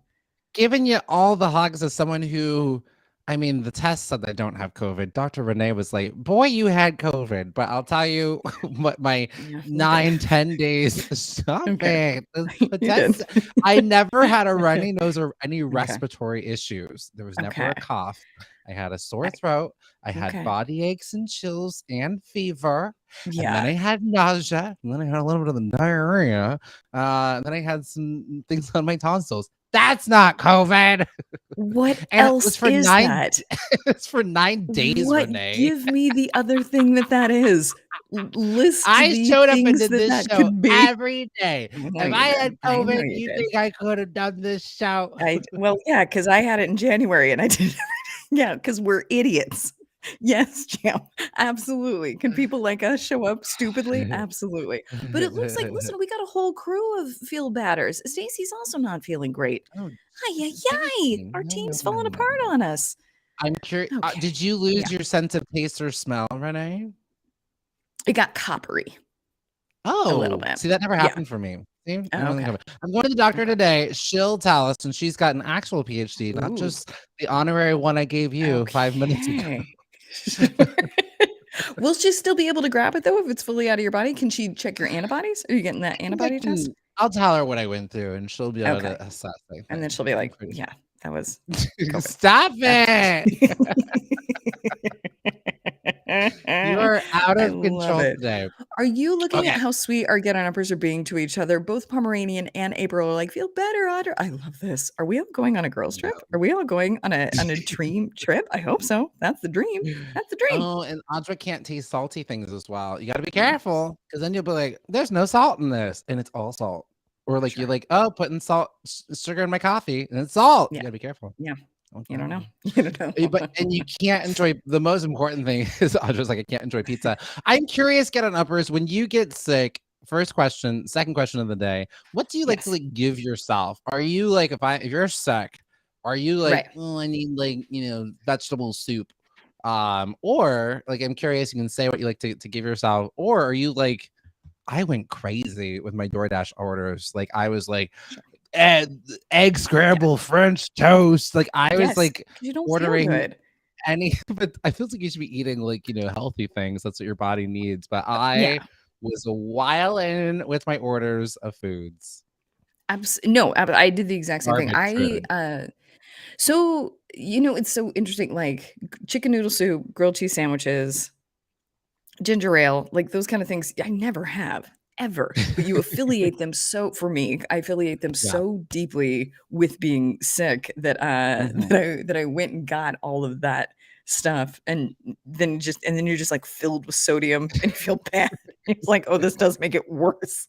It's just, it's terrible. I did drink a lot of ginger ale. My roommate's ginger ale. I Yeah. don't know why my roommate just had a bottle of ginger ale around, but I was like, great, drinking this. Since you didn't Taking clean your that. stove. Yes. Yeah. No, I think that's a fair trade. And Stacey's saying that her mom and dad are making her chicken noodle soup, which is good. That I think that'll help. I'm sorry, And then I Stacey. do I'm so think I sorry, not saw feeling well. Tim. So Tim says, I feel like I have a head cold, but my at-home COVID test said Oh I my was negative gosh. for that. I will tell you that my coworker Yeah. did say, I was like telling them my symptoms, and my boss was like, get out of here, get off of the Slack. And my coworker was like, Right. just got back from a trip, and she was like, yeah, like my doctor said stop taking those at-home tests because they're not as like sensitive. Yeah. Yeah. Yeah, no, I think we covered that yesterday, right? Like the latest study is that they're 50% accurate, which is not a test, it's a guess. And that is a good This is joke. It's a great joke, and then it's also it's accurate. Yeah. very and I mean that's failing. If I told you, "Hey, Yeah. Renee, I got Yeah. 50% right on this," Yeah. you'd be You're like, like, "That "Well, was I think you enough." failed. I think you failed." Yeah. Pomeranian said Uh, depends on what kind of sickness you have. yeah. Typically some comfort foods. You know what? I did have some comfort foods. I got Let's hear some it. soul food from Good. Brenda's. I ordered jambalaya and Mhm. macaroni and cheese and some biscuits. Mhm. That was very Absolutely. I do think like the spicy, if you're congestion, I do think any type of spicy food can sort of I help. I actually think in general, honestly, any kind of spicy food, because you gotta sweat. You know I'm big. If I'm sick, Yep. sweat it out. Yeah. Like I Yeah. hot box my rooms, I crank up the Mhm. heat, I Yep. turn every room into a sauna. And so I would eat a lot of spicy foods like to because it helps. It really helps. I It wasn't just it congested, but yeah. you know. It just works. Doug is saying, I usually eat leftovers that my mom prepared for me because that is comforting. I like that. Mm. Pomeranian, vegetable soup, saltines, mashed potatoes. I did Ooh, have a lot. set it When I got my up. tonsils taken out, I had mashed potatoes. Oh. April, a good book always makes you feel better. Audra, you guys, they're being so helpful to each other. This is amazing. So great. Man, So great. April, I Yes. wanted to read so badly, but I felt so terrible that I mean, I think I told you all this. There were moments when I just like stared at a off television. I just was Yeah. like, I turned the TV Yeah. off and Yep. then just stared at it and then just closed my It's eyes. the That's where worst. I Did was. you find now granted, we Not don't know COVID. officially if you had COVID or not, but I found myself so angry at everyone who's like, "It's like the lightest cold you've ever had." I'm like, "This is not light. This is really bad. Why are we saying like so long as you're vaccinated, it's not bad? It's bad. It's Yeah, bad, people even when really you're were vaccinated." Yeah. downplaying. I mean, I don't know. I mean, mine, I don't know what you went through because you had COVID and I didn't. But I I do didn't will either. say None of my tests said. I've just I'm just decided I had kidding. I COVID. know, I know, I know. I'm being terrible. No, you're not. Um, but, yeah, but it was bad. Like, even if whatever I wasn't COVID, just being sick like that is just so terrible. So make sure you're taking care of yourselves. Yeah. Don't make out with And that then man in that club that you don't know. okay, I suppose that's fair. Pomeranian saying, "I love napping when I'm sick." Oh God, it's the best. It's the best. Just sleeping all day long, the very best gift. And then it backfiring on you when it's time to go to bed, and you're like, "Oops, well, I slept all Oh, day." yeah. So. Yep, yep, yep. Yeah, oh, Tim, napping when you're sick, it's so good. Yes, because that's what I realized last Friday. I just Right. was so tired. I hadn't gotten more than 6 hours of sleep in 2, 3 weeks. So I think that was Yeah. also catching up with me. The stress of like the last 4 months and then going, going, going. Mhm. And then every time I napped, I felt a Right. million times better. I love Okay, it. it's like your I body, go. like it's the Yeah, it best does. cure for sickness is just sleeping. You just feel better. Pomeranian saying, "And the very best medicine, dogs." The cuddle butt. Yeah, it is. It is very, very, very interesting. The intuition of dogs when you're sick, of just them just being like, "Well, huh. I think we might be working with something here." And I also appreciate I like Dr. April's regimen. If I'm reading this Yeah. right, Read and Weed is my hot box. There's that Yeah. Yeah. we're gonna read some books and April. smoke some weed. Guys, It's this is medicinal. It pretty is amazing. medicinal. It is And it's making you legal feel in like better. 30 states. It's fine. It's It's fine. fine. But not for Renee. She'll tell you that you're flat when you're singing. Yeah. Keep it away from me. Stacey was People. asleep for Stacey said that she was asleep for a few hours when you were sick, and then your mom would have to be up with it, and absolutely. Yeah. So Doug said that I've heard that if you get too much sleep, you're more tired. That's actually really true. I think especially when you're not. Well, I think when you're sick, there's not such Yeah. thing as too much sleep because your body just really needs it. It's like Yeah. working your white blood cells are working overdrive. Right. But that is true when you're not sick. And like honestly, I'm sorry to break your heart, everybody. Anything more than 20 minutes of a nap is not going to be good for you. Your body actually then just starts thinking that, oh, we're going to sleep now. We're going to And bed. Yeah. so we're going to bed. And so that's why you wake up and you feel just not refreshed. 20 minutes or Right. less. I'm telling you. That's such a good tip. You taught me that when I was having a little bit of trouble during the workday. You're like, just take that 20 minutes, get that nap, and you'll feel much better. No more than 20 though. No more. No Andre saying that more. Audra, that's so crazy. So your sister and you got COVID at the exact same time, but separately. That's wild. But then the dogs were attached to her. I'm telling you, dogs are the best. They're the best. And then Pomeranian saying, also when you're sick, where you're most cozy. So yes, that part I loved. That freedom to absolutely remove any type of obligation to look a certain way is the best part about being sick, according to me. I love it. I kind of apply that day to day. Yeah. For the most yeah, part, yeah. I'm just like, I don't have to look a certain way all the time, but it's especially nice when you're sick. Yep. And April chiming in and stay home when you are sick. Absolutely. And Stacey, I think we're just gonna agree to disagree on this. Stacey says, I hate to tell you this, GM, but if you take more than 20 minutes, you're actually going to feel better. If you're sick, sure, absolutely. But if you're not, I'm telling you, like science says your body thinks that it's going into REM and it starts producing those, chemicals of like, okay, go to sleep. Yeah. All right. Yeah. Let's get to Thirsty Thursday, everybody. Okay. Thursday. What are you thirsty for? All Pretty right. good. That's a pretty good theme song. So for Thirsty Thursday, everybody, what are you excited for that's in the future? We're not throwing up pictures of Oscar Isaac. It's not that kind of show. Right. I'm sure if Sarah was gonna be like, bam. But I mean, Always that's be great. Yes. no, I can't Yeah. concentrate. Stop it. I don't want to see it. Do not put a picture of Oscar Okay. Isaac. Stop it. Okay. You put them away. I can't concentrate. Listen, Sarah is the very best in our group chat with the Oscar Isaac photos. It is so good, and it unravels Jam every time. Every time we could be having a good, productive chat, and then Stam just when I can't look directly at it. It's too great.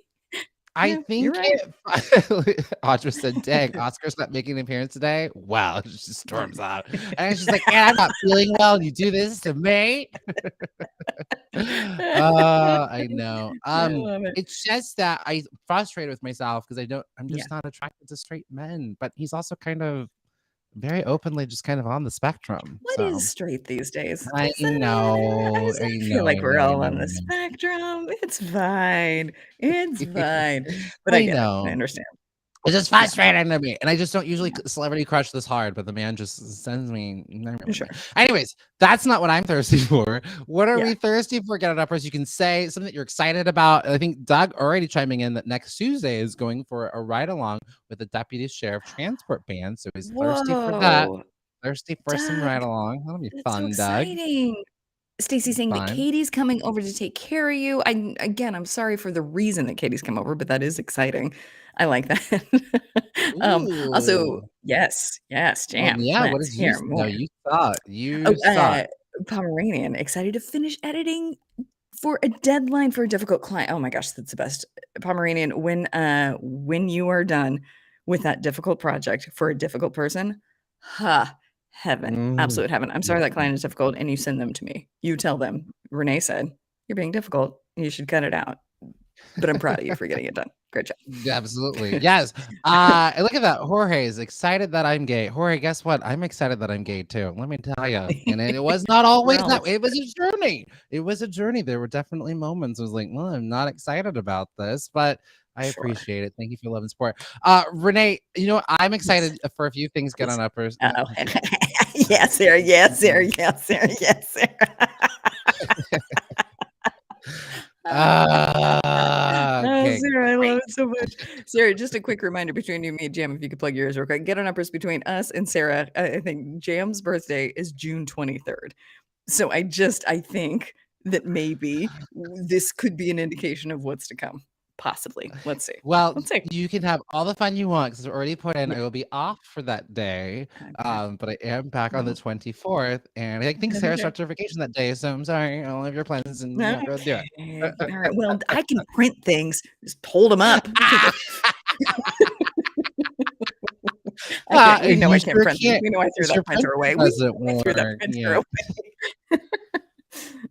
Just to catch you all up, Renee couldn't get her printer to work, so what she did is she just she's like, it's broken. She just put it in the dumpster. Yeah. All right, so here's what I'm thirsty for, y'all. The oh god, I almost said the Lady Hulk series, She-Hulk. I guess that's better. She-Hulk. So the trailer dropped. I don't know. Has anybody seen the trailer for She-Hulk? The picture's so blurry. I Like love, yeah, it's a she's little pixelated. It's a little blurry. It's fine. It's fine. like it's We being get it. censored. We need to dip our toe into this. Ease your way into how good She-Hulk is. Maybe is what that photo's Oh, doing. yeah. I was just making sure that my eyes weren't like I was like, do I need my glasses? That's what my was being like, oh, it's a little of my Yeah. So Raymond, you've seen the trailer. Anybody else seen the trailer for She-Hulk? I'm very excited about this. So Tatiana Mansley, she is Jennifer Walters, who is Right. Bruce Banner's cousin. So in the comics, she gets a blood transfusion from Bruce, and she then gets the Hulk powers. But the thing about Jennifer Walters is she can't un-Hulk herself. She's just the Hulk all the time. Yeah. But all the she's time. able to still Yes. do her life. Like she's just strong. Like she's just super strong, and she's a high class like lawyer for superheroes who need Yes. it. And so it's sort of just like it's gonna be kind of like a comedy, kind of like it's sort of like Ally McBeal meets Yeah. the Hulk. I could not love this more. Now, can I tell you, while this was happening, friendships are blossoming. They're blooming in the chat. Both Pomeranian and Audra are writers, and they're saying that by tuning into the show, it feels a little bit like you got coworkers. Because you're working from home, and so you have it on the background. I'm like, those two will not get to work. It's just the two chatty catties in the kitchen. Oh my god, I It's think like, that's the we're new working. I think that's the new premise of this is what the show is exactly for. People who work at home and miss that office environment. And you want those two coworkers who and this is Miss the two specifically people why in the like kitchen who won't shut up. this is why I can't work in an office. Like I absolutely Right. could not work in an office because like Yeah. I always had to stay late because I was like, oh, I didn't do anything today except talk in the kitchen about She-Hulk. Yeah. I love it. Pomeranian loves your term unhulk yourself because it's very Yes, you can't do it. You couldn't do it. And I love Audra's But I gonna think bring putting muffins that next yeah. time. Yes, Audra, please, dear God, please. But Pomeranian makes a good point that I think we need to like invite that in when somebody's where we're like whiling or working is Yes. that they need to unhulk themselves. That I think is a Mhm. good thing that we could I feel like it's bring also one of into those this. things that like you can like I'm gonna unhulk myself right now because I am over the edge and I'm just gonna undo it. It's very similar to like scream into your heart. Like Yeah. like I'm going to scream into my heart right now because I I do fully forgot not that. Yeah. want to let Yeah, this yeah. out for you. Yep. Thank you Yep. for reminding us about screaming to the Also, heart. can we take a moment to talk about how brilliant our get on uppers are? Tim, Audra, Pomeranian, like just you guys, you're so of course you're just like, oh, and just casually, I'm a grant writer. What? I That's so smart. know. It's so smart. I could No. never. Here's what my letter would look like. Money. Can we have it? Please. Love you. Bye. How did Yeah, I that couldn't. how did that grant go for you when you submitted that Yeah, not great. Not great. They were just like put a lot of to the Kennedy kisses on Foundation? it. You're like, Just can like, I have $1 million to the Kennedy Foundation, please? Thank you. Yeah. Your letter So to I don't know. I Congress. didn't get hired back. Right. I love it. Renee Okay, said, so Audra, you're that is Renee. That's basically what I do. yes. Okay. All right. Well, feel like you're more articulate. Money, please. Money. Can we have it? Pomeranian saying unhulk yourself is also like a Snickers commercial. Oh, right. Yeah. It's You deserve a essentially Snickers. that. You just It gotta is unhulk essentially yourself. that. I would love your intel on She-Hulk in regards to like what led to this, how you're feeling about it, what your hopes are for it.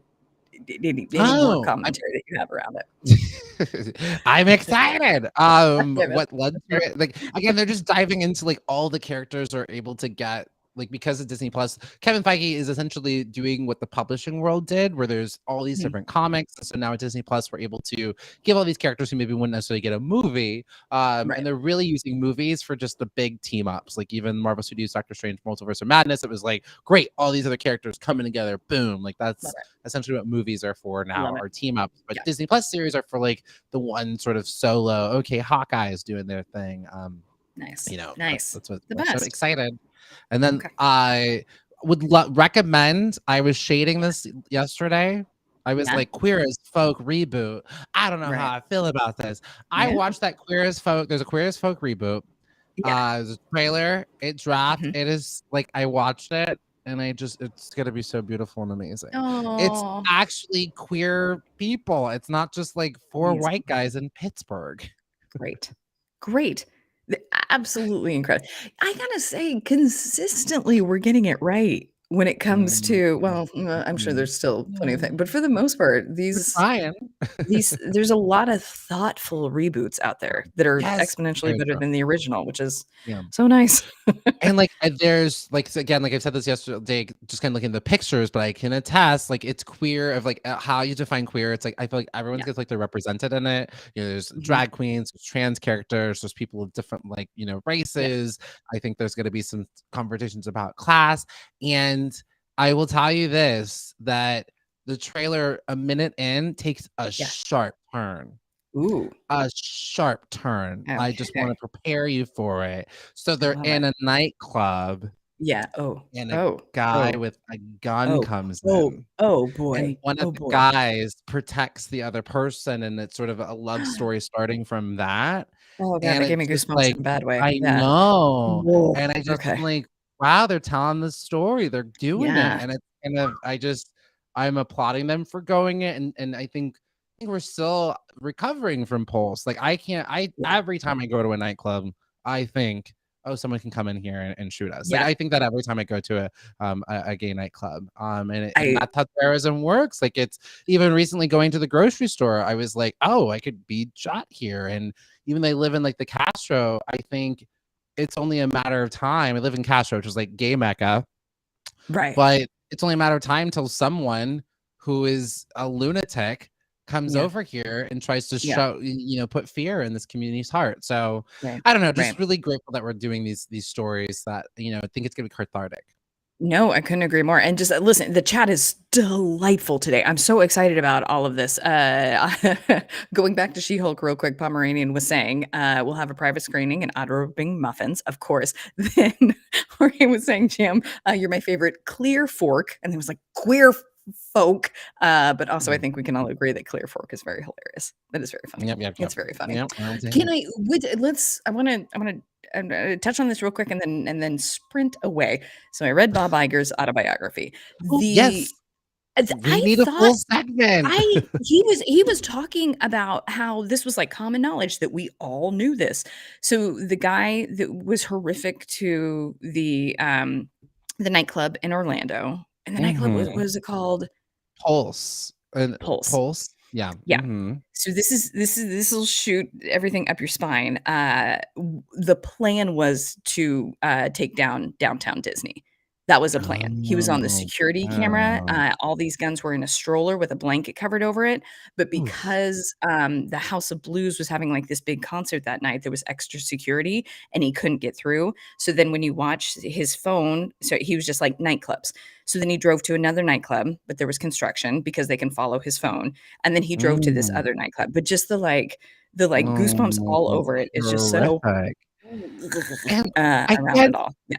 And to the point, none of it should be living like this. I will tell you this. I'm big at my soapbox right now. When the reason for 5 years, from like 30 to 35, I went to Europe often. My passport was all stamped. I went once because I was there for 4 months, and I would tell you, I didn't realize how much I thought about guns until I left the United States, that it's always in the back of my head, and that we kind of always live with this fear, and and no one should have to live with that. You go over there in Europe, you're like, oh, no one has them. They just don't have them to the same degree. And so it's absolutely insane. And we have to come to the table to figure this out. We are adults. We can figure this out. We're tired of all of these looking at the news and no one should have to live like this. And it's you don't realize how much until like you get out of the country and you're like, oh, I was always thinking about that. And part of the reason why I wanted to leave. I'm tired of living this fear. Right. Yeah, exactly. It's horrific. And I think that is such a good point of how how, because you're like, oh no, we just have to live with it, and then you just said that I'm reiterating in a more No. verbose way what you just said, but the notion of like, no, you can remove it if you do. Pomeranian, yeah, I think so. First off, the security around Disney is insane. So the way, Good. like the Yeah. facial recognition that they have, that they were even able to like notice it in the first place, because what they did is they put his name into their system, and then they were able to see the amount of times that he's entered downtown Disney at any way. Then there was facial recognition. And I agree with you that the motivation may have been a gay nightclub, but it also could have just been a nightclub. Yeah. All Sure, they sure, know is sure. that he was at House of Blues, then Googled nightclubs. Yeah. So Mhm. who's to say? But Yeah. it is disgusting and awful. Yeah. Yeah. Yeah. Well, all right. Renee, what are you thirsty for something? What are you Yes. thirsty for? Yes, yes, yes. I would love to tell you. And this is going to be a common theme. What day is it? It's Thursday. Oh Okay. my God. So you guys, Wait, yeah. did you go to Yes. Hadestown last night? I did. I Ah! did. We have Tell us to. everything. Oh gosh, now Is I it have to just- choose. Now I have to choose. No, you Let me don't. let You me can do do all let me of it. plant a seed, and then I'll talk about the abundant garden. The seed that I need to plant is that, and this is a character flaw, and I know it, but among my favorite nostalgic movies might be Tippy Top, mostly because my dad loved it. I love Top Gun more than anything in the world. I can quote every line. Every single line. So I will be going on Friday the 27th. I am doing Ooh. everything I can to avoid the reviews, All the- but the reviews yeah. I have seen is good. It's real positive. good. So there might be Good. tears on Monday. Okay. Just like, and then John Hamm. So you just get ready for that. We'll see. I'm so preparation. excited for you for that experience. I know what it's like. I know what it's like. As someone who's a fanboy of many a thing, I get it. Yeah. I'm excited for Yeah. you. Yeah. Okay. So Audra already, yes, you were already saying my my review of Hadestown. It is phenomenal in a way that I couldn't have predicted. It is absolutely incredible. I got to sit next to another person who was there by himself, and so we made friends, which was wonderful. And then we both were just like, I don't know, just when you get to like make a little buddy together, the talent. The talent in this show is second to none, and the story is so sad. I will say, for those who have seen it, I thought that I was going to lose my mind during wait for it, but the thing that got me is when Hades and Persephone danced together. Just tears, just like pouring down. It was so good. It's so good. I loved it. Oh, fun night. Okay, well, thank you for this teaser. We're gonna circle back later in the show, and grill you for more questions. I do want to connect that Pomeranian was mentioning. He was talking about like getting out of the U.S. and feeling, and also to Pomeranian's point, what Pomeranian. So Pomeranian said, I recommend books by James Baldwin, who wrote what it was like to be a Black man outside of the U.S. And it's so true. I felt, especially for when I was in Amsterdam, I just felt fully accepted for me. Like I didn't feel the like looks of race. It's such a international sort of city. And they just don't have the same. I mean, sure, they did initiate the slave trade that's called the Dutch slave trade for a reason, but it didn't follow back the same way it did. It just wasn't the same, it just wasn't, not great at all. But it just wasn't the same as it was over here in the United States. And thus, they didn't have Jim Crow and all these, systemic issues that are just so prevalent. I would honestly feel like, other countries who have systemic issues stem from our depictions of people of color from our media, because Hollywood is like the biggest export the United States has. And it has an effect on how everyone thinks about themselves, other people, which is why I am involved in the industry. That's important. Yes, it's very important. Also, I do agree, Jorge, that Jim, you do look like a movie star. Listen, we're running the gamut here. We're hitting hard-hitting topics. We're also hitting the softer ones. But yeah, And Jim looks back like a to movie the star and should be one. And should be Great. one. Yes. And back to the racism. Yes. So Pomeranian also said, we're doing it all. Pomeranian said the racism in the U.S. was so horrific that Baldwin found peace outside of its borders. And not just James Baldwin. Remember, we talked about Josephine Baker. Like most Black artists in like the 50s and 60s were like, I'm out of here. I'm going to France. That's where they would go. And then I'm hearing this news that we're not going to see Doug after May 31st for a while. Doug, that's such a cliffhanger. Is there a reason why? Are you going on a trip? What's going on? What's happening? Where you gonna be? We'll miss you. Please let us know. Please let us know. All right. And Pomeranian, yes, we must do better. And Raymond Mhm. said, did you see the trailer for Chip and Dale Rescue Rangers? Ooh, I Raymond, such sure a yes. have. I Mhm. sure have. It looks My question, so funny. yeah, what Yeah. were you gonna say, Renee? It looks funny. It It looks looks so funny. funny, and then I was like, "God, this looks like next level funny." And then I looked who wrote it. Rachel Bloom, who created Mm, Crazy mhm. Ex-Girlfriend. Her Yes, yes, husband, yes. Dan Gregor, I think his name's Dan Gregor, he wrote it. So he's a Oh, crazy UCB guy. So it's gonna be like next level funny because it's that smart, hard-hitting comedy. Also, John yeah. Mulaney and Adam Sandberg. Adam Sandberg? Yeah, Am I it's him. It is him. Yeah, yeah, yeah. is it? No. You Okay, got it. okay, You did it. You nailed it. You okay, absolutely nailed it. And okay. I think it's gonna be also a tour de force. I think it's gonna explore just our childhood. It's like the Disney afternoon. I think I saw Aladdin flying around in there. So it's gonna be kind Love of like that. it's gonna be like a Chip and Dale multiverse of madness of Disney, sort of Yes. exploring like all these different, things. My Yeah. question is though, because my favorite character in Chip and Dale's Rescue Rangers is Gadget. Again, there's a Yes. theme. When I was a kid, the lady character was always my favorite. And so I'm Yeah. like, where's Gadget in this movie? Maybe they're not showing her for a reason, but Yeah. No, where's my she's Gadget? on IMDb, Mhm. and also thank you, Audra. I knew it didn't sound right. Andy Sandberg. It's Andy Sandberg. John Mulaney, Andy Oh, Sandberg. Got it. Okay.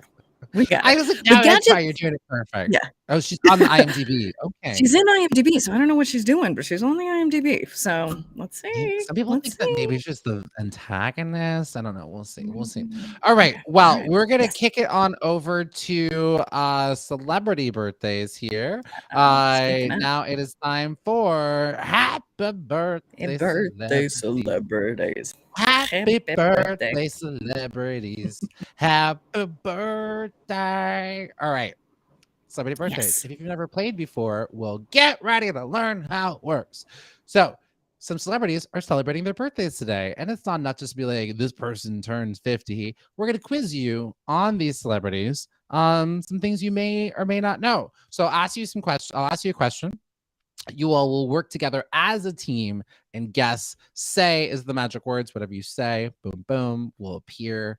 And we are appreciating, also just taking a moment to appreciate the lively chat from, Audra, Jason, Pomeranian, Doug, Tim, Stacy, just such a great, lively bunch.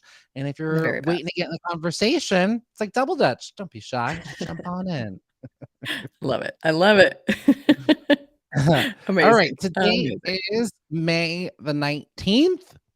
And it would have been, this is actually, Sure. this should be a day. This is actually a day I lived in Harlem and they celebrate this. It's Malcolm X Day. So Malcolm X was born on May 19th, 1925, was murdered in 1965. Minister, activist. He's famous for many things. Okay, yeah.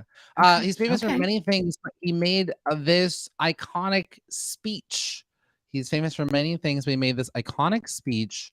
There's an iconic speech. Martin Luther King had a dream speech, and Malcolm X had this speech. Love it. I love it. All right, get on uppers. Let's do it. Also, Stacy, you got it. We're happy to do a shout out. Hi to Mom and Katie who are listening in the kitchen. Hi to Mom and Katie who are listening Hi, hi, in the hi. Okay, I can get well. Okay, this is the one that I studied. Yeah. Okay, it's got alliteration. Does it have? Will you give hints? Does it have alliteration in it? Never mind. Hold on. You got it. Yes. Hold on.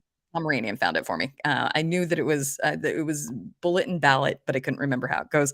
Pomeranian found it for me. The ballot and the bullet. Is that correct? Is that the answer? I'll take it. I will take Okay. it. 'Cause that is one of that is great. The one that we had on here was By Any Means Necessary, but I mean this man Ooh, had okay. uh so many speeches. I mean he also had we didn't land on Plymouth Rock landed on us. Mhm. Yeah. It's a very, very good one. So Wait, many great ones. that's a lyric in Guys and Dolls. Which came first? Definitely Malcolm. Did we steal that? Did the writers of Oh, Guys and Dolls interesting. steal that and claim it? I do not think Wait, that no, Malcolm never mind. X It's not Guys and Dolls. It's Anything Goes. Oh, well, I'm I gonna definitely research think this. Cole I'll find Porter out. Okay. probably. When did? Okay, let's see. What year was I've been Yeah. in Anything When was Goes? Anything Uh, Goes written? when was that was written? And I, I guess 1934. Oh, Okay. maybe. Yeah. I Oh, don't know if Malcolm okay. X maybe he saw it. But Malcolm in the but in this speech, by any Right. means necessary, he says, "We declare our right on this earth to be a man, to be a human being, to be respected as a human being, to be given the rights of a human being in this society, on this earth, in this day, which we intend to bring into existence by any means necessary." Yes. The Ooh, writing I of that. I mean, love you know, it. as an actor, like, if you have a Mm. good script, it does all the work for you. Like, I was Oh like, my "Oh, god. I don't have to put any stink. I just can." I felt it. Just say it. The Why just word. say that? Yeah. It's just right Incredible. there. And Pomeranian reminding us that also responsible for a man who stands for nothing will fall for anything. That in and of itself Oh, could be like the only words to live by. That's incredible. it's so good. I mean, Right. prolific genius of a man. I highly recommend if you're visual learners and you want to learn more about Malcolm X. Right. I mean, the Spike Lee movie, Malcolm X is just, I will never forget. I've seen it so many times as a kid. Spike Lee movie. Denzel Washington plays Malcolm X. It's insane that Denzel Washington did not win the Oscar that year. Denzel Washington would not win the Oscar until Training Day. Like, that was what they were like. Okay, we'll give him the Oscar now. Anyways, just such a good movie. It's like 3 hours long, but it's so worth it. And I feel Yeah. like it went way over budget, and I forget who ended up helping Spike Lee like complete it, because they went and filmed him at Mecca. Right. And it's also very tragic. I recommend, there's a documentary on Netflix called Who Killed Malcolm X. I think it's like a 4-part 30-minute series that originally was done on Pop. But it's really interesting because there's just so many questions around it. The FBI, I feel Yeah. like, was absolutely involved. And they actually do find the person who did actually end up he was shot, who was shot 4 different times. There were Right. 4 shooters, but there's one person in particular, and this guy trying to figure it out figures out exactly who the person like was. Wow. It's really Wow. wild. It's a really good Wow. series. Yeah. Okay. And Yeah. just I will what bring would it on the have list.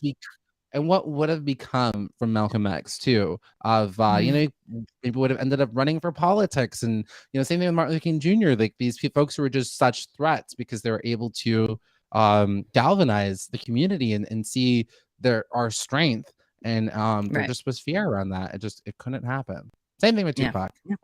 Yep. Yeah. Well, happy birthday, Happy Malcolm X. birthday, Malcolm X. Love it. We love it. Yeah. Okay. All right. Well, hello to Stacy's mom. We know that you just came to the room. Thank you for taking care of our Stacy. We love it. And Reza giving us a love you jam. I love you. Right back at you. Right back at you. A lot of love. Okay. A lot of love. So deserved. Yes. You wouldn't know it by looking at our tour de force. Grace Jones turning 74. I mean, What is your skin regime, Grace Jones? Tell me right now. I want to hear it.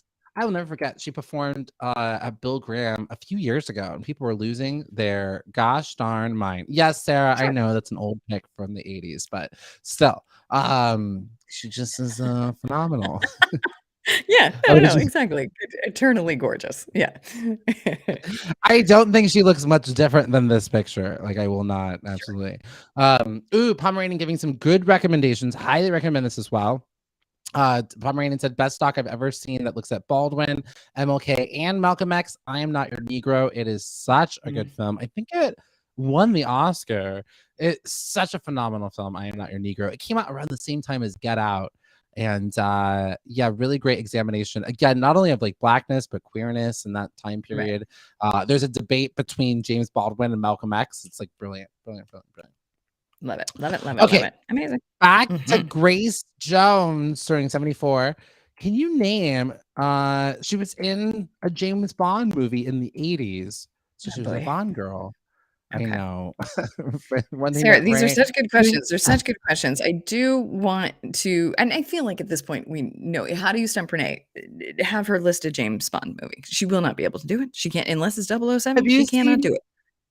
Unless it's just 007.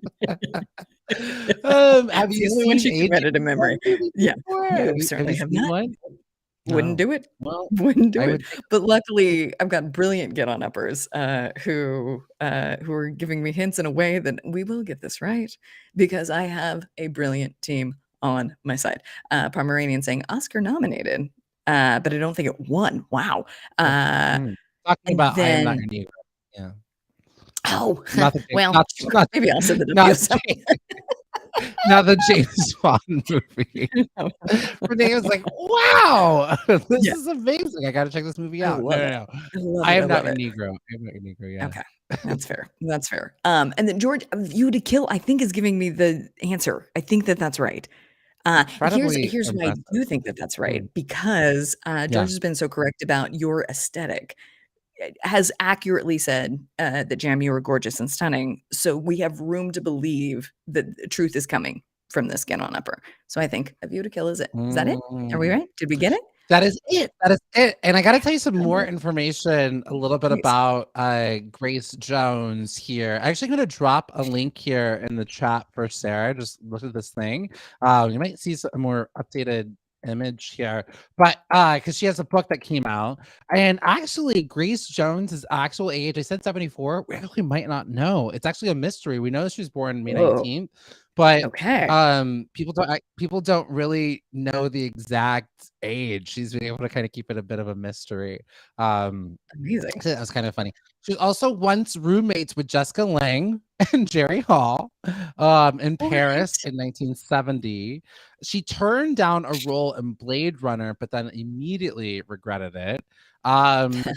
She Funny. has defied gender norms, like her Right. albums and things like that, just like what she has done, really phenomenal. Her first album included a Sondheim number. From the musical, Sondheim number, Edith Piaf's signature song "Tomorrow" from the musical Annie. So I know Renee's listen to after this. She was a Yeah. Studio 54 mainstay. Oh my god, she needs a movie ASAP. She has a son with a French designer, Jean-Paul. Oh, she's a son with French designer Jean-Paul Gaultier. I don't know. Whoa, Her baby impressive. daddy Okay. is Jean-Paul. Yeah. Okay. I love They're it. I constant love it. creative partners. She has did Bob Iger talk about this? She has a lifetime ban from Disney World. That's funny. Real quick, Audra has to jump real quick. Probably, of course, it was so good talking to you. Thank you for putting up with us in the kitchen. We will see you tomorrow. You were the very best. And then Tim was saying that now I have pull up to the bumper stuck in my head. Tim. See, there it is. And then yes, and Pomeranian's like, what? Grace Jones sang Tomorrow? Need to hear this version now. Yeah. Now, like, watch this. Grace Jones is gonna bump to #1 on the Spotify charts because we're Because of spreading- us. spreading the Because we're news. gonna do it. Wait, do we know why? Man from Disney World? I'm just gonna gloss over It's this. just a band. Okay, yeah.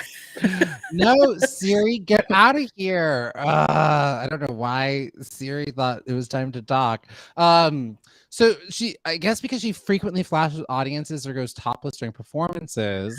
But during a live show at Florida's then downtown Disney House of Blues in 1998, she pulled her top off and then proceeded to light up and smoke a doobie on stage.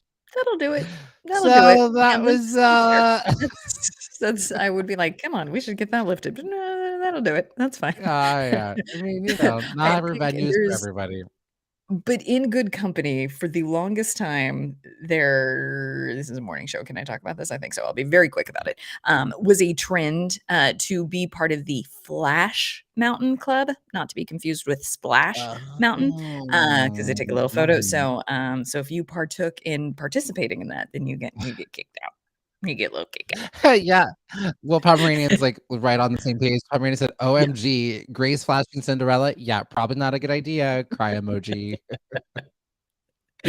Also, last one, Grace Jones and Andy Warhol made a scene at Arnold Schwarzenegger's wedding. You'll have to Google to find more about that. Okay. And she hasn't seen her husband since the early 2000s. That's hilarious. I love How her. I If you if you want to learn more, she has a documentary called Bloodlight and Bammy.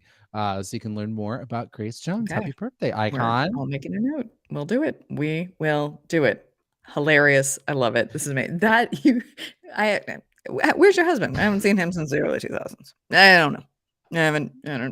I don't know. I think he's fine. No. I But don't not know. like Is he's he a over little late there? for dinner. No. The funniest. I just haven't seen it in a while. Yeah. Pomeranian, you're so right. Grace is an enigma, just so intrigued. I don't even think we know the artist that would be able to even portray her in a film. I think she's Yeah. the only person that could do herself in a film. You know, like I think it would just have to be her. We'll de-age her. Not that you have to do much work. And I think just she'll tell her own story. That's it. Yeah. Please. That's all we ask. Yeah. Last one, and thank you, Stacey. Stacey said that we are just silly as Mom and Katie, and that is pretty silly. Very silly. Yeah. Happy Happy to be it. Happy to be it. that. I know no other way. Last one for today. It is Sam Smith's 30th birthday. Happy birthday, Sam Ooh. Smith. I would not have been able to get this one. So good luck to you all. Let's try. If All our right. Luckily, I got a dream team on my side. Name their first album. Oh yeah, I wouldn't be able to. Okay, but I've got Tim, I got Pomeranian, I got George, I got the whole team here, so we'll be fine. I got folks who can help me. Tim, Pomeranian, George. What do we think? Yes, Stacey. Don't doubt yourself, Renee. It's one thing you can't stand is doubting yourself. Stacey, I deeply appreciate this. I think there's probably a difference between it's on my radar and I have no idea. So this isn't doubting so much as confessing. I do not know this. Okay. Rise is saying exam tomorrow and can't leave here. Okay. Let's see. Let me see much sense. Okay. All right. Pomeranian is saying that the answer is Further. Is that correct? First album was called Further. Is that accurate? Good swing and a miss, but that is a song, but not the album. We're looking for Lonely Hour. Okay. Here's my Sam Smith bops that I have on my Hot B workout playlist. I have Dancing with a Stranger. There's a dance version of that. Look what you made me do. I found somebody new. Baby, I'm dancing with the stranger. That one's great. Amazing. Promises. That's another great one. Diamonds. I have some Sam Smith dance bops. Pomeranian is saying I'm Not the Only One is a great song. Do you have that one on your playlist? Do not. I mean, really, he's just. Oh, look at Pomeranian so upset. You're right, Jam. Not further. Yeah. Sam Smith really just the I don't know, queer Adele, I would say.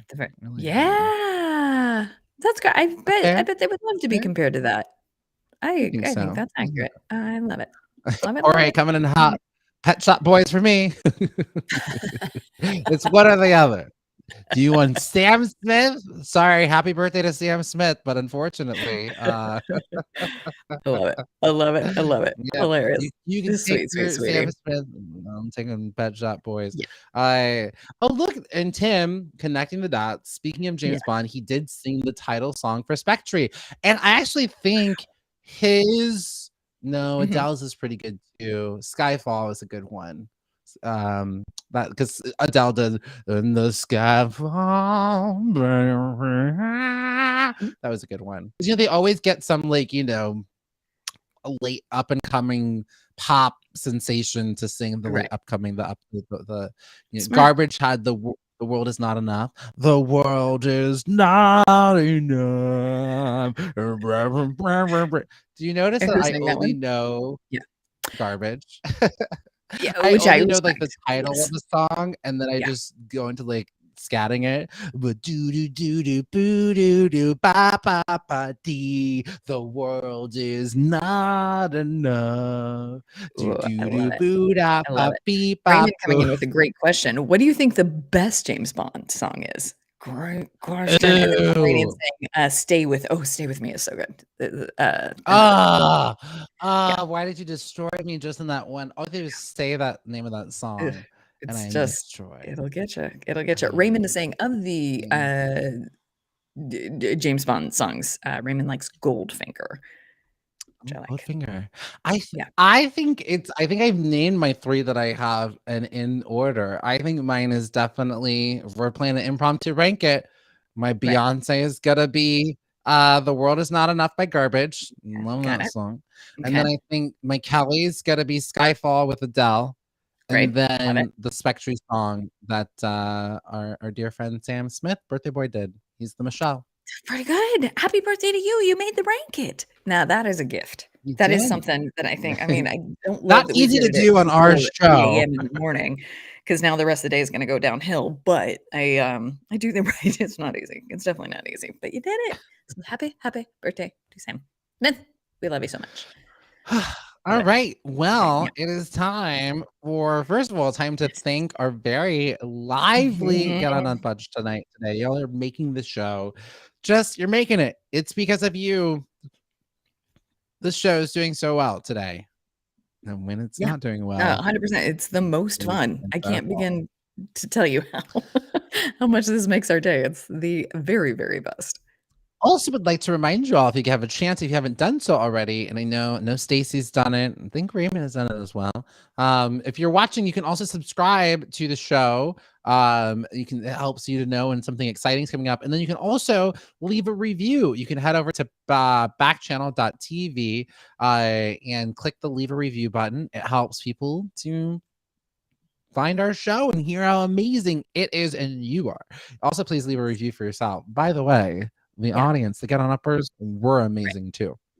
Yeah. You should absolutely, I mean, lead with that. Be like, there is no better morning crew than us listeners, and the hosts are okay. And then there's these. Great. I'll take that. There's 2 people who are jibber jabbing while we're trying to have a conversation amongst ourselves. But I love it. I just love it. All right, let's get into our Asian Pacific American Heritage Month moment for today. Let's do it. Okay, so today we're going to talk about Mary Tape. Mary Tape is who we're going to be chatting about today. Mary Tape, so it's Asian Pacific American Heritage Month all month long. And look at this. We've got some reviews already coming in right now. Raymond said, "You guys are the best show on the table." Raymond. You were the best.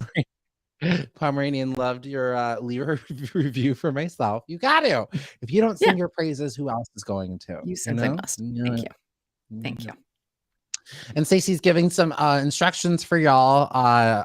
Stacey's our IT person because Stacey knows how to work all of the back channel stuff because I've never seen it before. I don't know.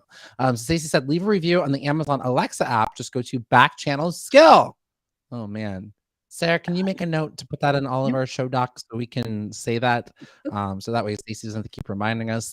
Sarah, please make a note. Please add that description into the show docs. We can do it. All right. Here we go. Mary Tape. So, it's a good story. Okay. Ready. We've all heard about the Brown v. Board of Education, right?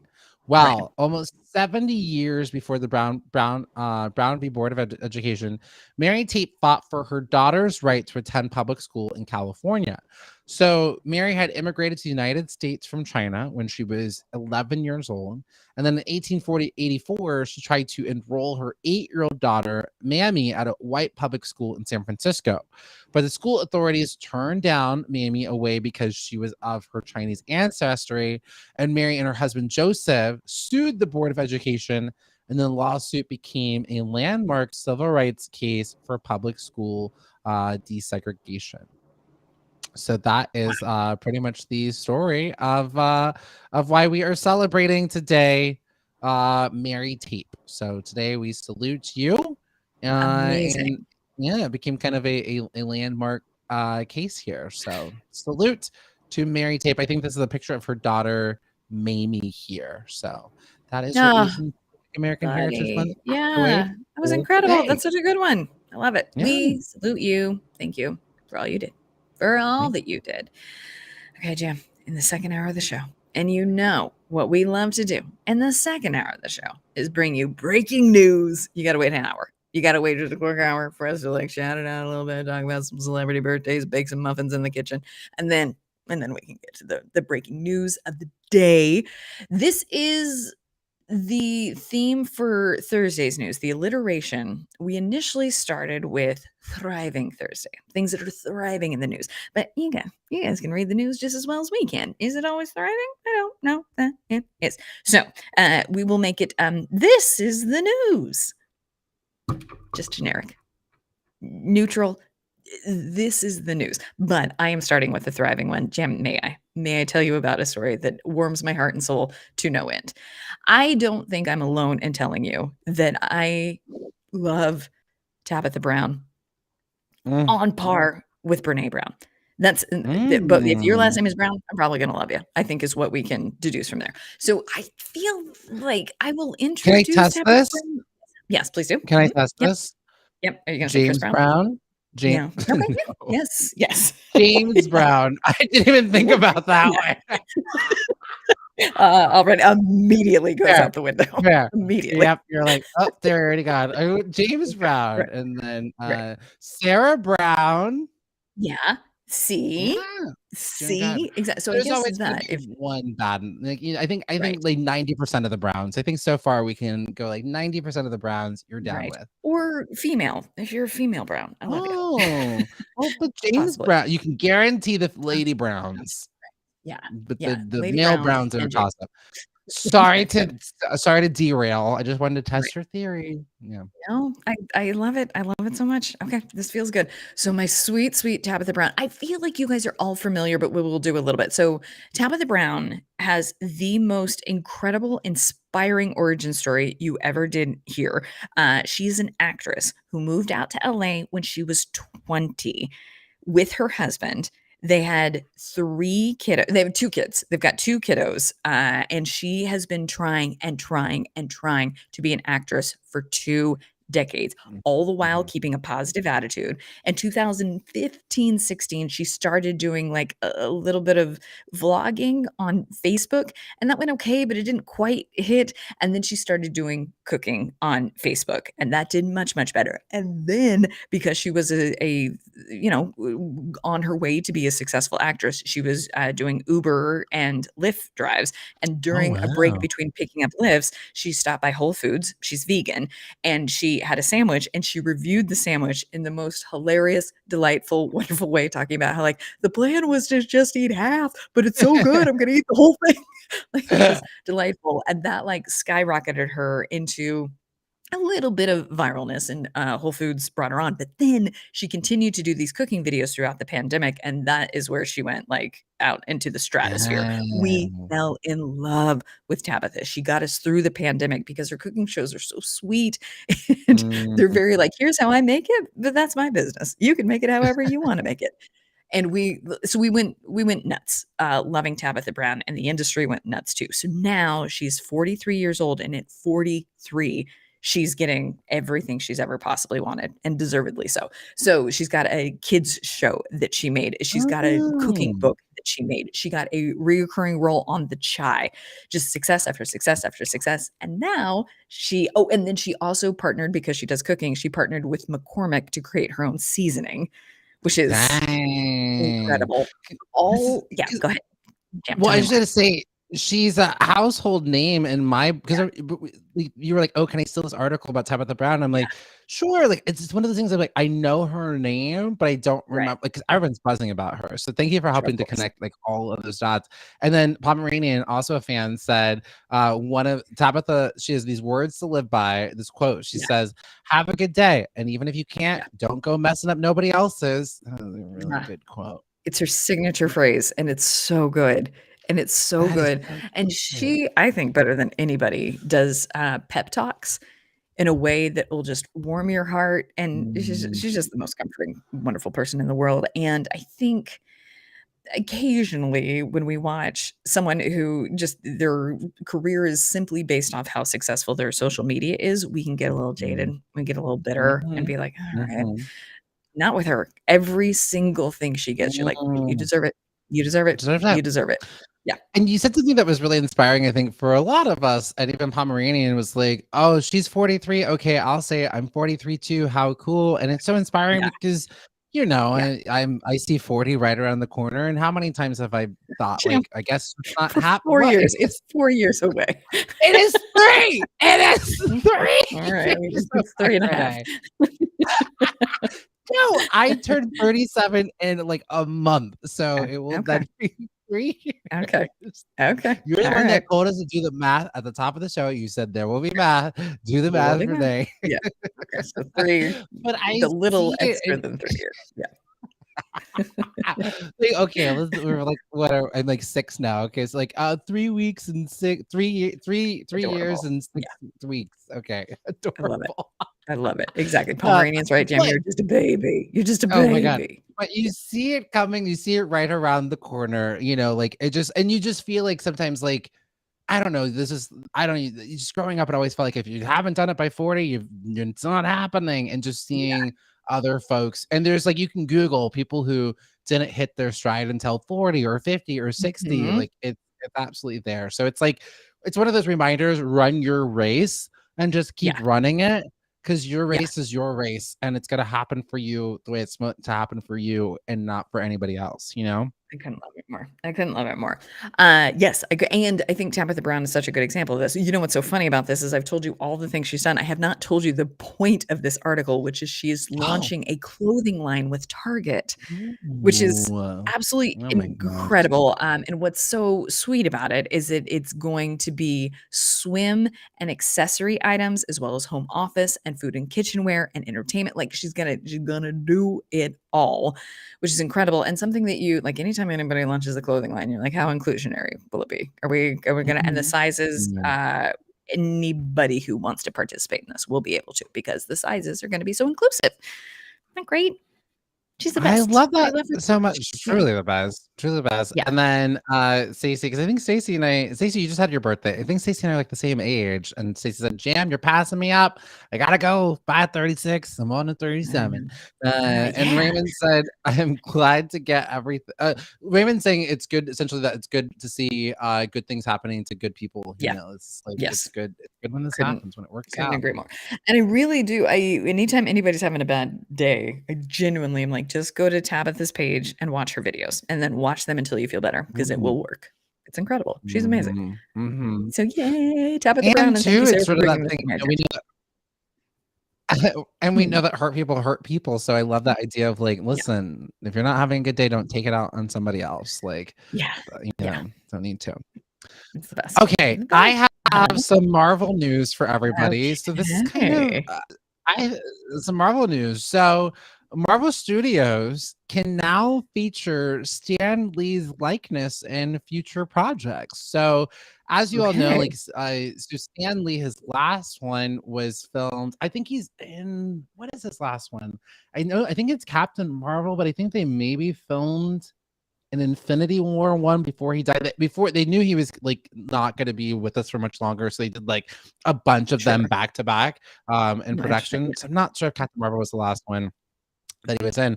So as you all know, like he's always got these cameos. Stan Lee, the one of the creators of you know, Marvel Comics as we grew up and exploded to be, along with Steve Ditko, who often does not get his roses as well. Stan Lee did a lot of the writing and the stories, but Steve Ditko did the artistry. So we don't want to forget about Steve Ditko. He's often forgotten.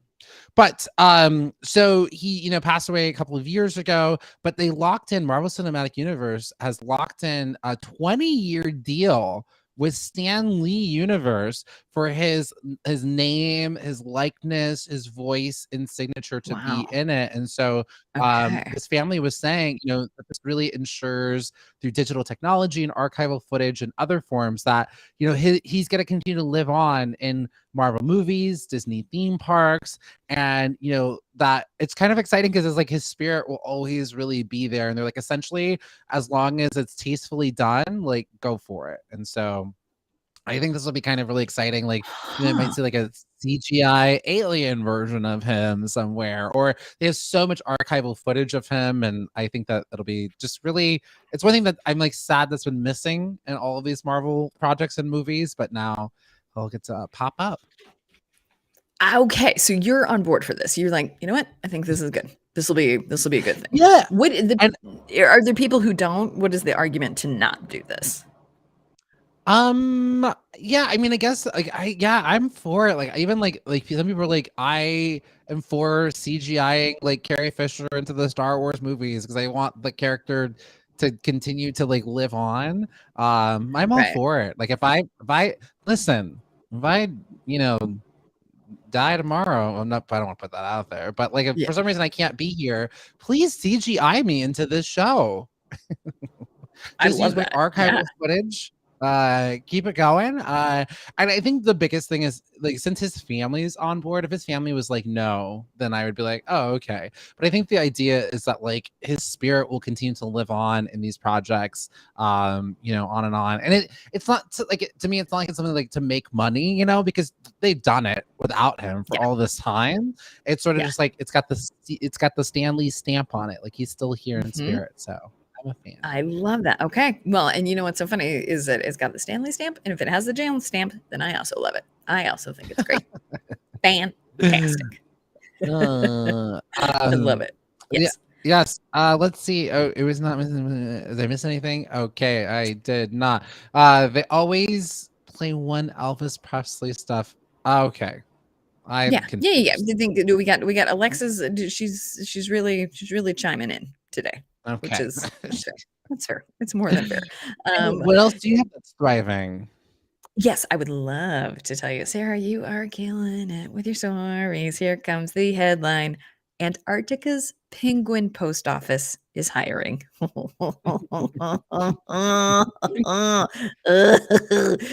So cute.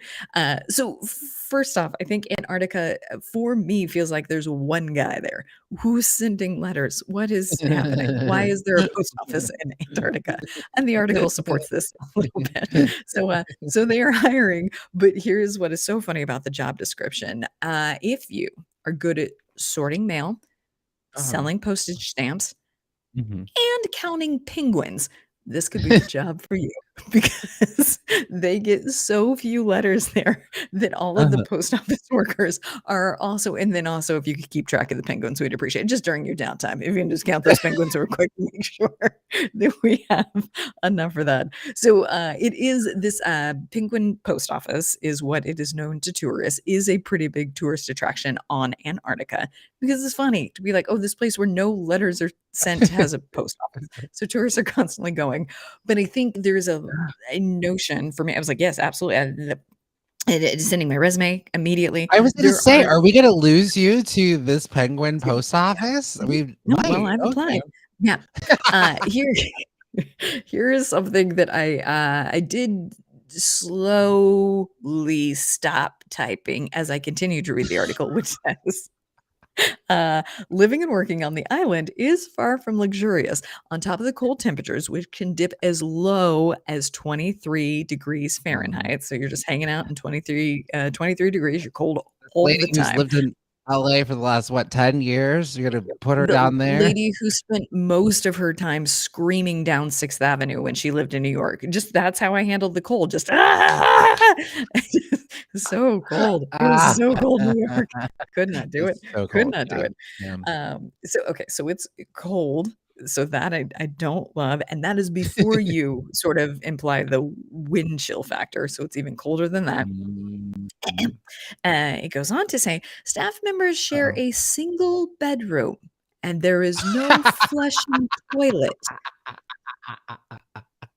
Instead, the camping toilet emptied daily. So the typing it came a little bit, just getting ready to push send. A little bit slower as I was working towards it. Oh my gosh. Renee, you love camping. I do love camping. I do. I love sharing one bedroom place with my coworkers. I don't know that I do. Renee, please. Okay, Renee, you're in your screenwriting class. Please make a note because I do feel like You're because I feel like there's again in my mind you are like Liz, you're a Tina Fey. Like you write like an exaggerated version of yourself. I feel like the character of like Renee would find herself perhaps in this situation where she's like, I gotta get away from this boy. And you get Yeah. down there and you're just kind of like, well, gotta try to make the best of this. And Yeah. like it's just not what you thought it Just would be. And trying then to the rest of the episode figure out. Yeah, and you're exactly. trying I to get get us out a of there. But squatty I feel potty like to ups the daisy, the charm of the bathroom. Yeah. or maybe it's like you didn't realize what the situation was. Like it's advertised as one thing, and then you get there, and then I feel like it's a good one episode for like your 13. I think make a note. No, Save this you're article. so right that we absolutely should create a TV show that is set. The premise is set at this penguin post office. Truly delightful. Obviously, you can put together that if there is no running toilet, there's probably no running shower. So not only are you all sharing a toilet, but there's no showers. So Oh my it's gosh, this a is difficult environment, but you get to count penguins. So I I don't know. Weigh your mean, options. bright side. Mm. Listen, Yeah. there's always a sacrifice, you know, and Thank you. any decision is Yeah. anything perfect? No. Yeah. The No, certainly sacrifice not. is to not count penguins to be around them, you know? So even tugboats like, I want to go there. I I would want like to go go. I there. would like to. No, that's Uh, not at all. Doug, are you kidding? This is the bougiest dog in town. He's like, no, absolutely not. We will not be doing that. No, Don't you think about it. no, Stop talking about it. absolutely not. I Um, will not. and look at this. Stacey is yucking anyone's yum who wants to go. She said, yuck, yuck, you want to go? Oh, wow. And then Pomeranian said, suddenly penguin counting isn't looking so fun. Everyone was like, yeah, you sure took us on a ride with that Let's story do it. today. Right. Thank you. The You article took me us on a ride. As you heard, I was applying as I was reading and then slowly stopped typing. Yeah, you get it. You understand. Oh, Pomeranian has That's a very great idea for a Let's hear it. Perfect Strangers reboot. Balky worked in the mailroom. Now throw in penguins. That's where he was. That's where he was. That's where it was. Hilarious. Okay. I'm hesitant to tell. Like, I think all of my stories are thriving. Great. I'm gonna tell this story, but Okay. okay. Let's hear it. It does look like there is a rumor. I know we don't like to do rumors here, but I can't help myself. More Marvel rumor news. I'm so We love it. sorry. No, So it's necessary. and I just don't want anyone to say anything that they don't. I don't want the chat to be too saying things. Okay. So live there's rumors that there's a live action Captain Carter project in development. So you've not seen this, but I have told you that she exists. So this is so the What If. We're not quite there yet, but we will dive into Marvel's What If on Disney Plus and the Marvel movie watch. And I think you're gonna love the first episode. Is what if Peggy took the super serum, soldier serum instead? And so there's rumors that she's going to have her own. But they don't know if it's gonna be a Disney Plus series, but and just people like love Haley Atwell so much. Like she's been popping up in so many different we've seen her in so many different Marvel projects, and we're at Age of Ultron, and I think it just goes to show that one, people love Haley Atwell. I think she's a kind, nice, hardworking person. Agreed. Two, like she just does such great stuff with the character. And I think again, we finally have figured out what to do with women in the Marvel Cinematic Universe. Like you're getting Jane as Thor, you're getting, Captain Carter, like all these ladies who were just on the sidelines are like, no, they're heroes too. So let's get this going. I love this. Now I do think, wasn't it the very first Marvel movie you had me watch was Captain America? Mm-hmm. Yeah. First one? Yeah. And in there, I was just like, she's the one who, what? She's the star. Yep. So I love this. This is good. Yeah. I'm happy to Finally, the universe is catching up. So again, just a bit of a rumor, but I think that it's going very, very trusted source that doesn't usually just report on hearsay. And so I think it's again, because she's just so beloved, and people love Captain Carter so much. So there you go. I love it. I love it. I love it. Even Stacey loves the way you delivered it. Not for nothing, Jam, but you're one heck of a translator. It's true. Okay. It's true. I've been doing it. I've been doing it. Renee, down can for you us give in a us way. another thriving as I would love I? to. Well, speaking Okay. of characters finally getting their proper due, I did not know this. Again, this is all thanks to Sarah. Sarah, best producer in the biz, putting this on my radar. Mindy Kaling. We love her. We know her. She's great. Started in Office, has made amazing things ever since. She is the reason that we have Sex Life of College Girls on HBO, one of the best shows that came out this past fall. Is that when that came out? Point is, it's great. Mindy Kaling is also creating a Velma cartoon. Velma from Scooby-Doo will now have her own show. And the thing that is delightful about this is that it is not kid friendly. Uh, as I read this, I'm like, oh, this is going to be so good. This is going to be so good. So the reason that we're getting information about all these shows is that every May there's upfronts in Hollywood. So the studios present all the things that they're currently working on. So this happened at the Warner Brothers upfronts on Wednesday. They gave just a little bit of a taste of what's going to happen. This is adult themed, which I couldn't love more. Because when you watch the little Scooby-Doo shows, you're just like, well, Velma's solving all the crimes. Why? What is happening here? Also, the crimes are usually like some guy in a mask who said boo. So we're going to first touch on that. The crimes are going to actually be crimes. The photo that they showed of Mindy Kaling presented is Velma comes upon a body, and is the body's head sliced off? Sure, that happens to be it. So I think we're gonna turn up the dial a little bit on what the crimes actually are, and it just looks so good. Obviously, Mindy Kaling is the executive producer and the voice of it, coming to Warner Brothers. I think it's going to be incredible. And I do think that's such a good question of just like, what if we took Scooby-Doo seriously? Like, what if she actually was a true crime solver and we focused on Velma? Cannot wait. Love it. Sounds incredible. Love it. Oh, Love it. this Love sounds it. so good. Sign Right? me I know. up. Sign I me know. up. I love it. Also appreciate the cropping of this photo. Well done, Sarah. Well done. Nice work, It's Sarah. like, Good. oh, I for can just morning describe it. We don't need to television. show it. Yeah. The very best. Oh my gosh.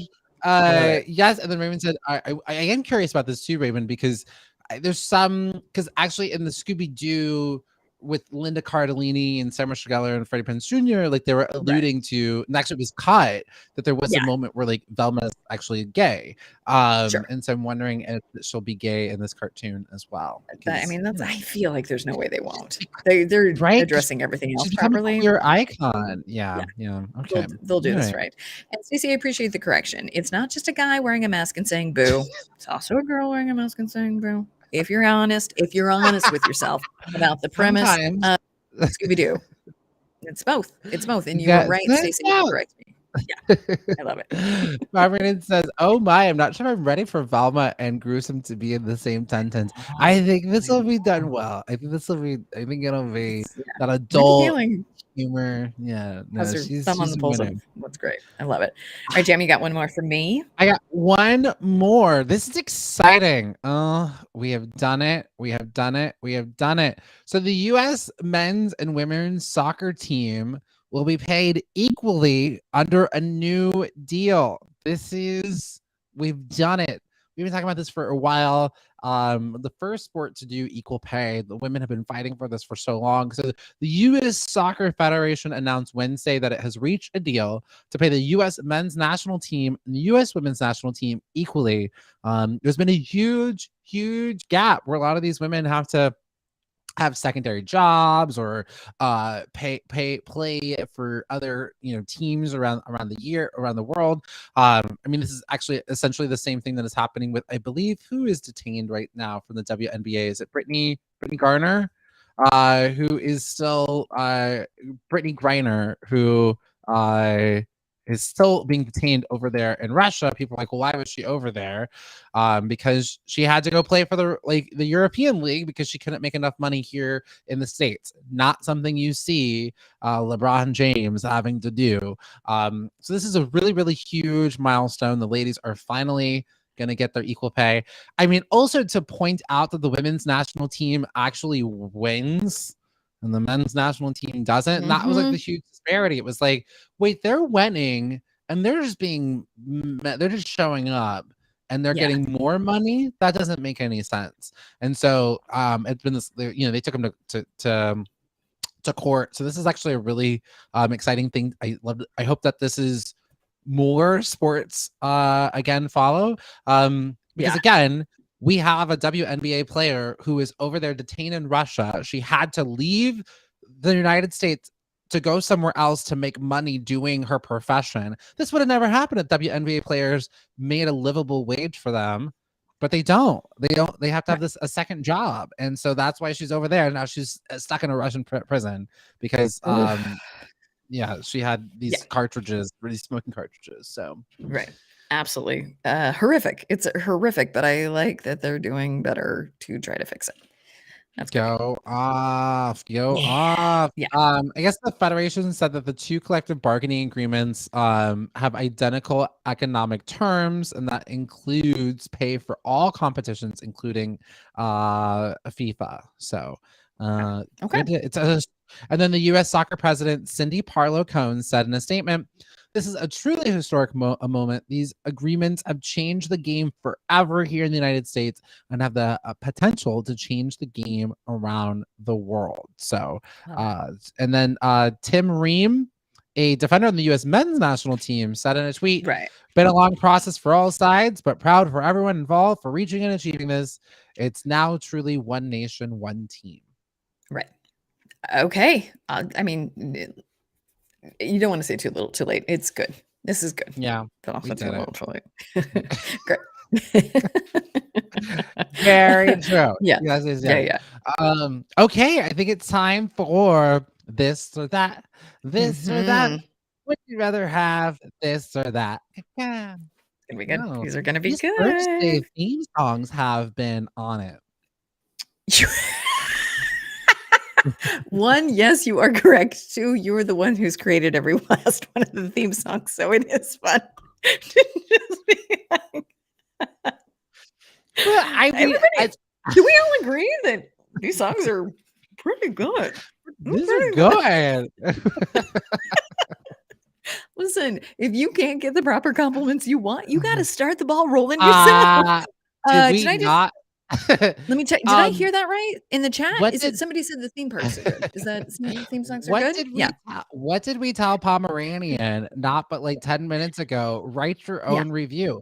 And I will say I am not of this community, but actually was at this talk for Asian Pacific American Heritage Month, and she was actually talking about how like culturally some folks are conditioned, like especially like people in the Asian community are conditioned to like not speak up, and so people like will be like, oh, you need to speak up more, but culturally they were told to not, and so it's and so she was saying, she was like, figure out ways to like brag about yourself. I'm not taking this on for myself, but I'm saying for like other people in other communities, you know, that's absolutely to brag about themselves. But I think we should all take a note from you acting like it was something you heard, of just like, and then I didn't feel like, who was it that said these theme songs are great today? Was it somebody said it? Somebody said it. Actually, a way that I learned in the workshop is to compliment. If you're trying to if you're not comfortable with bragging about your work, which everyone should, again, toot your own work. You got to be your own biggest fan. Absolutely. Yep. Because oftentimes we're our own worst enemy.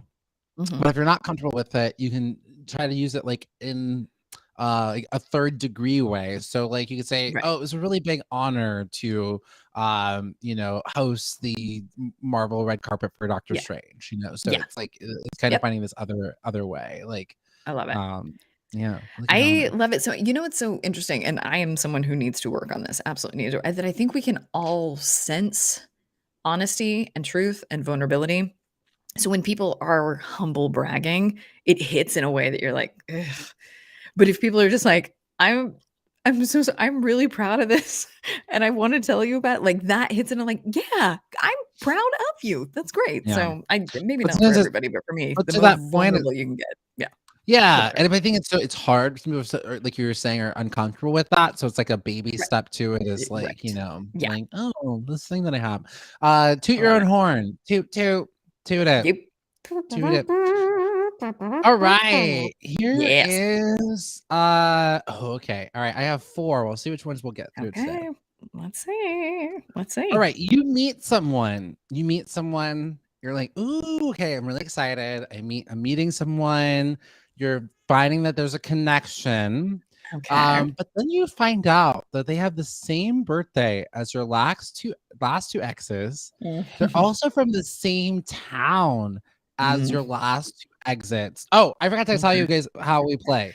This game is called Yes. This or That. I'm gonna read you a scenario, and then I'm gonna give you two separate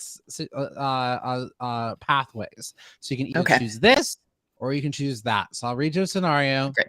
and you all will decide which pathway you will take. So you can enter your device, just go say this, or you can say that, or you can describe the one that you remember. Okay, Love it. so the scenario is you meet someone, you're like, ooh, I like this person, but they have the same birthday as your last two exes. They're also from the same town as your last two exes as well. Do you do this? It's a sign you're meant to be. Oh wait, okay. It's a sign that it's a sign that the universe will keep sending you the same pattern of destructive person until you learn from it. Run Funny. away. Okay. Run Okay. away.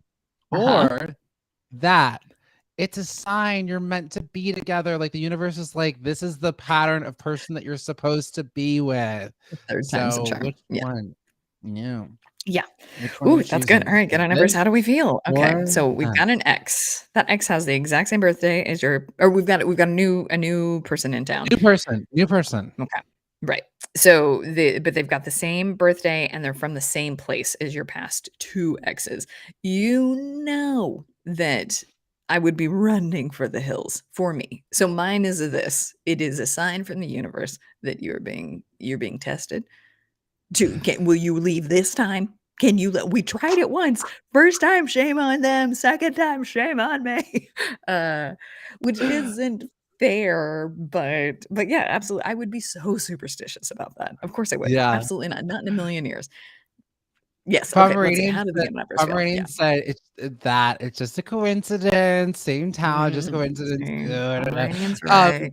And then Pomeranian's right. but Stacey said it's a sign that you're supposed to be together. Like again, the universe is saying like, hey, keep trying to give you this thing. Like you just got to make Right. this work. It's this town. It's this birthday. Right. This. Right. I Raymond's love it. like, Let's just keep trying. Yeah. Raymond's like, run away. Not Pomeranians enough. They have the same like abusive patterns or something like that. Then run. No, it's just kind of superficial things. It's just sort of like surface level. That's it. Things. Neil deGrasse Tyson every now and again will like really go in hard on astrology. Just be like, what are you doing? No, that is not a thing. That is not a night. It is a self-fulfilling prophecy or it's confirmation bias, but that is not a thing. And so every time I get a hold of him talking, I slowly back away. No, you're just not compatible with that sign. But that is probably what I think. I think that, well, I just don't get along with that sign. No, yeah. I'm trying to back away. Yeah. It's hard to quit. I can't quit really you, is. astrology. I wish I could quit you. And didn't we talk about it on this show that by now all the stars are in such a different spot? When Yeah, they first. that it doesn't mean anything. It doesn't mean anything. It's ridiculous. But I think it's fun, and like I kind of take it with like a grain of salt, you know, with like any of these things. Like it's fun, but like I don't completely mesmerize my entire life about it. I think it helps us to organize the world because that's what we need. Our little brains can't handle if things don't have like organization and meaning. So it kind of helps us to like we need categories to help us with our mind. And it's fun. It's a fun part of the show, but it definitely is confirmation bias. I cannot tell you how many horoscopes I've read where I was like, well, you got all of that wrong, but that one thing was right. So yes. Yeah. Well, then if it's also confusing, because I mean, you also have so many. It's like, well, my house is in this, and then my moon is over here, and like, my chart is literally like everything. So I could read all of the horoscopes and be like, oh yeah, that one, yeah, that one too, and also that, and here too, yeah. Point is, I would not date this. I would not do a third person. Of course, yeah. I think, and I'm gonna be honest, I too would run away, and in fact. I did, and I did. This is a real life scenario. Do you regret it? Do you wish that you would have given them a chance? It was the guy whose name I can't remember. Remember the guy who got me in such a funk? I can't remember his name. Yeah. Okay. Same birthday, same time. Yeah. Yeah. Fair. What was his birthday? Oh, maybe it wasn't necessarily that he had the same birthday, but I will say that I have had two I Frankensteined a few different situations, but I have two sets of two exes who have had the same birthday. I have Yeah. two exes who have May 15th, and I have two exes who have May 3rd. I have several exes who are from You do a like lot of Tauruses. You're a Taurus yes. kid. Okay. All right. Oh no, but then there's another ex that I have April 28th, which is also a Taurus. Yeah. You gotta stay away from those Tauruses. That's Right. fine. That's too many. But you know That's what my too gay many. What? horoscope said that it's my Yeah. second most compatible sign. And so if Interesting. anything, Oh yeah. it's No, that's true. astrology has been Yeah. messing me up because I'm like, no, this is supposed to work. Right. It's supposed What's to your work. rising again? Sagittarius. See, here we go. Yeah. But I don't Renee's think Earth on and the Fire go case. together. I don't think You they all go see together. Renee's on the case. Well, then what's their rising? Right? The Renee's Very on the fair. case. That's a very fair point. You got so here we go. The worst. First off, Pomeranian has such a good question. I would love to put that back on you, Pomeranian. What is your sign, and what are the traits that you most deeply identify with? But there's a app. It's called Chani, Chani, and she doesn't. Because this girl can't retain anything if she reads it. But if I listen to it, I'll tell you everything. So she does an auditory horoscope every week, and it is a subscription service. And every week I delete it, and every week I re-download it again. I can't quit it. I can't quit it. Yep. Oh, Raymond, Sagittarius, Capricorn. So you bring the fire, and Okay. you like, and you're loyal, and you like a plan. You like I a love it. plan. Rain and also Capricorn. So our little sweet that makes sense because you guys Loyal. you're smart and good. Yeah. Capricorns, they love a and plan. driven. They love Yep. a plan. All right. Next scenario. Here we go. Your coworker you've not been getting along with, and you once did. You were ride or dies, but suddenly you've reached your boundary. They just kind of hit like your emotional bank account with them is withdrawn, and the things that you once tolerated with them, you're just like, wait, I can't tolerate this anymore. Like you are done.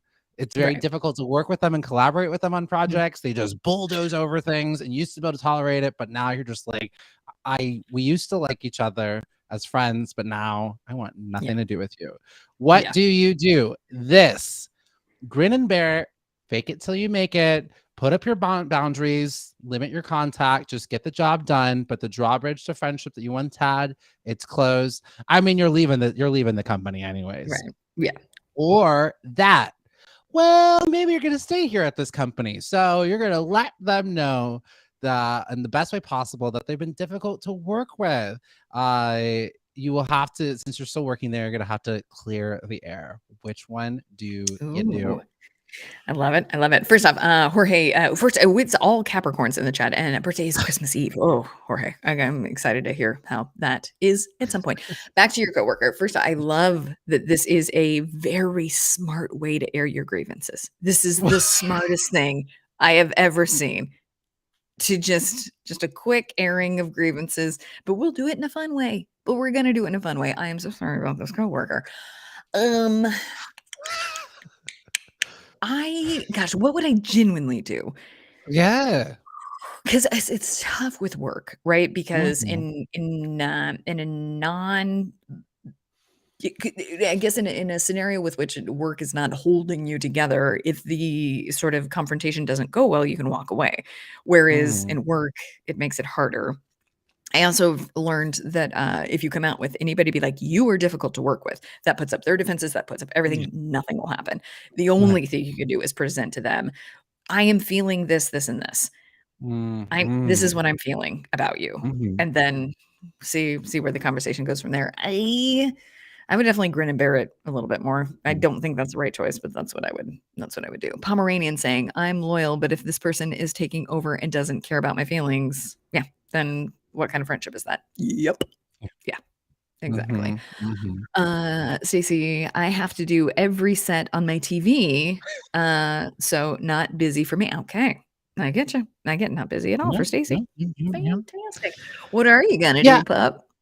What are you thinking? What? This is oh, we just pulled this from the internet. Oh, this is Sarah just hypothetical. put this. Oh, Sarah just pulled this from the internet. What are you talking Okay. about? This is just a made up this or that scenario. Fair. Yes. Thanks, What would Sarah. you Good recommend call. to this Oh, right. Yeah, internet yeah. question? To this internet question, Right. let's see. Yeah, I think I probably naturally would probably do this. The healthiest thing, I think what you said is probably just, I think maybe addressing, and I've done this before in similar situations. I've had someone like this before. I'm Yeah. not saying this is my situation or the person, but I've like let them know, it's giving that radical candor of like, hey, when this happens, when you do this, it makes me feel this way, Yeah. or but I think it's hard because it's like a personality trait of Yeah. just Yeah. bulldozing, and it's hard. Right. And I think what I've noticed is everyone just acquiesces to it. And this Yeah. person has become just this bulldozer. And because we don't have a company of bulldozers, that everyone just like, oh, and I'm looking around, I'm like, I don't think any of us really like this behavior actually. But we've Yeah. all just let it go out of control. And it's like, calm down. So Yeah. but And Raymond hit the nail on the head with, I think it truly is a matter of endurance, that if it's not that long, then you just grin and bear it. But if you're going to be working with them for a long, long time, then problems get bigger. They don't get smaller. yeah. So good to address such a thing.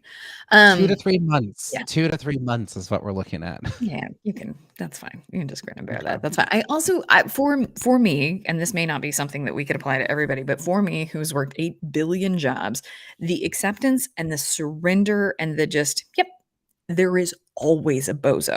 There is always someone who will make your life harder, will make you feel terrible, and will just make the whole job feel frustrating. So I think the sooner you can accept, yeah, okay, all right, and the faster you can identify them and be like, okay, Yeah. that's the bozo, got it, and then just sort of Mhm. figure out your bozo routine, how you Yeah. conduct yourself with a bozo. So maybe just be identifying them, and there's no place anywhere that won't have that. So I think it Yeah. also is helpful to sort of build up your stamina to do the Bozo bozo. 'Cause bozo's resistance. everywhere. Yeah. Yeah. And Bozo two, I think resistance, yeah. I think so it's also helped is just like that letting go. There's so much I don't have control over. And instead of like fighting with people all the time, we're just like, you know what? All right, I'm leaving. You care, like I pick and choose your battles. And I think that release and that I think just surrendering is just gonna be also helpful because that's kind of where it is. We're just two very, very passionate people who are just not seeing eye to eye on many things. And I'm just I don't have the energy to care anymore. So, I like, love it. I'm out. Yeah, no, I think that is great. Yes. All right, you got a few more. I You got a few more. one more for you. Okay. One more. Okay. You've survived the Titanic and you are floating on the door with your lover, your cross-Atlantic boo. Y'all have like, okay, met each other. You got your little cross-Atlantic boo. Like, you know, Yeah. this is what you do. You get on a ship and you're like, okay, we're going to be together for this ship. It's been fun, but you see no future with this person. Like you were like, we're going to do this thing for this week on this cruise ship. Sure. And then I'm going to go my own separate ways. But here you Sure. are, you're floating on a door together. What do you do? This. Stay on that door. It's cold. Maybe it won't be so bad. Y'all did just to survive this life and death situation. Maybe you can have a life together, even though their laugh annoys you and they're just so uppity to a certain degree. Like it's gonna annoy you so much. But maybe they won't be so miserable, but at least you'll be warm. But you really don't think this relationship will work out. But there's that's the this. Okay. That. Okay. Pretend there's no space on the door for the both of you and that you've got to let go. Then you fake your death, swim away, and you are free. This could be risky. You might drown, but either way, you'll be free from that miserable life. That's brilliant. I love that multiverse scenario of like, no, Leo just swam away. That's all he did. He just wait until she can't see anymore. She's blowing the whistle. She's distracted. Do you see the size of that door? It is plenty. This is big. There was This is enough a big room. door. All right. There's Which enough one? Right. Which one would you all do? This stay in this. It's cold. Stay on this door. You do not want to be with this person, but you'll probably be stuck with them for the rest of your life. Or that Yeah. fake your own death and get free. Oof. Now, Pomeranian's got the correct answer. Neither. Stay on the door until you're both rescued and then break ties after you're safe on shore. Yeah.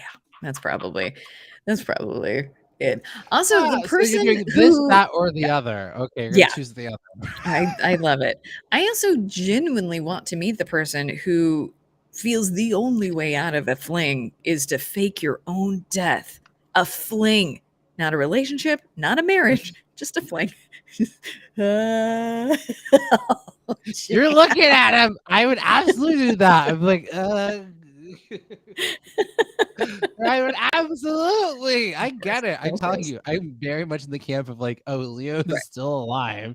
He just I swam away. He love just it. swam away. Raymond, with a twist that I like. It's dark, but it's a good one. You push them off the door.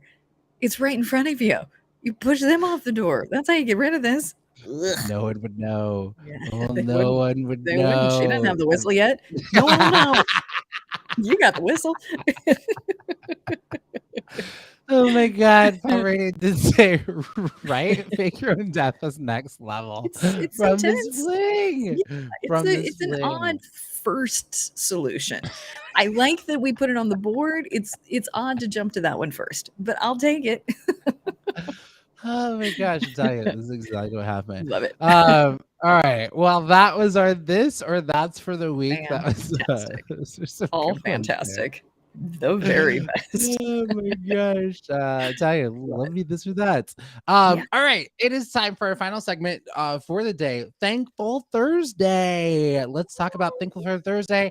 And maybe even we can Thankful Thursday and thriving. How are you thriving this week? We'll throw in a little bit of that today. So Thankful Thursday. What are you grateful for? And how are you thriving? And again, Raymond, what I would do is Raymond said, what would you do? Yeah, that I would fake my own death. I don't like confrontation. Yeah. Let me like it. I don't like And breaking up I would people. absolutely I am the queen of if we just work hard enough, this will work. So I absolutely would stay in it for 5 years, being like, I think if we could just try hard enough, we could make this work. And then ultimately I'd get dumped. And that's how that would go. No.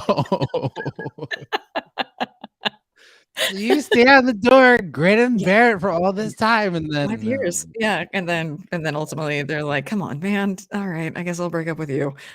Oh no. Okay, we got some Jorge is grateful that I think I'm my #1 fan out here in the audience. Yeah. Jorge, grateful that you found me. I appreciate We all it. are, Jorge. We are all singing the same tune. We're lucky to have you, Jam. We're all lucky to have you. Yes, Gosh. yes, yes. 1,000 times yes. I'm grateful I'm feeling better. I'm grateful that I never ever had COVID, and I can prove that without a shadow of a doubt. Also, I'm grateful in a for weird way, Renee. grateful to have it because you have antibodies. Oh, Go ahead, that's keep true. going. I know. Okay. I know. But you don't get to say like, oh, I never got it. It's just the card. You want the card. Sure. I'm grateful for Renee. She is, I think, one of my biggest fans and cheerleaders. Like, it's like Lady Gaga is not wrong when she says 99 people cannot believe in you and all you need is one. And Renee is that one person. Ow. And it There's makes so the many more people world who believe. it makes the So world much of difference. And I'm just so appreciative of you, Renee, of just like since day one, like you've been just you see me in ways that I don't even fully see myself, and you make me stand up taller, and I just appreciate you and I love you so incredibly much. For you made my day yesterday. I got to see Renee in her element, being the boss lady, and she is so good at what she does, and she's so amazing, and the industry is lucky to have her. So I'm grateful for Renee. Very Jan, that's so thoughtful and kind and nice. We're gonna come back around to you. That'll come back around to you in just a minute. Pomeranian, thankful to Jan and Renee, good friends, dogs, winning the word of the day quiz. Absolutely, yes, sir. Wait, you won the word of the day quiz? What? Pomeranian, and you got an Amazon gift card? Boy.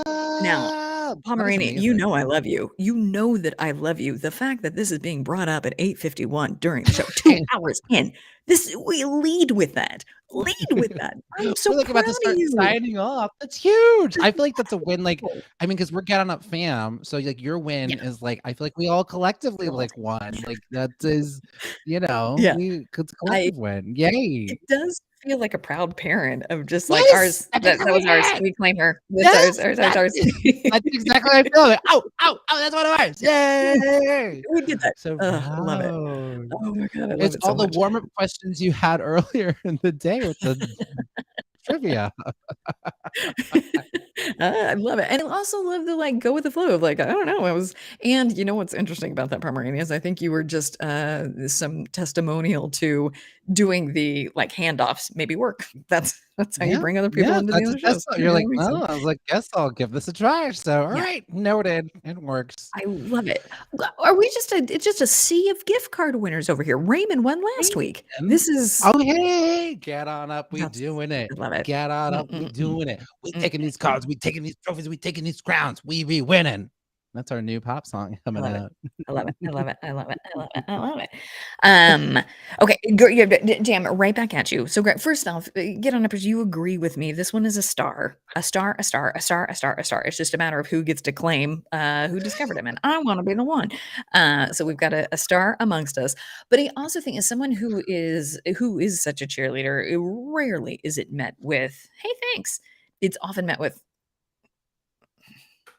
people don't like it. They do not like it. They do not like a pep talk. They don't like a cheerleader. They don't like it. So I am grateful that you were able to accept my I believe in you. And then this is obviously so thankful for the get on. The show was so fun because of you guys. The show Yeah, is so only true. fun So true. because of you Yeah. guys. Sarah for giving us great articles. And then this is very, very cheesy. But I think the reason that last night was so special is because can you believe that we're back? That was I don't know. It's just like as you watch it, and then I felt myself like watching these actors on stage. You can tell like that is just their passion, their joy. They're in the zone, and how like terrified they had to be over the past 2 years of like, do I ever get to go back? This is who Right. I am. Do I ever get to have this again? And then to watch them have it, it was just I don't know. And the audience also was like so on a Wednesday night was so uproarious and great. Of just like I think there was sort of a like low hum of we are so lucky to be here, which was cool, fun, and I don't know. I'm grateful. I'm grateful the theater's back, and I'm grateful for it. Yeah. Oh, I love that. I love that so much, Renee. Like it is, and yeah, it was really scary. I mean, listen, the pandemic sent me to full-time work, so I ran away. I was like, this is never coming back. I'm going over here. So many people, yeah, I think a lot of people ran away. So it's just really great to hear, and just in time to continue this conversation about Thankful Thursdays. Our friend Anthony Davis is here. We want to know what Anthony Davis is grateful for. Anthony Davis, what's up? Hi guys. Happy Thursday. Happy to Thursday. I just had my 4th COVID shot last night. Ooh, how you and feeling? so what I was going to say, I feel thankful for the fact that I woke up this morning. Right? Fair. Because when I went to bed last night, I was like, ooh, this feels a little bit strange, like pains in the hands and things, but completely normal and fine this morning. So I recommend an extra booster if you haven't had one. Totally. So we're Anthony, on the 4th shot now. You're like, oh no, go right now. You go. Oh, sure. Well, No, I was go on. gonna say my own anecdotal thing that I got the J&J in April of 2021, and then I started to hear mumblings that we could have a second one, and so I snuck in a Pfizer in September before they said you could do it in October. So just fully risking, and then I got the ear tinginess, and I was like, well, this is how it goes. This is, and then it'll start there, and it'll slowly melt my But brain. why did you get the J&J in the first place? No one gets the J&J. I know. No, but that's all. I got the J&J in April. No, Renee, same boat. I got J&J in April because they're like one and done. We're like, ha ha ha. No, and then came to find out, one and done. We were running around pretty much so naive. For months. I didn't get my second shot until I got a Pfizer in like December of just this past year. So I was pretty much running around like not doing great, but it seemed like a good idea at the time. They were giving it out. That was the only one that was available all the time. Yeah. I get it. I mean, I've had 4 Modernas now because I'm a thoroughly Moderna man. Yes. Look at you, and Moderna man. I think I made the right choice because it seemes to be the only one that hasn't had problems. So Fair. I'm feeling quite good about that decision. But I wasn't even supposed to get the booster. I've jumped the line because you're supposed to be over 50. Thank you, and I just went anyway because I just feel like I don't want to. I just want to get it. Yeah, and did you have a little bit of a moral like, oh God, but then they were just like there were appointments galore. Nobody. Oh was yeah, there's no taking those shortage appointments. So I anymore. was There's like, no shortage. I mean, to get my first vaccination, I had to go and stand in a waiting line in Sun Valley. Which, as you probably know, is the middle of nowhere. It's like the end of the earth. To wait for leftovers at like 6 o'clock in the morning outside of CVS. So I mean, I've done the whole kind of social history of this, trying to get a vaccine in America.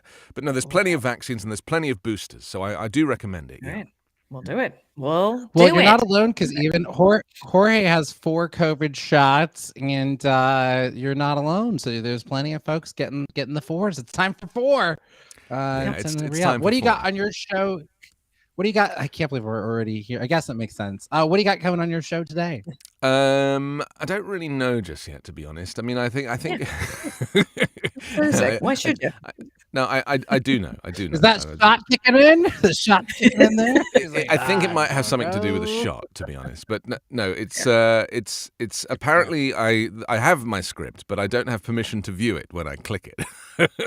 So here we go. It's just flashed up. In fact, you could tell me what's in my show if you want to. I mean, because it would save me reading it out. Oh yeah, right.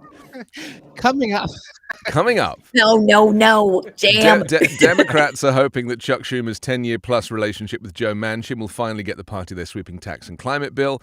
And in Pennsylvania, Republican panic grows after Mastriano's win this week. So there we go. That's a little bit of it. Because, of course, we've had these, early primaries and it's, it's all kind of heated up. They're saying count the votes now. Count the mail-in votes. They're desperate for the mail-in votes to be counted. Last time they didn't want them counted. So I can't really keep up with this lot. But there we are. Interesting. I also just wish that, I feel like there's elections happening. I love voting. I'm all about it. But we have and every city votes at different times. And, I think we just need to reorganize how voting happens in the United States. Because it's hard for people to keep up of, wait, there's a special election now. Oh, wait, and it's also different in every state. I mean, that's the crazy thing. If you live in Kentucky, they got rid of all of the polling places. So there's just one big polling place in the middle of Kentucky. I mean, it's just insane. By the way, I really like your red microphone muff today. Did you take some advice? What happened? No, took some notes. I'm wearing red. So I decided, okay, this will match because I'm saying color coordinated. He just couldn't leave it alone today. I couldn't. Did I just order 13 new ones yesterday? Sure. They're super cheap. So I mean, you absolutely should. I'm really thrilled. Yeah, great. Well, Anthony Davis, sounds like you've got a great show ahead of yourself. Everybody, thank you to everyone who's participating on our show. Stick around. Damon, Jorge, Raymond, Stacy, Pomeranian, hang out. Anthony Davis is going to be right here with you. Have a great show. Thank you so much, and thank you to you guys. What a great effort. All right, all the best. Take good care. Have a good show. Thank you. There we go. That's Jam and Renee on Backchannel. I'm Anthony Davis. It's 9 o'clock in the morning here on the West Coast. It's 9, 10, 11, 12 o'clock Eastern if you are on the East Coast. If you're in the Central Time, then it could be any time. It could be anything in between those two. We have absolutely no idea. So, you're very welcome to spend your morning with us here on Backchannel. We're going to look at some of the big stories making the headlines, going to get to know you and hopefully know what you're up to today. And if you live in an area where you would like me to kind of look at the news, the local news where you are, then just, give me a little shout. Carla, good morning. Nice to see you. Carla, I don't seem to be able to open any of your PDFs this morning for some reason. They're all... Yes, I know, and I'm getting the same. I'm getting the same thing, which is a bit strange. Okay, lovely. So yeah, very interesting. I wonder why this is the case. Anyway, it's not your problem. I know. It's just technology. It's the thing when you work remotely, right? It's like. Oh no, it just opened. There we go. I think I had to save it first. Okay. Thank you very much. Appreciate that. So just a reminder to you that this is Backchannel. It's the only place on your Echo device where you can watch and listen and interact with hosts live. And this is the Anthony Davis Show. It says it right there in case you forget. And I'm here Monday through Friday, 9 a.m. Pacific, 12 o'clock Eastern. You can get involved by sending a chat, asking questions, chiming in on what we're talking about, or anything else that you want to send our way. And if you can see me, that means you're probably watching on an Echo show or a Fire TV, where the magic word then is say. So wake her up, say the word say, and then your message. And if you're just listening right now on an Echo speaker and you can't see me, please go to backchannel.tv and click on Join the Chat. That's backchannel.tv and click Join the Chat. There we go. Easy. Okay, let's take a look at some of the stuff we're going to be talking about. As I mentioned, Democrats are hoping Chuck Schumer's 10-year-plus relationship with Joe Manchin will finally get the party their sweeping tax and climate bill. I mean, I don't know. I mean, it's going to end up being so diluted, isn't it? You know, so diluted. And I don't think really anybody realizes quite what's coming with climate change. You know, I think that people underestimate the incredible shift that the climate change is going to cause over the next few years, and how so many places on this planet are going to become uninhabitable. So, and Joe Manchin doesn't care for that stuff. In Pennsylvania, Republican panic grows after Mastriano's win this week. In Washington, the House passes bills to address the baby formula shortage. Not with the help of Republicans. 192 Republicans voted against paying $28 million for baby formula. Just think about that for a second. They've been moaning about it for the last 2 weeks, and then all of a sudden the bill is put forward and none of them vote for it. And civil rights activist Malcolm X was born on this day. We'll look at his life and his legacy right here on Backchannel. Elvis says, what's up? What's up, Elvis? Great to see you. Big fan. Got all your records. George says, I love your accent, Anthony. Thank you. I didn't think I had an accent. I thought I was just like standard American. Vacuum is in the house, and so if you have, shown up, Raymond's here and Stacey's here, Distinct Rabbit's here, a couple of no names as well. You can give yourself a name if you want to. Just ask your device to give yourself a name. Say, change my name. You see, easy. Doesn't change it by deed poll, just changes it on the software, you see. We're going to look through the morning papers as well this morning, and like I say, if there's a newspaper where you live that you would like to have me review and take a look at, then I'm very happy to do that. Let's start with the LA Times, because that's where I am right now, in Los Angeles. Probe reveals cabal running Anaheim. This is very interesting. A year and a half ago, two power brokers in Anaheim discussed a critical question on the phone. Who should they invite to a secretive gathering of Anaheim business leaders, consultants, and politicians? It would be a retreat at a local hotel. One of them described their small group as a cabal. Attendance would be limited to people they could trust, or, as they put it, family members only. What the men didn't know is that the FBI was listening. As Todd Ament, the then head of the Anaheim Chamber of Commerce, and an unnamed political consultant discussed which city council members to bring to the group, the consultant boasted about the sway that they held over Orange County's most populous city. We tell elected officials, we got you re-elected, we expect you to be a loyal member of the team. It's a cabal in Anaheim. That's where Disney World is. Or Disneyland, I should say Disneyland. At one point in the call, Ament assessed the wisdom of inviting an unnamed Anaheim City Council member. For me, he said, we know him this much, right? So if we take him into the cabal and he's playing double agent, then we're all screwed. I mean, this is like the stuff of movies. I mean, they'll probably turn this into a movie. It's not that many miles from Hollywood. A photograph of a Russian soldier, also on the front of the LA Times, getting a look at the base of Ukraine's Azov regiment near the port city of Mariupol. Members of the regiment put up a spirited defense while holed up at the Azovstal steelworks besieged by Russia.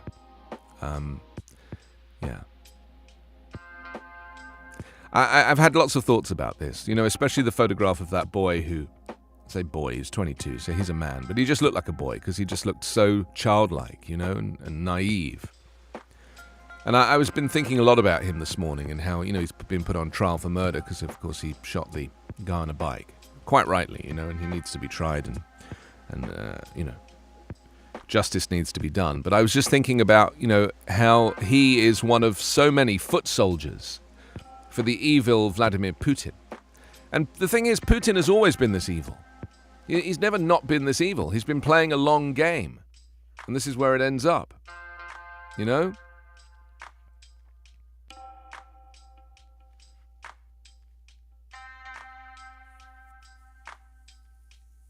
Shame. Because he's like he's duped a whole bunch of presidents. You know? H.W. Bush, Clinton, Obama. Well, actually, less Obama. Definitely Trump, obviously. But I mean, he duped them all. Pretended that he was like, you know, have you seen that video of him singing karaoke? There's a video of Vladimir Putin singing karaoke at some kind of. Oh yeah. I mean, it's kind of quite famous. Maybe we can find it. He's singing Blueberry Hill. It's an Elvis song, actually. Talking of Elvis. He's singing, put in Vladimir Putin sings Blueberry Hill. Maybe we'll play it on the show. You know?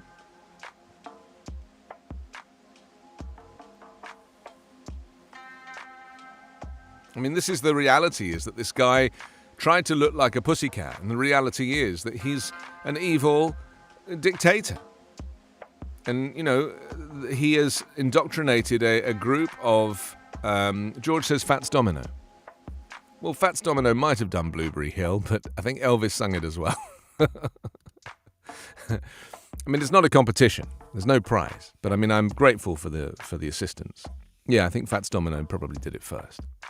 Should we play it? George, I'll give you credit. Fats Domino sung it first. Elvis borrowed it, but I'm more familiar with the Elvis version because it's, I don't know if it's better. Is it better? It's just different. But then again, if you hear Vladimir Putin sing Blueberry Hill, maybe you'll be like, this is the definitive version. You know? Here it is.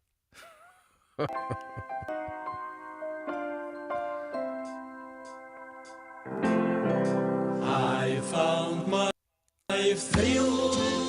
I wasn't kidding. I mean, on Blueberry Hill. I mean, you just couldn't make this up. This is an evil dictator. On Blueberry Hill. They're responsible for killing thousands of people. Gerard Depardieu seems to love it. The moon stood still on Blueberry Hill. Goldie Hawn seems to think it's fun. And linger until my dreams came true. The wind in the willow play. The wind in the pillow. Love's sweet melody. But all those vows we made were never to be. I'm struggling. I'm struggling with this. Notice this is being broadcast on Russia Today. Which is a Russian propaganda kind of state news channel, and it looks very good for him, as Kevin Costner, to be seen ingratiating himself with the Americans. You know, oh, the mic's coming out the stand. He's really going for it now. Sharon Stone there. Hang on a second. I'll bring my boat. I think he might be miming. I'll be with you where medicine blue. Is he singing along with his own voice? Kirk Douglas, of course. Not Kirk Douglas. What's his name? Kirk Douglas's son. Yeah, what's Goldie Hawn's husband called? I forget his name. I'm not very good with famous people. Willows. I mean, it's unbearable, isn't it? It's insane. I mean, but the fact that, you know, duping the Americans into thinking that he's this pussycat character. I tell you, if this doesn't get us some subscribers, I don't know what will. I mean, this is the ultimate clickbait, isn't it? Watching Vladimir Putin sing Blueberry Hill. I'm telling you, it's like this is all part of Putin's long-term game, isn't it? To try and come over as being the softie, when in fact he's a KGB agent, you know? He knows exactly what he's doing. He's been playing this game for a long time, and unfortunately people, in this case, some of those audience members, but also more importantly, presidents, have fallen for his lucky charms. And look at it now. Do you think he changed? Do you think he suddenly was like a nice guy and then became a bad guy? He's always been a bad guy. That's why Boris Yeltsin chose him in the first place. You know? Wandering guinea pig said, why is he talking about Putin? Well, because, you know, keep your friends close and your enemies closer, goes the saying. Bobcats joined us. Welcome from Lincoln. Wandering guinea pigs in now. Well, nice to see you. Welcome. You can subscribe by hitting that subscribe button. It's on the bottom left-hand corner of your screen. If you can't see it, it's right there, just there. If you'd like to send me a chat, as so many people have done this morning, and you can see me right now and you're watching on an Echo Show or Fire TV, the magic word is say. So wake her up, say the word say, and then your message. If you're listening on an Echo speaker and you can't see me, go to backchannel.tv and click join the chat. That's backchannel.tv and click on join the chat. That's how you do it. Easy.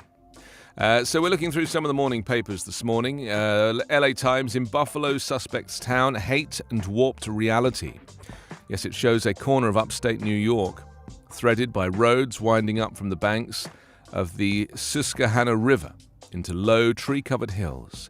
Commuters choose this community for its good schools, proximity to jobs, and developments marked by vast lawns, expansive views, and two-car garages. Others are drawn to Conklin's country feel and rustic rhythms. There's a sod farm near where the main drag meets the Pennsylvania border, and a produce operation on the way out of town, headed north. Fishing for smallmouth bass in the river is a favorite pastime. It's not unusual for locals to wear camo to the Dollar Tree. It's a small enough place that purchasing a stump grinder and issuing permits for mobile home communities constitute major agenda items at town meetings. They're basically saying that it's, the region's full of towns where some say intolerance is widespread, including the hometown of the Buffalo shooting suspect. And that's really something I've learned a lot since moving to the US, is this kind of level of intolerance that some people seem to have. And in Los Angeles, it's mainly aimed at the homeless. And I see it all the time and hear it all the time. And I recognize it when I look on the Nextdoor community site, It's like people are they're vitriol towards the poor. It's insane.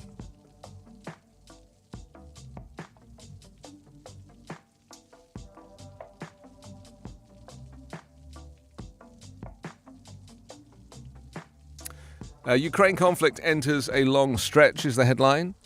War crimes trial in Kiev heightens fears about fate of fighters in Russia's custody.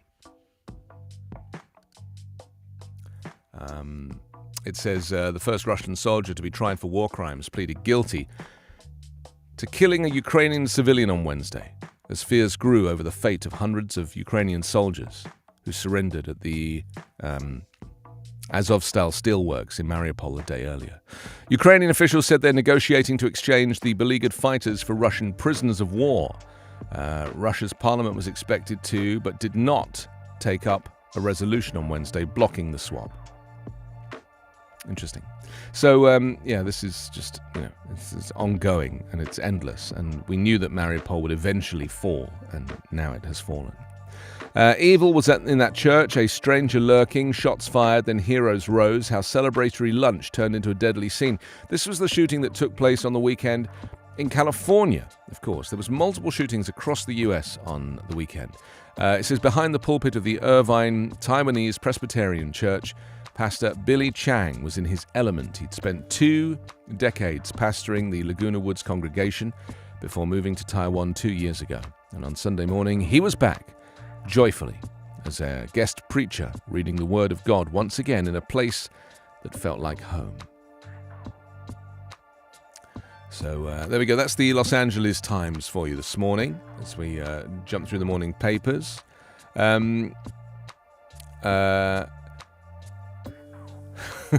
Lots of messages coming through from Wandering Guinea Pig. Yeah. Keep your friends and your enemies closer. That's what my mother said. You and my mother say the same thing. Wandering Guinea Pig says, I have a question for the TV person. Is that me? Am I the TV person? Okay, very happy with that. Do you have kids? And if you do, are they like 16 years old? I do have kids, but they're definitely not 16 years old. They're much smaller than that. And are you a teacher? I have a question that's a good question. Let me know. I'm not a teacher, but I'm very happily take any of your questions, you know? And is there a way to change this weird name? I don't really like this name. Yes, you can change Wandering Guinea Pig. You just have to say to your device, change my name. And I think it'll do that. So wake it up, say change my name. There you go. It's like a whole conversation all of a sudden. How old are you, incidentally? Are you 16? Be interested to know. Maybe you can let me know. Okay, let's continue with our conversations this morning. The Desert Sun for California leads with judge temporarily halts statue removal. This was the removal of the Frank Bogart statue in front of Palm Springs City Hall must not be removed at this time. He's been there for 2 decades. He was mayor for 2 terms. And they're saying it could be damaged during removal. I think they say in the case of balancing the potential impact, it's advisable to grant the temporary restraining order for a brief time to allow the court to fully review the issues. I don't really know the history of this guy, so it doesn't say, but I presume that he's somebody who is unsavory in modern times. A school officer contract is renewed by Desert Sands. The Desert Sands Unified School District of Education voted unanimously to renew its contract through the 2024-2025 school year with Riverside County Sheriff's Department for 2 deputies to patrol and provide services at various campuses. Okay. It's so weird to me, this, because, you know, where I'm from, the schools are not private schools. They're run by the government. And if the police is run by the government, then the police are invited to come and police the schools, and they don't charge the school for policing the school. No one's making money, whereas in America, everyone's making money. The school's making money, and the police department's making money. I mean, they charged $578,000 for this 3-year contract to each agency. Contract with the sheriff's department. It's so strange, so alien to me, you know, but this is what happens in America. It's like everything is for profit. Everything is a deal. Nobody does anything for nobody, you know? Whereas you would have thought that if the school district is funded by the state and the police service is funded by the state, no money needs to change hands. But for some reason here, it does. Aztecs forfeit golf title due to rule violation. This is the celebration of an 11th SIF Boys team golf title for the Palm Desert Aztecs. Lasted just 1 day. The Aztecs forfeited the Division I team regional title they won a day earlier in Chino Hills because of a violation of Southern Section rules on team activities the day before competition. What did they do? Like cocaine or something? What do these people do? Doesn't say. Be interesting to know. Christian's joined us. Hello, Christian. Welcome. And Wandering Guinea Pig is asking how old I am. I'm 106. I have 2 children, but they're little. One is about 2 inches, and the other is 6 inches.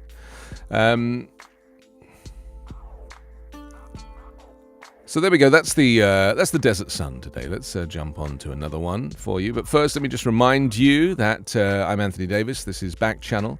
If you're enjoying the show, there's 2 ways you can support the show. If you're watching right now and you see the subscribe button right there, click it. Subscribing will let you know when we're going live. We've also got some special plans coming up in the next few weeks for those who are subscribed. Another way you can help out, no matter where you're watching or listening, is by leaving a review. So go to backchannel.tv and click on Leave a Review. And your positive reviews will help keep this show going. That's backchannel.tv and click on Leave a Review. There you go. Okay, next up, the Sacramento Bee, staying in California just for a moment. They lead with CEO who struck, killed teen, has speeding history, DUI arrest. This is a Placer County CEO Todd Leopold spent a night in a Colorado jail after he was arrested for speeding through a ski town while impaired by alcohol. I just don't get it, you know? I mean, it's like, if people haven't worked out by now that drinking and driving is, you know, not what you do. I mean, like, that campaign where they first started reminding people of that started like 50 years ago. You know, it's like, seriously, you're still doing that? A photograph of Kylie winning Trump's endorsement for 3rd District. It said Donald Trump didn't know Kevin Kiley, but after a private half-hour meeting at a Trump California golf course last week, the former president instantly decided to endorse the Rockland assemblyman for Congress. Trump's seal of approval could be a difference maker in the newly drawn 3rd Congressional District, which cuts across Plumas County, through Sacramento suburbs, parts of El Dorado County, and down to Inyo County. There is no incumbent, and independent analysts see it as a safe Republican seat. Do you know, I was reading earlier that the census data, you know, the census that was done in 2020 when Donald Trump tried to ask that citizenship question. Do you remember? There was a lot of controversy over that, and in the end it didn't go in. Well, it turned out there was such an undercount on the census. They screwed up the census so badly that now all of these maps it's like a whole swathe of numbers across the country that are now incorrect because of the census data. Trump wanted to add a question about citizenship. He wanted to ask where you were born. That's a question that's never appeared on a census. And the reason for doing that was because he basically wanted to not fund areas that had a large number of immigrants in, you know. So it was like a racist trope, and there was a huge controversy in the States about whether or not this question should go in, and the way it was handled was very strange. But basically, 14 state populations, they're saying, were significantly miscounted in 2020, according to the Census Bureau. It's a revelation that comes after the numbers were already used to divvy up House seats for the next decade. So basically, statisticians from across the country warned Americans that to have Trump messing around with the census would cause big problems. And now it seems that the effect of that is coming out. They reckon a quarter of the country was significantly miscounted. A quarter of the country. I mean, this is, you know, a huge problem. And of course, the undercount was for black people, Latinos, and Native Americans. So whatever scam he had going worked. And it also overcounted people who identified as white and not Latino. This is according to a report from the US Census Bureau released today. They say Latinos with a net undercount rate of 4.99% were left out of the 2020 census at more than 3 times the rate of a decade earlier. Among Native Americans living on reservations, 5.64%, and black people, 3.3%. The net undercount rates were numerically higher, but not statistically different from the 2010 rates. So people who identified as white and not Latino were overcounted at a net rate of 1.64%, almost double the rate from 2020. These long-awaited findings, they say, came from a follow-up survey the Bureau conducted to measure the accuracy of the latest headcount of people living in the U.S., which is used to redistribute political representation and federal funding across the country for the next 10 years. Other estimates the Bureau released on Thursday revealed that the most recent census following another long-running trend of undercounting young children aged under 5. And so how did this come about? Because, you know, this is very important that we think about this, because this is, you know, as I say, it's your representation, but it's also funding for your district. They say, while the Bureau's stated goal is to count everyone once and only once and in the right place, miscounts have come with every census. Disruptions from the coronavirus pandemic and interference by former President Donald Trump's administration raised alarms about the increased risk of the once-a-decade tally, missing swathes of the country's population. COVID-19 also caused multiple delays to the Bureau's post-enumeration survey that used to determine how accurate the census results are and inform planning for the next national count in 2030. It says, during the news conference announcing the follow-up survey results, Census Bureau Director Robert Santos, who before becoming the agency's head told Bloomberg that he believed the census was being sabotaged during the Trump administration to produce results that Republicans benefit.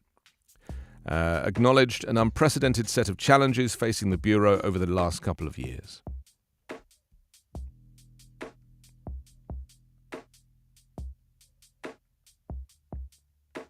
The census numbers are also used to guide the distribution of an estimated $1.5 trillion each year in federal money. I mean, that's the other thing. You know, it's like, I don't know, they want minority groups to miss out. They want minority groups to be underrepresented. The whole thing is calculated, and it all goes back to segregation and racism, you know, and old white men who fundamentally run this country. You only have to look at Congress and see the shapes, sizes, and colors and persuasions of people sitting in Congress to see how misrepresented America really is. Captured soldiers face uncertain fates in Russia, Ukraine. It says nearly 1,000 last-ditch Ukrainian fighters who'd held out inside Mariupol's pulverized steel plant have surrendered as the battle that turned the city into a worldwide symbol of defiance and suffering drew toward a close. Meanwhile, the first captured Russian soldier to be put on trial by Ukraine on war crimes charges pleaded guilty to killing a civilian and could get life in prison. And a woman, hero dog saves her from mountain lion. This is a 2.5-year-old Belgian Malinois. I don't even know what kind of dog that is. A Malinois? Was badly wounded fighting with a mountain lion that had just attacked Wilson as the pair were out for an afternoon stroll along the Trinity River in far northern California. I don't think, she said, I will ever be able to live up to how amazing and loyal she is to me. Wilson lives in rural Trinity County, about 4 hours northwest of Sacramento. She said that after a stressful day, she and Eva hopped in her pickup and headed down to the Trinity River to relax and enjoy a peaceful afternoon alone. Eva was only a few yards ahead, off-leash, and Wilson's pickup was still in sight along Highway 299 when the mountain lion lunged for Wilson. The cat's claws scratched her shoulder through her jacket. The cat was growling, looking as if it would pounce on the 115-pound woman. She called for help. I yelled, Eva, and she came running, Wilson said, and she hit that cat really hard. Weighing around 55 pounds, the dog was quickly outmatched by the cougar. Yeah, I mean, we do have a mountain lion community here in California, but they're not known to attack adult humans. They're just not. You know, mountain lions might take a little dog, you know, or a cat, or a rabbit, you know, pets, but they tend not to attack humans. And yet, in this case, they did.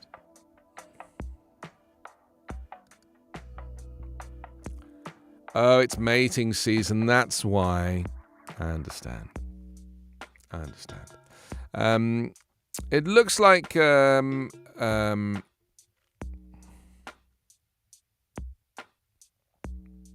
Wandering Guinea Pig has successfully changed the name now,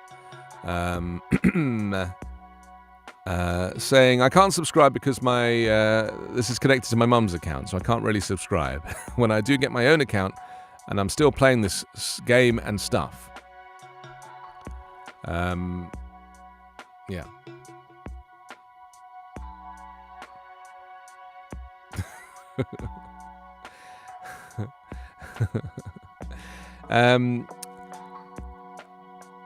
I think we're going with the name Mathalia. Is that right? Is Mathalia the right name for you? What's your favorite show? What's your favorite snack? Do you have any siblings? How are you able to cook if you're 106 years old? Can you cook for your kids? How are you standing right now instead of sitting in a wheelchair? Can you do a lot of things? This is interesting. I'm really surprised. Well, I just look great for my age, you know? Who's your favorite singer? Read me a story for 16-year-olds. Who's your favorite singer? How many wives do you have? I mean, I don't really know where to start with this, to be honest. You know, I'm very grateful to all, for all of these questions. Can I pick and choose which ones I give?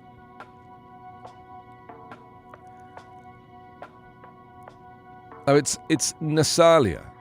Is it Nasalia? Okay, a German name. Nice. Okay. Are you in Germany or are you in the US?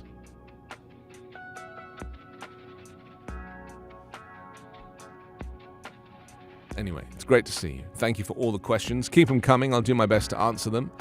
Shall I start with who's my favorite singer? It's a very good question. I would say probably...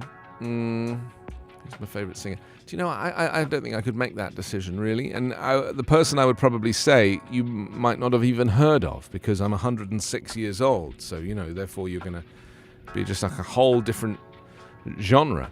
Stella's popped in. Hi, Stella. Welcome to Backchannel. Nice to see you. 9:32 here on the West Coast, 12:32 Eastern. Stella, you can hit that subscribe button down there if you'd like to, and that will turn you into a VIP. And we can get to know each other a little more, but thanks for the wave. Good to see you. We're looking through some of the morning papers right now, finding out what's happening across the country. I'm Anthony Davis, live here on Backchannel. I'm here every weekday, Monday through Friday, 9 o'clock Pacific to 11 o'clock. That's 12 till 2 Eastern. If you can see me right now and you're watching on an Echo show or Fire TV, the magic word is say. Wake her up. Say the word say and then your message. If you're just listening right now on an Echo speaker and you can't see me, you can go to backchannel.tv and click on Join the Chat. That's backchannel.tv and click Join the Chat. Okay, jumping into those morning papers, let's go to Virginia next and to the Bristol Herald Courier. Biden invokes Defense Production Act for infant formula shortage. Yes, on Wednesday he invoked the Defense Production Act to speed production of infant formula and authorized flights to import supply from overseas as he faces mounting political pressure over a domestic shortage caused by the safety-related closure of the country's largest formula manufacturing plant. Mariupol steel plant troops surrender, as we've been talking about. 1,000 last-ditch Ukrainian fighters who had held out inside Mariupol's pulverized steel plant have surrendered. And breezing along is the headline, a bus service between Bristol and Washington, D.C., showing early success. Do you know, I haven't done a bus ride for so long. Do you know, Carla, you're going to love this. You know that I have a morbid fascination with cruise ships, ocean liners and transportation. Are you aware of this? You're not aware of this? Okay, well, I've crossed the North Atlantic on ocean liners on 3 maiden voyages now of three ships. And last night, I just booked another one for a ship that hasn't even been built yet. They're currently building it. So I've booked a trip for January 2025. I just booked it. So I just want you to know that we might not be able to do Backchannel that week because I'm going to be on a ship leaving Southampton in the UK and traveling down via the Azores, which is some little Portuguese islands out in the South Atlantic, and then down to Fort Lauderdale. It's a 12-day voyage, and I'm on that ship. So, just so you know, that's it is. Yeah, it's the Cunard Queen Anne. They're building it at the moment.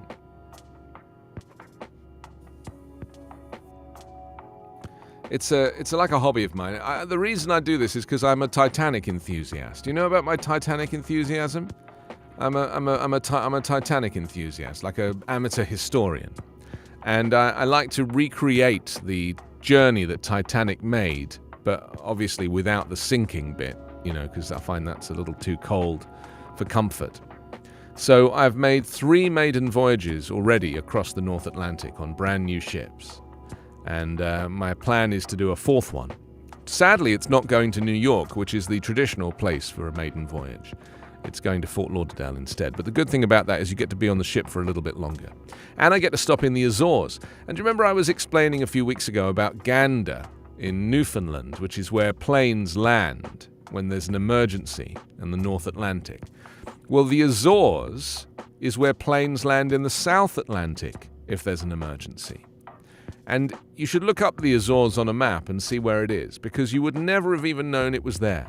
It is the tiniest group of islands, 3 or 4 islands, that are so small that when you look at a normal map, they just don't exist. You have to zoom right in. So you look at Portugal, and then you go left, about 3,000 miles to the left of Portugal, or maybe 2,000 miles to the left of Portugal. And you'll see these tiny islands called the Azores. And there's a big runway there. And that is if you're on a transatlantic flight flying the South Atlantic route and you have an engine failure and you need to land in a hurry, then that's where you glide your plane to, the Azores. And so I'm going to visit the Azores, which I'm kind of excited about because it's a place that I've always wanted to go, but not for the wrong reasons. You know, I've not wanted to go there in an emergency landing. I wanted to go there for the right reasons. But it's, you know, it's a little bit like Hawaii or, you know, the Seychelles, or I went to a place called Mauritius I've been to as well, which is off the Horn of Africa. You know, these are like little islands that really have nothing nearby, you know, nothing nearby. And it is kind of amazing how people can like live there and have anything other than fish and vegetables to eat. You know? But they have internet, apparently. So, so that's what I'll be doing. So put it in your diary, put it in your calendar. The 27th of January, 2025. No, is it 2024? Maybe it's 24. Hang on, I need to look at the confirmation that I got yesterday. But here's the thing, and maybe, Carla, you can help me with this. I could pay less and not choose a cabin on board, be assigned one at sailing. So it's a risk, because I've paid for the cheapest cabin on board, right? So you have a choice. You can either pay to choose your cabin, right? And there's obviously, you know, 2,000 people on this, so you can choose where your cabin, and depending on where your cabin is, you pay a different price. I have chosen to pay the very cheapest. I don't care where the cabin is, because I've done this enough times to know that all the cabins are the same, right? So I'm just like, give me the cheapest cabin.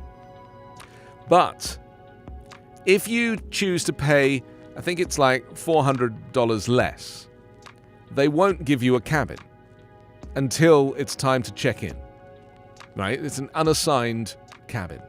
So you run the risk, you pay a bit less, but you could get a better cabin, like as in a balcony cabin or something, you know, with a bit more facilities and luxury, or a bit larger. I think it's got to be worth the risk, because I'm already paying for the cheapest cabin on board, so I'm not going to get a worse cabin than the one I've already paid for, right? So I'm thinking I might, because I haven't actually paid for it yet, I've just reserved it. So I'm thinking I might go for the don't choose your cabin, you'll end up somewhere, wherever they've got room for you, in the hope that someone's going to cancel and a nicer cabin's going to become available, and I'll get that one. You see? It's a risk. But got nothing to lose. Got nothing to lose. But there's a caveat to this. The caveat is that if you do that, your deposit is not refundable. If you do that, your deposit is not refundable. So you have to kind of weigh up, like if you don't want to go, then you lose like $500. That's the risk. But I want to go. I've actually got a friend who's going, who's been with me on all of these maiden voyages now, and he's booked another cabin. But he's got money, and so he can choose. he can afford to choose a cabin. I'm the one who's like, you know, the cheapskate. Anyway, it's just interesting, you know, booking a trip that is so far off. It's literally years away. And there's something kind of wonderful about booking something that's so, you know, far off. Oh, here's a funny thing. Carla, you're going to love this. Guess who's going to be doing their show from this studio tomorrow? That's not me.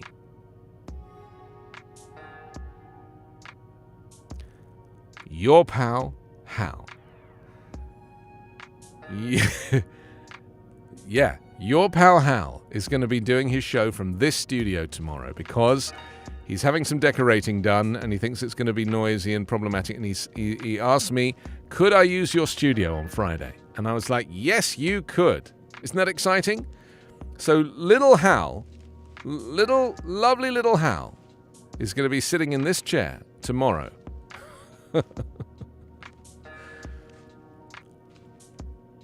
I said he could have it for free, no charge. You know, I'm not somebody who likes to, make money off the back of these types of things. I'm not very American in that way, I need to be more Americanized. Of course you can. $200.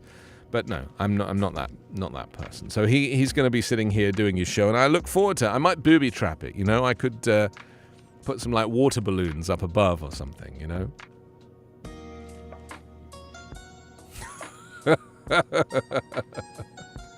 No, he doesn't get access to my private bathroom, sadly. He'll just have to hold it. So that's happening tomorrow. Your pal Hal will be here from this studio tomorrow. In fact, the only way we're going to be able to do the handover is if he comes and sits on my lap, because there's only really enough room for one person in here. So he's going to have to literally come and sit on my lap. It's very sweet. I'm really looking forward to that, Or just tomorrow we might have to do the countdown clock, We're looking through the morning papers. Thank you for your messages. Stella says, hey Stella, great to see you. Thanks for joining us here on Backchannel. Welcome. It's your first time on the show. You can hit that subscribe button. Very easy to do. Just press subscribe. We're looking through some of the news stories this morning, seeing what's happening. We did the Bristol Herald Courier. Let's go to the USA Today. It's a good story. Who was Jane Roe? Is the photograph. Abortion rights debate. It says, Norma McCorvey always loved a good party. She'd gotten all dolled up that night, dressed in a long black velour dress, topped with a black vest embroidered with tiny red and purple flowers, and in her signature suede boots. McCorvey made her way through the mansion with the double staircase. She was 28, said hello to every person in a suit and tie. Colourful abortion rights buttons and memorabilia covered a table at the entrance. The year was 1975, 2 years after the Supreme Court had passed the landmark Roe v. Wade decision that gave people the constitutional right to an abortion. The key plaintiff of the case was McCorvey, known by her pseudonym Jane Roe. But to the 10-year-old girl standing beside McCorvey, she was mum. Mostly, Melissa Mills stayed quiet. When the adults in the room did ask about school and life with the famous abortion activist, she told them she loved art projects with her mother. Throughout the past half-century, no other controversial issue has touched, united and divided more families in the US than abortion. So it's very interesting. But says Norma wasn't ready to be mother. She was so young. I don't really know if Norma ever wanted to be a mother, said Norma McCorvey's eldest daughter. So who was Jane Roe is the question asked on the front of USA Today. Players equal pay victory lifts all women. Soccer team's deal sets new standard of value. It said it was a big win for US women's soccer players. For all US women, the new collective bargaining agreement that will pay US women's national team players the same as the US men, including an equal split of World Cup prize money, sends a loud and clear message that the days of shortchanging women are over. I mean, that's such a hard thing for me to get my head around. And let me explain why. Because I don't really like soccer or football or any of these kind of sporty things. But I obviously grew up in a household in the 70s and 80s where my dad would watch soccer, and obviously women's soccer didn't even exist back then in any kind of league way. And so, we really associate, certainly in England, really associate soccer with being a boys' game. And obviously I'm thrilled that, and I actually quite like watching women's soccer now for all sorts of reasons. But I feel like it's very interesting that we, those of us that are generationally of a previous, generation, who people like me who are 40, you basically have to rewire your cultural upbringing. And so of course, conversationally, I'm thrilled for this. And of course, women's soccer players or football players or whatever sports should be paid the same as men. Of course they should. It's not in question. What's interesting is for those of us who are a certain age, having to rewire our kind of cultural understanding of something like a football game.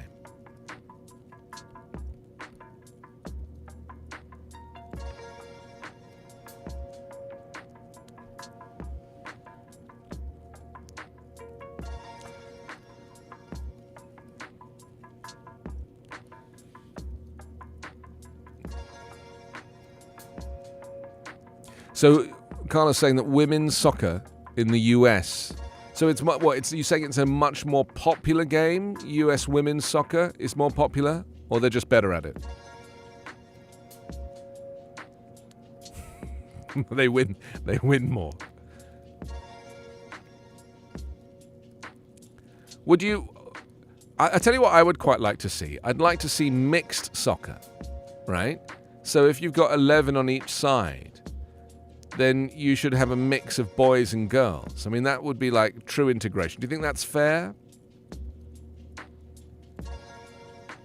That would be kind of interesting, wouldn't it? And then gender does not become an issue in a sport like this. Because you see, by nature of saying that a women's national team is in effect sexist, isn't it? Because you're splitting up people by gender. And to be... Yeah, there are mixed gender sports. Yeah, mixed doubles in tennis, of course. But, and obviously they talk about physical strength as being the thing, but I don't really see with a game like soccer how that really counts, because your physical strength is more about how fast you can run and your skills with the ball. You're not fighting each other.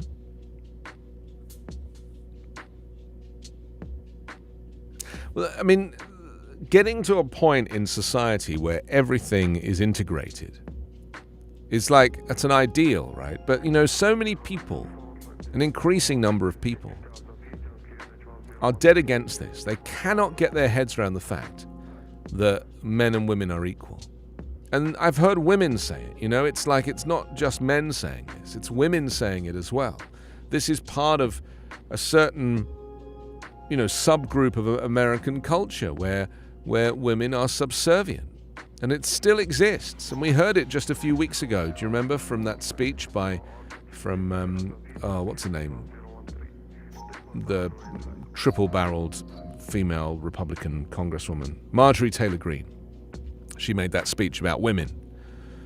And it was like, wow, you are literally talking about... it's as if you're making a speech in like 1972. Who are you?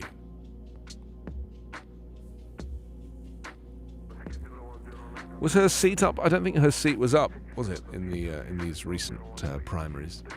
But I have a feeling she won't be in Congress for much longer, and then hopefully we won't hear from her ever again with her QAnon. She's just crazy. I mean, like, it's what it does is it takes the seriousness out of politics, and politics should be serious, and it should also be boring. I've always maintained this. Politics should be boring. I'm Anthony Davis. This is Backchannel. I'm here weekdays, Monday through Friday, 9 till 11. That's 12 till 2 Eastern. You can send a message if you can see me right now and you're watching on an Echo Show or Fire TV. The magic word is say. So wake her up, say the word say, and then your message. And if you're listening on an Echo speaker and you can't see me, please go to backchannel.tv and click on Join the Chat. That's backchannel.tv and click on Join the Chat. I had my 4th COVID shot yesterday. I've been stabbed so many times. When I drink a glass of water, it leaks out of every department. I felt a bit woozy last night. Went to bed, took a couple of Tylenol, went to bed, felt a little bit weird, and woke up completely fine this morning. Just a slightly sore arm here from the injection site, but that was my second booster, my 4th shot. You're not even eligible in England for a 4th booster yet. You have to be I think you have to be over 75 to get a 4th booster. Yeah. Whereas here, you have to be over 50. But I pretended I was over 50 because I wanted it anyway. Because I'm aware that the numbers are going up and I'm traveling in a couple of weeks, and I was just like, something? I just want to be extra sure. And I actually kind of like inoculations, like I'm very pro-inoculation. So bring it on, I say. It's only a vaccine. It's not re-plumbing my DNA. Divides of 2020 persist in races. On the front of USA Today, it says, if the latest primaries are any indication, the wounds from the 2020 election and the violent insurrection that followed it still run deep and figure to get worse during the 2022 midterm elections. I know, I've been saying this. It's going to be worse. And I actually blame Biden for a lot of this, for ignoring it. He should have done a press conference where he systematically explained what Donald Trump and his henchmen did to cheat in the 2020 election. The whole thing should be done out, it should be produced as a TikTok video, and it should be like everywhere, explaining how people cheated. And he hasn't. He's just left it to the January 6th committee, who are being ignored by the far right and the right,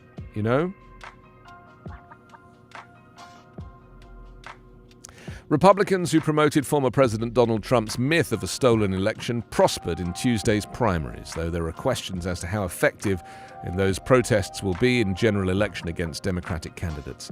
Democrats, including President Biden, say the concept of free and fair elections itself is on the ballot, and Trump-style Republicans are threats to it.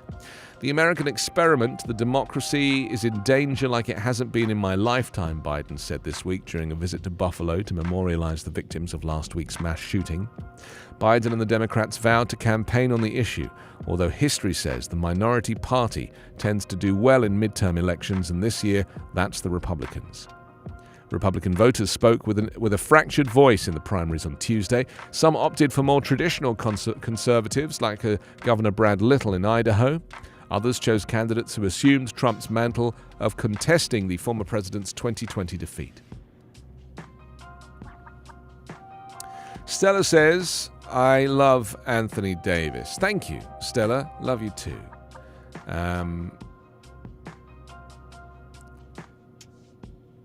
You guys, You guys. I was thinking of changing my name to Alexa. Just to kind of shake things up a bit. I personally don't think that Joe Biden should have gone to Buffalo and spoken about the election fraud. I feel like, he talks so little, comes out and talks so little that he effectively needs to, mix it up and say, I'm going to be making a speech in Buffalo, so I might as well talk about it then. No, Joe Biden. Don't talk about it then. Have a task force that literally comes on stage every week, like your COVID task force, and talk about it, But nobody watches the COVID task force anyway. The numbers are going up now. We're going to get, monkeypox as well. I have a theory about monkeypox and coronavirus. I'm starting to think that these things are all coming from COVID change, from climate change. I'm starting to think that this is all climate change telling the human race that we are no longer wanted.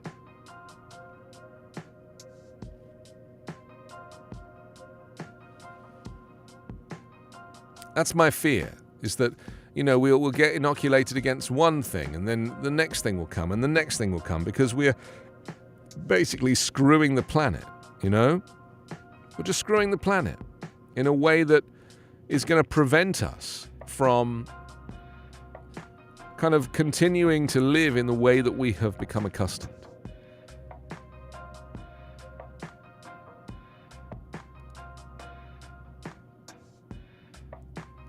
The rich people are going to go underground. You should watch that movie Elysium, which I've mentioned before on this show. Do you remember me talking about this? There's a movie called Elysium, where Jodie Foster runs a huge wheel that's floating in orbit, where they've created this perfect life for rich people.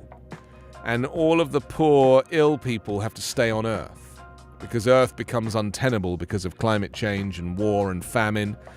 And so Matt Damon's in the movie. I actually really enjoyed the film. It's called Elysium. And it's definitely going to come true. I think it came out about 10 years ago. Yeah? 2013, yeah. And basically Matt Damon wants to get off the planet Earth because, he wants to get to Elysium, and this is about how he breaks out and gets onto one of the transports and gets up there and wants to basically, get to the supreme leader, which is Jodie Foster, who basically is running Elysium like a business, she's like a businesswoman.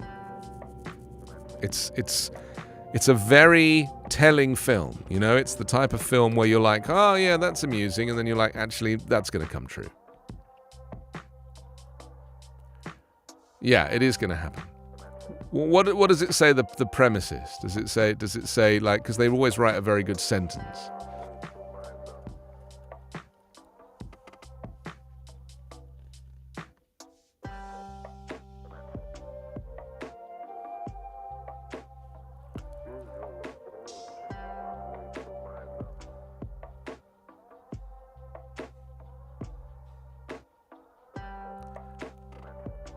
Oh, yes. That's right. Yes, I've got it here. In the year 2154, the very wealthy live on a man-made space station while the rest of the population resides on a ruined Earth.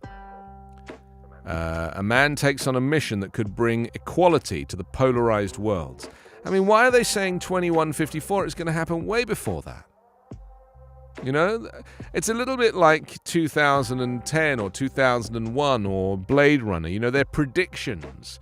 Because Blade Runner was supposed to be set in was it supposed to be set in like 2021 or 2024 or 2020? And we've way surpassed that now, Anyway, Elysium is the movie. Secretary Delacourt, a government official, will stop at nothing to enforce anti-immigration laws and preserve the luxurious lifestyle of the citizens of Elysium. That doesn't stop the people of Earth from trying to get in by any means they can.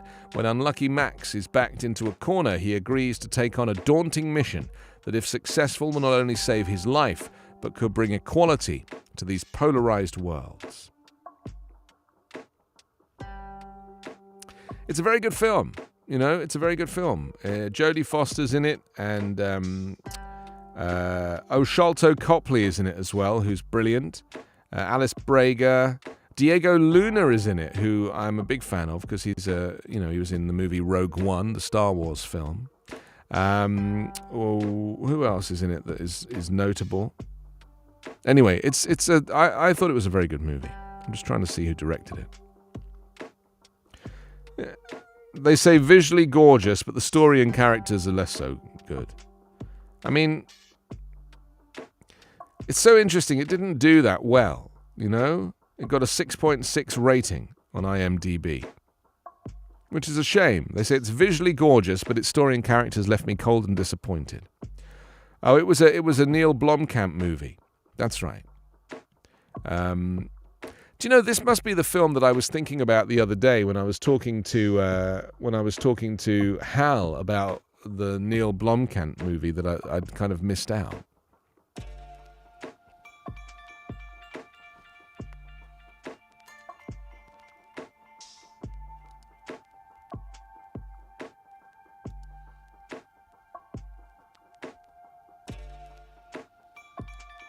Let's look at some of your messages. Thank you very much for these. Ronnie's just joined us. Hello, Ronnie. Welcome. Nice to see you. Thanks for joining Backchannel again.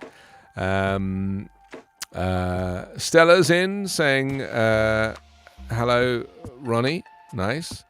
Ronnie, and it's like a whole conversation going on between people on the stream now. Stella's saying, hi, love, love, love, Anthony. Ronnie says I wasn't supposed to say that. Well, that's okay. You can say whatever you like. It's coming up for 10 o'clock here on the West Coast. We're going to bring you the US News Update now. It's a little podcast that I produce that enables you to get a sense of what's happening across the United States. You can download it wherever you get your podcast. And if you want to subscribe, then be my guest. Anyway, here it is.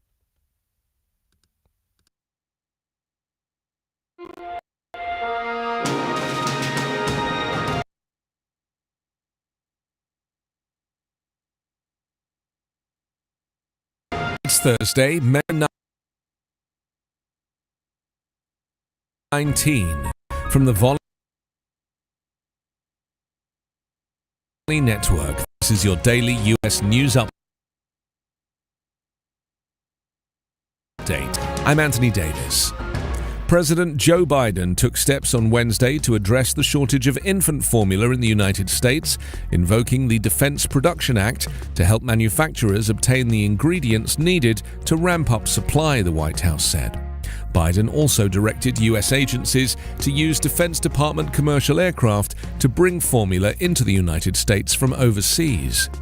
Baby formula aisles at U.S. supermarkets have been decimated since top U.S. manufacturer Abbott Laboratories in February recalled formulas after complaints of bacterial infections. On Monday, Abbott said it had reached an agreement with the U.S. health regulator to resume production of baby formula at its Michigan plant, a major step towards resolving the nationwide shortage. In a letter to Health and Human Services Secretary Xavier Becerra and Agriculture Secretary Tom Vilsack, Biden noted that the industry should be producing more formula in the coming weeks and months. The White House said Biden was invoking the Defense Production Act to ensure manufacturers have the ingredients to make safe formula. Meanwhile, New York state authorities have launched an investigation into several social media platforms they believe the accused Buffalo grocery store gunman used to plan, promote, and broadcast the attack that left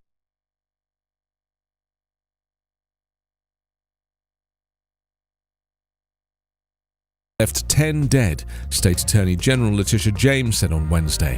Governor Kathy Hochul unveiled several additional measures aimed at combating domestic terrorism, including legislation to tighten New York gun laws and a directive for state police to exercise their authority to disarm individuals deemed a public threat. Your daily US news update is part of the Volley Network. To hear my live daily morning show, ask your Amazon Echo device to open Backchannel. There it is, the US News Update. Get it wherever you get your podcasts. Welcome to Backchannel. I'm Anthony Davis, and here we are in the second hour of this exceptional program where we spend a bit of time together. And if you want to join in, this is the only place on your Echo device where you can watch and listen to live shows and chat with hosts in real time. I'm here weekdays, Monday through Friday, 9 o'clock Pacific, 12 o'clock Eastern. You can send a message, ask questions, chime in on what we're talking about, or anything else you would like to send my way. If you can see me right now and you're watching on an Echo show or Fire TV, the magic word is say. So wake her up, say the word say, and then your message. If you're just listening right now on an Echo speaker and you can't see me, go to backchannel.tv and click on Join the Chat. That's backchannel.tv and click Join the Chat. Easy to do. Stella already did. Stella's already subscribed. Ronnie's with us as well, giving us a wave. Eric's here from Florida for the first time. Eric, welcome to you. Don't forget to hit that subscribe button just down there. Vacuum's with us as well. And Stacy and Damien, that's right, in Maryland. So welcome to you, and nice to have you on the show. We've got lots to talk about, lots to get through. Been looking through some of the morning papers this morning. Let's go to Washington, to Seattle now. New homelessness agency slow to ink contracts. Non-profits feel the pinch. This is from the Seattle Times, a winner of 11 Pulitzer Prizes, apparently. And a very interesting photograph of a pilot, Mark Novak, flying one of the only two still airworthy World War II B-29 bombers over Lake Washington on Tuesday. And it's being hosted by the Museum of Flight as part of the B-29 Dock History Restored Tour. It's such an amazing looking plane, and kind of terrifying really when you see it like this, you know? Anyway, it's a fantastic image of the fact that this B-29 is still flying. US Soccer becomes first federation to promise equal pay, which is kind of helpful and interesting. As we've been discussing, Megan Rapinoe has been on the most visible and most vocal advocates for equal treatment in the US women's and men's national soccer team for over the past 6 years. On Wednesday, after a pair of historic interconnected collective bargaining agreements that ended a long pursuit of equal pay for women were announced, the OL Reign handed the mic via Twitter to Becky Sauerbrunn, president of the US Women's National Team Players Association. In a Twitter response shared by Rapinoe, Sauerbrunn thanked the women who led and continue to lead the fight for equal pay across sports and in everyday life. She identified decades of athletes and fans who helped bring equal pay for equal work closer to reality. Always more to do, but let's enjoy this for a minute or two, Sauerbrunn tweeted. The work continues, but years of campaigning by the defending World Cup champions led to a first and a blueprint. Men's and women's US soccer players will receive the same pay when competing in international matches and competitions. There it is. It's kind of brilliant. I did the voice over in the Nike commercial that Megan Rapinoe narrated. So I could say I've worked with her, but I haven't. But if you see that Nike "You Can't Stop Us" commercial, it's all about equality and bringing people together, and it's narrated by Megan Rapinoe, and you hear me in the middle talking about everything being shut down by COVID. It kind of, won the best commercial 2 years in a row, actually, at the Grand Prix in Cannes. It is a brilliant ad. Nothing to do with me, but it's a brilliant commercial. You've probably seen it. It's got like a split screen down the middle. Former judge to lead office probing police shootings. Governor Jay Inslee has appointed a former federal prosecutor and King County Superior Court judge to lead the new Office of Independent Investigations, which was formed by the Washington legislature to probe shootings by police statewide. Roger Rogoff was recommended for the post after a national search by an advisory board of 11 people chosen by Inslee last year. And that included county prosecutors, police trainers, defense attorneys, police reformers, and experienced investigators, and a father of a victim of police violence. Not police trainers. I mean, why is there not more coverage of the fact that police trainers should all be, out of a job? The police training is so inconsistent, They're basically just teaching the police how to execute people. It's terrifying. To Wisconsin now, the Daily Tribune. It's hurtful, it's traumatizing, it's all of that for us. Events like mass shooting in Buffalo expose lack of mental health options in black community, it says. Michael Vinson was surprised to feel his heart pounding while shopping at his local grocery store on Sunday afternoon. Yet, there he stood in the store he knew so well, scanning the walls for exit signs. Vinson wasn't in any immediate danger, but being black while grocery shopping ended in bloodshed for 13 people at a Tops Friendly Market superstore in Buffalo, New York on Saturday. 10 people lost their lives. And an image of hundreds attending a prayer vigil across the street from the supermarket where the gunman killed 10 people. Packers ticket prices most expensive for Cowboys Patriots at Lambeau Field, it says. Green Bay Packers fans eagerly anticipate hosting the Dallas Cowboys at Lambeau Field in November. That makes sense. Why they are so excited about the New England coming to town, though, is less obvious. Early secondary market ticket prices show the Cowboys game as number one on the Packers schedule, with the average of lowest prices at $398. I mean, that's just ridiculous. New England is next at $326. The price is determined by averaging the lowest prices at 10 secondary marketplaces. Nuts. And Shopko building sold in Wisconsin Rapids. That's nice. It's got a new owner. Wonderful. That's like the news of the day, that, isn't it? The Shopko's been sold. Let's go to Florida next. Ronnie's saying, I want to read the chat, so can you please stop talking? Okay, sure. I'll stop talking so it stops moving. Let me know when you've read it all, Ronnie. Just let me know.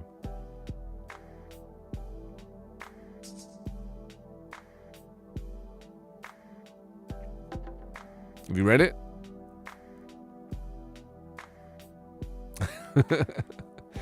We got Stella, we got Ronnie, got Vacuum, Stacey, Damien. Thanks for joining in. Continue to send your messages. Bradenton Herald is the next newspaper. Ringling, Barnum and Bailey Circus to return without animals. Yes, the return of the greatest show on earth, the reimagined Ringling Brothers and Barnum Bailey Circus show without animals, is set for fall of 2023. How do they do it without animals? Maybe they'll use CGI. That's what they'll do. They'll use CGI. Talking of CGI, I saw the commercial, not the commercial, the, what do they call it, the trailer for the new Avatar movie yesterday. It's coming out in December this year, I think. And James Cameron has been working on this for years, like 5 or 6 years, maybe longer. And I think he's making 3 Avatar movies in a row.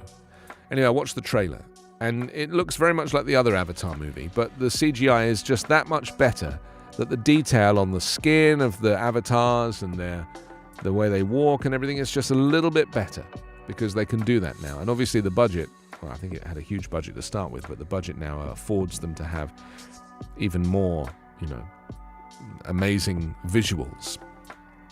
I just like films that really showcase my television and my soundbar. Like if you buy a soundbar and a nice television, I mean, I didn't spend much, just $500 on the TV, but it's good enough. It's more about the size, isn't it? If you're going to go for a big one. And I'm looking at this thing because you can get, the same size TV. I think it's 55-inch. You can get 55-inch TVs for like $2,500. I just seriously, what difference is there going to be? Anyway, I like to look at a commercial trailer or a movie or something that showcases the abilities of the equipment. I enjoy that, I mean, I love a good black and white film like The Next Person, but I'll be honest, the showcasing is very important to me. And the Avatar trailer really did do that. It made a big difference. So you might want to give it a look. It looks pretty good.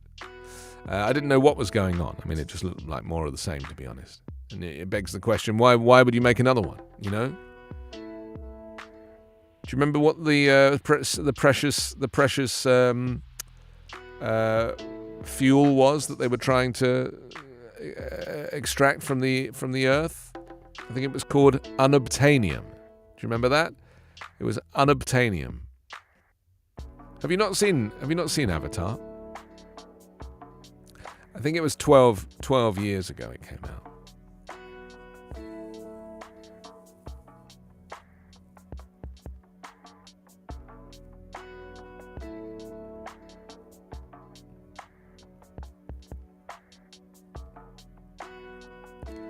I don't like a 3D movie.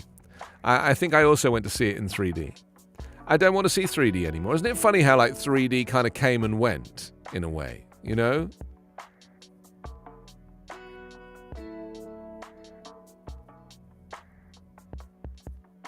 Yeah. Do you remember the first movie that was in 3D, or one of the first movies that was in 3D that was very exciting at the time? It was Jaws. Do you remember they re-released Jaws and they called it Jaws 3D? Or was it actually Jaws 3? I mean, how many Jaws movies did they make? But I remember Jaws 3D coming out, and I was thinking, wow, that's kind of crazy. You'll be able to see the fish jumping out at you like this,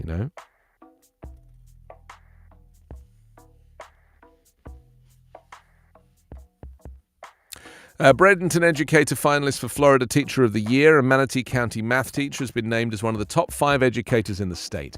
Her name's Deela Jackson, a 4th grade teacher at Samoset Elementary School in Bradenton. She's among the 5 finalists from across the state who are in the running to be named 2023 Florida Teacher of the Year. Florida Department of Education Deputy Chancellor for Education Quality, Dr. Paul Burns, traveled from Tallahassee to surprise Jackson with the news. On Tuesday, the school board of Manatee County said at a press release. Well, that's good, because it seems to me that state has been doing everything they can to prevent teachers from teaching. Manatee County Hurricane Expo. They held an annual Hurricane Preparedness Expo at the Bradenton Convention Center. And they showed they've got an ambubus, which holds 12 stretcher patients and seats 16 patients. If residents have to evacuate after a damaging hurricane, the Raptor 1 will be the emergency vehicle used to transport them. Hurricane season begins June 1st and ends in November. Well, that's kind of cool that they have that, but, they're going to need a lot more than that going forward, The hurricanes and the storms and the floods, least of their worries. And then finally on the front of the Bradenton Herald, some Trump-backed candidates doing well in primaries. It says former President Donald Trump's influence was enough to elevate his Senate candidate to victory in North Carolina on Tuesday, while his pick in Pennsylvania remained in a tough fight at the state's Senate primary. Here are some takeaways from Tuesday's primaries, which were held in Pennsylvania, North Carolina, Kentucky, Idaho, and Oregon. Trump added to his tally on Tuesday night in several states. Trump has shocked party faithful in North Carolina when he endorsed U.S. Representative Ted Budd, a little-known congressman, last June for the Senate seat being vacated by retiring Republican Senator Richard Burr. Okay, here we are. I mean, what's worrying for me is that Donald Trump, as we know, is a fascist. And so if you want fascism to return to America, then get on board. I mean, it's up to you. Do whatever you like. But my fear is that we have seemed to have forgotten that fascism is homegrown. This murder in Buffalo was by a fascist. Donald Trump, by definition, is a fascist. This is what the definition of fascism is. Look it up. And so you're basically inviting the support of more fascism. I mean, he invited Kyle Rittenhouse to Mar-a-Lago for lunch.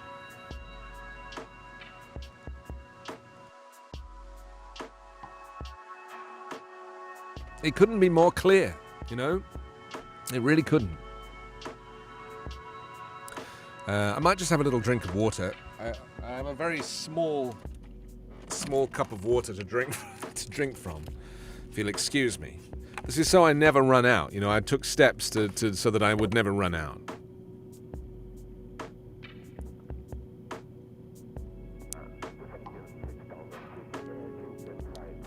That's better. Just had my COVID shot yesterday, and you're supposed to remain very hydrated. It's helpful, for recovery. And I'm not naturally good at hydrating. I don't drink enough water. Carla drinks water throughout this entire show with a little lemon in the jug. I see it. Constantly drinking water. I don't understand. She's like a camel. It's just like keeps drinking. I'm like, how does she do that? With me, I have one sip of water. Now I want to go to the toilet. That's how it works. That's why I don't drink much water, because I can feel. I'm like, what's the point in drinking? It's literally just going straight to my bladder.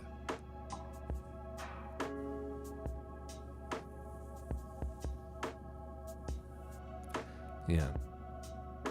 Okay, well, I need to drink more water, clearly. But I don't drink much. Once I read that you can get your hydration through other means, like tea and through food. And I was like, oh, okay, well, I can lay off the water then, because water's pretty disgusting. And also the water here in Los Angeles is so heavily contaminated that you really have to filter everything.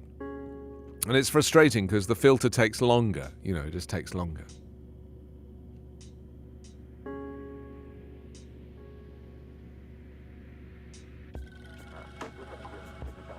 Yeah, but you don't really need that much water. It's a bit of a myth, unless you're doing a cleanse. But I don't know that really makes much difference either, Yes, the cleanse can flush out the good, I need that. Mine's more of an exorcism that's required, though, Florida Today this morning, crucial to get it right is the headline. NASA Boeing set for Starliner redo test flight to space station. It says United Launch Alliance Atlas V rocket set to launch Boeing's orbital flight test 2 mission featuring a Starliner capsule from Cape Canaveral Space Force Station later this evening. Why are they calling it Space Force? Why are they doing that? Just giving credence to the fascists. It drives me crazy. I really was surprised that Joe Biden didn't just, like, cancel Space Force, you know? Liftoff of the uncrewed redo of a previously failed test flight is scheduled for 6:54 p.m. From Launch Complex 41, and it's crucial for NASA and Boeing teams to get right. The OF-2 serves as an end-to-end test of the Starliner capsule's capability to safely transport astronauts to and from the ISS, the International Space Station, for NASA's Commercial Crew Program. Yes, because they can't rely on the Russians anymore. You know, that relationship is now severed. I wonder if the Russians are just going to go independently now, you know? Co-owners of Celtics gives $2 million to help save manatees. Two groups split funds to bolster seagrass. That's good. Yes, this is the Florida manatee problem, you know. The record die-off last year and one of the largest gifts ever to the non-profits working to save Florida's iconic marine animal. Insurers seek state okay for rate increases. Roof damage claims, lawsuits, reinsurance costs. For tens of thousands of homeowners, those issues could add up to large property insurance rate increases if state regulators sign off on proposals presented on Tuesday. Yeah, they will. It's all about the money. Okay, and then finally, let's jump along to the Lexington Herald Leader. They lead with Fayette's first black county attorney says Lexington open to change after winning the Fayette County attorney's race by a large margin and becoming the first black person ever elected to that office. Angela Evans says she's now focused on keeping her campaign promises because there were no Republicans in Tuesday's primary race between Evans and incumbent Larry Roberts. The win means she won't have to run in the November general election. She will take office the first Monday in January. That's great news. Ellinger, Wu, and Brown finish at the top of the council race. This is the next race to become Lexington's next vice mayor in November. And also Gorton finishes first in mayoral primary, and Kloiber takes second. So those are, you'll know these names if you live in the Lexington, Kentucky area, I guess. At least I hope so. You know, it's very good to know who your local representatives are. Let's just remind you, if you aren't aware already, that if you'd like to send a message and you can see me and you're watching on an Echo show or a Fire TV, the magic word is say. Wake her up, say the word say, and then your message. If you're just listening right now on an Echo speaker and you can't see me, go to backchannel.tv and click on join the chat. That's backchannel.tv. And if you're enjoying the show right now, you can support the show very easily. You can hit the subscribe button. Subscribing will let you know when we're going live. We've also got some special plans coming up in the next few weeks for those who are subscribed. Another way you can help out no matter where you're watching or listening is by leaving a review. So go to backchannel.tv and click on leave a review.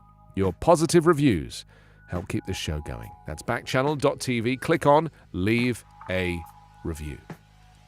Okay, let's jump on to... I wanted to remind you also that Backchannel has got a growing list of shows. Haley and Allison's Good Morning. You can start your morning from 3 o'clock Pacific, that's 6 o'clock Eastern, with 2 hours of silly fun and games. Haley and Allison and Little Will. They've got trivia as well as the answers to your burning questions and the news you might have missed. They're followed by Live Every Other Day with Liv Harrison from 5 o'clock Pacific, 8 o'clock Eastern. You can join Liv every Monday, Wednesday, and Friday to celebrate the little things in life in an extraordinary way. Candid conversations, lots of laughs, plenty of coffee will fuel you and encourage you to live every other day.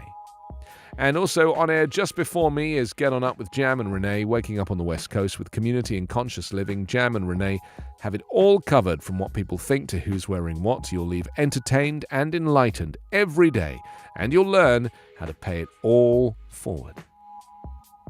So, some things to look forward to tomorrow, and of course, after me, your pal Hal will be here from his own house and not from my house. I think if he's going to like it so much in here that he's going to be like, can I come and sit on your lap every day?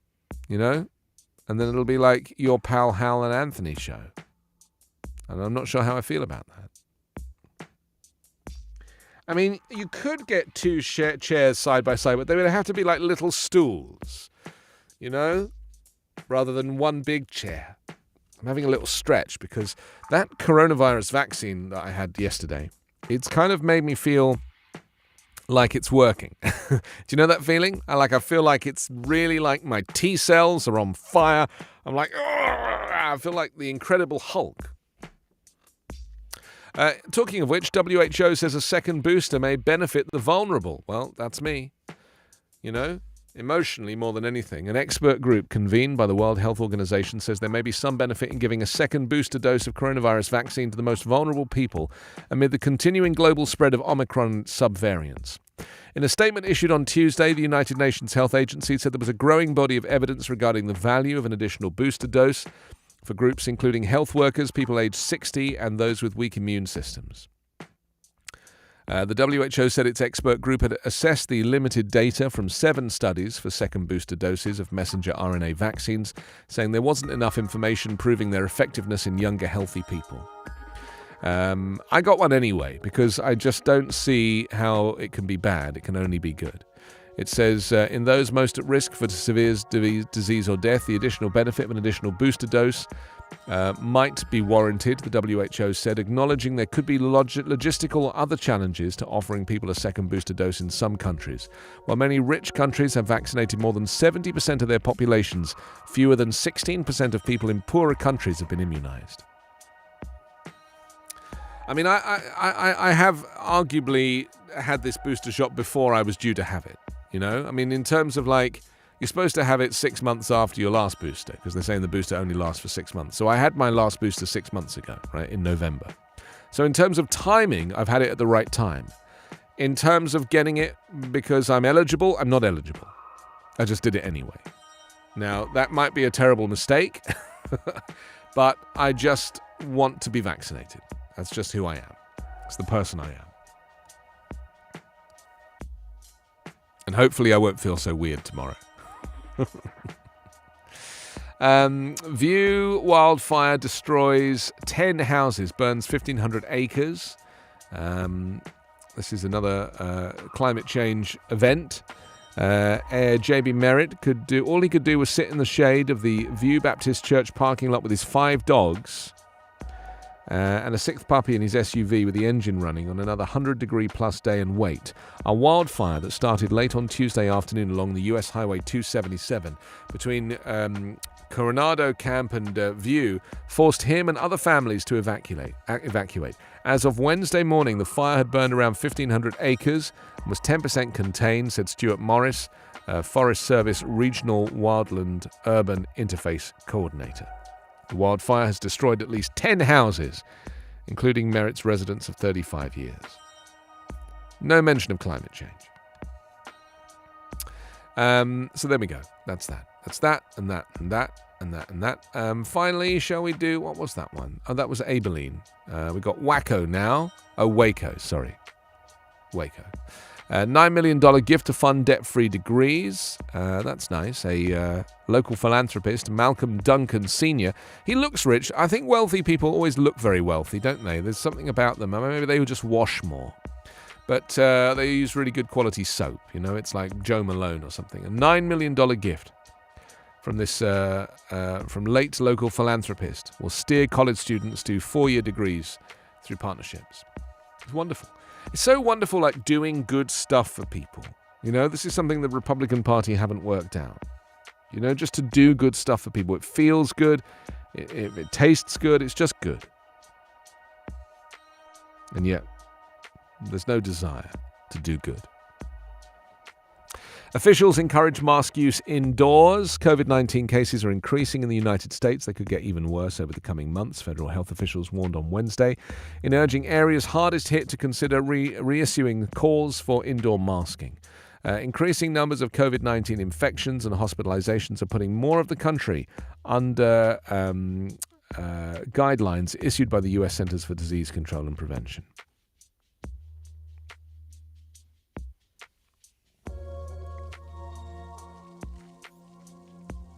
I mean, you know, we've been saying for ages, you shouldn't have taken your masks off in the first place. And now they're like, you know, you really should wear the masks. You know, 1/3 of the US population is living in areas that are considered at higher risk, mostly in the northwest and the Midwest. Northeast and the Midwest. which are areas where people are not vaccinated as well. Eyeing better pay and perks. This is the city of Waco is considering measures including pay rises, education opportunities, and more generous leave policies in an effort to stop new and experienced workers alike from leaving for greener pastures. The Waco City Council met with staff from Human Resources, Budget, and other departments during a council retreat on Wednesday that marked the start of the city's 2022-23 budgeting process. It's very interesting, isn't it, that, American workers have always been treated so badly, famously, working much longer hours, getting much less leave than most other countries, not getting sick pay, like limited sick pay. And yet, now that there's this shortage of workers have got the upper hand, and they're basically saying, no, if you want me to work for you, you have to respect my working and my work ethic. And this is why the unions are so helpful at times like this, Finally, the San Antonio Express News formula shortage hits San Antonio hardest, it says, which is, not surprising.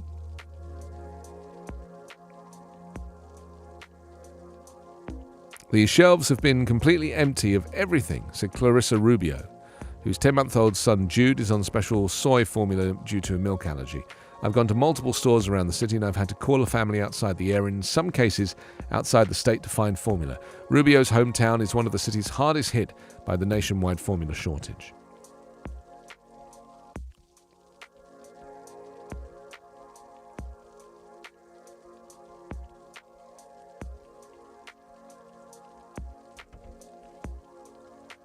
Airport lands improvements totaling $1.2 billion.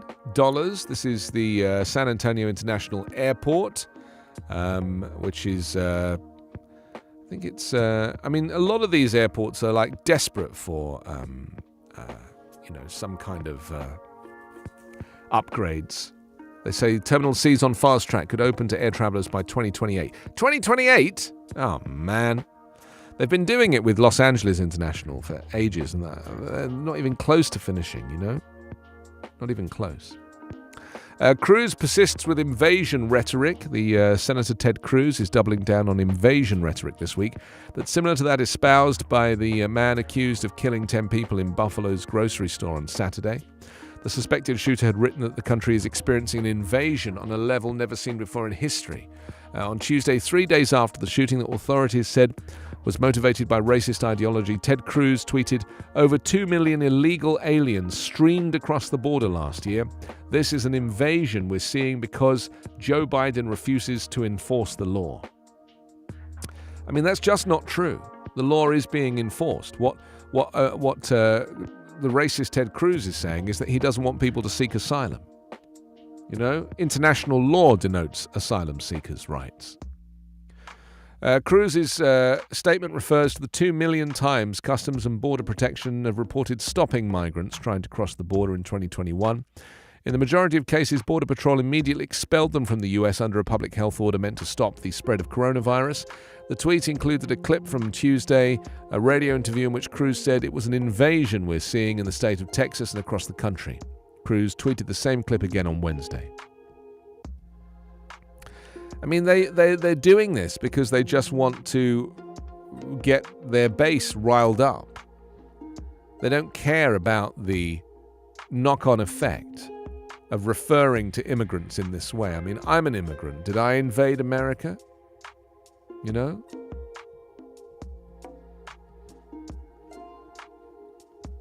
So this is something we need to consider very seriously.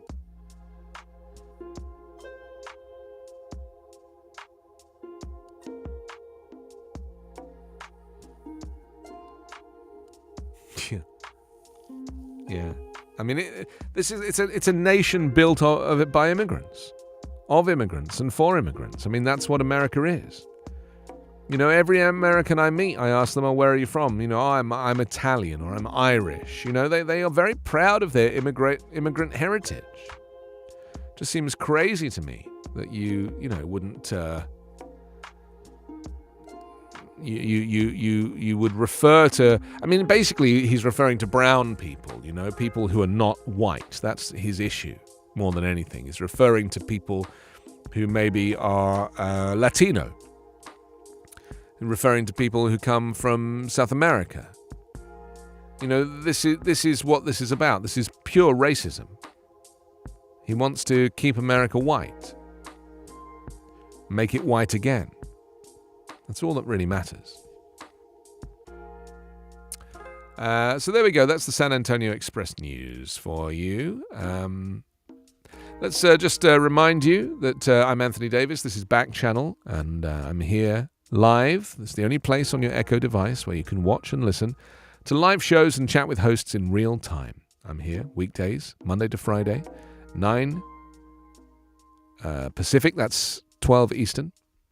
You can send a chat, you can ask questions, you can chime in on what we're talking about, or anything else you would like to send my way. If you can see me right now and you're watching on an Echo show or a Fire TV, the magic word is say. And if you're just listening right now on an Echo speaker and you can't see me, you can go to backchannel.tv and click join the chat. So wake up your device, say and then your message, or go to backchannel.tv on your browser and send a message there. Easily done. Stella says, can we play a game? Sure. I mean, you know, what's on your mind? You want to play charades? You want to play spin the donkey? No, spin the bottle. I'm confusing that with pin the tail on the donkey. And, you know, I'm such a bad game player. You know, whenever there's like people want to play board games and stuff, I'll be like, nah, I'll just go sit in the kitchen.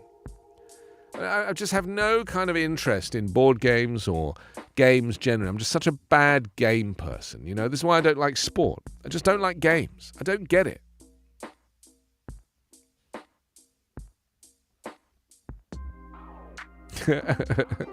Okay, we could play a true or false game if you like. Okay, Leah's just joined us as well from North Carolina. Hi, Leah. Playing a true or false game. True or false, there was an insurrection on the 6th of January 2021. True or false? You select your answer now.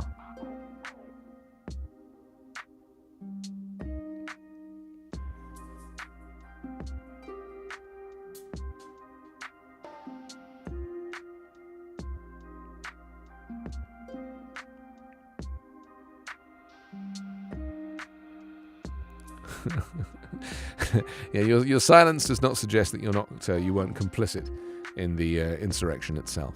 I'm still convinced that Ronnie says I'm back again. I'm still not convinced that people even understand what insurrection even means. You know, this kind of the choice word there, I think, has actually been kind of unhelpful in a way.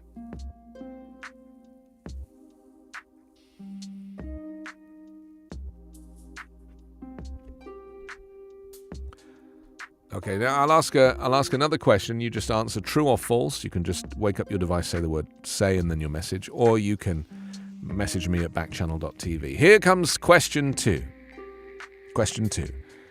Do you prefer deep pan or thin crust pizza? Select your answer now. Deep pan or thin crust? Are you a Chicago-style deep dish person? Or a thin and crispy person? Select your answer now. I'll wait.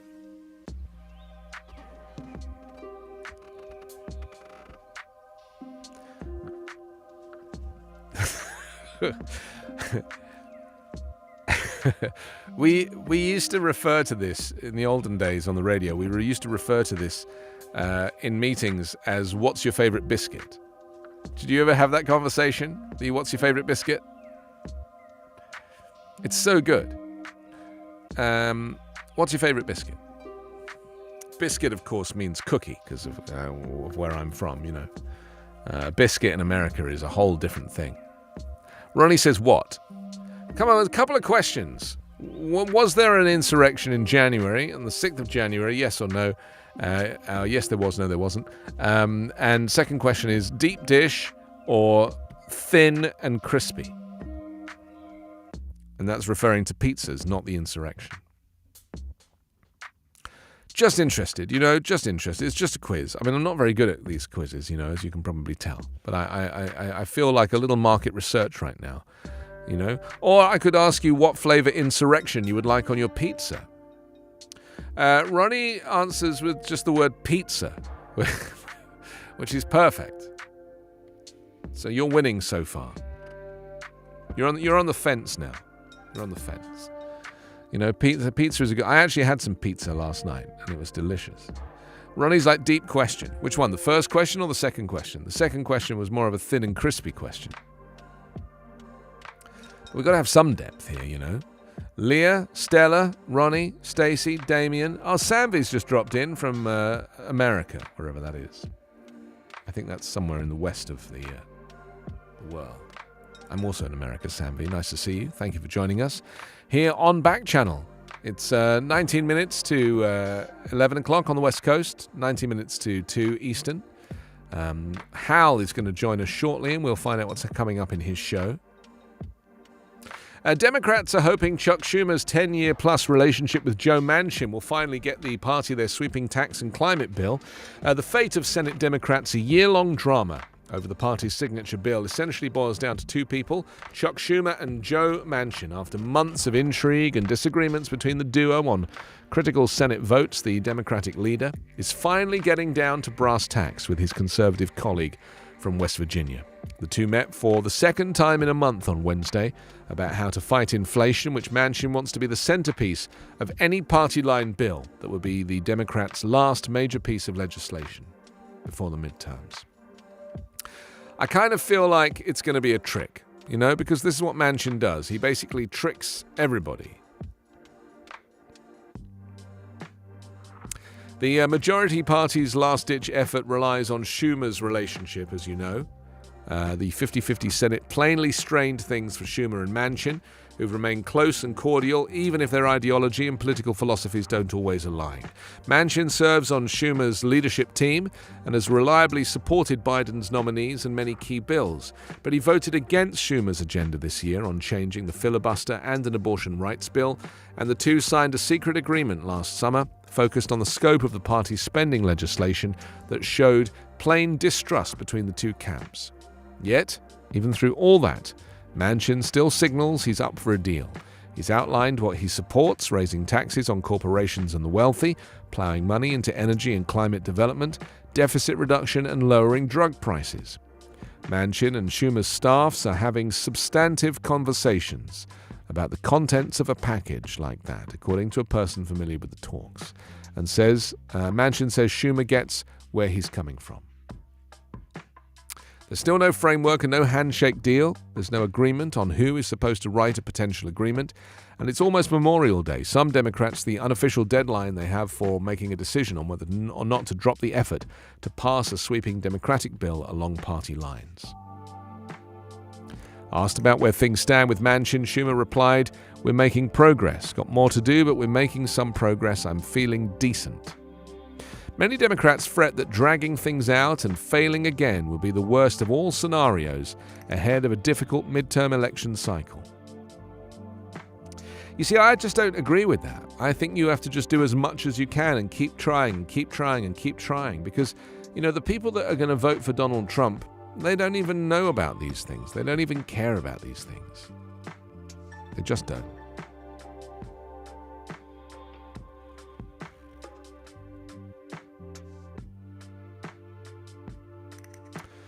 Chuck Schumer is a kind of, you know, he's like a classic progressive, New York Democrat.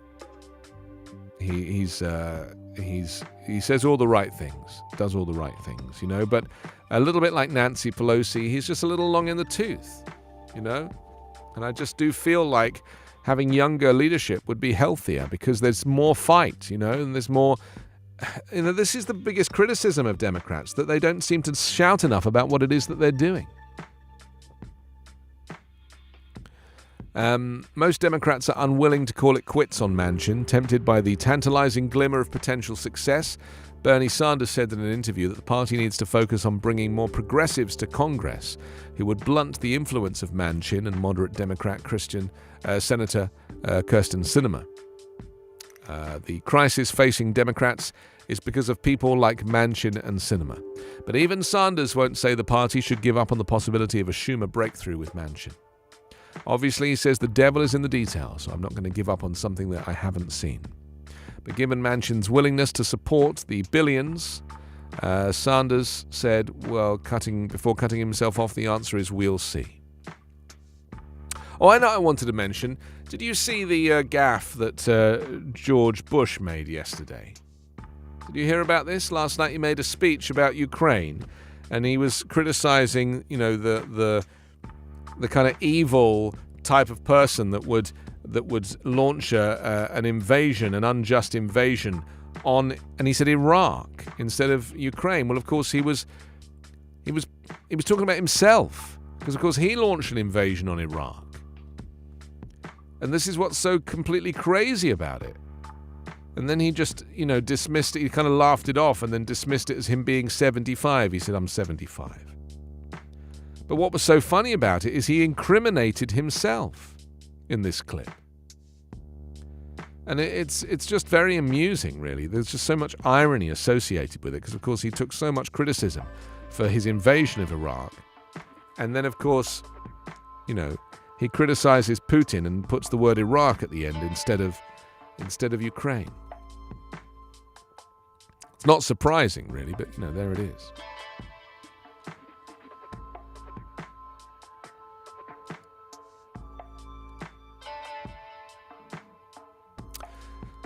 Well, I remember how much I hated George Bush. I absolutely hated him with a passion. I really was very angry about his desire to bring the UK into the war of Iraq, and all these lies about weapons of mass destruction and calling it the war on terror. It was just terrible. And I hated him. I really hated him. And I don't hate anyone. I'm not that person. But I had so much anger in my heart for this guy, because I was just like, you are the most terrible person on the planet. I just don't believe in war. I just think that, if you can't sort it out in negotiation, then you're kind of missing the point. And yet, compared to Donald Trump, he seems like a pussycat. I look at what Trump has done. Gassing American people and, just treating minorities like second-class citizens and being so divisive, and intentionally so. None of this is by accident. It's all by design. And I'm just like, wow. I'm not like comeback George Bush, but I'm like, well, Bush, it seems to me, is like, at least he had a brain. Trump has no brain. A reminder that Backchannel's got a growing list of shows, including Kate Cocker's Everyday Positivity Show on Tuesdays and Thursdays from 6 o'clock Pacific, that's 9 o'clock Eastern, for an hour of positive news and good vibes. And following my show every Monday through Friday is Your Pal Hal, with Hal Rudnick, taking you on a tour of comedy, news and pop culture from 11 o'clock Pacific, that's 2 o'clock Eastern. And also don't forget to check out The Drive with Mario Smith, weekdays from 1 o'clock Pacific, 4 o'clock Eastern. Everyone's drive home needs a second look. Mario Smith will make sure you are in the know. A reminder to leave a review for the show. You can go to backchannel.tv and do that. Very easy to do. Your positive reviews will help keep the show going. That's backchannel.tv and leave a review. And if you are watching the show on a Fire TV or a Echo Show device, you can hit that subscribe button down on the left-hand side of your screen. Subscribing will let you know when we're going live, and we have some special plans coming up in the next few weeks for people who are subscribed. I'm here on Backchannel every weekday, Monday through Friday. So you can come back tomorrow, say to your Echo device, open Backchannel. Wake it up, say open Backchannel. And there we will be, you see. Thank you to Ronnie, Sanvi, Leah, Stella, Damien. Appreciate you joining in and being part of the show today. Lots of conversations. Never got to the bottom of the deep dish or thin and crispy. I personally like something in the middle, I don't think I've ever had Chicago-style deep dish pizza. There's actually a place near here that does that. I might go and do that today just as an experiment, just to try it. Because, if you talk about pizza, invariably you kind of want pizza. Do you know what I mean? Hal is going to join us in a second or two. He's your pal and my pal, and he's welcome to jump in at any time as he does the handover of the century. Another 5 minutes. I went on at 10:02 this morning and started chatting away. I'm always too early. That's my problem. I'm just steaming in there. We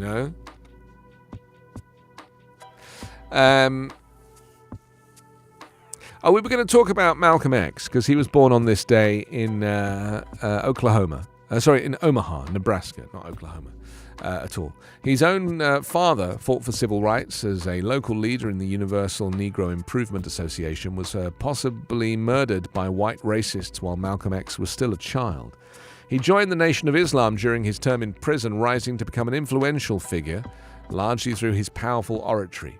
And he's credited with raising the membership of the Nation of Islam from just over 1,000 to 40,000 by the 1960s. In March 1964, Malcolm X announced his split from the Nation of Islam and its leader Elijah Muhammad. He converted to Sunni Islam and toured the Middle East, and his views focusing more on Pan-African values and less on violent means. In February of 1965, he was assassinated by 3 members of the Nation of Islam in New York. The posthumous publication of the autobiography of Malcolm X, written by Alex Haley, further established him as a civil rights hero. So I thought we'd look at some things that you might not know about him. And incidentally, if you're interested, there's a very good film that I can recommend that came out just about a year ago, and it's called One Night in Miami. Are you aware of this movie, One Night in Miami? And it's about Malcolm X and Muhammad Ali, who was Cassius Clay at the time, and also who's the singer that sung A Change Is Gonna Come?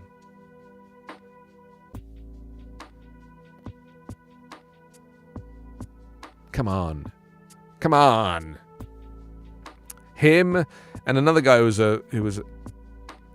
a footballer. Anyway, the 4 of them basically met in Miami, and this is a play that was Sam Cooke. It was a play about these 4 guys coming together in Miami, and it's a very, very, very good play and not a bad film.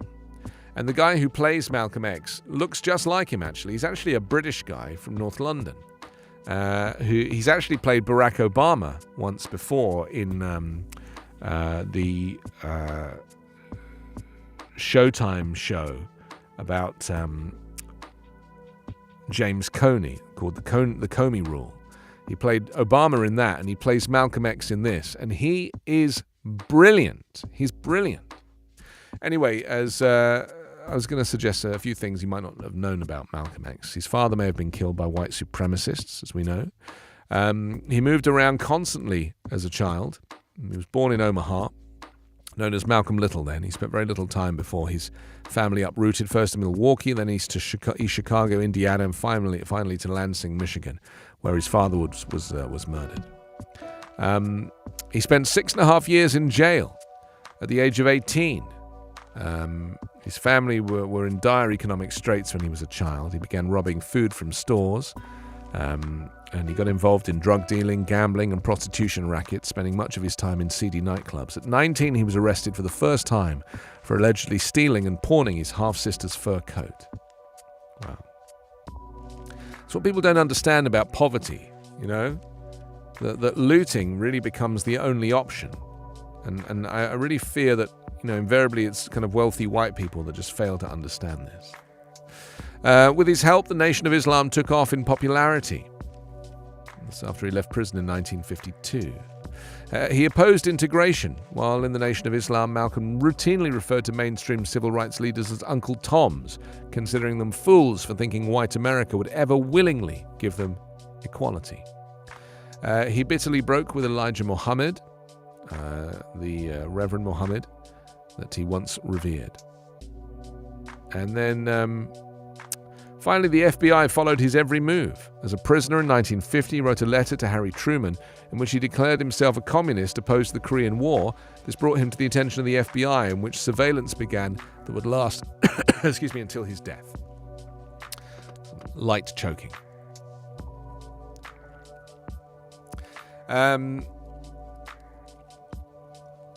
Hello, Hal. Are you in? This is your pal, who's Hal, who's going to join us and take control of this mission control. Are you looking forward to sitting in here and finding out what this space really looks like? Because I'm really looking. Oh my forward goodness! To, have you been have you been talking about the superpowers finally meeting? Batman and Superman finally. Yeah. It's more kind of Catwoman and Batman, to be honest. Listen, I'll play either role. Me too. Role. I was just thinking about how we're going to do, because it's only really room enough for one person here. So I was thinking that either you can sit on my lap for the chat, or I could sit on your lap and then I can get out of here quickly. Or Anthony, behave. Very cheeky. Or you could stand behind me and put your elbows on my shoulders like some album cover. That's a kind fun. of Queen album cover. Mm-hmm. More Queen than album. And then I'll just have to leave. But this is a door here. Are you aware of this? This is a door. Oh no, I was not aware of that. Yeah, that's actually. I always pictured the door was I always thought the door was to your right. No. That what you see behind me is the door. It's just hidden like a secret door. Gotcha. So one of us will be exiting, or what we'll probably have to do is just run the countdown. Because I wouldn't want to ruin the magic of the door. Yeah. We'll probably just run the absolutely. 1 minute countdown. Listen, I adhere to the laws of the land. Whatever's clever, whatever you care. I get by on the kindness of strangers, but in this case, good pals, and I appreciate it, Anthony. Thank you so much. It's no problem at all. Just don't make a habit of it. But if I were to, I would pay rent. I would start paying rent. Yeah, I was because Carla asked me. She's like, "Are you going to be charging rent?" And I said, "No, I'm absolutely not going to be charging rent." But I mean, if you want to make a habit of it, I'll happily take the rent. Sure. You know what? My wife would probably appreciate that because she's downstairs putting up with my yammering. Yeah, that can be a problem. Yes, it's nice to have free space. Well, yeah, she's on business calls, etc., and I'm up here being like,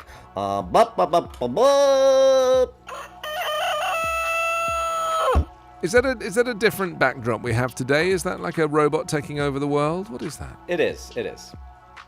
Is it from a film or something? I mean, it's quite beautiful. Oh, thank you.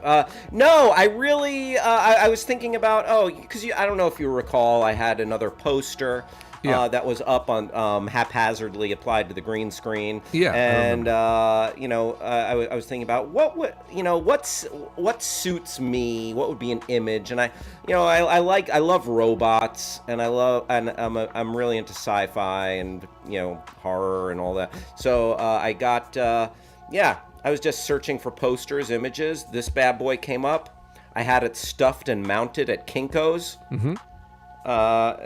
And there it is. It's on an easel here. I kind of like it. I like it too. Not bad. I was going to say to you that I watched the Avatar trailer for the new Avatar movie.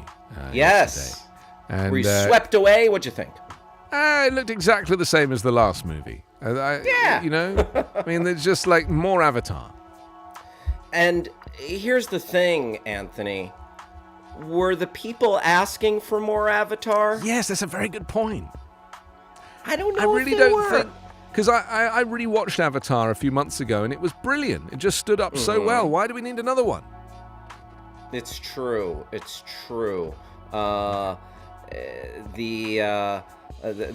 mean, James Cameron. Listen, James Cameron does what James Cameron wants, and when you doubt James Cameron, he shows up and makes you makes you look like a fool for doubting him. Yeah, out of the abyss. I need to go. Oh, nicely done. I see what you did there. I did. I love it. I did indeed. Have a great show, Hal. I'll see you tomorrow in person. Tip my cap to you. Okay, ciao. Bye. All right. Anthony Davis. That was him. The man, the myth, the legend. and I will be sharing a space with him tomorrow. Got my new backdrop here. Yeah, I'm gonna pull it a little closer to me. You get to see what's happening in real time right here on Backchannel with me, Hal Rudnick, aka Your Pal Hal. You are tuned in to the Your Pal Hal show. Give me just one moment. You know, it's a brand new day. It's a brand new backdrop. Oh yeah, there we go. Oh, handsomely appointed. Yeah, I just wanted to take up as much of the background as inhumanly possible. There we go. Oh, okay. Oh, yeah. Oh, gorgeous. Just handsomely. Oh, yeah. Boom. Oh, I love that. I love it. Hey, Travis, are you around? A little early for Travis to come in here at the very top of the show, but Travis, are you seeing this? Are you with us, producer Travis? Yes. What do you think of this? I think, well, first off, incredible intuition, incredible initiative. And with that, you've accomplished something great, which is a forever Halloween vibe to me, because that looks like a jack-o'-lantern robot. It does look like a jack-o'-lantern robot. I'm just for outright. Jacobot.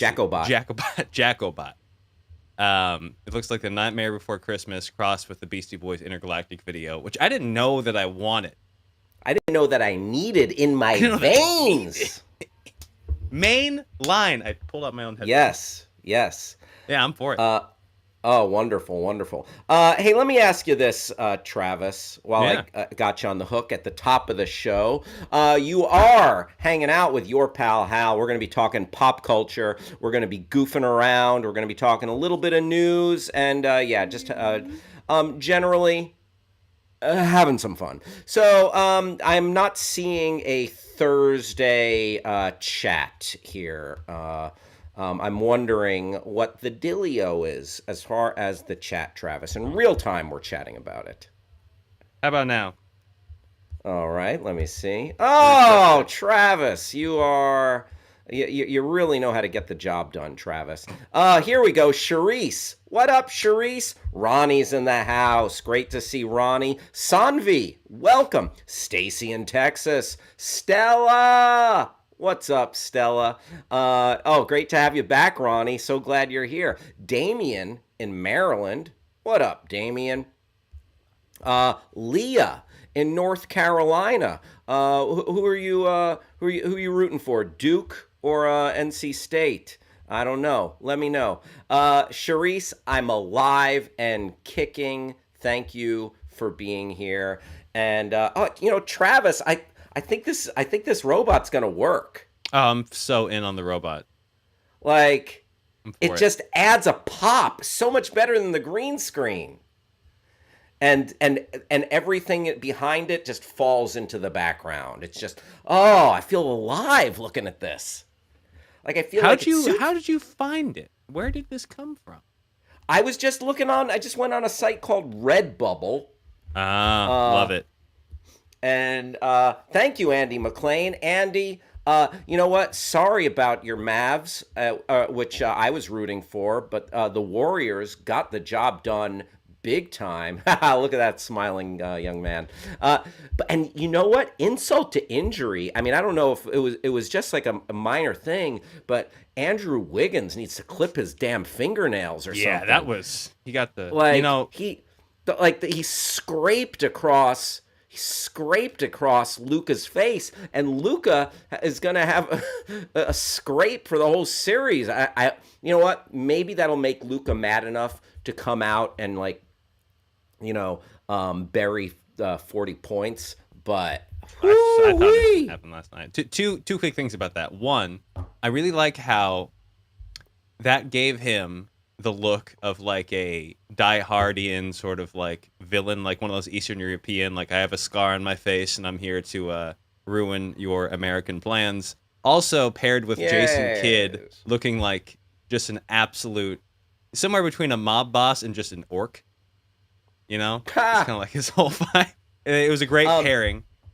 You know who looks like I've always thought looks like a movie villain that could fit right into Die Hard or something? And if you want to look him up and bring him up on the screen, Quinn Snyder. Knew it. Oh, yeah. Quinn Snyder, the coach of the Utah Jazz. I've always thought him to look the part of a villain. I want to say what up to S. Friedman. S. Friedman, yes, Travis is alive and well with the internet. Luca looking like Dr. Evil with hair now. Very nice, Andy McLean. I love it. Andy McLean, I saw tweeting about the PGA Championship as well. Very nice. So let me just give a little top of the show spiel to everybody while you're efforting that photo, Travis. You are kicking it right here on the Your Pal Hal Show. My name is Hal Rudnick. We are here on Backchannel 5 days a week, Monday through Friday, from 11 a.m. to 1 p.m. on the West Coast, and 2 to 4 on the East Coast, 1 to 3 in Texas and Omaha, Nebraska. And we are so damn glad to have you hanging out right here today. And a couple things. Oh, Melody in Oregon joining the house. Melody, thank you for being here. Decent Porcupine. Andrea in Florida. I'm so overjoyed to have a bunch of pals hanging out right here on the Your Pal Hal Show with our new backdrop. Stacy, what do you think of this backdrop? Yeah. Oh, yeah. Can you see it? It's a robot attacking a city. Not too scary, is it? Ronnie lives in an RV. Very nice. Very nice, Ronnie. Do you drive around? Oh, is it Rhode Island? RD. You know what? Am I getting that right, Ronnie?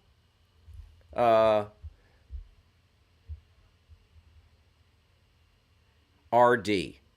Ronnie lives in RD. Where's RD?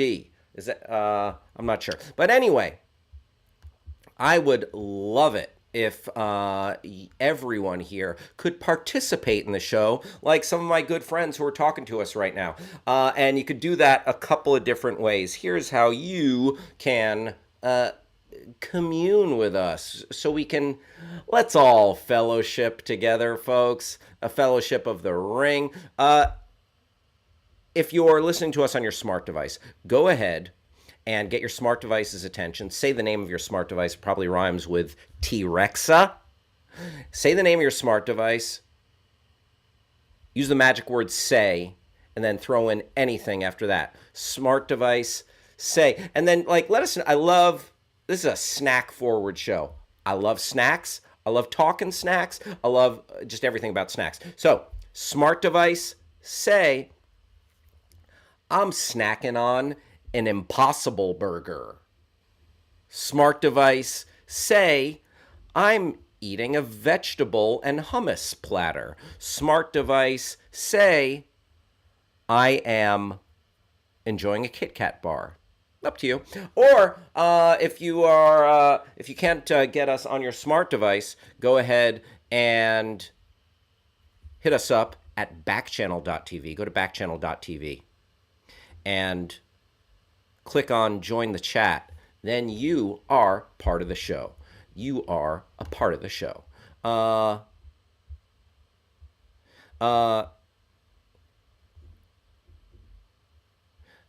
Ronnie left. It was an accident. Ronnie, I'm glad you're back. Do I have to go into a web? Don't go into a web, Ronnie. Cherie says, that's weird, Stacy. I'm snacking on a bowl of noodles right now. Earlier I had oh, wow. So Stacy had a bowl of noodles for lunch. And Cherie's snacking on a bowl of noodles. I love some noodles. I wish I had some noodles right now, a big bowl of noodles, whether it was spaghetti or some a nice Asian noodle, some pho. I like pho. Oh, all good.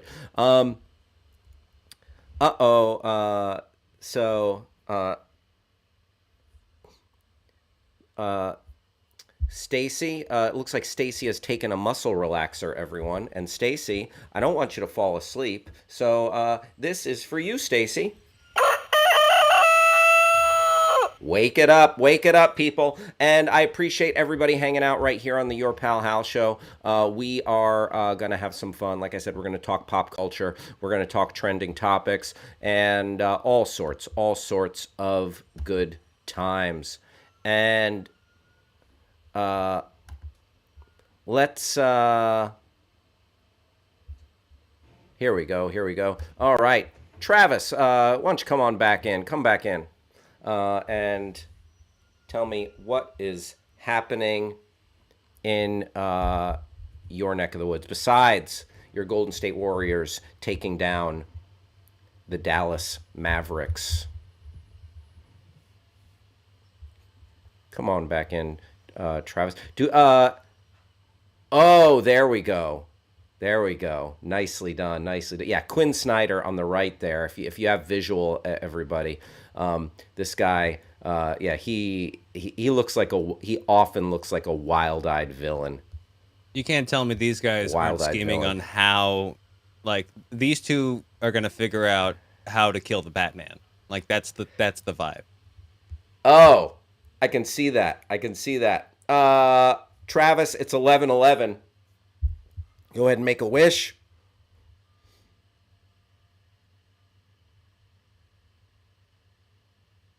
All right, I made my wish. Remember, whether you're wishing on a shooting star, folks, wishing in a wishing well, wishing on birthday candles, international wish rules dictate that you do not tell anyone your wish. Okay? If you do tell anyone your wish, it will not come true. Okay? Travis, what is your wish?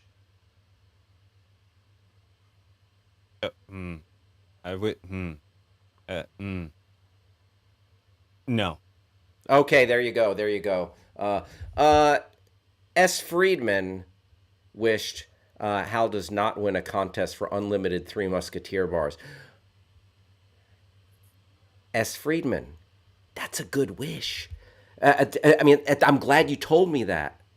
Does not win a contest. Wait, so does that mean I am going to win a contest for unlimited Three Musketeer bars? I don't care for that candy.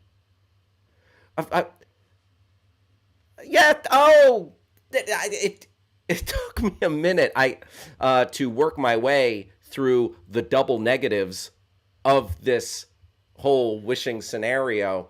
S. Friedman!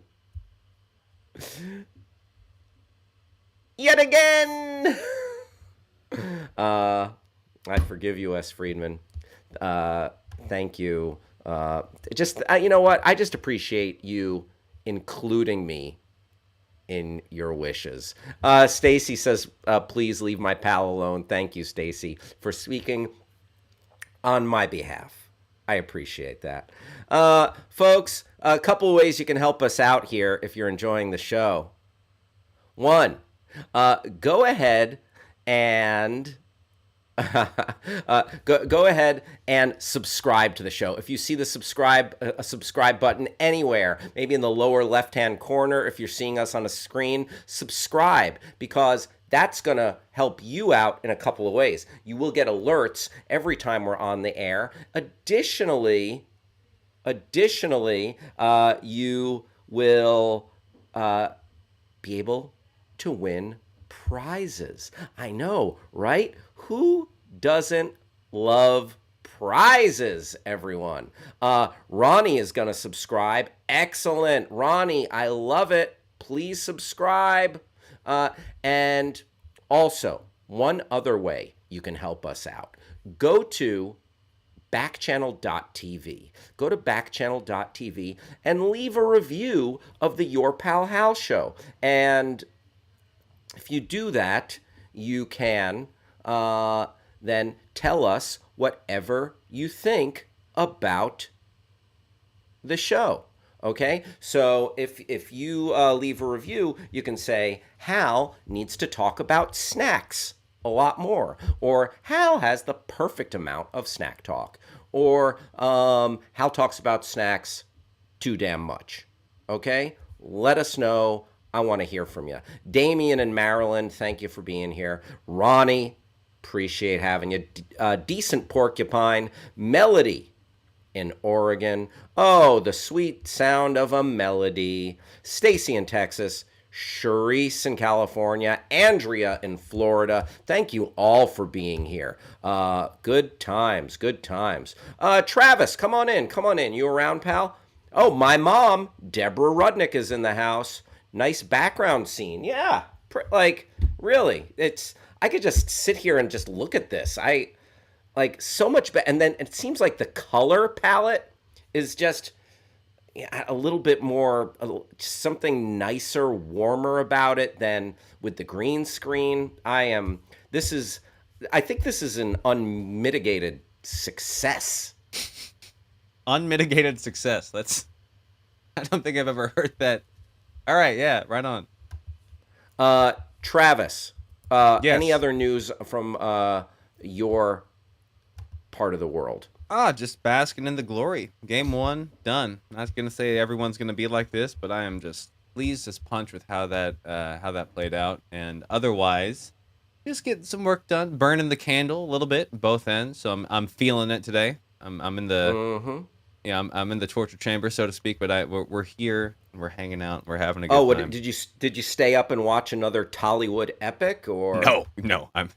There's only so many one could take. Nah, just got some work done, and then had an early call. One of those things where you're like, I gotta do that at like 8. Oh man! And as we've talked earlier in this week, I'm working on adjusting my clock slowly, but this was not the week. We're good. Sure. Travis, I'm sending you a little something. You're going to want to check your inbox in a moment. And then I get to play Beat the Clock as soon as we're done. I wasn't thinking clearly when I booked it, but I have an appointment in Orange County at 2:30. Aha. We're gonna sign off. I'm gonna sprint to my car. You're south of me. How far a drive? It's like it's 47 miles about. Just about. 47 miles. There's a song that I believe it's in a song, 47 miles. I walked 47 miles of barbed wire. I got a cobra snake for a necktie. What the heck is this? Never heard of this in my life. George Thorogood. I think it's Bad to the Bone. Oh, okay. I don't remember the verses of that song very well. 47 miles of barbed wire. Let's see. Is it 47 miles of barbed wire? I walked 47 miles of barbed wire. I use a cobra snake for a necktie. I got a brand new house on the roadside made from a rattlesnake hide. I like to think that, it's like, all right, George, he said this general practitioner. All right, George, what's wrong? Well, I walked 47 miles of barbed wire. All right, I'm going to stop you there. That's your first problem. I use a cobra snake for a necktie. Oh, what? Yeah, that's just dangerous. Yeah, bad idea. That is just dangerous as all get out. Kyle Harlow saying, Justice Bot takes Manhattan. Rob Schaefer says, love the background, but I still miss that the Hal balloon. Oh, thanks, Rob Schaefer. You were here. You were here when? You were here when? Kyle Harlow quoting a little George Thorogood. Who do you love? Rob Schaefer says, ain't that tough enough by the Fabulous Thunderbirds. I remember that stuff. Very nice, very nice. That is not... it's not Bad to the Bone. It is Who Do You Love? Very good, very good. You know what? The internet is undefeated, and so is our chat. Kyle Harlow, S. Friedman, everybody in on it. He walked 47 miles to the zoo just so he could skin a cobra for a tie. I don't know if he skinned the cobra or if he took like a live cobra that was all like... And he's like, all right, settle down, and do a Windsor knot with a live cobra. Daddy's got a job interview. Or maybe he had a snake charmer play the flute, so the cobra came out like. Uh-huh.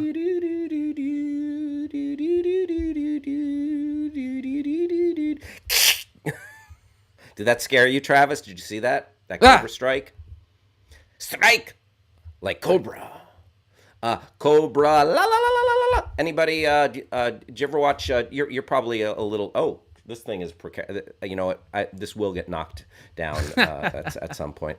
Travis, have you ever seen the GI Joe program? Yeah, the GI Joe program. Most of my GI Joe familiarity comes from the like dub overs of the PSAs they did at the end that swept the internet in like the mid 2000s. You ever see those? Oh yeah. Now you know, and knowing is half the battle. Yeah, pork chop sandwiches, body massage, go. Does your mom still hang out by the docks? Yeah. Oh, so the dub overs where they made them a little bit a little bit silly, a little bit talk about core memories. Oh, is that like, was that formative for you? What do you mean? Oh, I was the perfect age, huddling around somebody's computer like in the library at school, just being like Oh, sure. What was that? Homestar Runner? That might have been. I think I saw him on E-Bombs World. No. Oh, sure. The Rangers beat the Angels, says Stacy. Nicely done, Stacy. Stacy doesn't like snakes. That's okay. Yeah, her Rangers are kicking butt, she says. She don't care what background you have as long as I can see the colors. Very good, Stacy. I appreciate you being here, whether you like the background or not. Ronnie says, Stacy, I don't know what you're saying. The Rangers beat the Angels, but Ronnie, Stacy's talking about baseball. Yeah, Andy McLean chiming in. Swept the Angels. And Kyle Harlow says, I think Burgess Meredith was Globulus in the G.I. Joe movie. What? Baroness was S. Friedman's first crush. Oh, S. Friedman. I feel you on that. Like Baroness, and then Scarlet and Lady J were, easy on the eyes as well, if we're talking about these G.I. Joe characters. All right. Grass Puddle's in the house. Thank you for being here. Oh, thank you. Glad. It seems like this background, it's a hit. I was nervous about it filling the whole frame, but it's like everything just falls away and it pushes its way. Gorgeous. Very loud. Yeah. I literally can just be mesmerized by it and memorized by it. SF did a great job as producer yesterday. True. S. Friedman. By the way, I'm always taking requests from producer Travis or anyone. Stacy wants me to look up the standings in the American League West. I'll do it. S. Friedman wants me to improvise some gibberish. We'll do it. All right. Folks, let's jump into the Twitterverse. We're going to check on some trending topics, seeing what's going on in the world at large on the Twitter website. If you want to play along at home, you can join us at twitter.com. All right. Let's see what's up. S. Friedman.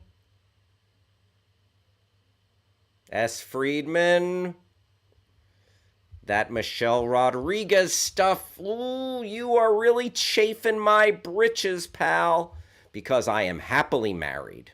Michelle Rodriguez is not here. Not now, not no way, not ever. Happily married. Leave my family alone. Rob Schaefer confirming that Burgess Meredith was globulus. All right. First, let's take a look at what is happening in Ukraine. We have the Russian aggression in Ukraine continuing. More than 950 Ukrainian fighters have left Mariupol steamworks, according to Russia's defense ministry. Russia's defense ministry said 959 Ukrainian fighters have been taken from the Mariupol steelworks to Russian-controlled territory since Monday. On Wednesday, Finland and Sweden formally applied to join NATO, the NATO alliance, in what the NATO Secretary General Jens Stoltenberg described as a historic moment. Kremlin spokesperson Dmitry Peskov said this issue raises our concern. So, not a lot has changed since yesterday here. The aggression continues. It's a pretty horrific situation. Travis, any other news there? Do you want to just bring up the feed? Let's see what's at the top of it. Ukrainian advances. It looks like the Russian advances are going to peter out relatively soon. At some point, they'll stop moving forward, and the question is, will the Ukrainians be able to push them back? Video over. Oh, let's see this video of that smoking tank. What's happening here? Russian tank targeted by Ukraine's 25th Airborne Brigade. Boom. So we like all I saw. I didn't really see. Let's watch that one more time. So you can't really see the tank. Oh, there we go. Thank you, Travis. Ooh, yeah. There you go. So we there's a tank on a road in a lot of greenery around it, and then boom, smoke. Congress has approved $40 billion aid package for Ukraine. Thursday, I believe the Senate vote was 80-something to 11. It was like 82 to 11. Not everyone voted. The latest tranche of U.S. assistance under President Joe Biden's promise of unwavering support for Kyiv in its fight against the Russian invasion. There you go. Oh, what? The X-Wing has been raising money for Ukrainian Congress Committee of America's Georgia branch during its public showings. They're an X-Wing fighter. The Rebel Alliance stands with Ukraine. Do you want to click on this story? This is interesting.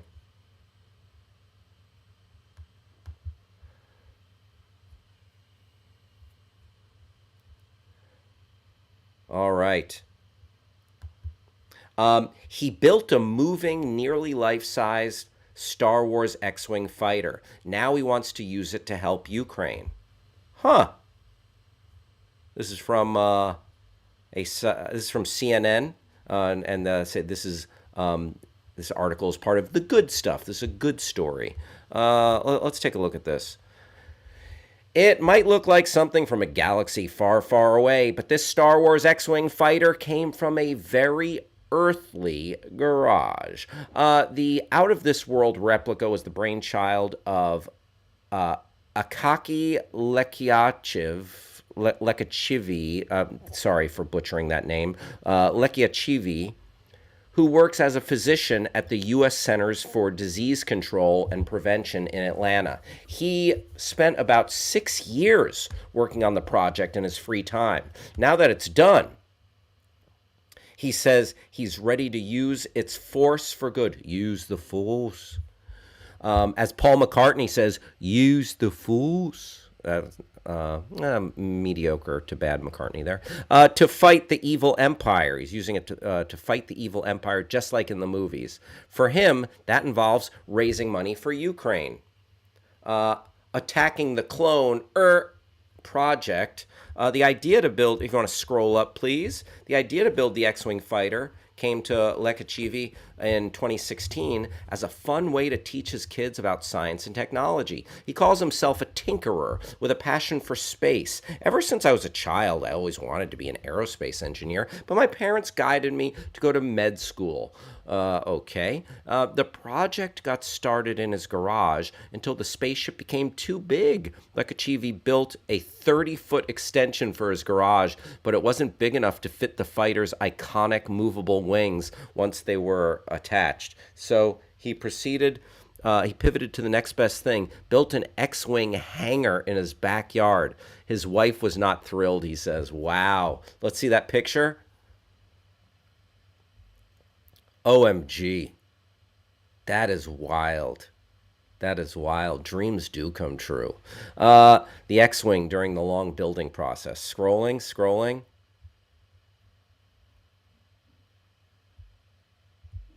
The X-Wing during the long building process. Without any blueprints or instructions, the project required a lot of research. Watching scenes of X-Wing and studying screenshots from Star Wars, Lekachievi, I wish they'd stop putting his last name in there because it is a doozy. Travis, come on in here. How would you pronounce that last name? This segment is called Hal and Travis Try Not to Butcher a Last Name. Hal and Travis attempt not to butcher a last name. Travis. I wouldn't. Oh, Travis. You know what? Some might say Travis understood the assignment. There you go. Travis not going to touch that last name. With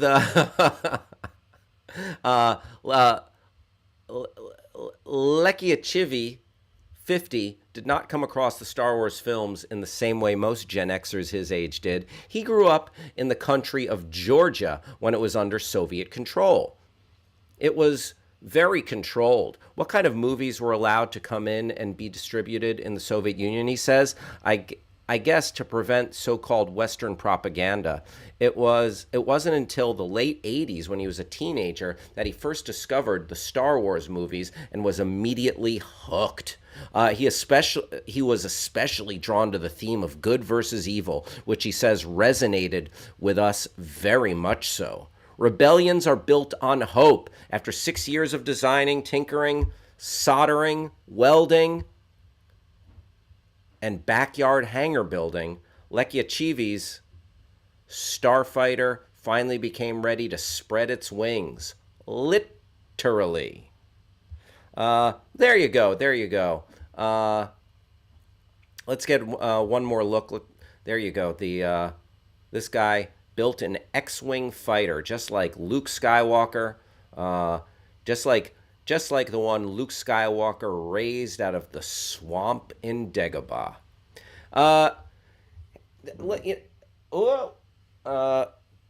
Travis, let's pivot a little bit.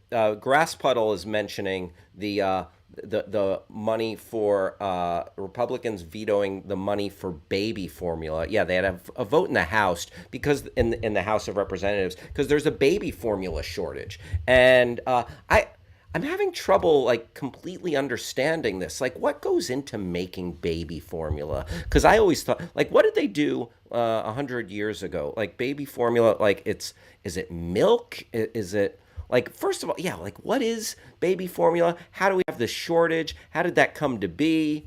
I am very fascinated by this.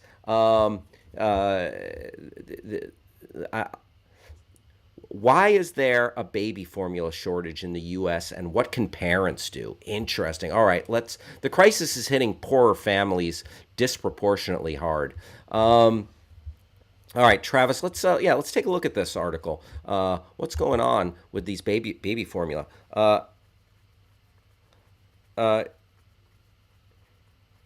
Charisse, by the way, will be back in a little bit. Has to go do something. Charisse, safe travels.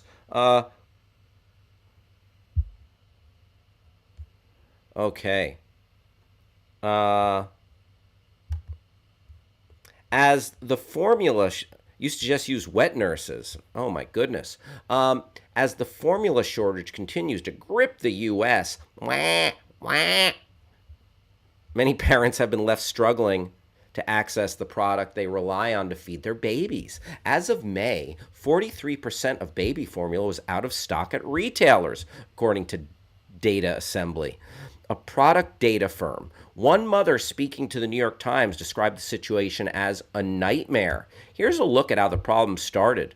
What parents can do and what the FDA and government are doing to try to end the shortage. What caused the crisis? If you want to scroll up there, Travis. Thank you, sir. Thank you kindly. In February, Abbott Laboratories, maker of popular baby formulas, closed a manufacturing facility in Sturgis, Michigan, after it recalled infant formula products when a federal investigation started after 4 babies taking the formula developed bacterial infections, 2 of whom died.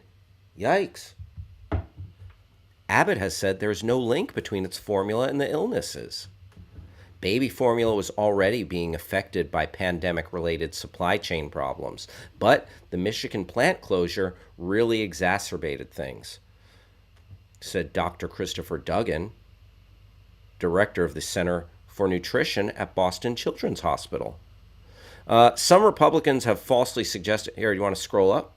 Have falsely suggested shortages are down to the Biden administration sending baby formula to undocumented immigrants. Stephen L. Schooner, a professor of government procurement law at George Washington University, told the New York Times that the amount purchased for migrants is statistically the equivalent of 0 in terms of market share. Who has been most affected by the shortages? Some states are facing more severe shortages, including Tennessee, Texas, and Iowa, where more than 50% of top-selling products are out of stock, according to CBS. The crisis is hitting poorer families disproportionately hard. Nearly half the baby formula in the U.S. is bought under the WIC program, if you want to scroll up.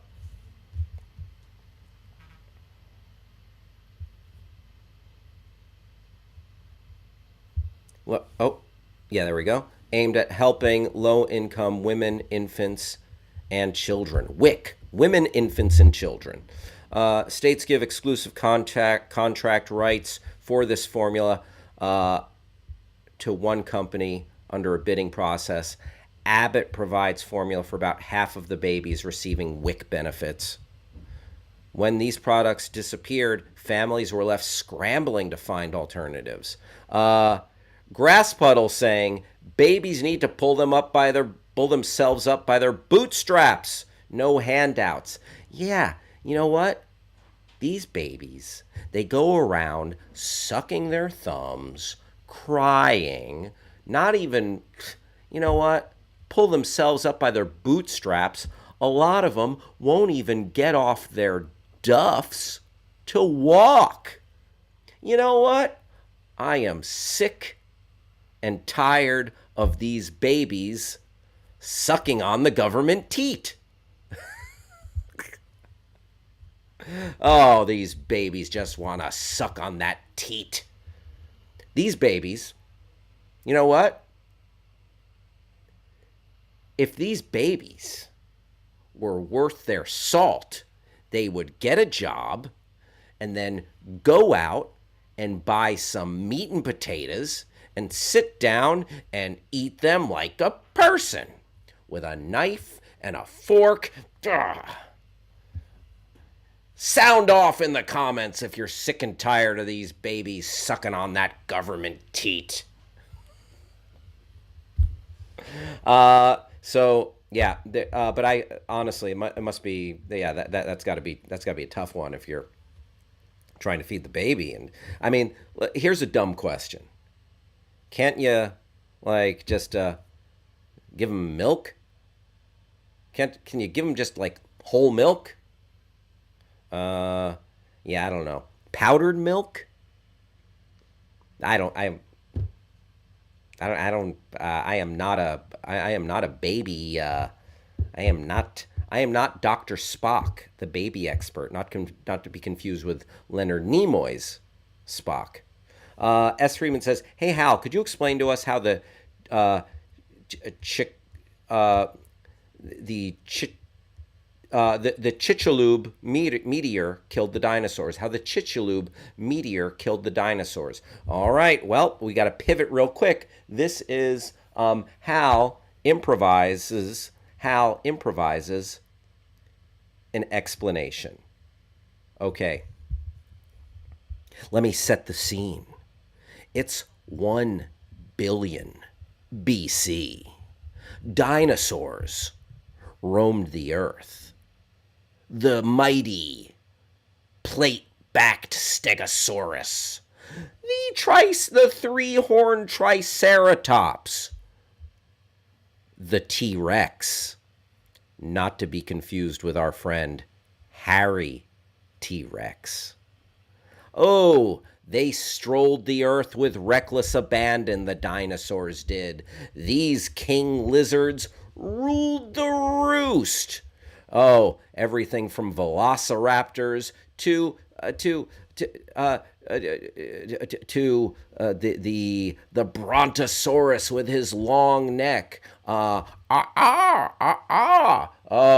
every type of dinosaur you could imagine. Just flying dinosaurs, pterodactyls. You looked up in the sky, you'd see a pterodactyl flapping his big fleshy wings. But then one day you looked into the sky and there was a ball of fire. Not the sun, but the Chicxulub. The Chicxulub meteor. And that Chicxulub, it hurtled towards the earth, and a T-Rex looked up and went, "Grah!" and a brontosaurus strained his neck and looked over his shoulder and was like, "Grah!" and a Stegosaurus turned his little neck and said, "Wah!" And a Triceratops just craned his head. He doesn't have much of a neck, the Triceratops, and was like, "Brrr!" And they all made noises. And the meteor came, and it got hotter and hotter.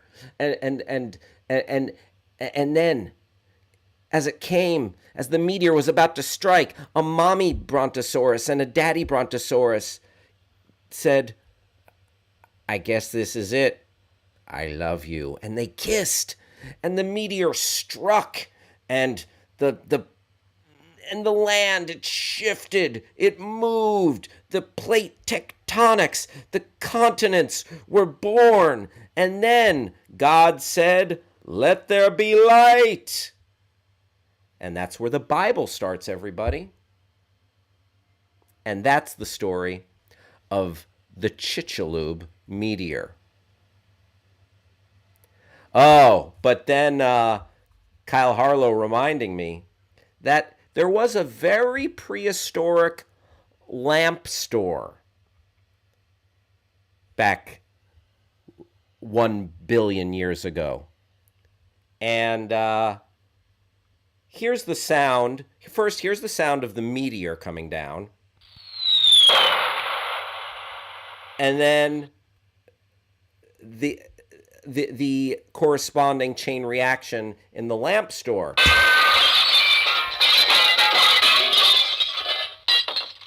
And then there was a prehistoric half dino, half human lamp salesman that was like... And then there was a dinosaur who was put off by that and so surprised that he went... And then a couple of other dinosaurs heard that noise and went...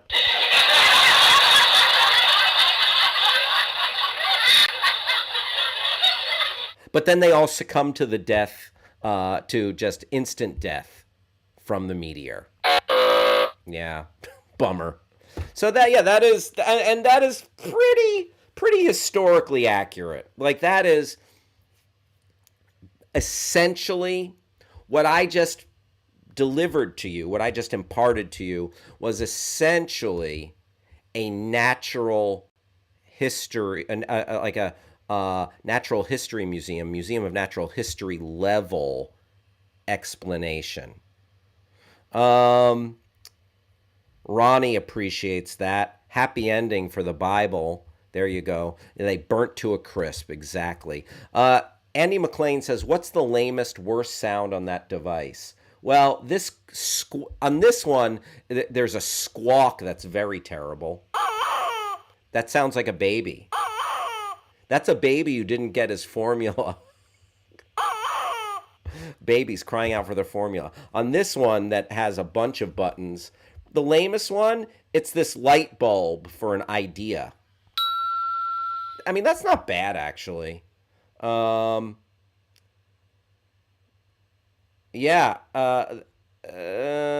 You know what? There are I would say the lamest thing about this, there are like 3 little musical sounds of disappointment. Yeah, so that's kind of like, nah, that's it. That's life. Shave and a haircut, 2 bits. But that's kind of got a negative tone. That's got a negative tone. That's got a negative tone. I feel like those 3 sounds are interchangeable. Folks, you are tuned in to the Your Pal Hal Show. I appreciate you hanging out with me. We are here 5 days a week, Monday through Friday, 11 to 1 on the West Coast, 2 to 4 on the East Coast, 1 to 3 in Texas and Omaha, Nebraska, the home of Rob Schaefer, attorney at law. And I would love for you to join the chat. Join the chat by talking to your smart device using the magic word say and putting in anything after that. Smart device, say, wow, Hal, are you a paleontologist? Or wow, Hal, are you an archaeologist? Or wow, Hal, are you an astrologist? What would that have to do with anything? The Mercury in retrograde. Or you can go to backchannel.tv, join the chat there. Also, shout out to the folks hanging out with us on YouTube. I appreciate you being here. We got a bunch of our friends hanging out in the chat. We got Ronnie. Ronnie was trying to mimic the sounds. Very nice. I like that, Ronnie. We got Music in Connecticut. Music in Connecticut, thank you for joining us. We got Damien in Maryland. Keegan in Maine. Glad you're here. Feel free to join the chat. Let us know what you're snacking on. Let us know what you got going on today. Appreciate you hanging out with us. Let's keep going. Oh, blessed news. Blessed news. God bless the child. Rihanna, maybe the queen of the earth, a dignitary from her home, Barbados, the great, the lovely Rihanna has given birth. Call us mom and dad. Rihanna and A$AP Rocky, proud parents. They welcome a baby boy. Let's read this. This is from the gossip hustlers over at TMZ. Oh, there she is. That's right. It's the couple's first kid together. Sources with direct knowledge tell us the baby was born May 13th in Los Angeles, but we don't know his name yet. All right, scrolling. There's Rihanna, pregnant as all get out. The last time we saw Rihanna was May 9th in Los Angeles for Mother's Day weekend when she and Rocky grabbed dinner at Giorgio Baldi.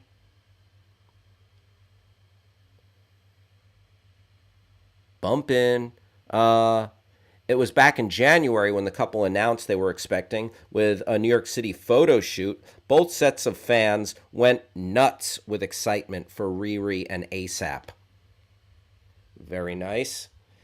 While Rihanna, stunning throughout her pregnancy, wearing designer looks and proudly showing off her baby bump, there was also some drama that went down. As we reported, A$AP was arrested just last month in a surprise bust as the couple's private plane touched down at LAX. Law enforcement sources told us the bust was in connection to an incident where Rocky is accused of firing shots at an acquaintance, grazing his hand.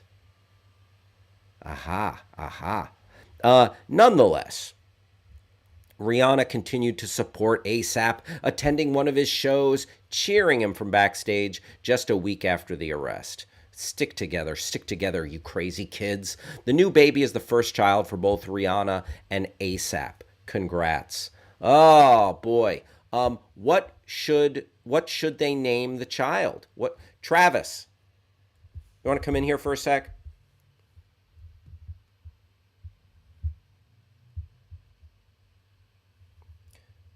Summoning producer Travis. All right, Travis. Sometimes I feel like the that one little Martian from the Flintstones. Oh yes, Was it Gazoo? the Great Kazoo. The Great Kazoo. Yeah. Kazoo.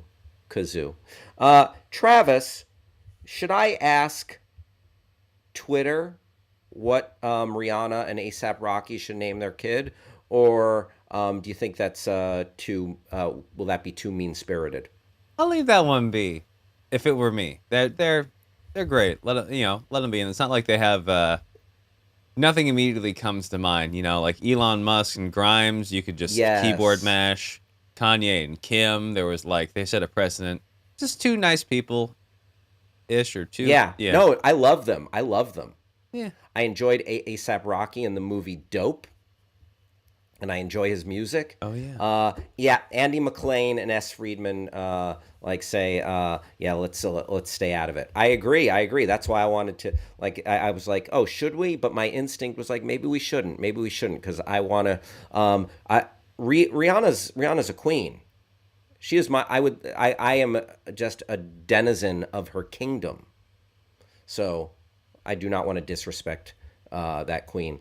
Andy McLean says, yeah, we can do a better poll. S. Friedman says, call the child None Hour business. There you go. Come on. All right, let's keep moving along. Congratulations to Little Miss Sunshine and A$AP Rocky.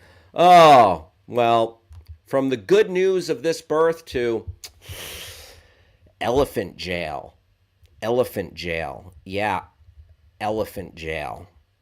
Bring it up. So, illegally jailed at the Bronx Zoo. A court weighs in that maybe we can get Rob Schaefer's perspective on this. Was this elephant? Was this elephant illegally jailed? That's a good question. Let's make this a little bigger. Let's take a look at this. It's now time to have non-human animals, such as Happy the elephant, to be seen not as a thing, but as a person who has rights, who has the capacity for rights. That's wild. Because in that statement right there, let's keep it on that. Keep it up. I want to read that one more time. It's now time to have non-human animals such as Happy to be seen not as a thing, but as a person who has the capacity for rights. And that is asinine. Except when you think about the fact that businesses and corporations in the Citizens United Act are considered people. So if you can consider a corporation a person, to quote Mitt Romney, then I guess you can consider an elephant a person too. And an elephant is living and breathing. A corporation is just this entity. It exists. It's not I guess it is you have all these people working and it forms this conglomeration that becomes this thing. But yeah. Anyway, Stephen Weiss, founder and president of the Non-Human Rights Project. S. Friedman says, the problem is that some people push things too far. An elephant is really smart and zoos suck, but we don't have to say they're people.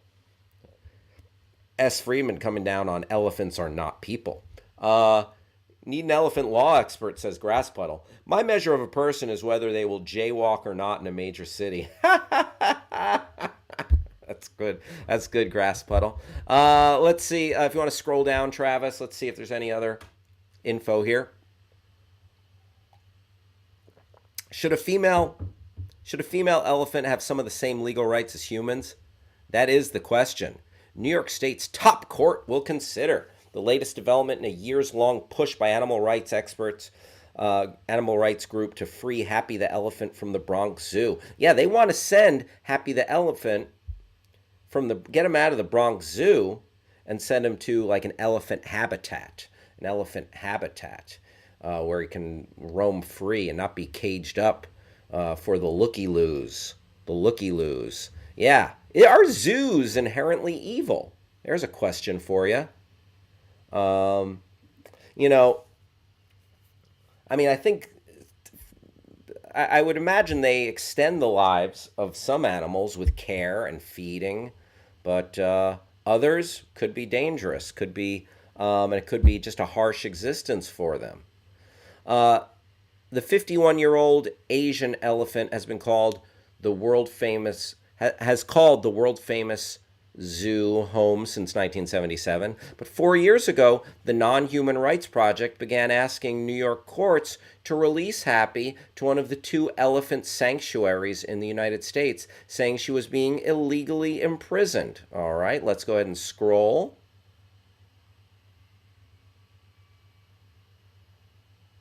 The group said Happy was entitled to habeas corpus, a legal process in which illegally detained people or someone acting on their behalf may inquire about the reason they're being held. Interesting. So, but is this a prison? Is a zoo a prison?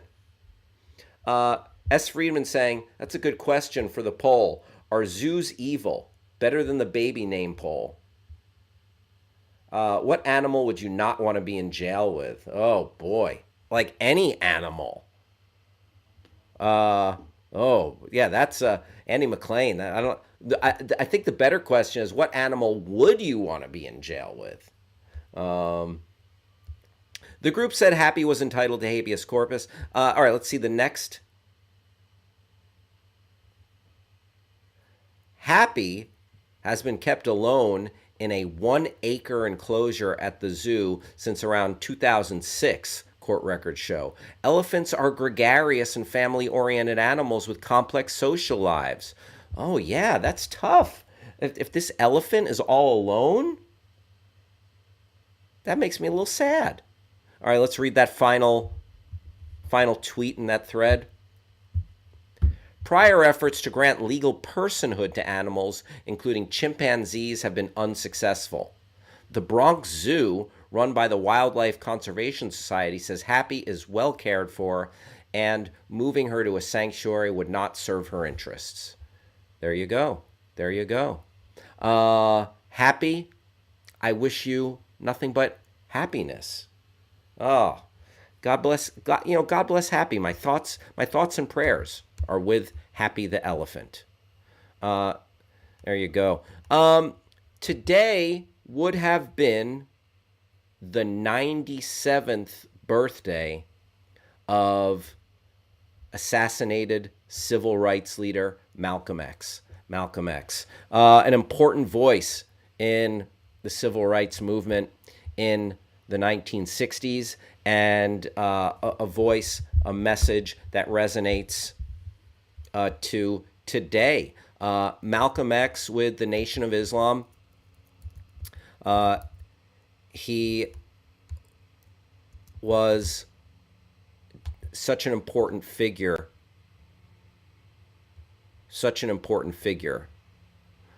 in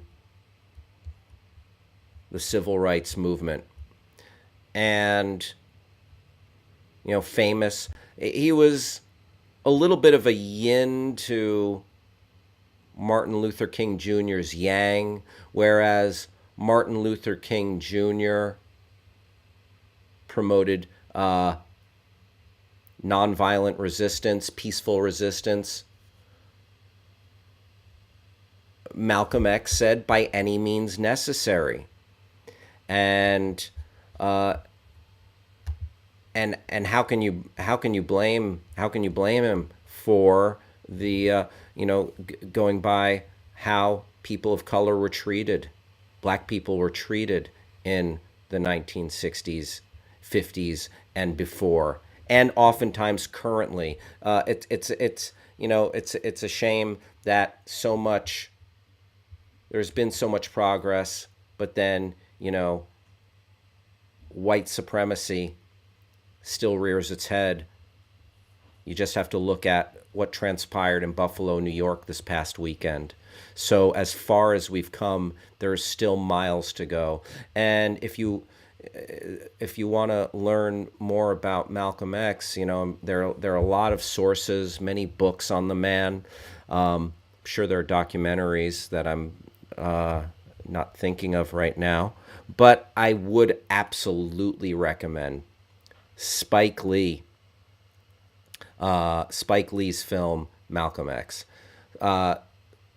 Malcolm X is an amazing film with just a tour de force performance from Denzel Washington. Denzel Washington as Malcolm X is stunning.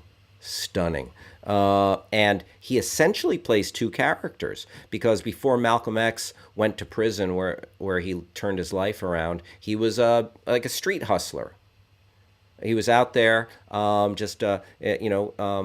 the streets. He was involved in crime, and then he went to prison, and it changed him, and he became a voice for generations of people. A great man, and this would have been his 97th birthday. Here are a few quotes from Malcolm X.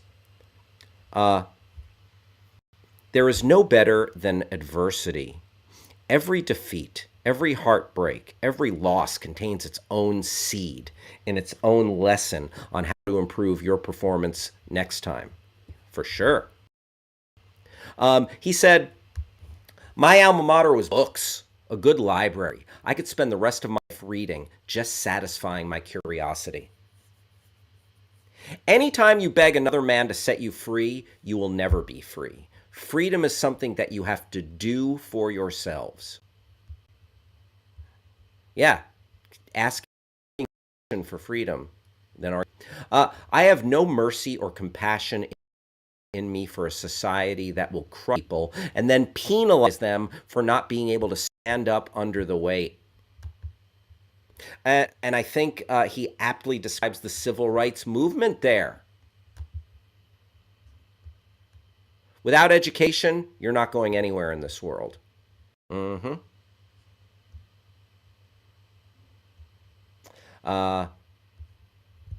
These quotes are coming from parade.com. So, happy birthday, Malcolm X. And I don't think Malcolm X ever argued for an elephant. We did talk a while back. So, Travis, do you want to come in here for a minute? Didn't we discover that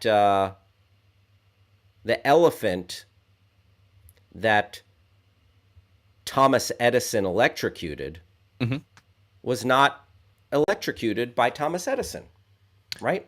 That's correct. That was Topsy the elephant.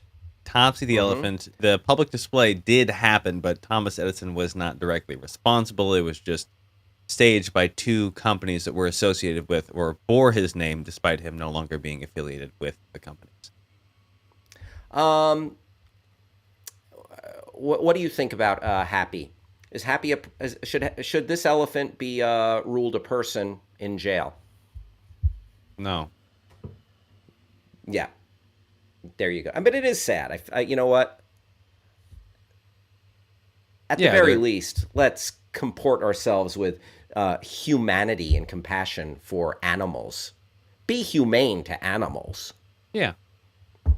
I hope Happy finds his namesake. Happiness. Folks, S. Friedman says Thomas Edison was just in the corner of the room laughing at the elephant. Yes, yes. Shoot him up with the juice. More juice. Turn up the juice on that elephant. My friends, you are hanging out with your pal Hal. This is the Your Pal Hal Show live on Backchannel, the only play on your Echo device where you can listen live and talk live with a host. April is in the house. April telling Stacy to drink coffee. Raymond in the house. Raymond, great to see you, my friend. Thank you for being here. April says miles to go before I sleep. Miles to go before I sleep. Yes, yes. Oh, Stacy, let me help you out with this. Diabolical elephant. Was it a diabolical elephant that was electrocuted, April? Perhaps. April, glad to have you here. Thank you for chiming in. Zoos are not evil. They're good they protect animals. They protect elephants, says Stacy. Thank you, Stacy. All right. Folks, you can chime in just like our friends April, Stacy, Andy McLean, all of our friends. If you are on your smart device, get your smart device's attention, say its name. It might rhyme with T-Rexa.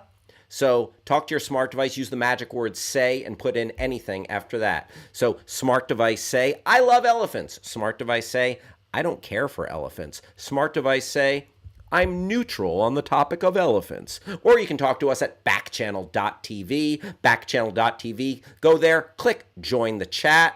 And Travis, what do you say we take a little break and then come back and have some more fun after that? Peace and love.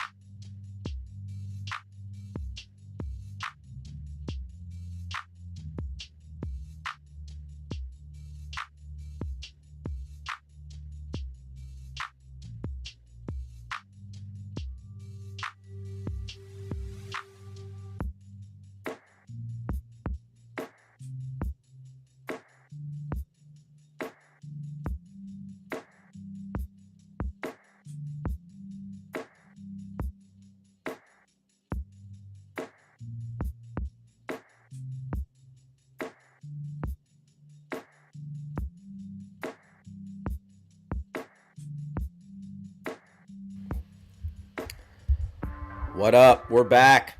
I am Hal Rudnick. This is the Your Pal Hal Show, live on Backchannel. Thank you for hanging out with us, everybody. Glad to have you in the house. Yes, April says Malcolm X's birthday. Happy birthday, Malcolm X. He would have been 97 today. And April, I'm a huge fan of Spike Lee's American classic, Malcolm X, starring Denzel Washington. Thank you for being here, April. We got Raymond in New Jersey, Antoine in South Carolina. Antoine, glad you're here. Music in Connecticut. That is music to my ears. Too bad we don't have Melody in Oregon, because then we could have had Melody and music. And music and melody. Raymond says very good movie. Absolutely. Spike Lee, one of our great directors, and he has made some absolute classics.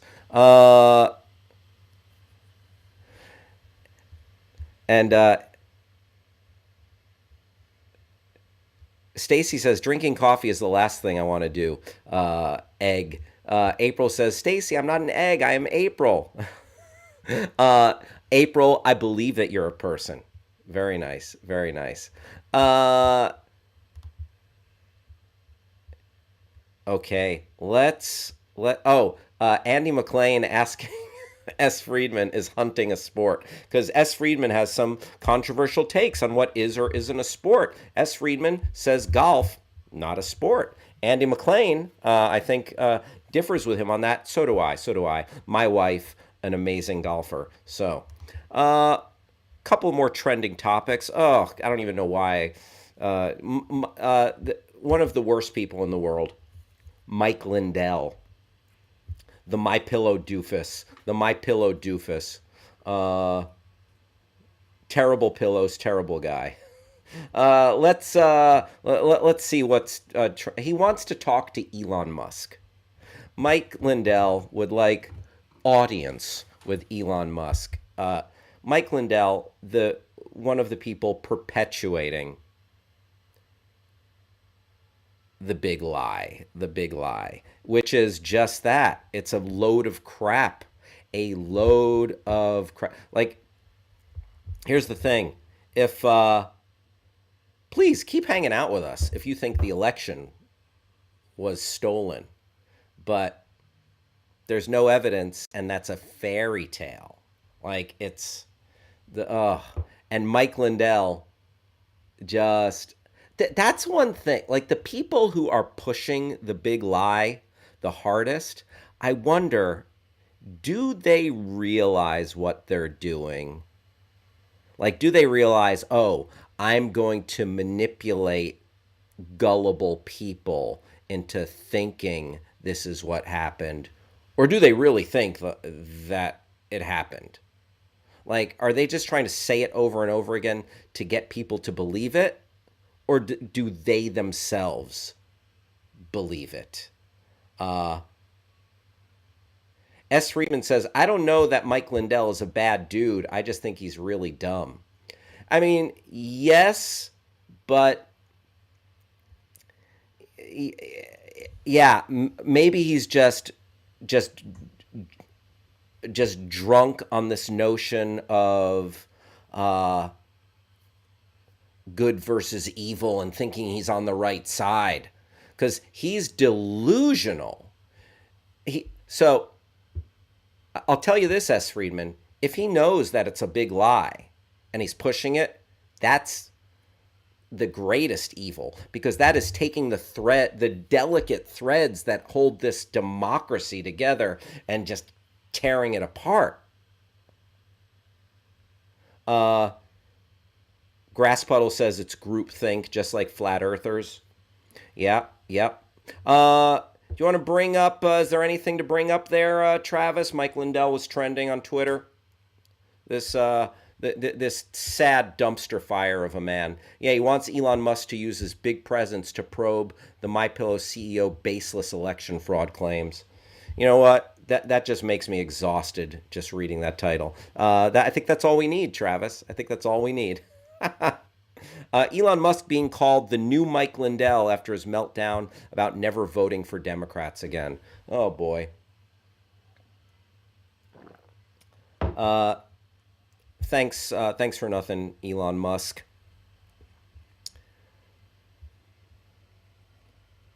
In the past, I voted. This is Elon Musk talking. In the past, I voted Democrat because they were mostly the kindness party.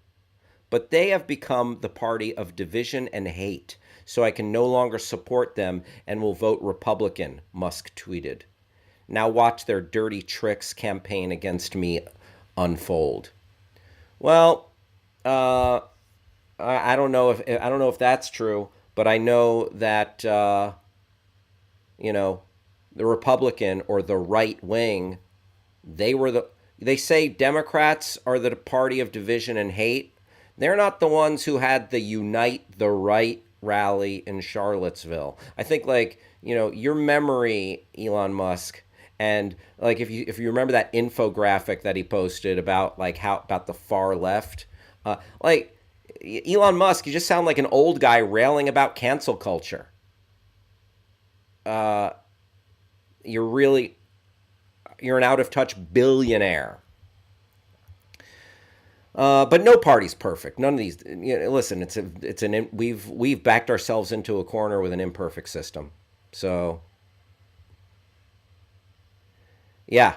S. Freeman saying, yeah, the Dems are division and hate, not the ones pushing the big replacement theory. Hashtag Tucker Carlson. So, yeah. This just in.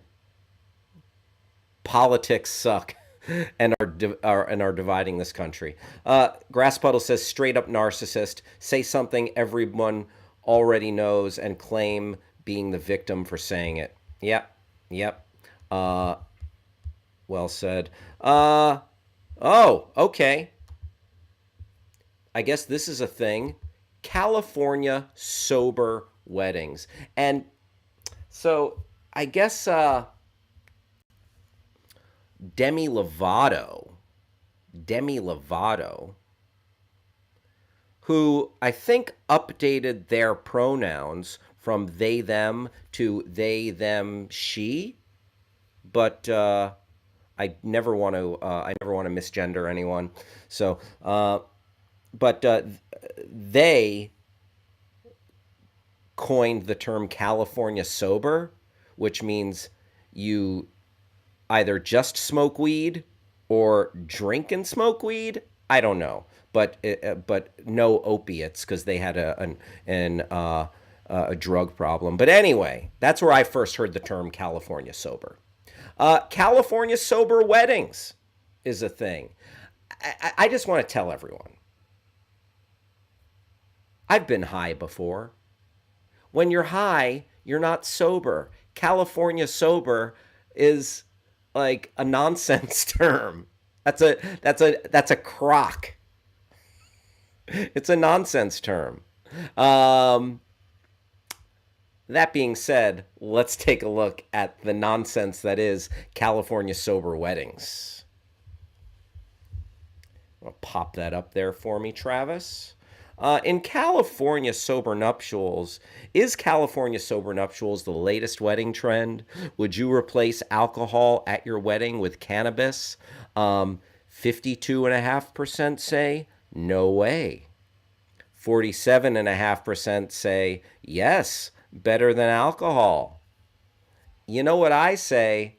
Why not have both? Twice the fun. Are California sober nuptials the latest wedding trend? I feel like it's better to be smoking than to be drinking alcohol. As couples consider the effects of alcohol at their weddings, they're turning to cannabis as an alternative. Let's scroll. Cannabis use boomed as COVID soared, while many weddings were postponed. Yeah, I am damn glad we had we got in right under the wire. Our wedding reception, we eloped, my wife and I, and then we had a big reception with friends and family a couple of weeks later. It was in June of 2019. June of 2019. If it was June of 2020, well, we would have been out of luck. We would have been out of luck. Now, so many weddings were postponed. Cannabis use boomed during COVID. Now the two are converging as people want to celebrate their unions with the tool that helped them get through the pandemic. Talking weed. Talking about that sticky icky. Is California sober nuptials the latest wedding trend? We saw that. The latest California wedding trend, replace alcohol with cannabis. Our dog looks at us like we're degenerates, but he doesn't understand. There you go.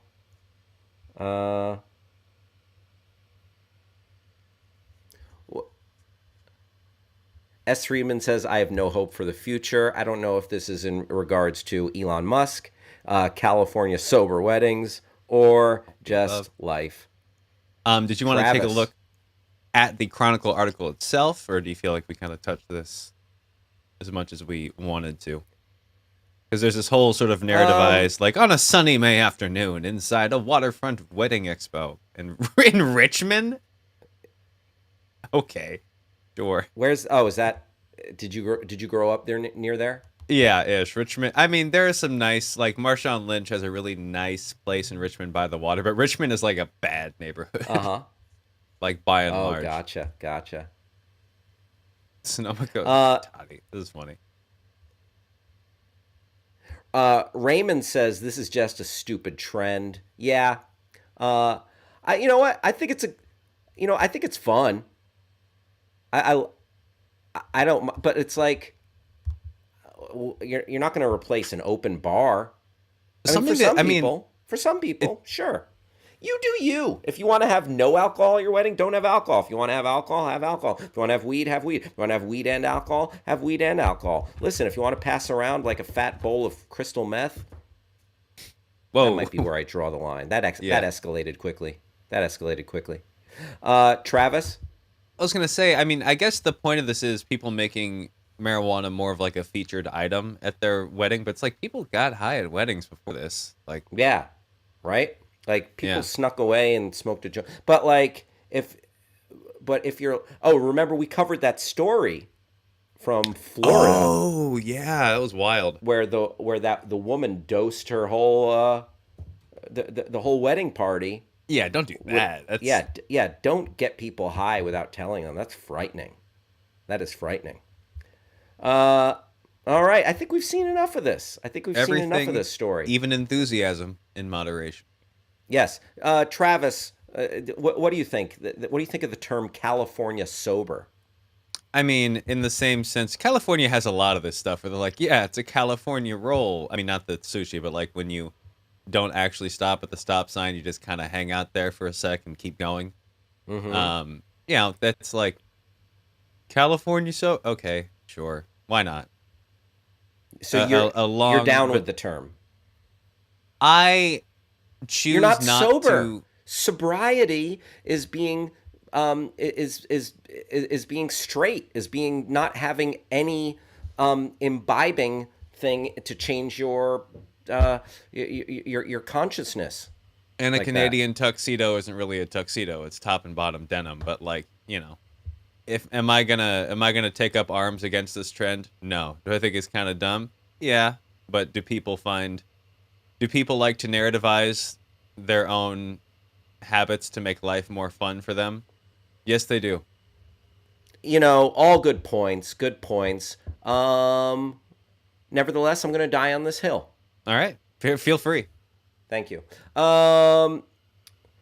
Andy McLean says, we got married in Muir Woods in Sausalito, honeymooned in San Francisco, saw a Giants game. It was awesome. I smoked all the time, except during the wedding. Nicely done, Andy. Nicely done. I like it. Kyle Harlow says the wedding cake is an edible. But that's the whole point of having Cali in the front, Hal. It's what Californians consider sober. No? Yes and no. Listen, I'm a Californian, and if you're zooted, if you're high, then you're high. You're not sober. And granted, there are levels. There are levels of high. Like, I've smoked weed where I can like pretty much fly under the radar and just be like, oh yeah, I can trick people into thinking I'm perfectly sober, but I've got a little bit of a buzz. And I've smoked weed where I'm like, so yeah, like there's absolutely so much weed and so much strong weed nowadays that I don't know. I'm just having, listen, I agree with what Travis was saying. People like to give fun nicknames and monikers to what they enjoy. So I appreciate that. Something that's also maybe specific to my experience. This feels like a decidedly Northern California invention. Not to say that LA couldn't or wouldn't, but there's something to me that feels very Bay Area about just like, it's their culture thing that we do. It's called this. It's like hyphy was, yeah, it was coined by the artist and all that stuff. But like, it's just a very Bay thing to give a thing a name and then place it as a brick in the wall of culture of the Bay Area that doesn't make sense. Like, yeah, California sober, we're in the Bay, kind of thing. Mm-hmm. Yeah, and I'm not even complaining. It's just funny. Right on. Very cool. California, California love. S. Friedman says, I must have been high to marry you. Oh my goodness, S. Friedman. All right, folks. Let's, you know what? Let's jump into, before we do our Twitter deep dive, we have a trailer talkover. Travis? Yes. What do you think? I think let's do it. As soon as it loads. Come on, babe. Don't do it. Very exciting. Oh yeah. Pittsburgh weddings all have cookie tables. Are those weed cookies or just like chocolate chip and oatmeal raisin? Grass puddle. Pittsburgh. A wedding in the Burgh. Pennsylvania? Yes, Pennsylvania. Oh, okay. Are those marijuana cookies? Or just Tall House, Mrs. Fields, Famous Amos? All right, this is a trailer talkover for the new trailer dropped for the upcoming Disney Plus Marvel show, She-Hulk. This is me, non-weed cookies. The city. All right, She-Hulk trailer talkover. The city, a laser gun. Fear, a red light bulb, a blue light bulb. My SUV. The Green Machine, Gamora. Marvel Studios. Oh, I'm off to work. I'm at lunch. I'm sitting in my living room. Life, isn't it crazy? The Sydney Opera House? Not really. Miss, I'm an old white man and I'm in charge of this company. Tim Roth in a plastic prison. Mark Ruffalo, Professor Hulk.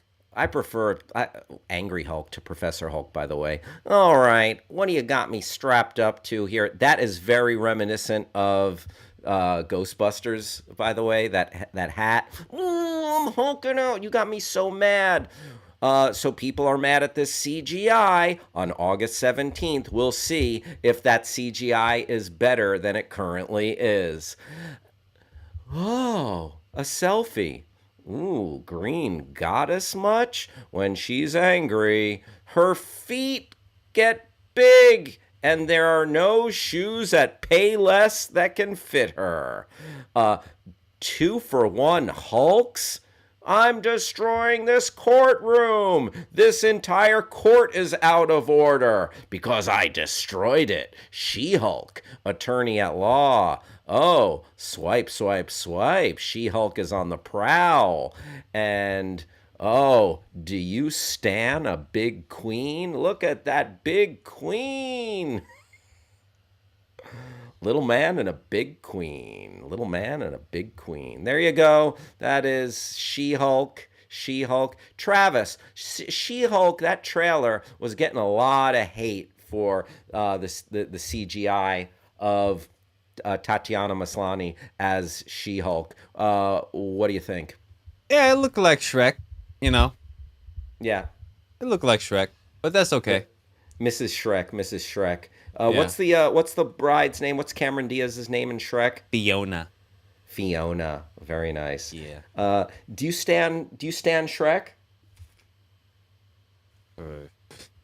No, I could not possibly claim to stand Shrek the way that culture over the past 5 years has adopted Shrek as a figurehead of all kinds of obscene ideologies and movements. Yeah, well, I mean, I think it's kind of an ironic standing of Shrek, right? To a point, I think we may have come through the looking glass. What do you like more, Shrek memes or Minions memes? Actually, you know what? After the Eminem Rock and Roll Hall of Fame Minions tweet, yes, I could take or leave either, but that kind of swung me to the Minions. That might be the best tweet of all time. It's pretty good. It's insane. It's pretty good. If only we had gotten Chris Farley Shrek. Oh, was that what it was supposed to initially be? Yeah, I hear that it was supposed to be Chris Farley, and like I would have liked that, but I don't know. It's not like Mike Myers did a bad job. Yeah, Mike Myers solid. There was a Shrek joke in the Pentaveret. Was there? By the way, yeah. I heard when I was editing the upcoming episode of Binge Boys. Oh wow! Night, I heard you guys tear the Pentaveret to shreds. Yeah, we went in on it, but we were singing the praises of the new Kids in the Hall. Very much looking forward to that. Yeah, if you want to watch just like, some like fun sketch comedy, and especially if you're a Kids in the Hall fan, it's really, it hits the spot. Very satisfying, very funny. They still got it, because you worry that it's going to come back and be a cringe fest. And so on our latest podcast, Binge Boys, we talk about the Kids in the Hall. We talk about the new Star Trek. We talk about Garrison Keillor for like a while. Oh, Garrison! It's been a quiet week in Lake Wobegon. Yeah, talk about the canceling of Garrison Keillor, and you can find Binge Boys with me and Lon Harris wherever you get your podcasts. And while I'm plugging stuff, let me just go on a little plugging run, folks. If you are in the California area, you can attend the Tournament of Nerds at Dynasty Typewriter Theater this Saturday, the 21st at 10 p.m. Travis, if you're available, would love to have you. Doing my best. Doing my best to make it happen. That's a no. That's a no. So that's not a no. I appreciate it. It's okay. It's okay. If it was a music show, I know you'd be there. It's but not. If it's a comedy show, quite all right. Oh, I see you're efforting the. I am efforting. Yeah. If you click on the calendar, you can find May 21st. Why don't they have that first? Raymond says, who's on the roster? Who's on the roster? Oh, we got some great folks. We got Mark Ellis. We got Carl Tart. We got comedian Dana Donnelly. A lot of funny people. We've got Mike Carlson, Jordan Morris. Raymond says he likes Roundhouse. Were you saying Roundhouse or Roadhouse? Do you like Roadhouse?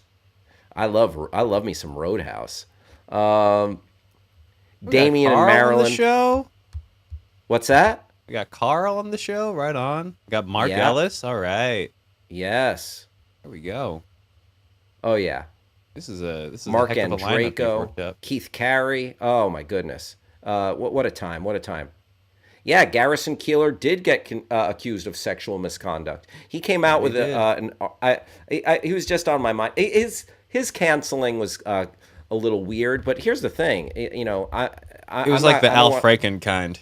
It was a little bit of an Al Franken kind, but he said, he did have like an inappropriate relationship with someone he worked with.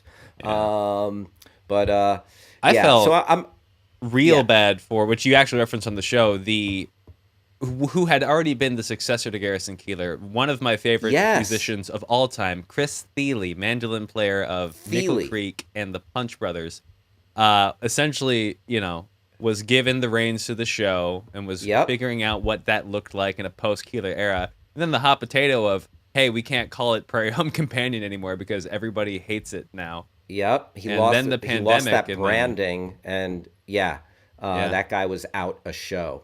Yeah, he's doing all right though. He received a MacArthur Genius Grant for being good at the mandolin. Wow. Yeah. Wow. Yeah. Andy McLean asking, what is this Tournament of Nerds thing? Anyway, can you give a quick rundown of what it is exactly? Yes. I'm gonna pull up the blurb, or you go right ahead. Yeah.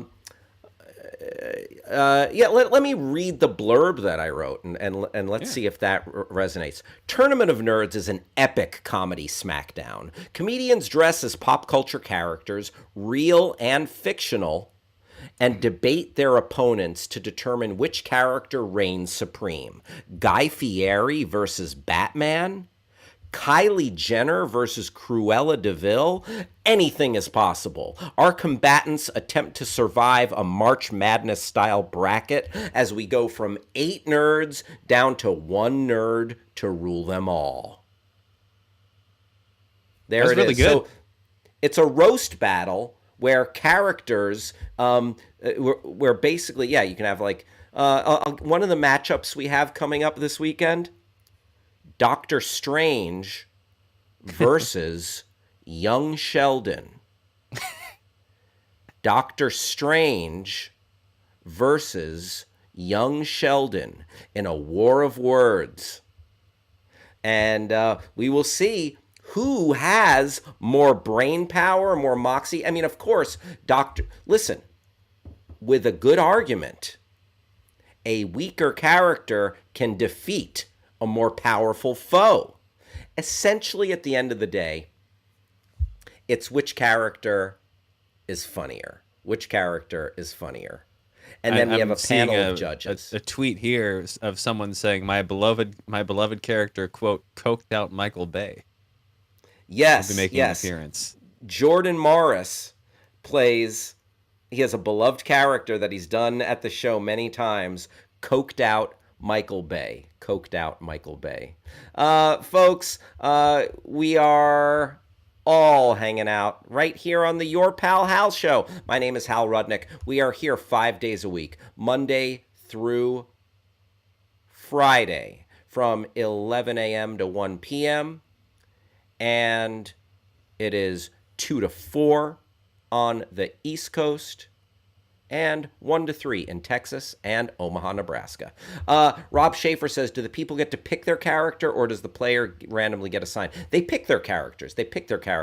What they do is they send myself and my co-host their top 3 choices for characters to debate on behalf of, and then we put together a fun lineup. Picking one of their choices. It's a good time. And right now it's it is up in the air whether or not the show will be live streamed. They were going to live stream it. Now it's so check the link. If you're interested, there's a good chance the show will be live streamed, but TBD. I know it's coming up on Saturday. But if you're in Los Angeles, head on over to the Dynasty Typewriter. Thank you, Travis. There's the link in the chat. Travis, you are a prince. You, sir, are a prince. Can you watch on YouTube? Raymond, that's a good question. and they were saying yes. Now it's up in the air whether or not it's going to be live streamed. Sorry, I answered your question with a variable here. Ronnie finished his homework. Very nice, Ronnie. Very nice. Congratulations on finishing your homework, Ronnie. That's a good kid. That's a good kid. Star Quagga in the house. Thank you for joining us, Star Quagga.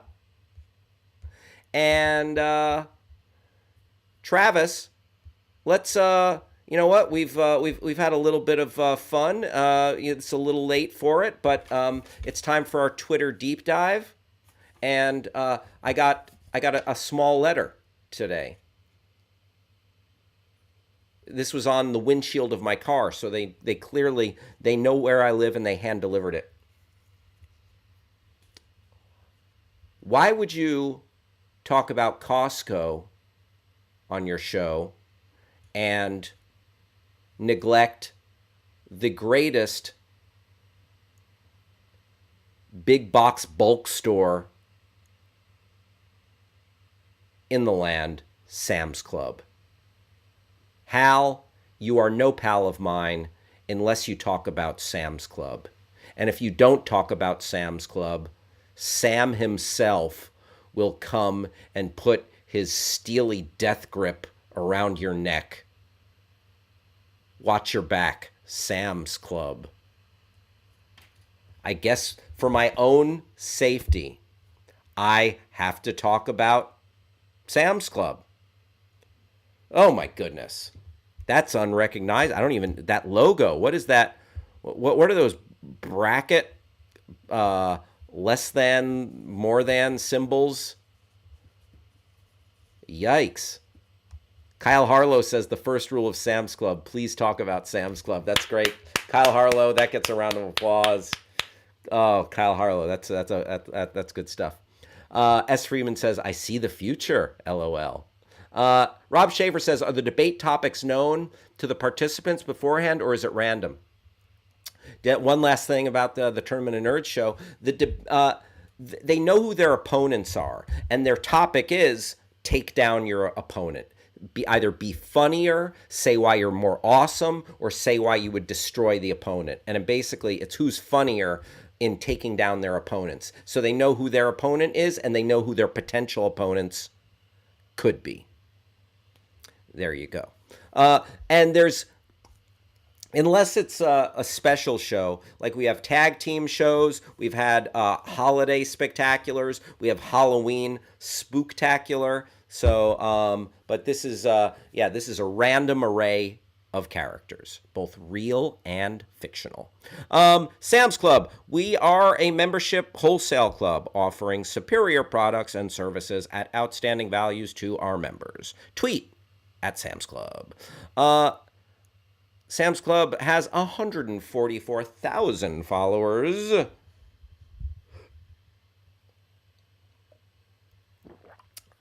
Those brackets are less than and more than. Sam's Club is less than Costco, but more than 7-Eleven. S. Friedman, I like what you did there. Sam's Club, Thai rolled ice cream topped with pineapple from the club. Sign us up.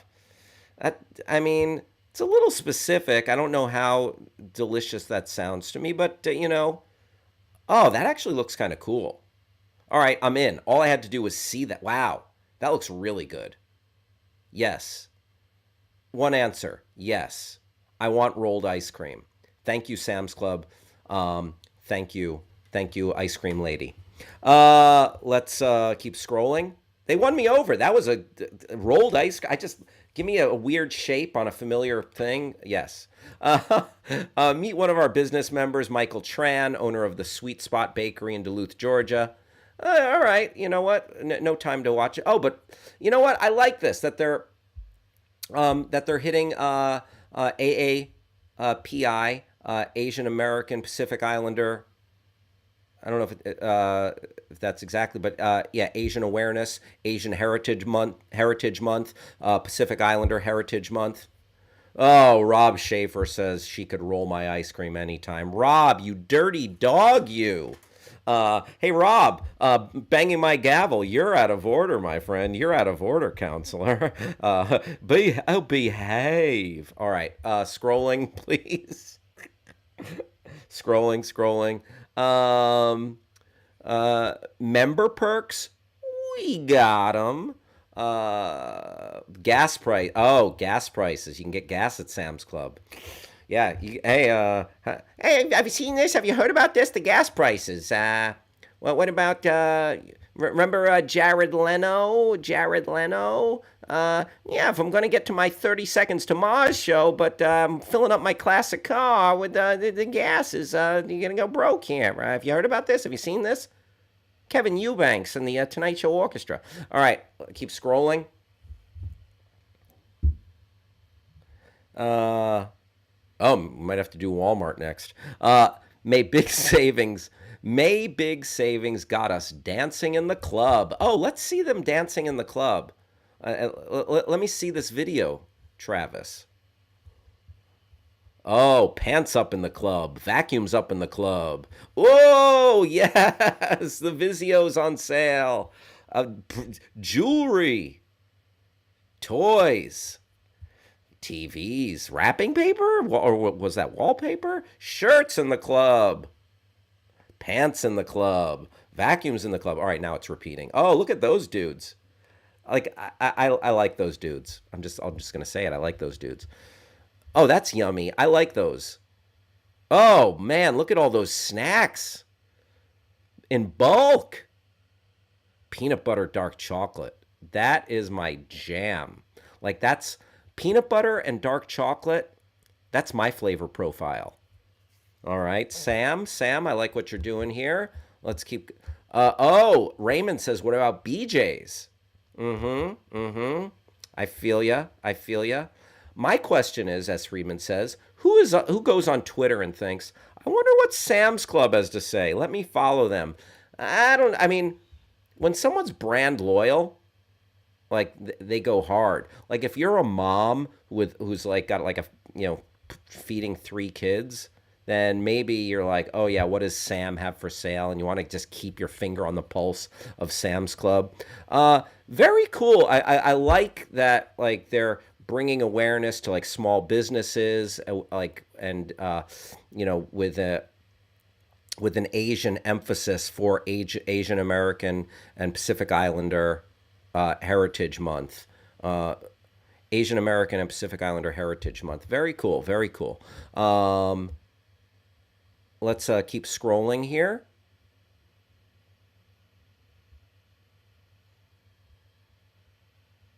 Will your Mother's Day gift leave Mom in happy tears? Give her some relief with Lumify. Oh, I see what you did there. That would, I don't know about that as a Mother's Day gift, though. Here's some eye drops. Happy Mother's Day. It's like, okay, I guess. Earn 10% back in Sam's Club cash on gas. I like the way they phrase this. Happy April Fuels. April Fuels Tuesdays. Head to any gas station to earn 10% back in Sam's Cash with your Sam's Club MasterCard. All right, now this is just turning into a Sam's Club commercial. All right, I feel like we've got a good taste of Sam's Club.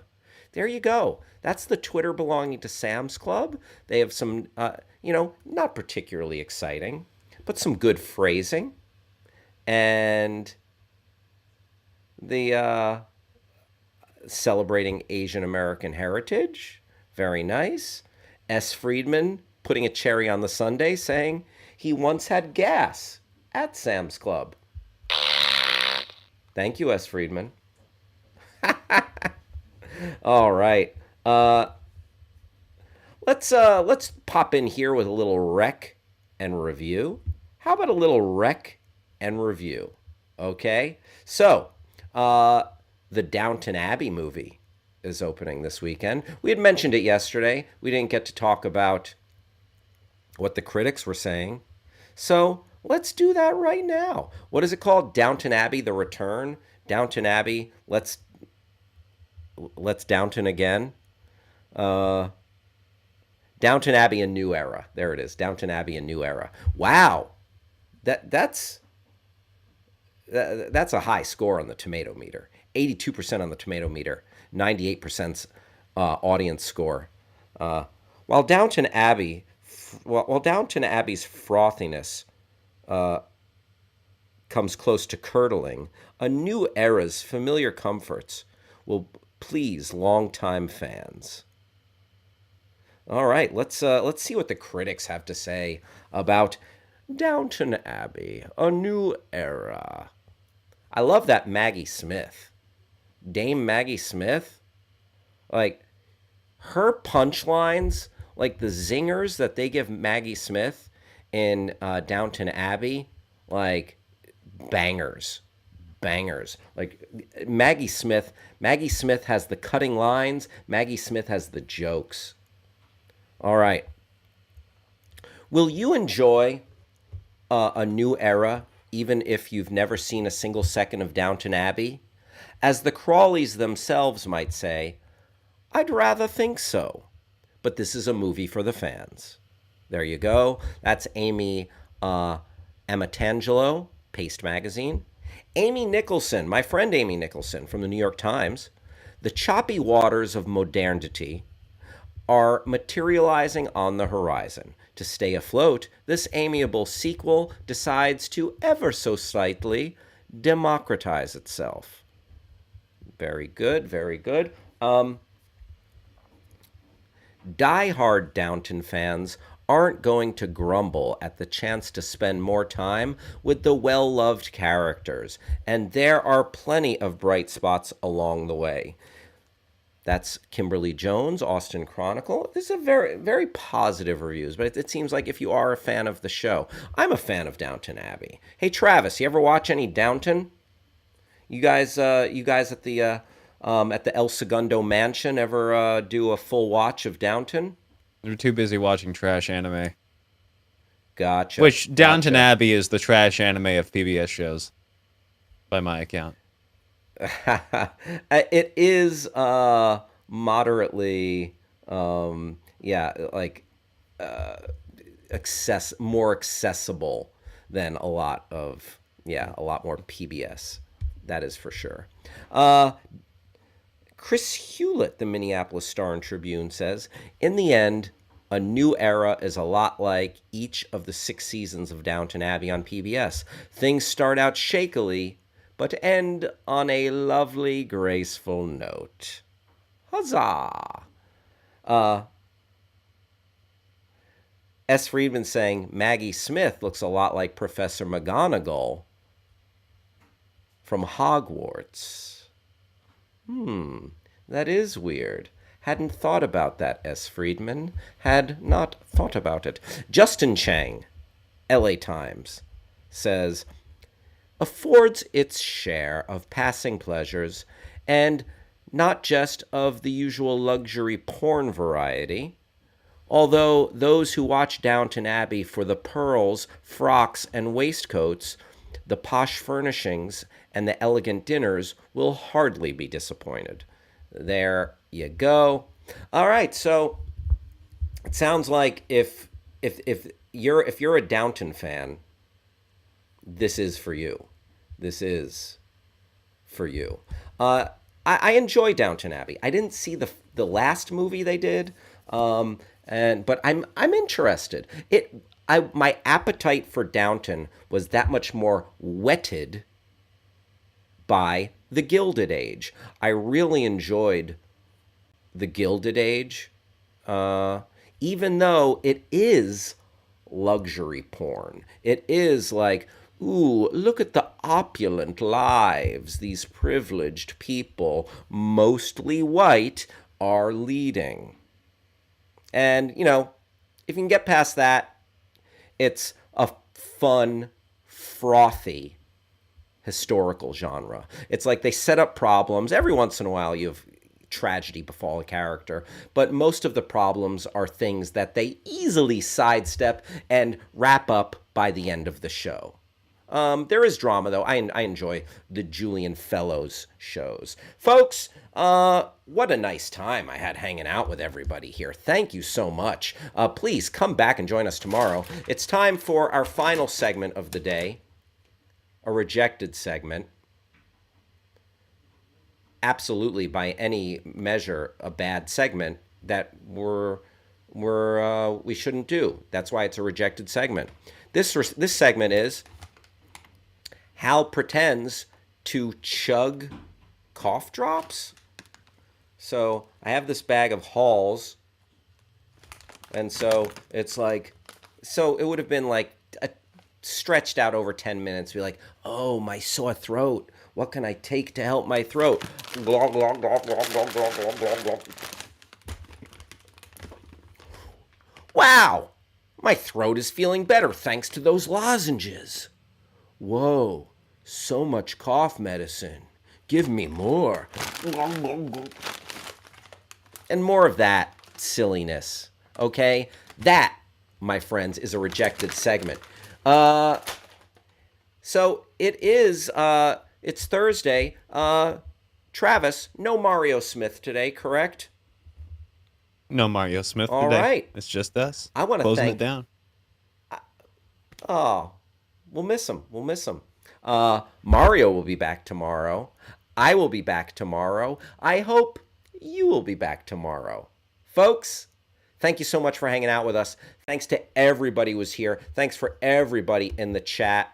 Bye, Raymond. So long, April. Ronnie. Music. Reza in New York. Raza in New York. Joshua in New Jersey. Starquaga. Damien in Maryland. Stacy. All my pals in the chat. Andy McLean. Go Mavs. S. Friedman. Rob Schaefer. Kyle Harlow. Grass Puddle. Thanks, everybody. So much fun hanging out with you. We'll talk to you later. Thank you, producer Travis. Bye-bye.